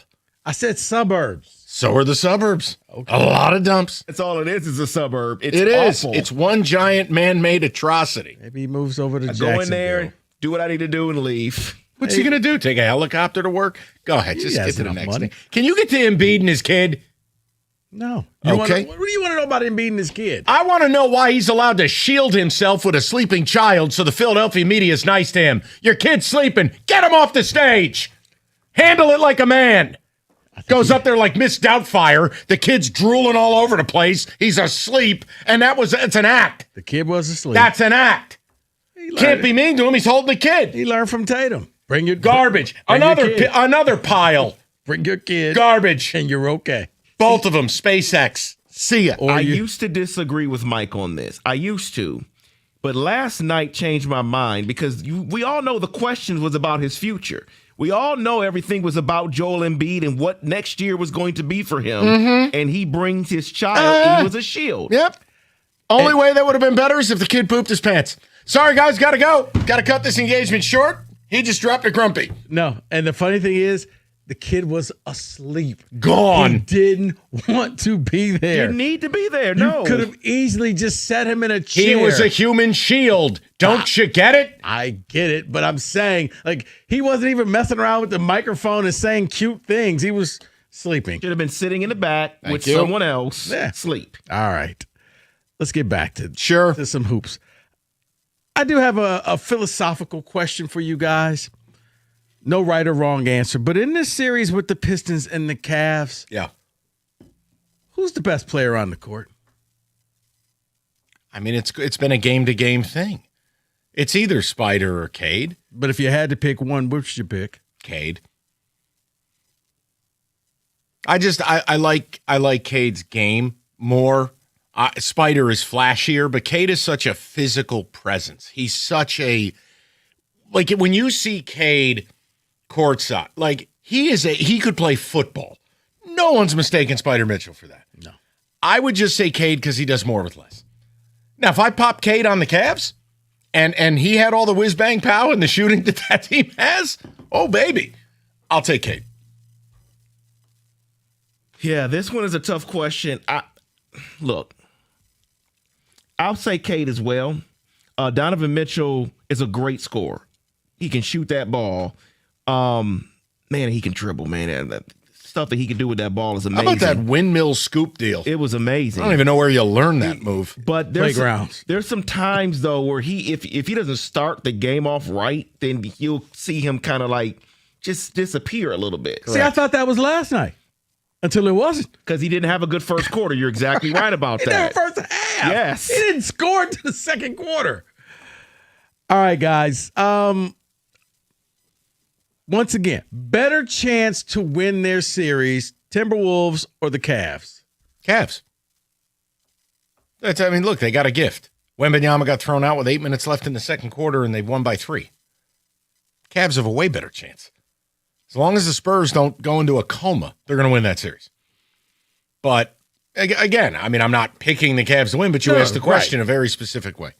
Yeah, the Cavs have not shown their ability to win on the road. So I have to say the Timberwolves because of that reason. True or false, Noah Eagle's wearing a sky piece. He's wearing something. You know that's a wig. I don't think Grant Hill and that's a wig. Company like him. Great barber. It's a wig. Great barber. You know it. No hairlines that crispy. He travels with him. He's a traveling barber. Yeah, in a case. Who's going to be the most sought after free agent this summer? The free agent class blows. I understand. Austin Reeves. LeBron James. This free agent class is awful. Austin Reeves. Russell Westbrook. No. Honestly, he'd fit with the Pistons. Another Yes, guy he who can't would. shoot. Bring him in.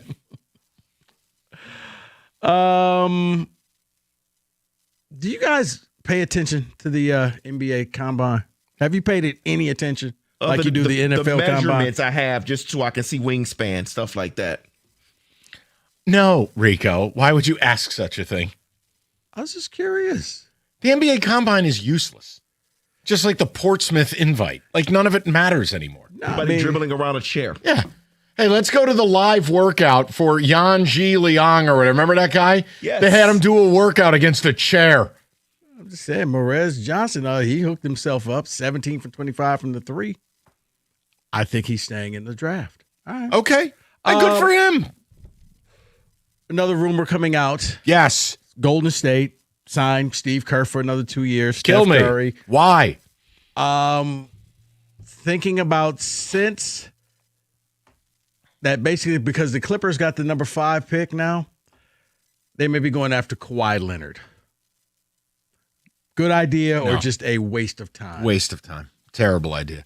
And look, they completely screwed this thing up. It was very similar to the Pistons when they had the Darko pick. You're coming off winning an NBA championship. You got 2 top 7 picks. You end up with Pete Moody and Jonathan Kuminga, who apparently you hate and they hate you and the rest. Kuminga goes to Atlanta, explodes. Moody's a bum. You blew 2 top 10 picks in your championship window. It's over at that point. No different than when the Celtics drafted Len Bias and he OD'd on coke. You're done. It's over. I don't know what they're doing. You think Captain Laffy Gas is going to come in at his age? The guy barely plays. I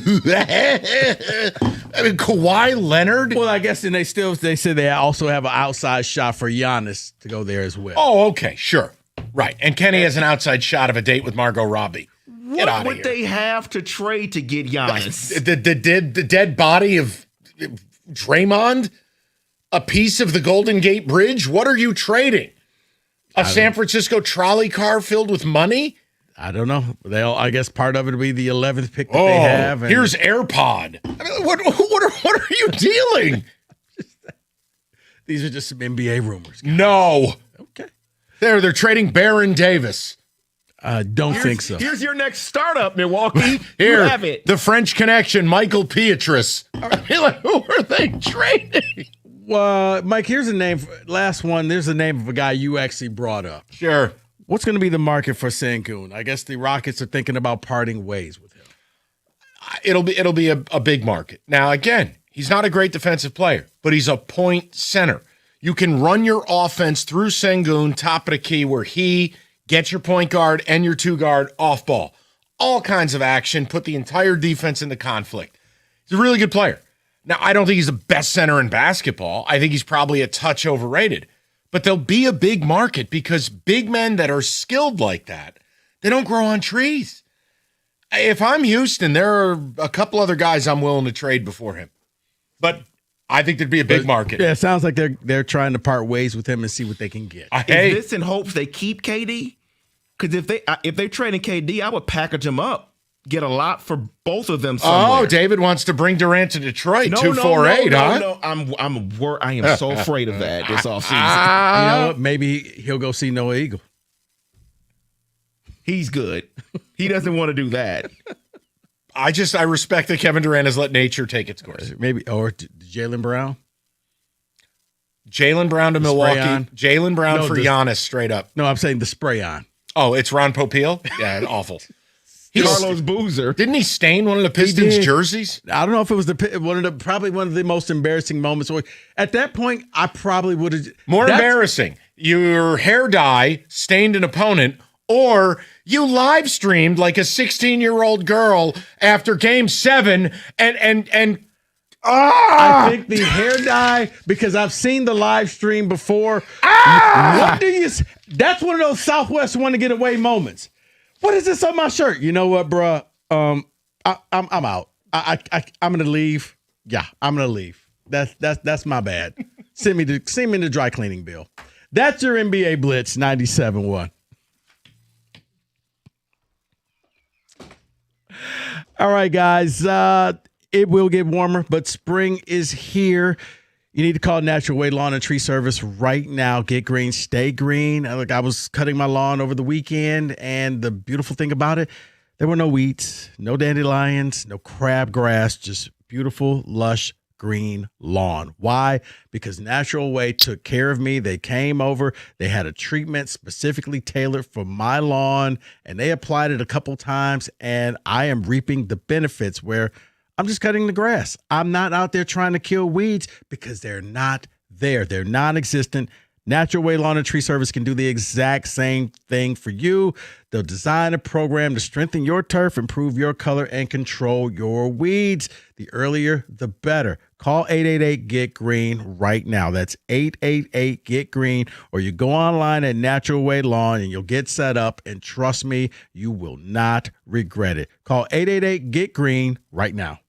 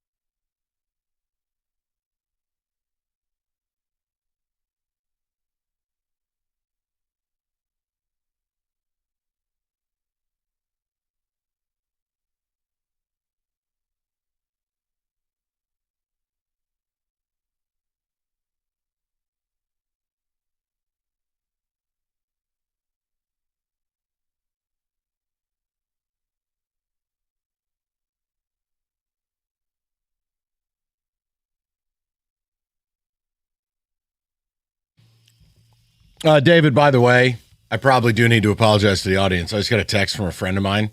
He goes, I thought you were making up fake Golden State Warrior names until I Googled. You seriously need help.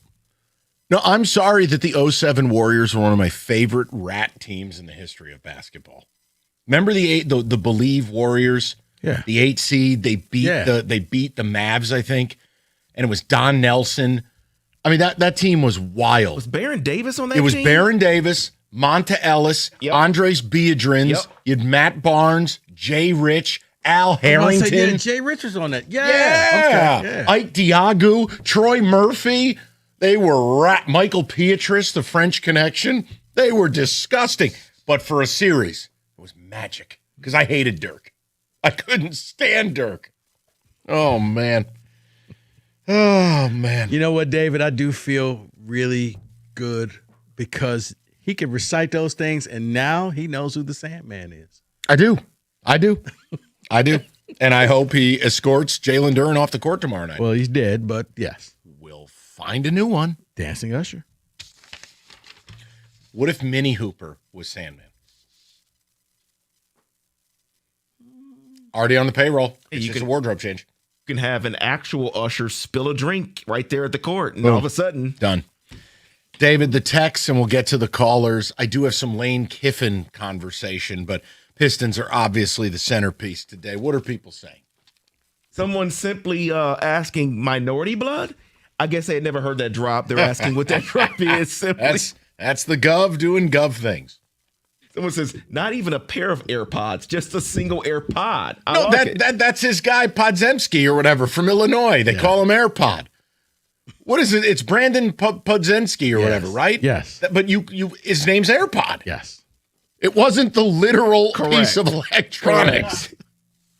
Someone says, Mike and David, you missed the biggest point about K versus Donovan is the defense. Cade is actually a very good defender, while Donovan Mitchell, well, he's just a traffic cone. Eric from Bloomfield. Okay. Not according to Donovan last night. Okay, was guarding him. Someone says facts are mean. Someone says it is a fact that Jalen Duren has definitely turned into DeAndre Ayton already. We cannot pay him. Look, I don't know where his career will go, and it's not my job. I would just be very careful engaging in that type of contractual agreement. Jesse in a van says, are you sure the kid wasn't a Dow used as a prop? Because he didn't move at all. 248-539-9797.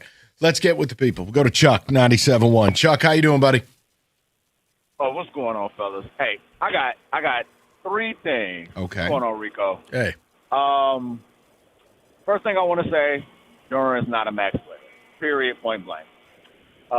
Second thing I want to say is Karis LeVert should never, ever lead your team in scoring.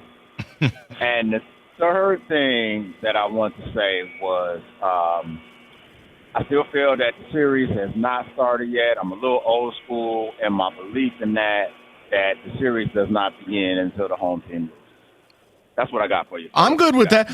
And Chuck, you've earned the right to say that. Mm-hmm. You have 2 of the next 3 at home, and you're playing a team that is 0-5 in road playoff games.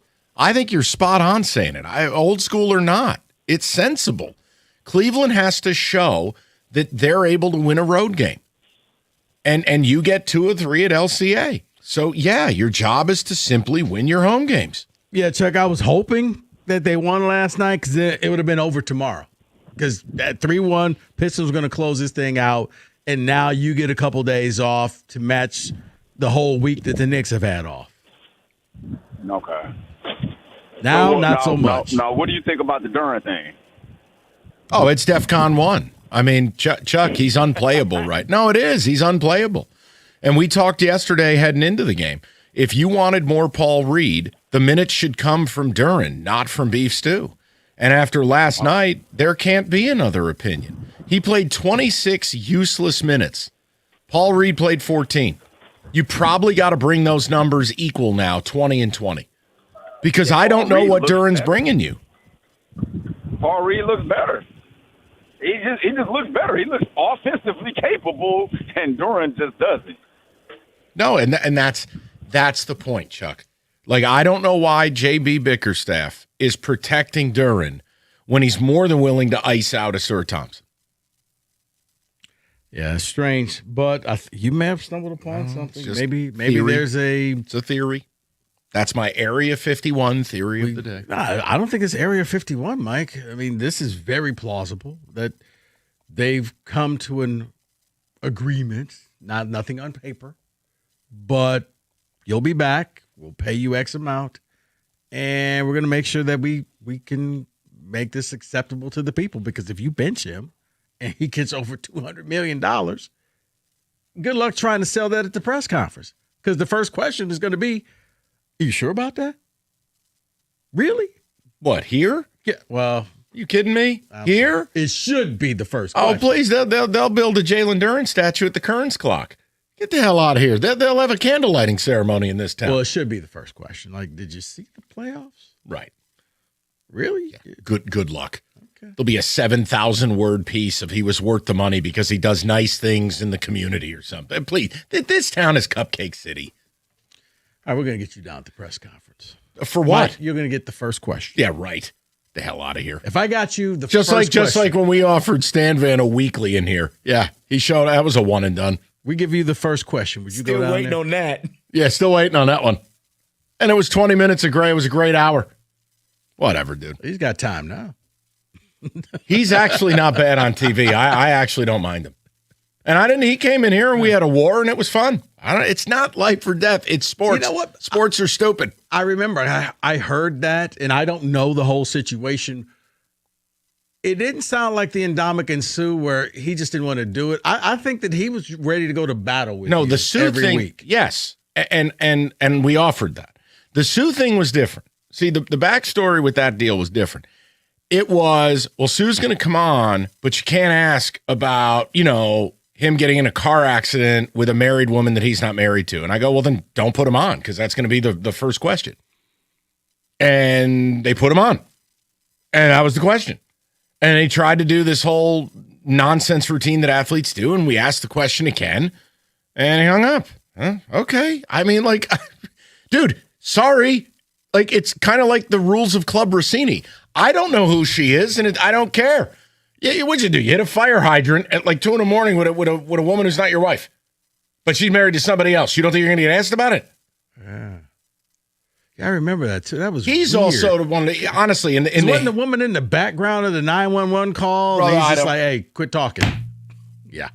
Look, man, all I'll tell you is in my 25 years in this town, now there have been some real Beekmans as far as athletes, okay? I mean, some real lowlifes. The biggest jerk in my entire career here, I mean, treated no one well. I'm talking people I know with charities, people I know in the service industry, people around town who own business. The biggest jerk of all was Suh. Was just not nice to people. Well, I think a lot of it had to do with the fact he didn't want to be here. Oh, we're really happy with his contract because it gets him to free agency quick. I remember he'll be out a year sooner. He's just going to rent a house, and that's it. And then they couldn't find him at the combine, and I'm on the air begging them to trade him, and they didn't. And then they didn't draft the insurance policy in Aaron Donald, and then they lost him. Yeah, I didn't understand that one. But hey, Eric Ebron, offensive weapon. 12% drop rate at North Carolina. All right, FanDuel, you can get 30% profit boosts to use before the golf tournament begins this week, whether it's on winner outright or top 5, 10, 20 finishes, whatever you decide. Hey, rock and roll. Evan and Jim do a nice job with these as far as the tournaments, the exactas. If betting golf is your thing, go for it. It's FanDuel.com/Michigan. 21 and up, present Michigan. Opt-in is required. Bonus issued as non-withdrawable profit boost tokens. Restrictions apply, including any token expiration and max wager amount. Gambling problem, call 1-800-GAMBLER. That's 1-800-GAMBLER.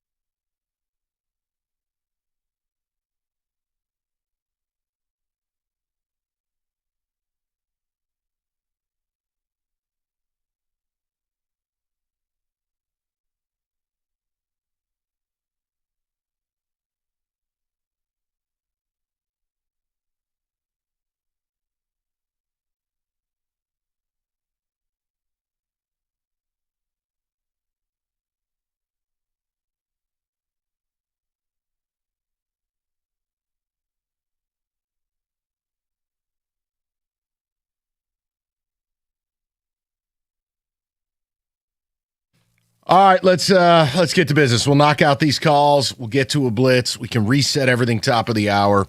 Is it DEFCON 1 in the Jalen Duren era where I don't? He's just not playable right now. Also, does JB run the risk of being a hypocrite where you're willing to bench a sore, but you're protective of JD? That doesn't make sense to me. And where are you at with the series? I'm not changing until Cleveland can prove they can win a road playoff game. No, I'm not going to bail on this team. But last night was pretty egregious. Can't lie to you. To the people, go to Chris, 97.1. Chris, how you doing, buddy? Good. How's it going? Good. What's up? So I just wanted to give a shout out to our guy Kyle who called. I looked it up. Kyle is not Jalen Duren's agent. Not his name. But got to shout out the guy for. He was earning his commission, that's for sure. I was shocked at that. He's looking out for another guy for sure. But I actually was going to call with the opposite take. I know, sorry to echo everyone else, but there is no effort out of Duren whatsoever. All 28 minutes, you see like a little boy alley-oop that he's got basically in garbage time. But if he played even with half of the effort of Asar, who I know has been sloppy, but you can't say he, hasn't given max effort, or Tobias Harris or, Stewart. This team is, probably up 3-1 right now, at least. Oh, look, Chris, it's okay that you're echoing the sentiment of the fan base. The question is just how much longer are they going to continue to give Jalen Duren 30 minutes a run a night? Yeah. Well, so I get it, right? Because he's been blossoming, and as a Piston, as a Piston fan, we're not in the position to where we can really let him walk, if I'm being honest. I know that's being debated, but he's been blossoming this year. It's just unfortunate that this whole playoff run, I turn on the radio and I hear how bad Jalen Duren is doing, and, he deserves it. I honestly don't think he's getting enough crap for how bad he's been playing. He's not showing. It's like he doesn't want to be here, just like the Sue thing. But well, and look, I don't know that it's that. I think you get a rude awakening in the playoffs, and that's the issue here. I mean, Chris, the regular season, it didn't matter how much we said it. And I know we were swimming upstream on this show because the other shows don't see it the way we do. 13 teams are tanking. This is the worst Eastern Conference in memory. It's just talking reality. So now you get to the playoffs. Everyone guards, everyone tries, and everyone plays everyone. And you're seeing this guy's numbers reduced to late stages O'Donnell Foyle. That doesn't work. You almost wonder if he's dealing with something, because where is this coming from? It's I don't know. Literally just a lack of effort. It's night and day from where he was in the regular season. Yes, people are trying harder, but it's, him as well. Yeah, no, it is. And look, Chris, the problem with all of this, right? Well, what if he's dealing with some? Look, I'm not a mind reader. And if you're not going to share, or if you're not going to say what's up, I can't show you compassion. You're paid a hell of a lot of money to play a kid's game. And look, I just have the same approach. It's look, we take the air every day. We're human beings. But I'm very real about it. You don't care what I have going on or what Rico has going on. And you know what? You shouldn't. We're wind-up toys. Our job is to show up between 2 and 6, and to hell with the rest of our lives. It's entertain you guys. Do our effing job. That's the same for athletes. So I can't do it. And look, if you got enough going on, hey, call your shot. Take a leave. So I can't make up scenarios for players because I don't even do it for myself. If the day came I had something going on, I just straight up tell you, I'm not going to be here for a few weeks. I got to handle a few things. That's life. But I always love how we want to create things for players. I'm not doing it. You're here. You're in the lineup.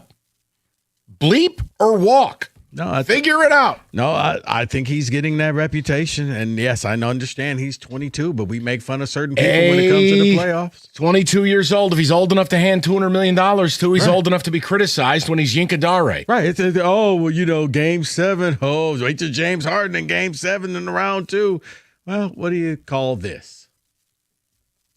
We should do, by the way, do you want to do a power rank of absolutely morbid NBA big men from the late 90s, early 2000s? I can do that for you.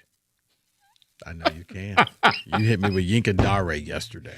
You know how many career assists Yinka Dare had? 3. 0. Okay. His entire career, he never had an assist. How is that possible? He didn't come to the NBA to play assist and play well with others. Get me ball. I don't think he... Do you know where he went to school? George Washington. Yes. Good man. Yes. I actually liked him coming out of college. I thought the Pistons, I'm like, you got to get Yinkadare. This guy's going to be Don't share that tape with fantastic. anyone. Don't share that tape with anyone. We swing and we miss. Fair. All right, we'll go to T, and then we're going to get moving. T, what's going on, buddy? Hey, how's it going, Rico, Mike? Hello. Listen, why are we wasting our time? Why are we wasting our time? It's like eating an apple with worms. You wouldn't do it, okay? I clearly, as you well know, have not been on any Jason Durham train, period. That guy is a walking stick. This is one thing I'll say. If you look at him and Andre Drummond, right, can you tell me what the difference is between the two? There's one big difference that no matter what Drummond did, he was good for at least, 20-plus rebounds a game. To be that size and not be able to bang and enforce to get rebounds, the hell whether you can shoot or not. Okay, he can't dribble, but at least rebound, right? And I've always looked at him like a Drummond-like player. But the difference is he can't rebound. Drummond can rebound in his sleep. T, the last two games. It's a perfect example. Yeah. 56 minutes, 6 rebounds. That's impossible.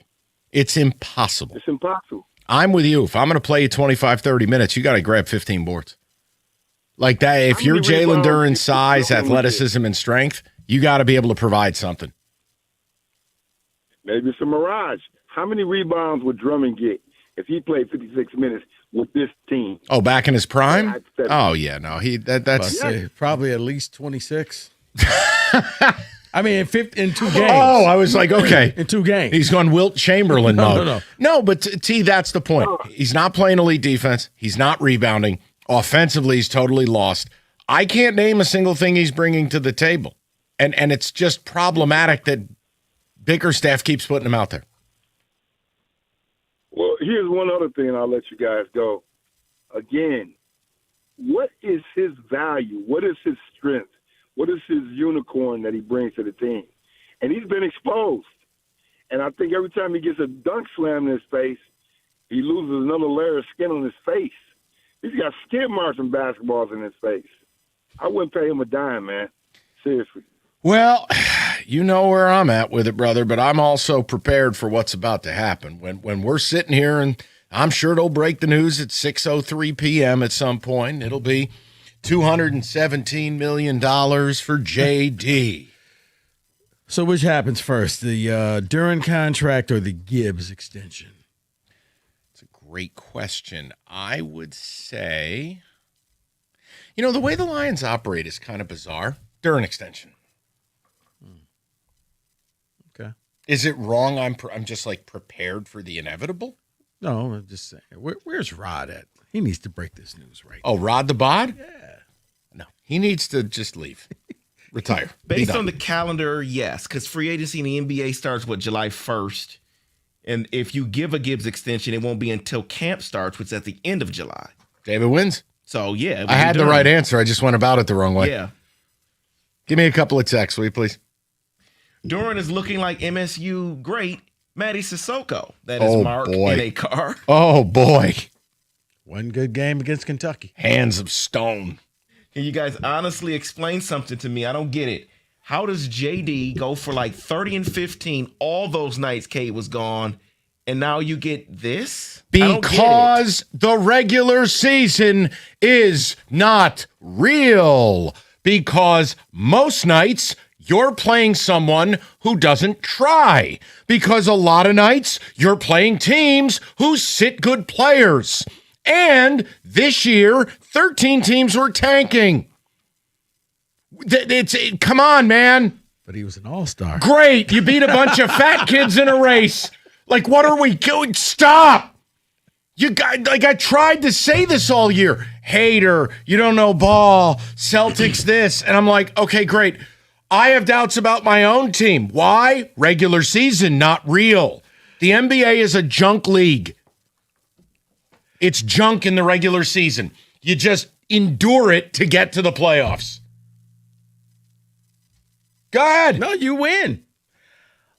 Let me tell you about the Chevy dealer in the area that's been leading the way. No eagle wears a wig. Hamilton Chevrolet and Warren. Andrew Pavick and the sales staff, they want to be your Chevy dealer because they're going to guarantee you the lowest payment on your next Chevy, period. They're going to find you every discount, rebate, and incentive to save you some money. So get into Hamilton Chevrolet right now and hit the road with the great deals on their massive inventory. Selection is best right now and ready for immediate delivery, so you don't have to wait, including the May Rico deal, a new 2026 Chevy Silverado Crew Cab 4x4 as low as $249 a month for 24 months. You'll walk into Hamilton with $995 down. You'll drive off of 10,000 miles a year. You know what I say. The best deals are found at 14 Mile and Mile. Stop in and see my guys at Hamilton Chevrolet. Tell them Rico sent you and make Hamilton Chevrolet your Chevy dealer.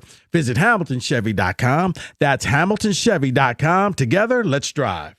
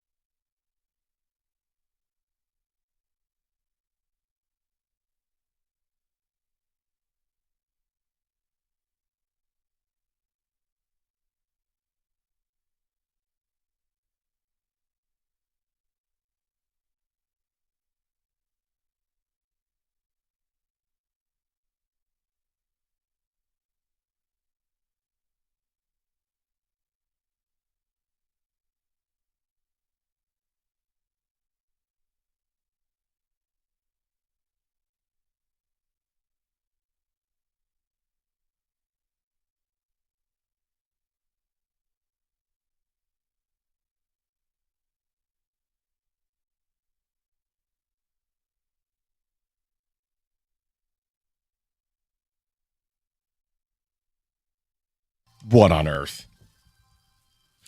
So let's go through some college football stuff here, guys. I am not trying to push summer along because we don't even have warm weather yet. Yeah, dude, don't rush this. All right, just over 100 days. Just over 100 days. You can keep it until week 0 of 2026. Come on, Grumpy.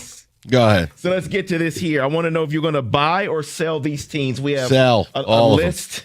A list of teams here in categories for winning the national title. These are teams here in this category that are chasing. Okay. Teams that are chasing according to the odds. The odds are like plus 2,500 or more. USC, Michigan, Oklahoma, and Texas Tech. Are you buying or selling, or who are you buying or selling? Sell them all. Okay. I don't care.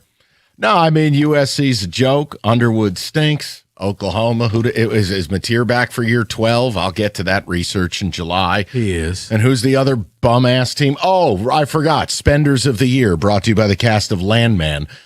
No, sell them all. And the difference with Texas Tech now is Sorsby is now ruled Yeah, your ineligible. quarterback's in rehab. Going to go ahead and just sell that stock. David, I'm gonna buy USC because I this is brought to you by Scott Frost.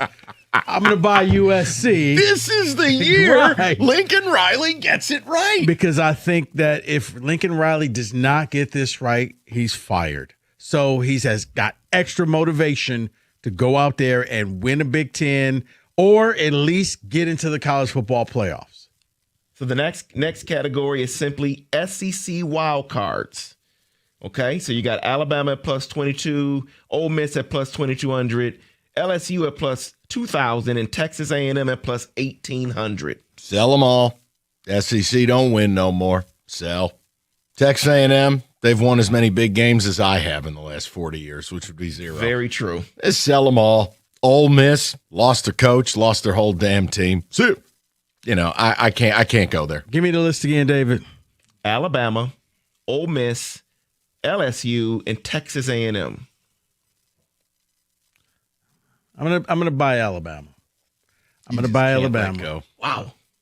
No, because I think you are to DeBoer what Kenny Atkinson is to Harden. No, Mike. You love Kalen DeBoer. No, Mike. Once again, I haven't given up on the sport like you have. So I'm gonna say this: DeBoer, kind of like Lincoln Riley. Who's the quarterback? You have to do something this year, or you're gone. Who's the quarterback? Alabama's not putting up with mediocrity. I'm asking sincerely. Who's the quarterback? I don't know. Good talk. Let's hear from so you're not Kenny asking sincerely. No, I'm saying if you don't have the answer, that alarms me, which means how the hell could I buy? They have Darkman at quarterback. They have Kenny Cott at quarterback.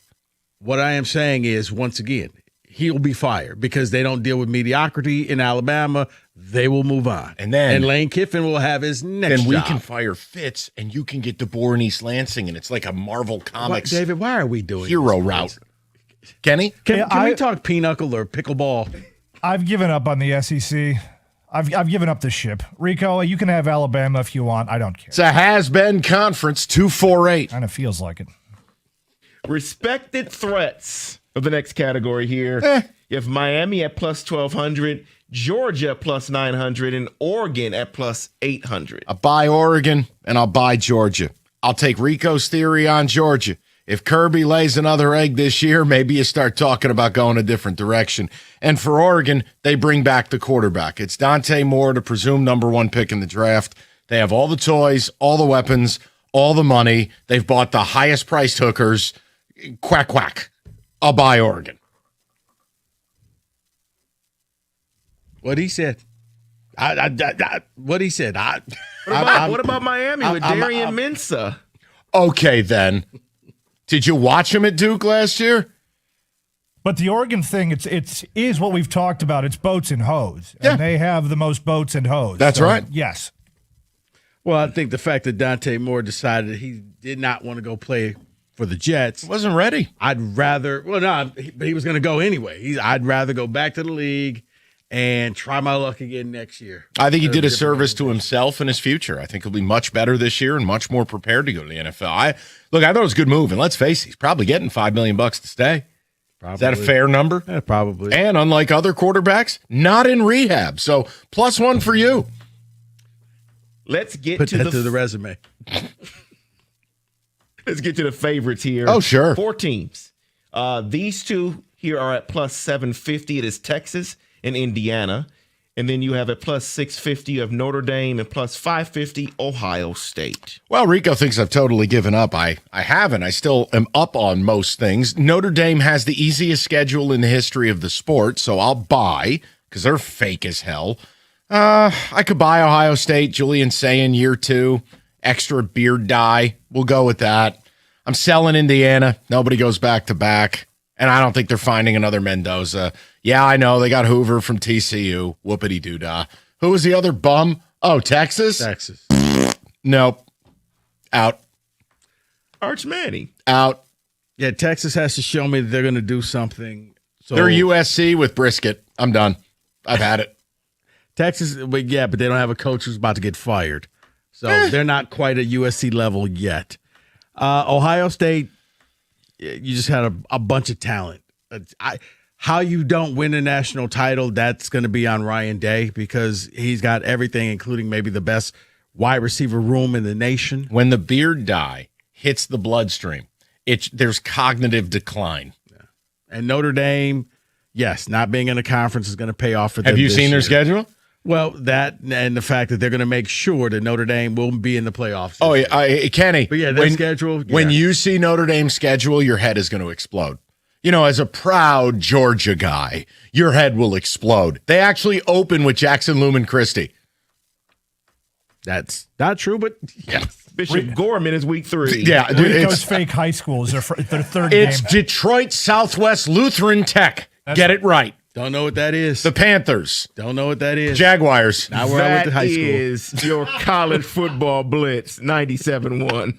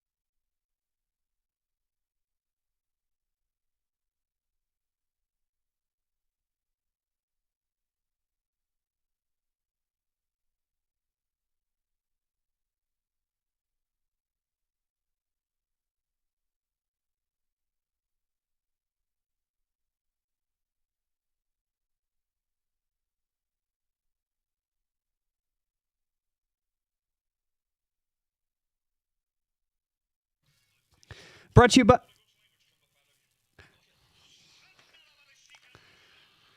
That's brought to you by Blue Chew. The Tigers start the second leg of their 6-game road trip tonight against the Mets. New York has played .500 ball over the last few weeks. Jack Flaherty will look to build off his last start where he walked 1 and struck out 10. The Mets have called up their number 2 prospect, A.J. Ewing, today, who's a speedy center fielder. For some, seeing him debut in May is a surprise.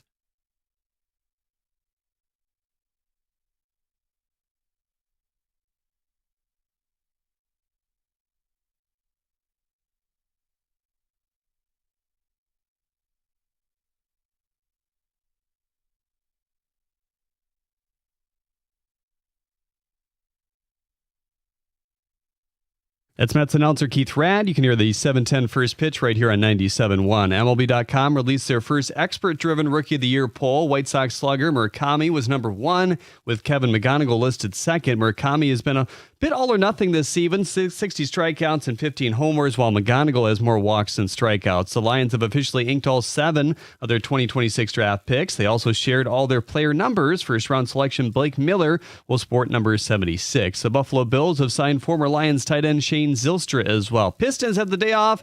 Game 5 tomorrow at the Corwell Health Sports Desk. I'm Jeremy Otto. For more, go to 97.1 The Ticket or Odyssey.com.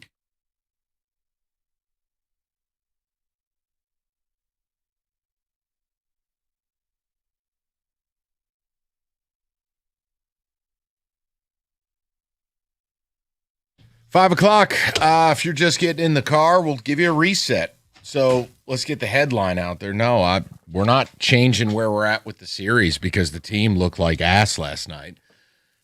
Cleveland has to prove they can win a road game. They're 0-5 in the playoffs on the road. You have 2 of 3 at LCA. I think it'd be foolish for me to change. But what we are discussing, look, have we reached DEFCON 1 with Jalen Duren? He's terrible. He's unplayable. And I mean, it's everything across the board. You're not getting elite defense. You're not getting any offense. He is an absolute liability. He's basically tall a sewer. I mean, here, you don't believe me? The guy shot damn near 65% in the regular season. He's 49% in the postseason.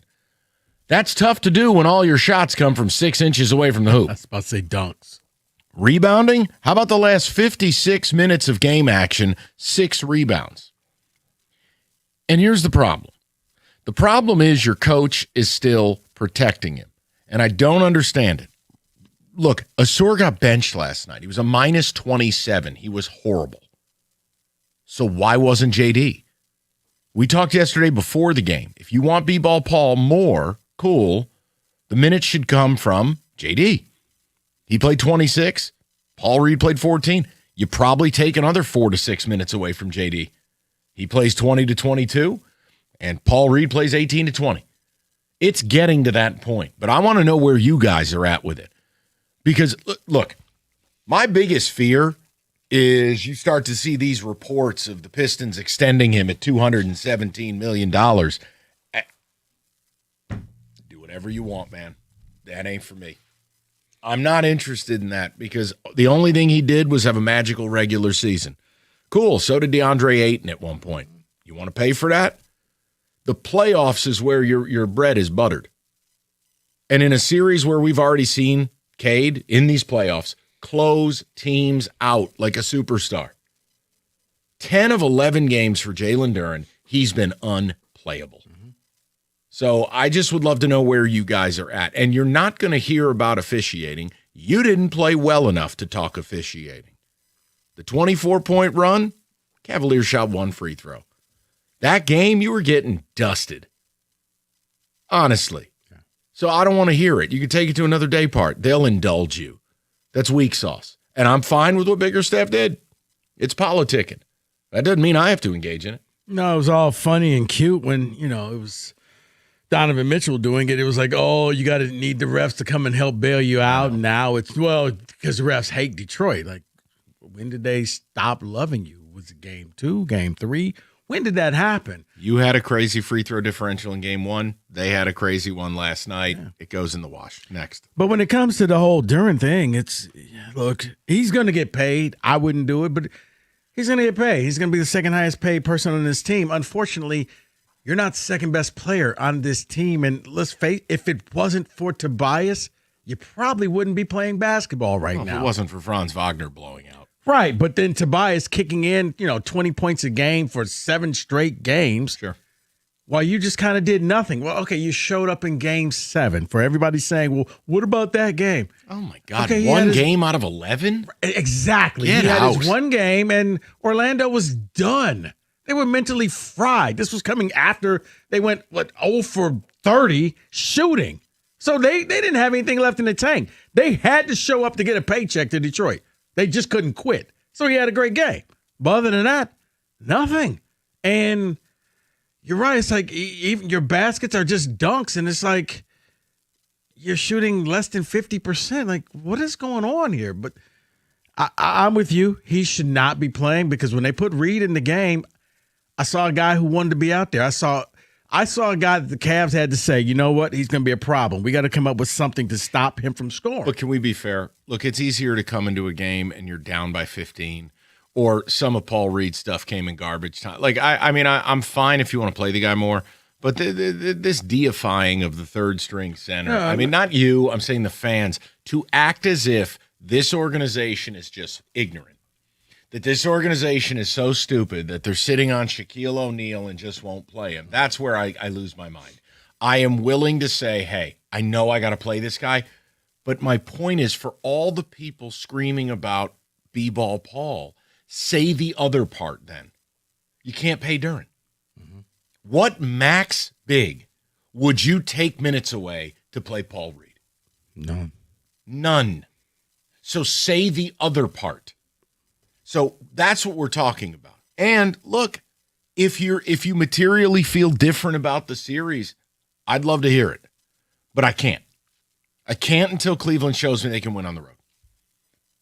Last night, again, any game where Karis LeVert is your leading scorer, you have lost the ability to complain about officiating. Say that in again, fact, please. If Karis LeVert leads your team in scoring in 2026, you should lose the game automatically. You should be disqualified. That you wasted a 24-point game from Karis LeVert. He didn't score 24 all season long.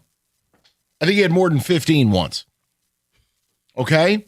And you got your doors blown off last night. So I'm just not interested in the officiating thing. You could take that to another day part. What do you make of your team? What do you make of the Duren situation? And is it time for JB to stop protecting him? Stop taking up for him. You put a sore on ice, you should be able to do the same damn thing with Duren. Because right now, tell me what he's doing well. Now, will I start him tomorrow night? Yes. You'll start him. But Rico has introduced me to open mic night at the Improv, the Sandman. I'm going to have a quick hook because you don't have margin anymore. You lose tomorrow night, you're not coming back here for Game 7. No. You win tomorrow night, you got the free roll. And if it comes back for Game 7, I will pick you. But you know what? If you win tomorrow, Mike, here's what I don't want to see. Don't treat it like it's a free roll. Treat it like it's an elimination game. Because last night felt like a free roll. It felt like, well, we got a 2-1 lead. If we lose, we'll just go back to Detroit and we'll play a best 2 out of 3, and we'll have 2 in Detroit. It's like, okay, that's fine. But this is the NBA, man. You're one rolled ankle away from regretting the fact that you didn't put them away last night. Yep. You had to lead at halftime. So if you win, quit treating it like it is a free roll. The other problem, and I'll throw the number out again, 248-539-9797. The problem is, our defense. Do you realize how many open looks? Your off-ball defense last night was horrific. And look, you're very fortunate. Like Sam Merrill comes to mind. That's a 38% three-point shooter who had no less than 4 wide open looks. Didn't hit a single one. Last night could have been a butchering. Yeah.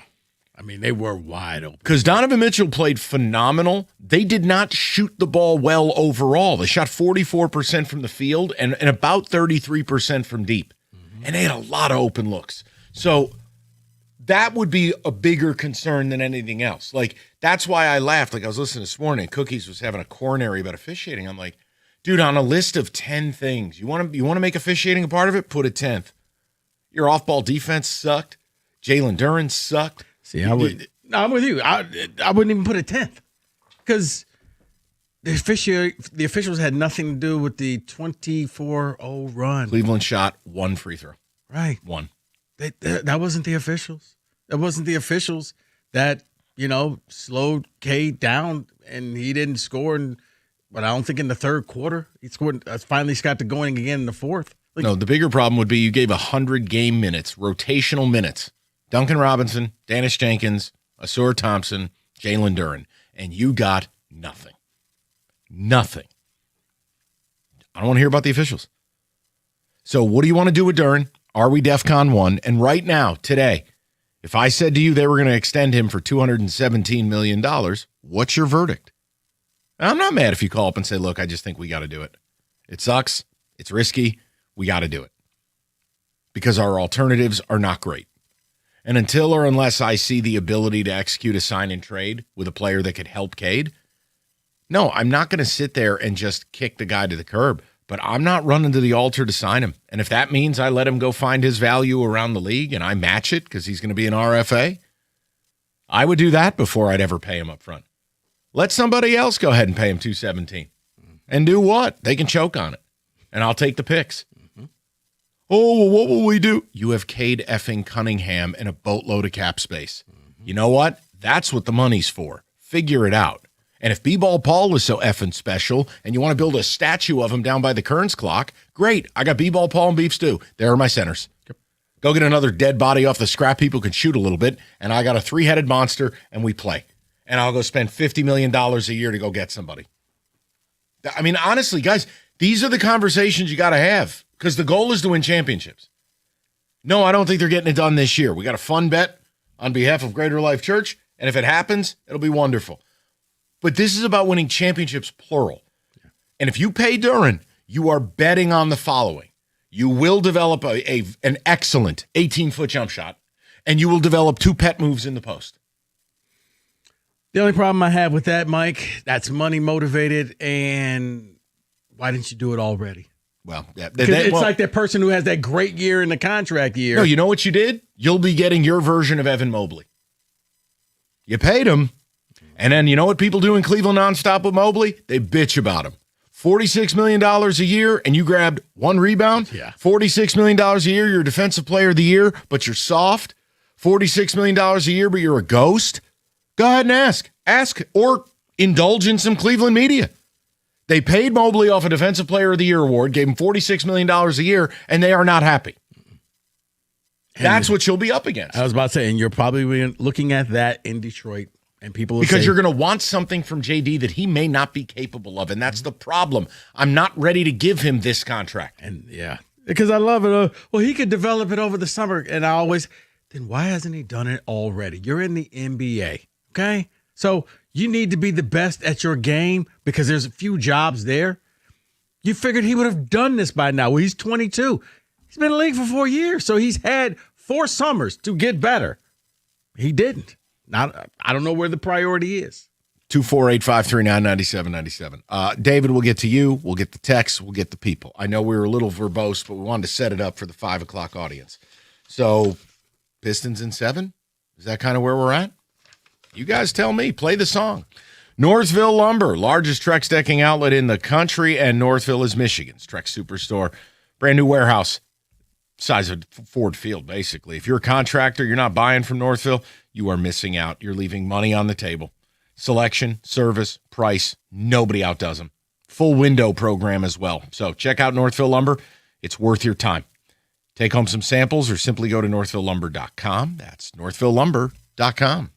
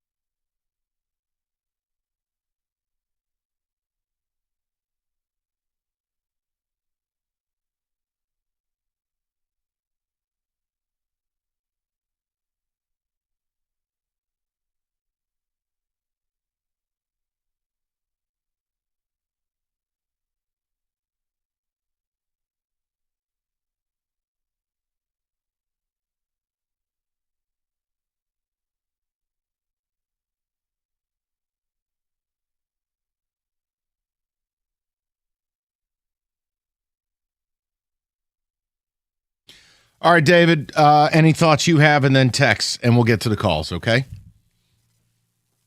So here's my thing on Jalen Duren. I'm done with him. Oh, dear. They need to. We talked about this yesterday. The split. If you wanted B-ball Paul to play more, then what are you doing here? Yeah. Well, at this point, it's Duren starts and then quick hook, like you said. If he ends up playing 20 minutes, okay, he ends up playing 20 minutes. If not, then it is what it is. Because you have to find a combination out there where you're rebounding, you're defending, and you're scoring. That's the combination that you have to find. And Duren right now is not doing either. 2 games, 6 boards. Yeah. You could put one of us out there, and you could probably get more than 6 boards just being there. Right now, he just doesn't look like he's there. David, he doesn't look like he's made the adjustment that Cleveland has made on him. And he's just stuck in a quagmire. And he's out of moves. That's what it looks like. Tex here says 8 points, 2 rebounds, 2 assists, 15 points, 4 boards, and 2 assists. Which guy played 27 minutes and which guy played 14 minutes? Duren is unplayable. Right now he is. And the sad part is you don't have to do much to get back to where he was. I mean, this is truly a playoff fall off. Jalen Duren legit looks scared to be out on the court. With him moon kicking the basketball into the stands, I have lost all hope for him. The fact is we are in the second round without him. We can get his production out of anyone else, trade him, and go get someone else in the offseason. Now, you got to be real careful with that because there's an equal risk to that move. And I'm not against it. I'd have all options on the table. But remember, you will be entering into a marriage with somebody else who's very expensive, and that has to work. Who's that player? Because we do this thing, and I think basically this happens in every town. Let's take someone we're deeply dissatisfied with and trade them for someone that someone else's best player. Let's do that. You don't think the whole league is looking around and going, oh, boy. And then you call them for their best guy? Like that? No, that's not how that works. What more than likely happens is you get a desperate GM looking to keep their job, whose owner is breathing down their neck to get them an all-star, and you're trading with a bad team and trying to trade Duren there. So basically the Pelicans. Well, that's the point. Well, listen, would you trade Duren for Trey Murphy? Yeah, you see what I'm saying. But the problem, again, is he's a restricted free agent. He can shop his own deal. And if someone decides they want to pay him, you got to be willing to match it. And then you can figure out what you want to do. Look, it's very complicated. And ultimately, too, guess who's going to get a say? You don't think Cade Cunningham's going to make that call? This is the NBA, man. The closest facsimile to this would be a Patrick Mahomes, where anything going through that organization goes through him. That's why Uncle T is still here. That's why he was not involved in any deadline deal. Hey, can't wait till you give him an extension till his age 37 season. But you know what? Can't wait. Here's the thing. Of the two, I'm not going to feel bad about that because I at least saw what he did in the playoffs. I would, because he's Kenley Jansen on hardwood. You'd be paying him for an outlier run in the playoffs. He was a 13-point-a-game scorer, and now he's in the playoffs dropping 20 a night. And you're also saying that in hindsight. You already know what he's done now. He's never done this before. Correct. No, David, I'm saying of the two, I don't want either. Oh, I see. Okay, so bad and worse, you'll take bad. Okay. But at least I can say, well, you know what? He showed up this playoff run, and I'd love to keep. Maybe they've unlocked something. Would he be willing to take less money to stay with a winner and stay somewhere where he can play good basketball? I'd love to keep him. I would. If Tobias is your 3, I think there's a pathway there. It is. But what you can't do is pay Duren, pay him, and still have no number 2. Can't work. Pay Duren number 2 money, but Tobias that can't work. You're really the 2, but I'm going to pay you like a 3.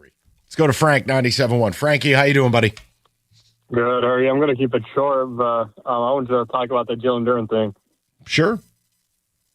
I just think we need to bring it in a little bit. I think when you look at the regular season, we can't be sold on him fully with this big contract, but we can't be losing all hope, as the other guy wrote.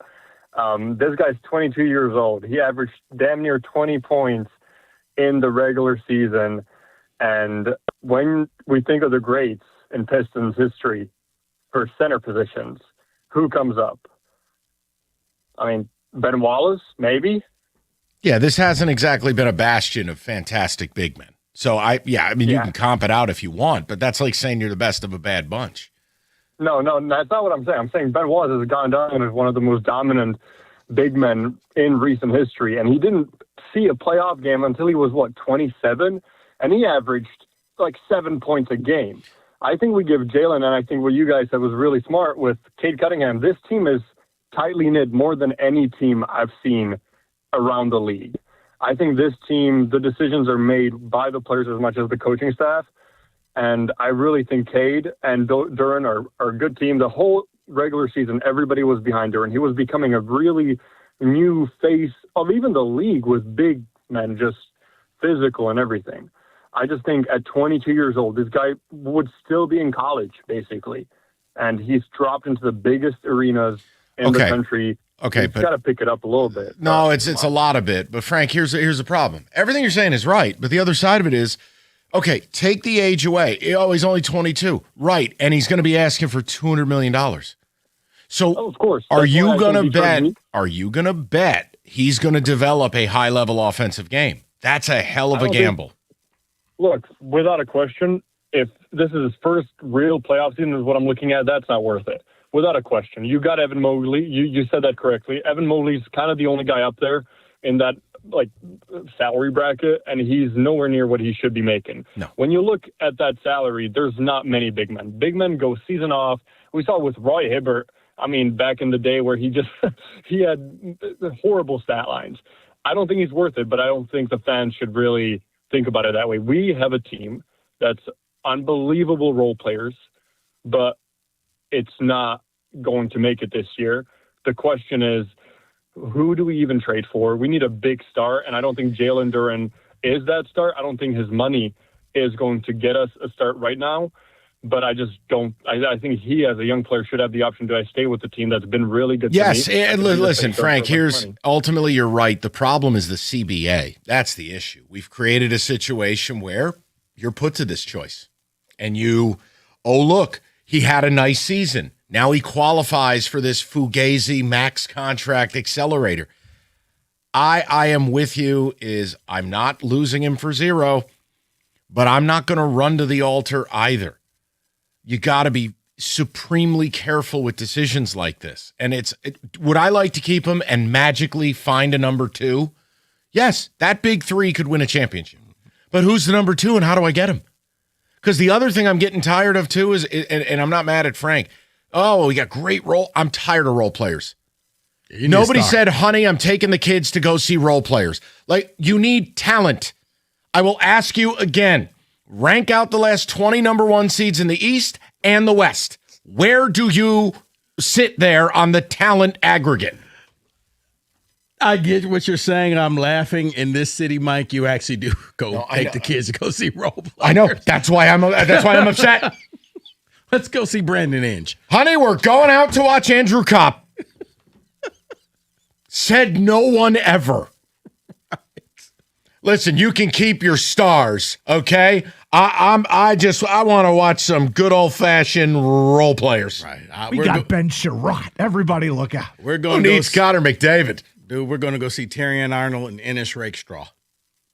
That's where the money is. You know the funniest part, and it truly is, like the Lions rightfully have kind of stormed the gates and they were first to be back and in it and doing things.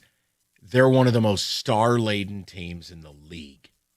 So what's good for the goose has to be good for the gander. Why the hell does this town always want to do lunch pail McSkippy sports? Your football team has more stars than they know what to do with. Yeah, but except for Goff, they're all homegrown. And really, you gave Goff a home because he got kicked out of his in L.A. Okay, well. So that's why they love him. Like, these are our guys. We drafted them, and they're ours. And don't care. Fans better learn, man. Sports is a meat market. None of this is real. You don't get bonus points. Meat market, and they don't care about you. Correct. But fans seem to think that they do. Okay. Because they give them a new jersey every other year to go buy. They don't give it to you. You got to go buy it. I just want this team to be very pragmatic about this, and I'm worried they're not going to. I'm worried, like, whenever the season ends, whether it's this series, which I'll still be a little surprised, whether it's the Knicks series, whatever it is, whenever it all ends, I feel like 10 seconds later, you're going to get the news blast. Duren, 5 at 217. Yeah, I told David I think the Duren contract is going to go up there in the Mount Rushmore of topics with the Lions edge rusher, Stevie making a move at the trade deadline, Tigers getting a right-handed bat. Like, it's going to fall up in those Max Crosby. It's going to be one of those topics. In the pantheon. He's right.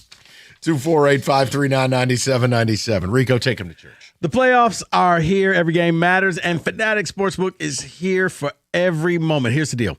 You guys have heard me talk about Fan Cash. Remember, every time you bet with Fanatic Sportsbook, you're earning up to 10% Fan Cash, whether you win or lose. So even if your bet misses, you're still stacking the Fan Cash.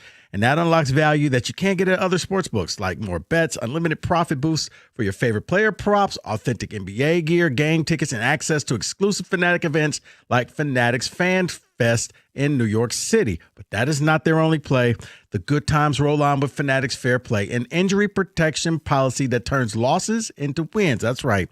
If you love player props the way that you shut your mouth when you're talking to me.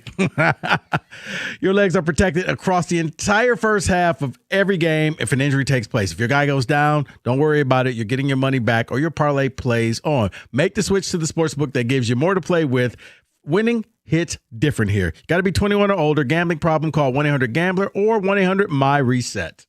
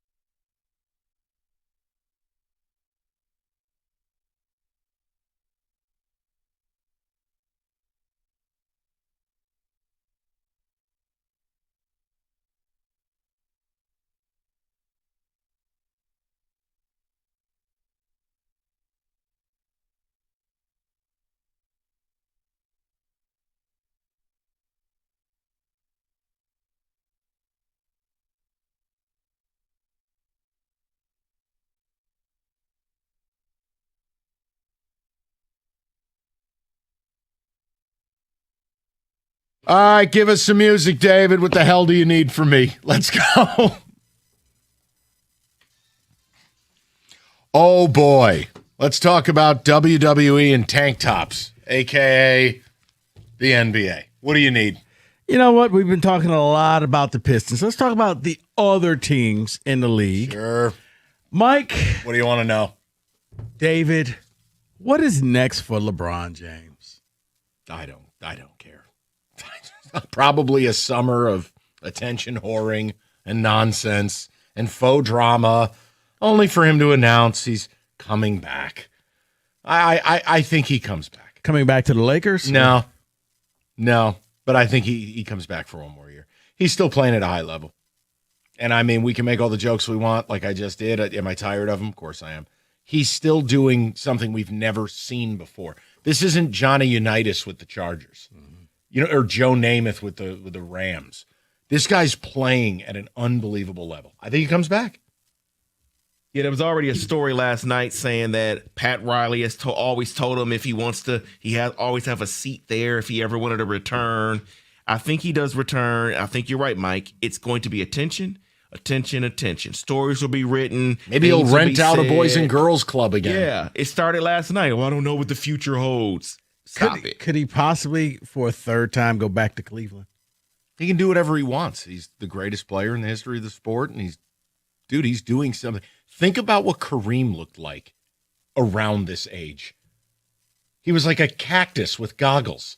Now, this guy is still out here playing ridiculous. Yeah, but he made a great airplane movie. Okay.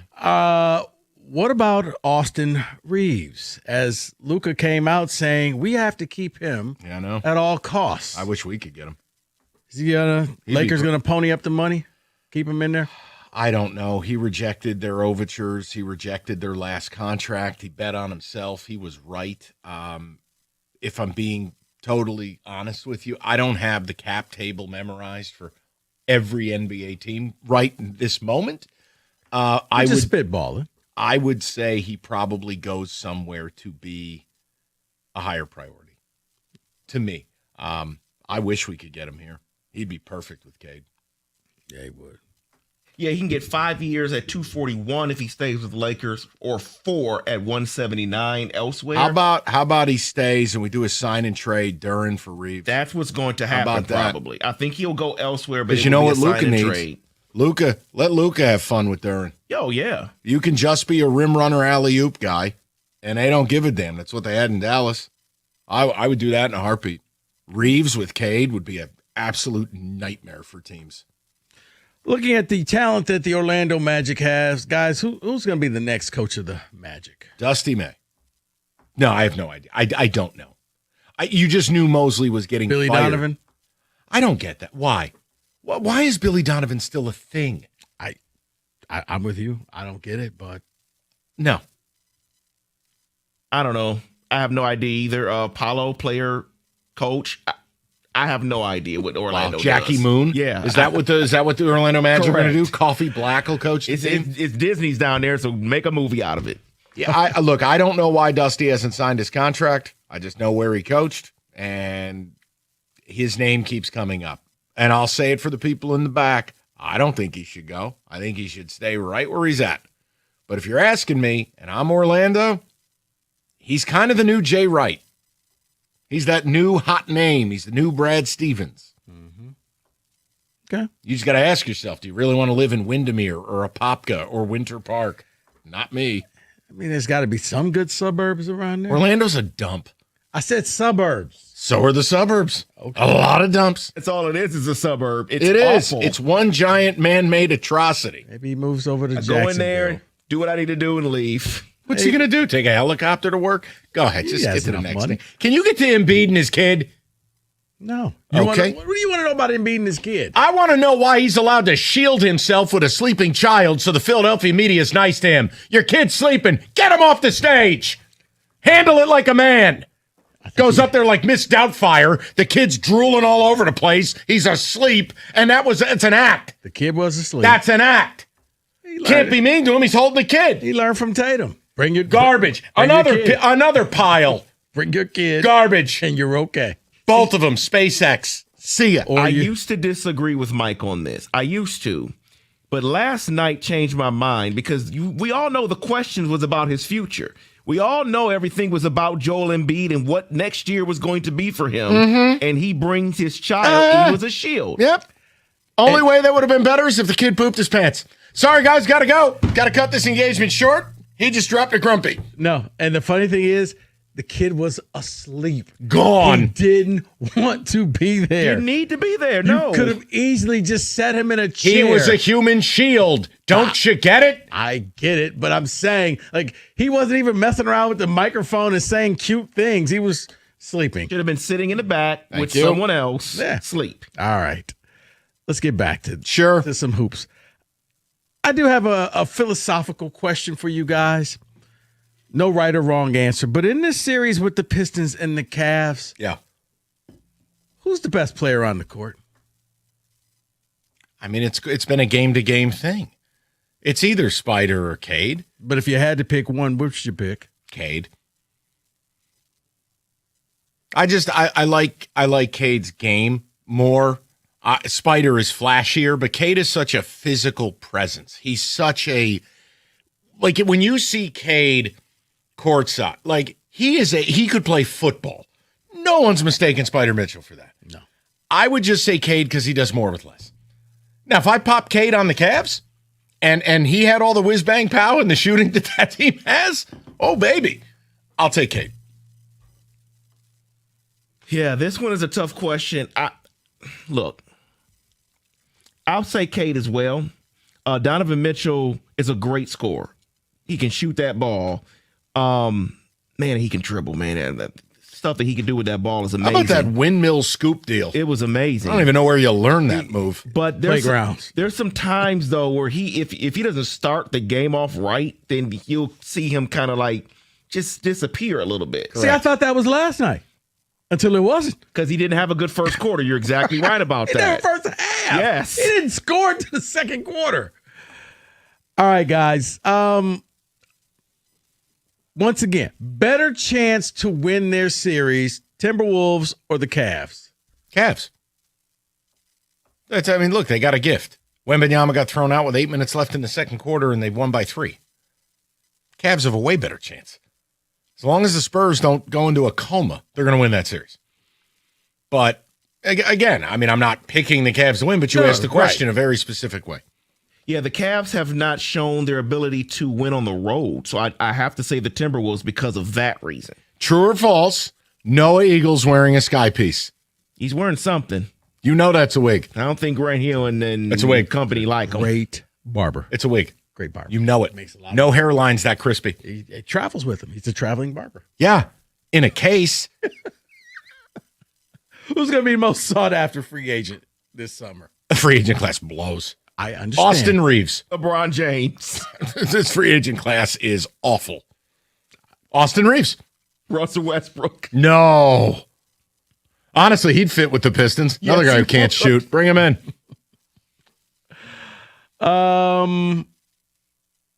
Do you guys pay attention to the NBA Combine? Have you paid it any attention like you do the NFL the Combine? measurements I have just so I can see wingspan, stuff like that.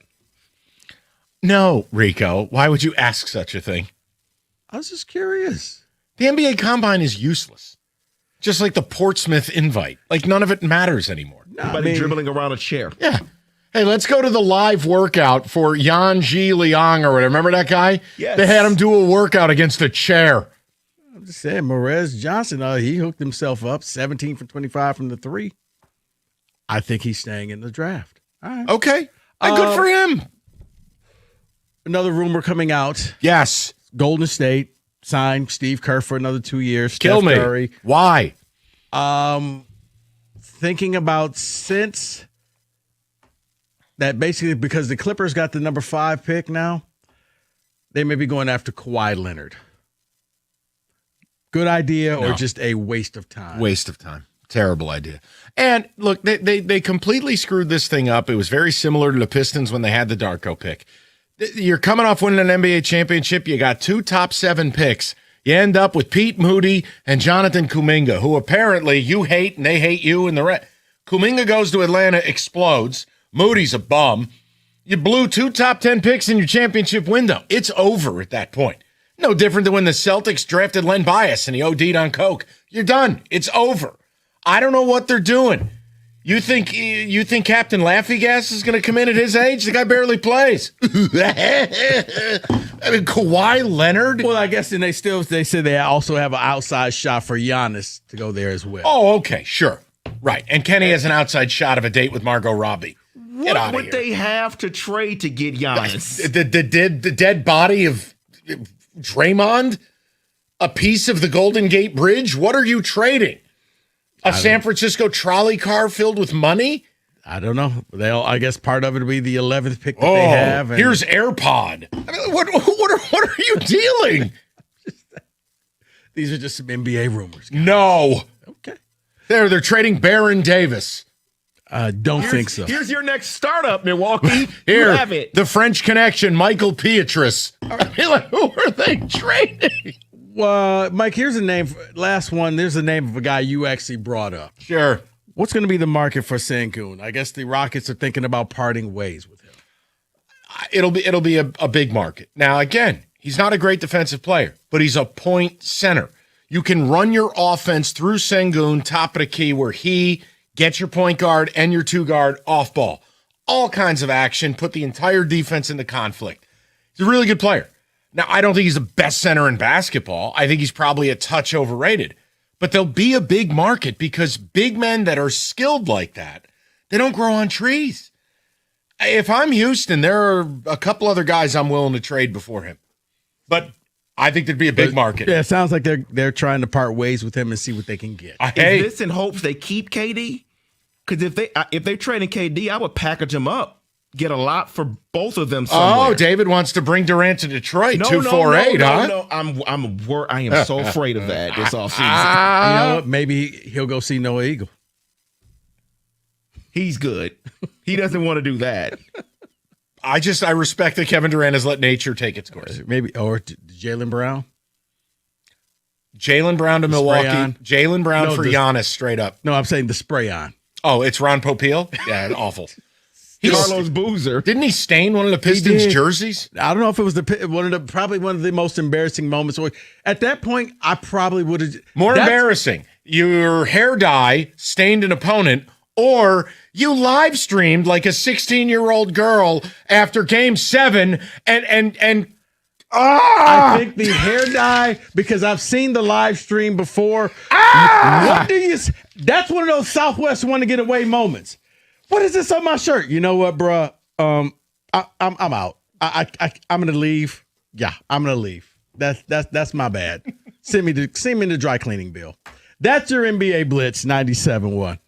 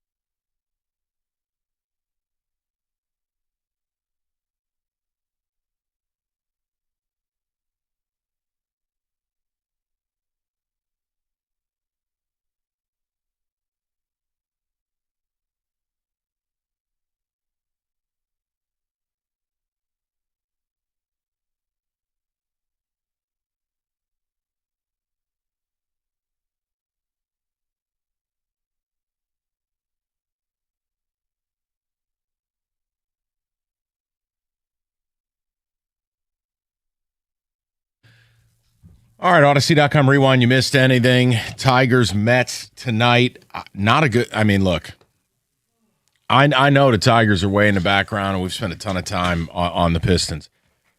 You lost another series in Kansas City. Now you're playing one of the worst teams in baseball in the New York Mets. I mean, they've had 4 right fielders, 7 left fielders, 10 shortstops, the whole bit. At some point, you got to just start winning games. Now, one problem. Your offense, which has been yikes, you got Freddie Peralta on the mound tonight. And you're a sizable underdog tonight. Like, I'm just going to watch. The biggest thing, too, man defense. I feel like every night I'm watching something silly. Something that's not major league representative defensively. This whole operation, the whole thing, it's like the Tigers are Jalen Duren. Nothing is working in any phase. Until they have that game where it does work and see. Don't hit me. No. with that. Nobody believes in this team, I don't think. Don't hit me with that in baseball. So, and I don't care. Duren could play one good game. It's all in the aggregate. He's had one good game in 11. I mean, what are we doing here? Did you see the Royals series, back-to-back games? The Wenzel playing right. Oh, my God. And then the very next day, first inning, Bobby Witt, Kerry Carpenter. I went on the air and I said this, and apparently I was wrong. Inside the park? Yeah, I thought they benched Carpenter. Now he's on the IL, so maybe he's really injured, but I'm like, they benched him. Like, that is unacceptable. He ran into the wall. Jeff, the show ball yourself goes right a by little him. grace. You're on live. Like, that's not. Yes. I don't think that makes you a bad guy, dude, buddy. This defense is horrendous. awful. Go back to the Boston series. Well, I mean, Colt Keith. It was Torque can't catch a routine fly. It was unfortunate. It was against the Tigers, but it's the small ball person. The inside the park home run is here's Graceland. If it was up to Rico, everybody would be running around in satin jackets and laying down squeeze buns. Hey man, it's like the Savannah Bananas. Once you start running, you don't stop. Shout out Bobby Cox. Yeah. Yeah, my condolences. But no, I mean, we'll see what tonight brings. I don't know what to do anymore. They're just a bad baseball team. But you said it. Or not, they're bad. You've both said it. Everybody said it. The AL Central is such a joke. The AL's a joke. Well, you're right. But that's the only reason why you can't give up hope. Have you seen the AL West? Oh, my God. Yikes. Brutal. I mean, Mike's Yankees is the only team in the American League that's any good. Don't worry, we'll choke. I mean, you probably I don't won't, know. but- I mean, this is kind of choke proof. Hey, look, it's Aaron Judge. Strike 3, strike 6, strike 12. I mean, Remember when we thought James Harden was worse than than Jalen Duren of the playoffs Pretty of much. the Yankees? Remember when we thought like James Harden was worse than Aaron Judge in the postseason? He still might be. He might. He had one nice game. Can Two we nice please? games. What do you got coming up? We're going to talk Pistons. I'm just curious, what was the one thing last night that really pissed you off the most? Karis LeVert. Okay. The fact that I had to look at Karis LeVert leading this team in scoring. No, when he leads you in scoring, that's not a good thing. Put respect on his name. That's Karis Jordan. Do you know what I thought of, by the way? He had 17 in the first half. I thought of Spike Ulbrich, who had 17 in the first half of the national championship game. Do you remember that? Remember he tweeted at Kate Upton? Those were the days. Yeah. So we'll talk Pistons. We'll get you up to Tiger Baseball. Then we'll come on after Tiger Baseball to the witching hour. And we'll do some cocaine to stay up. Wins and, become losses and losses become wins? I think I'm going to tell you, they lose tonight. You're going to have full phone lines. See, I don't know, The man. Mets are terrible. I agree, but the Red Sox were terrible. Right, and that's why you'll get response. All right, David is telling us we're So number we're hoping one. for a loss. Play the song. Good night, everybody. Rieger wins again.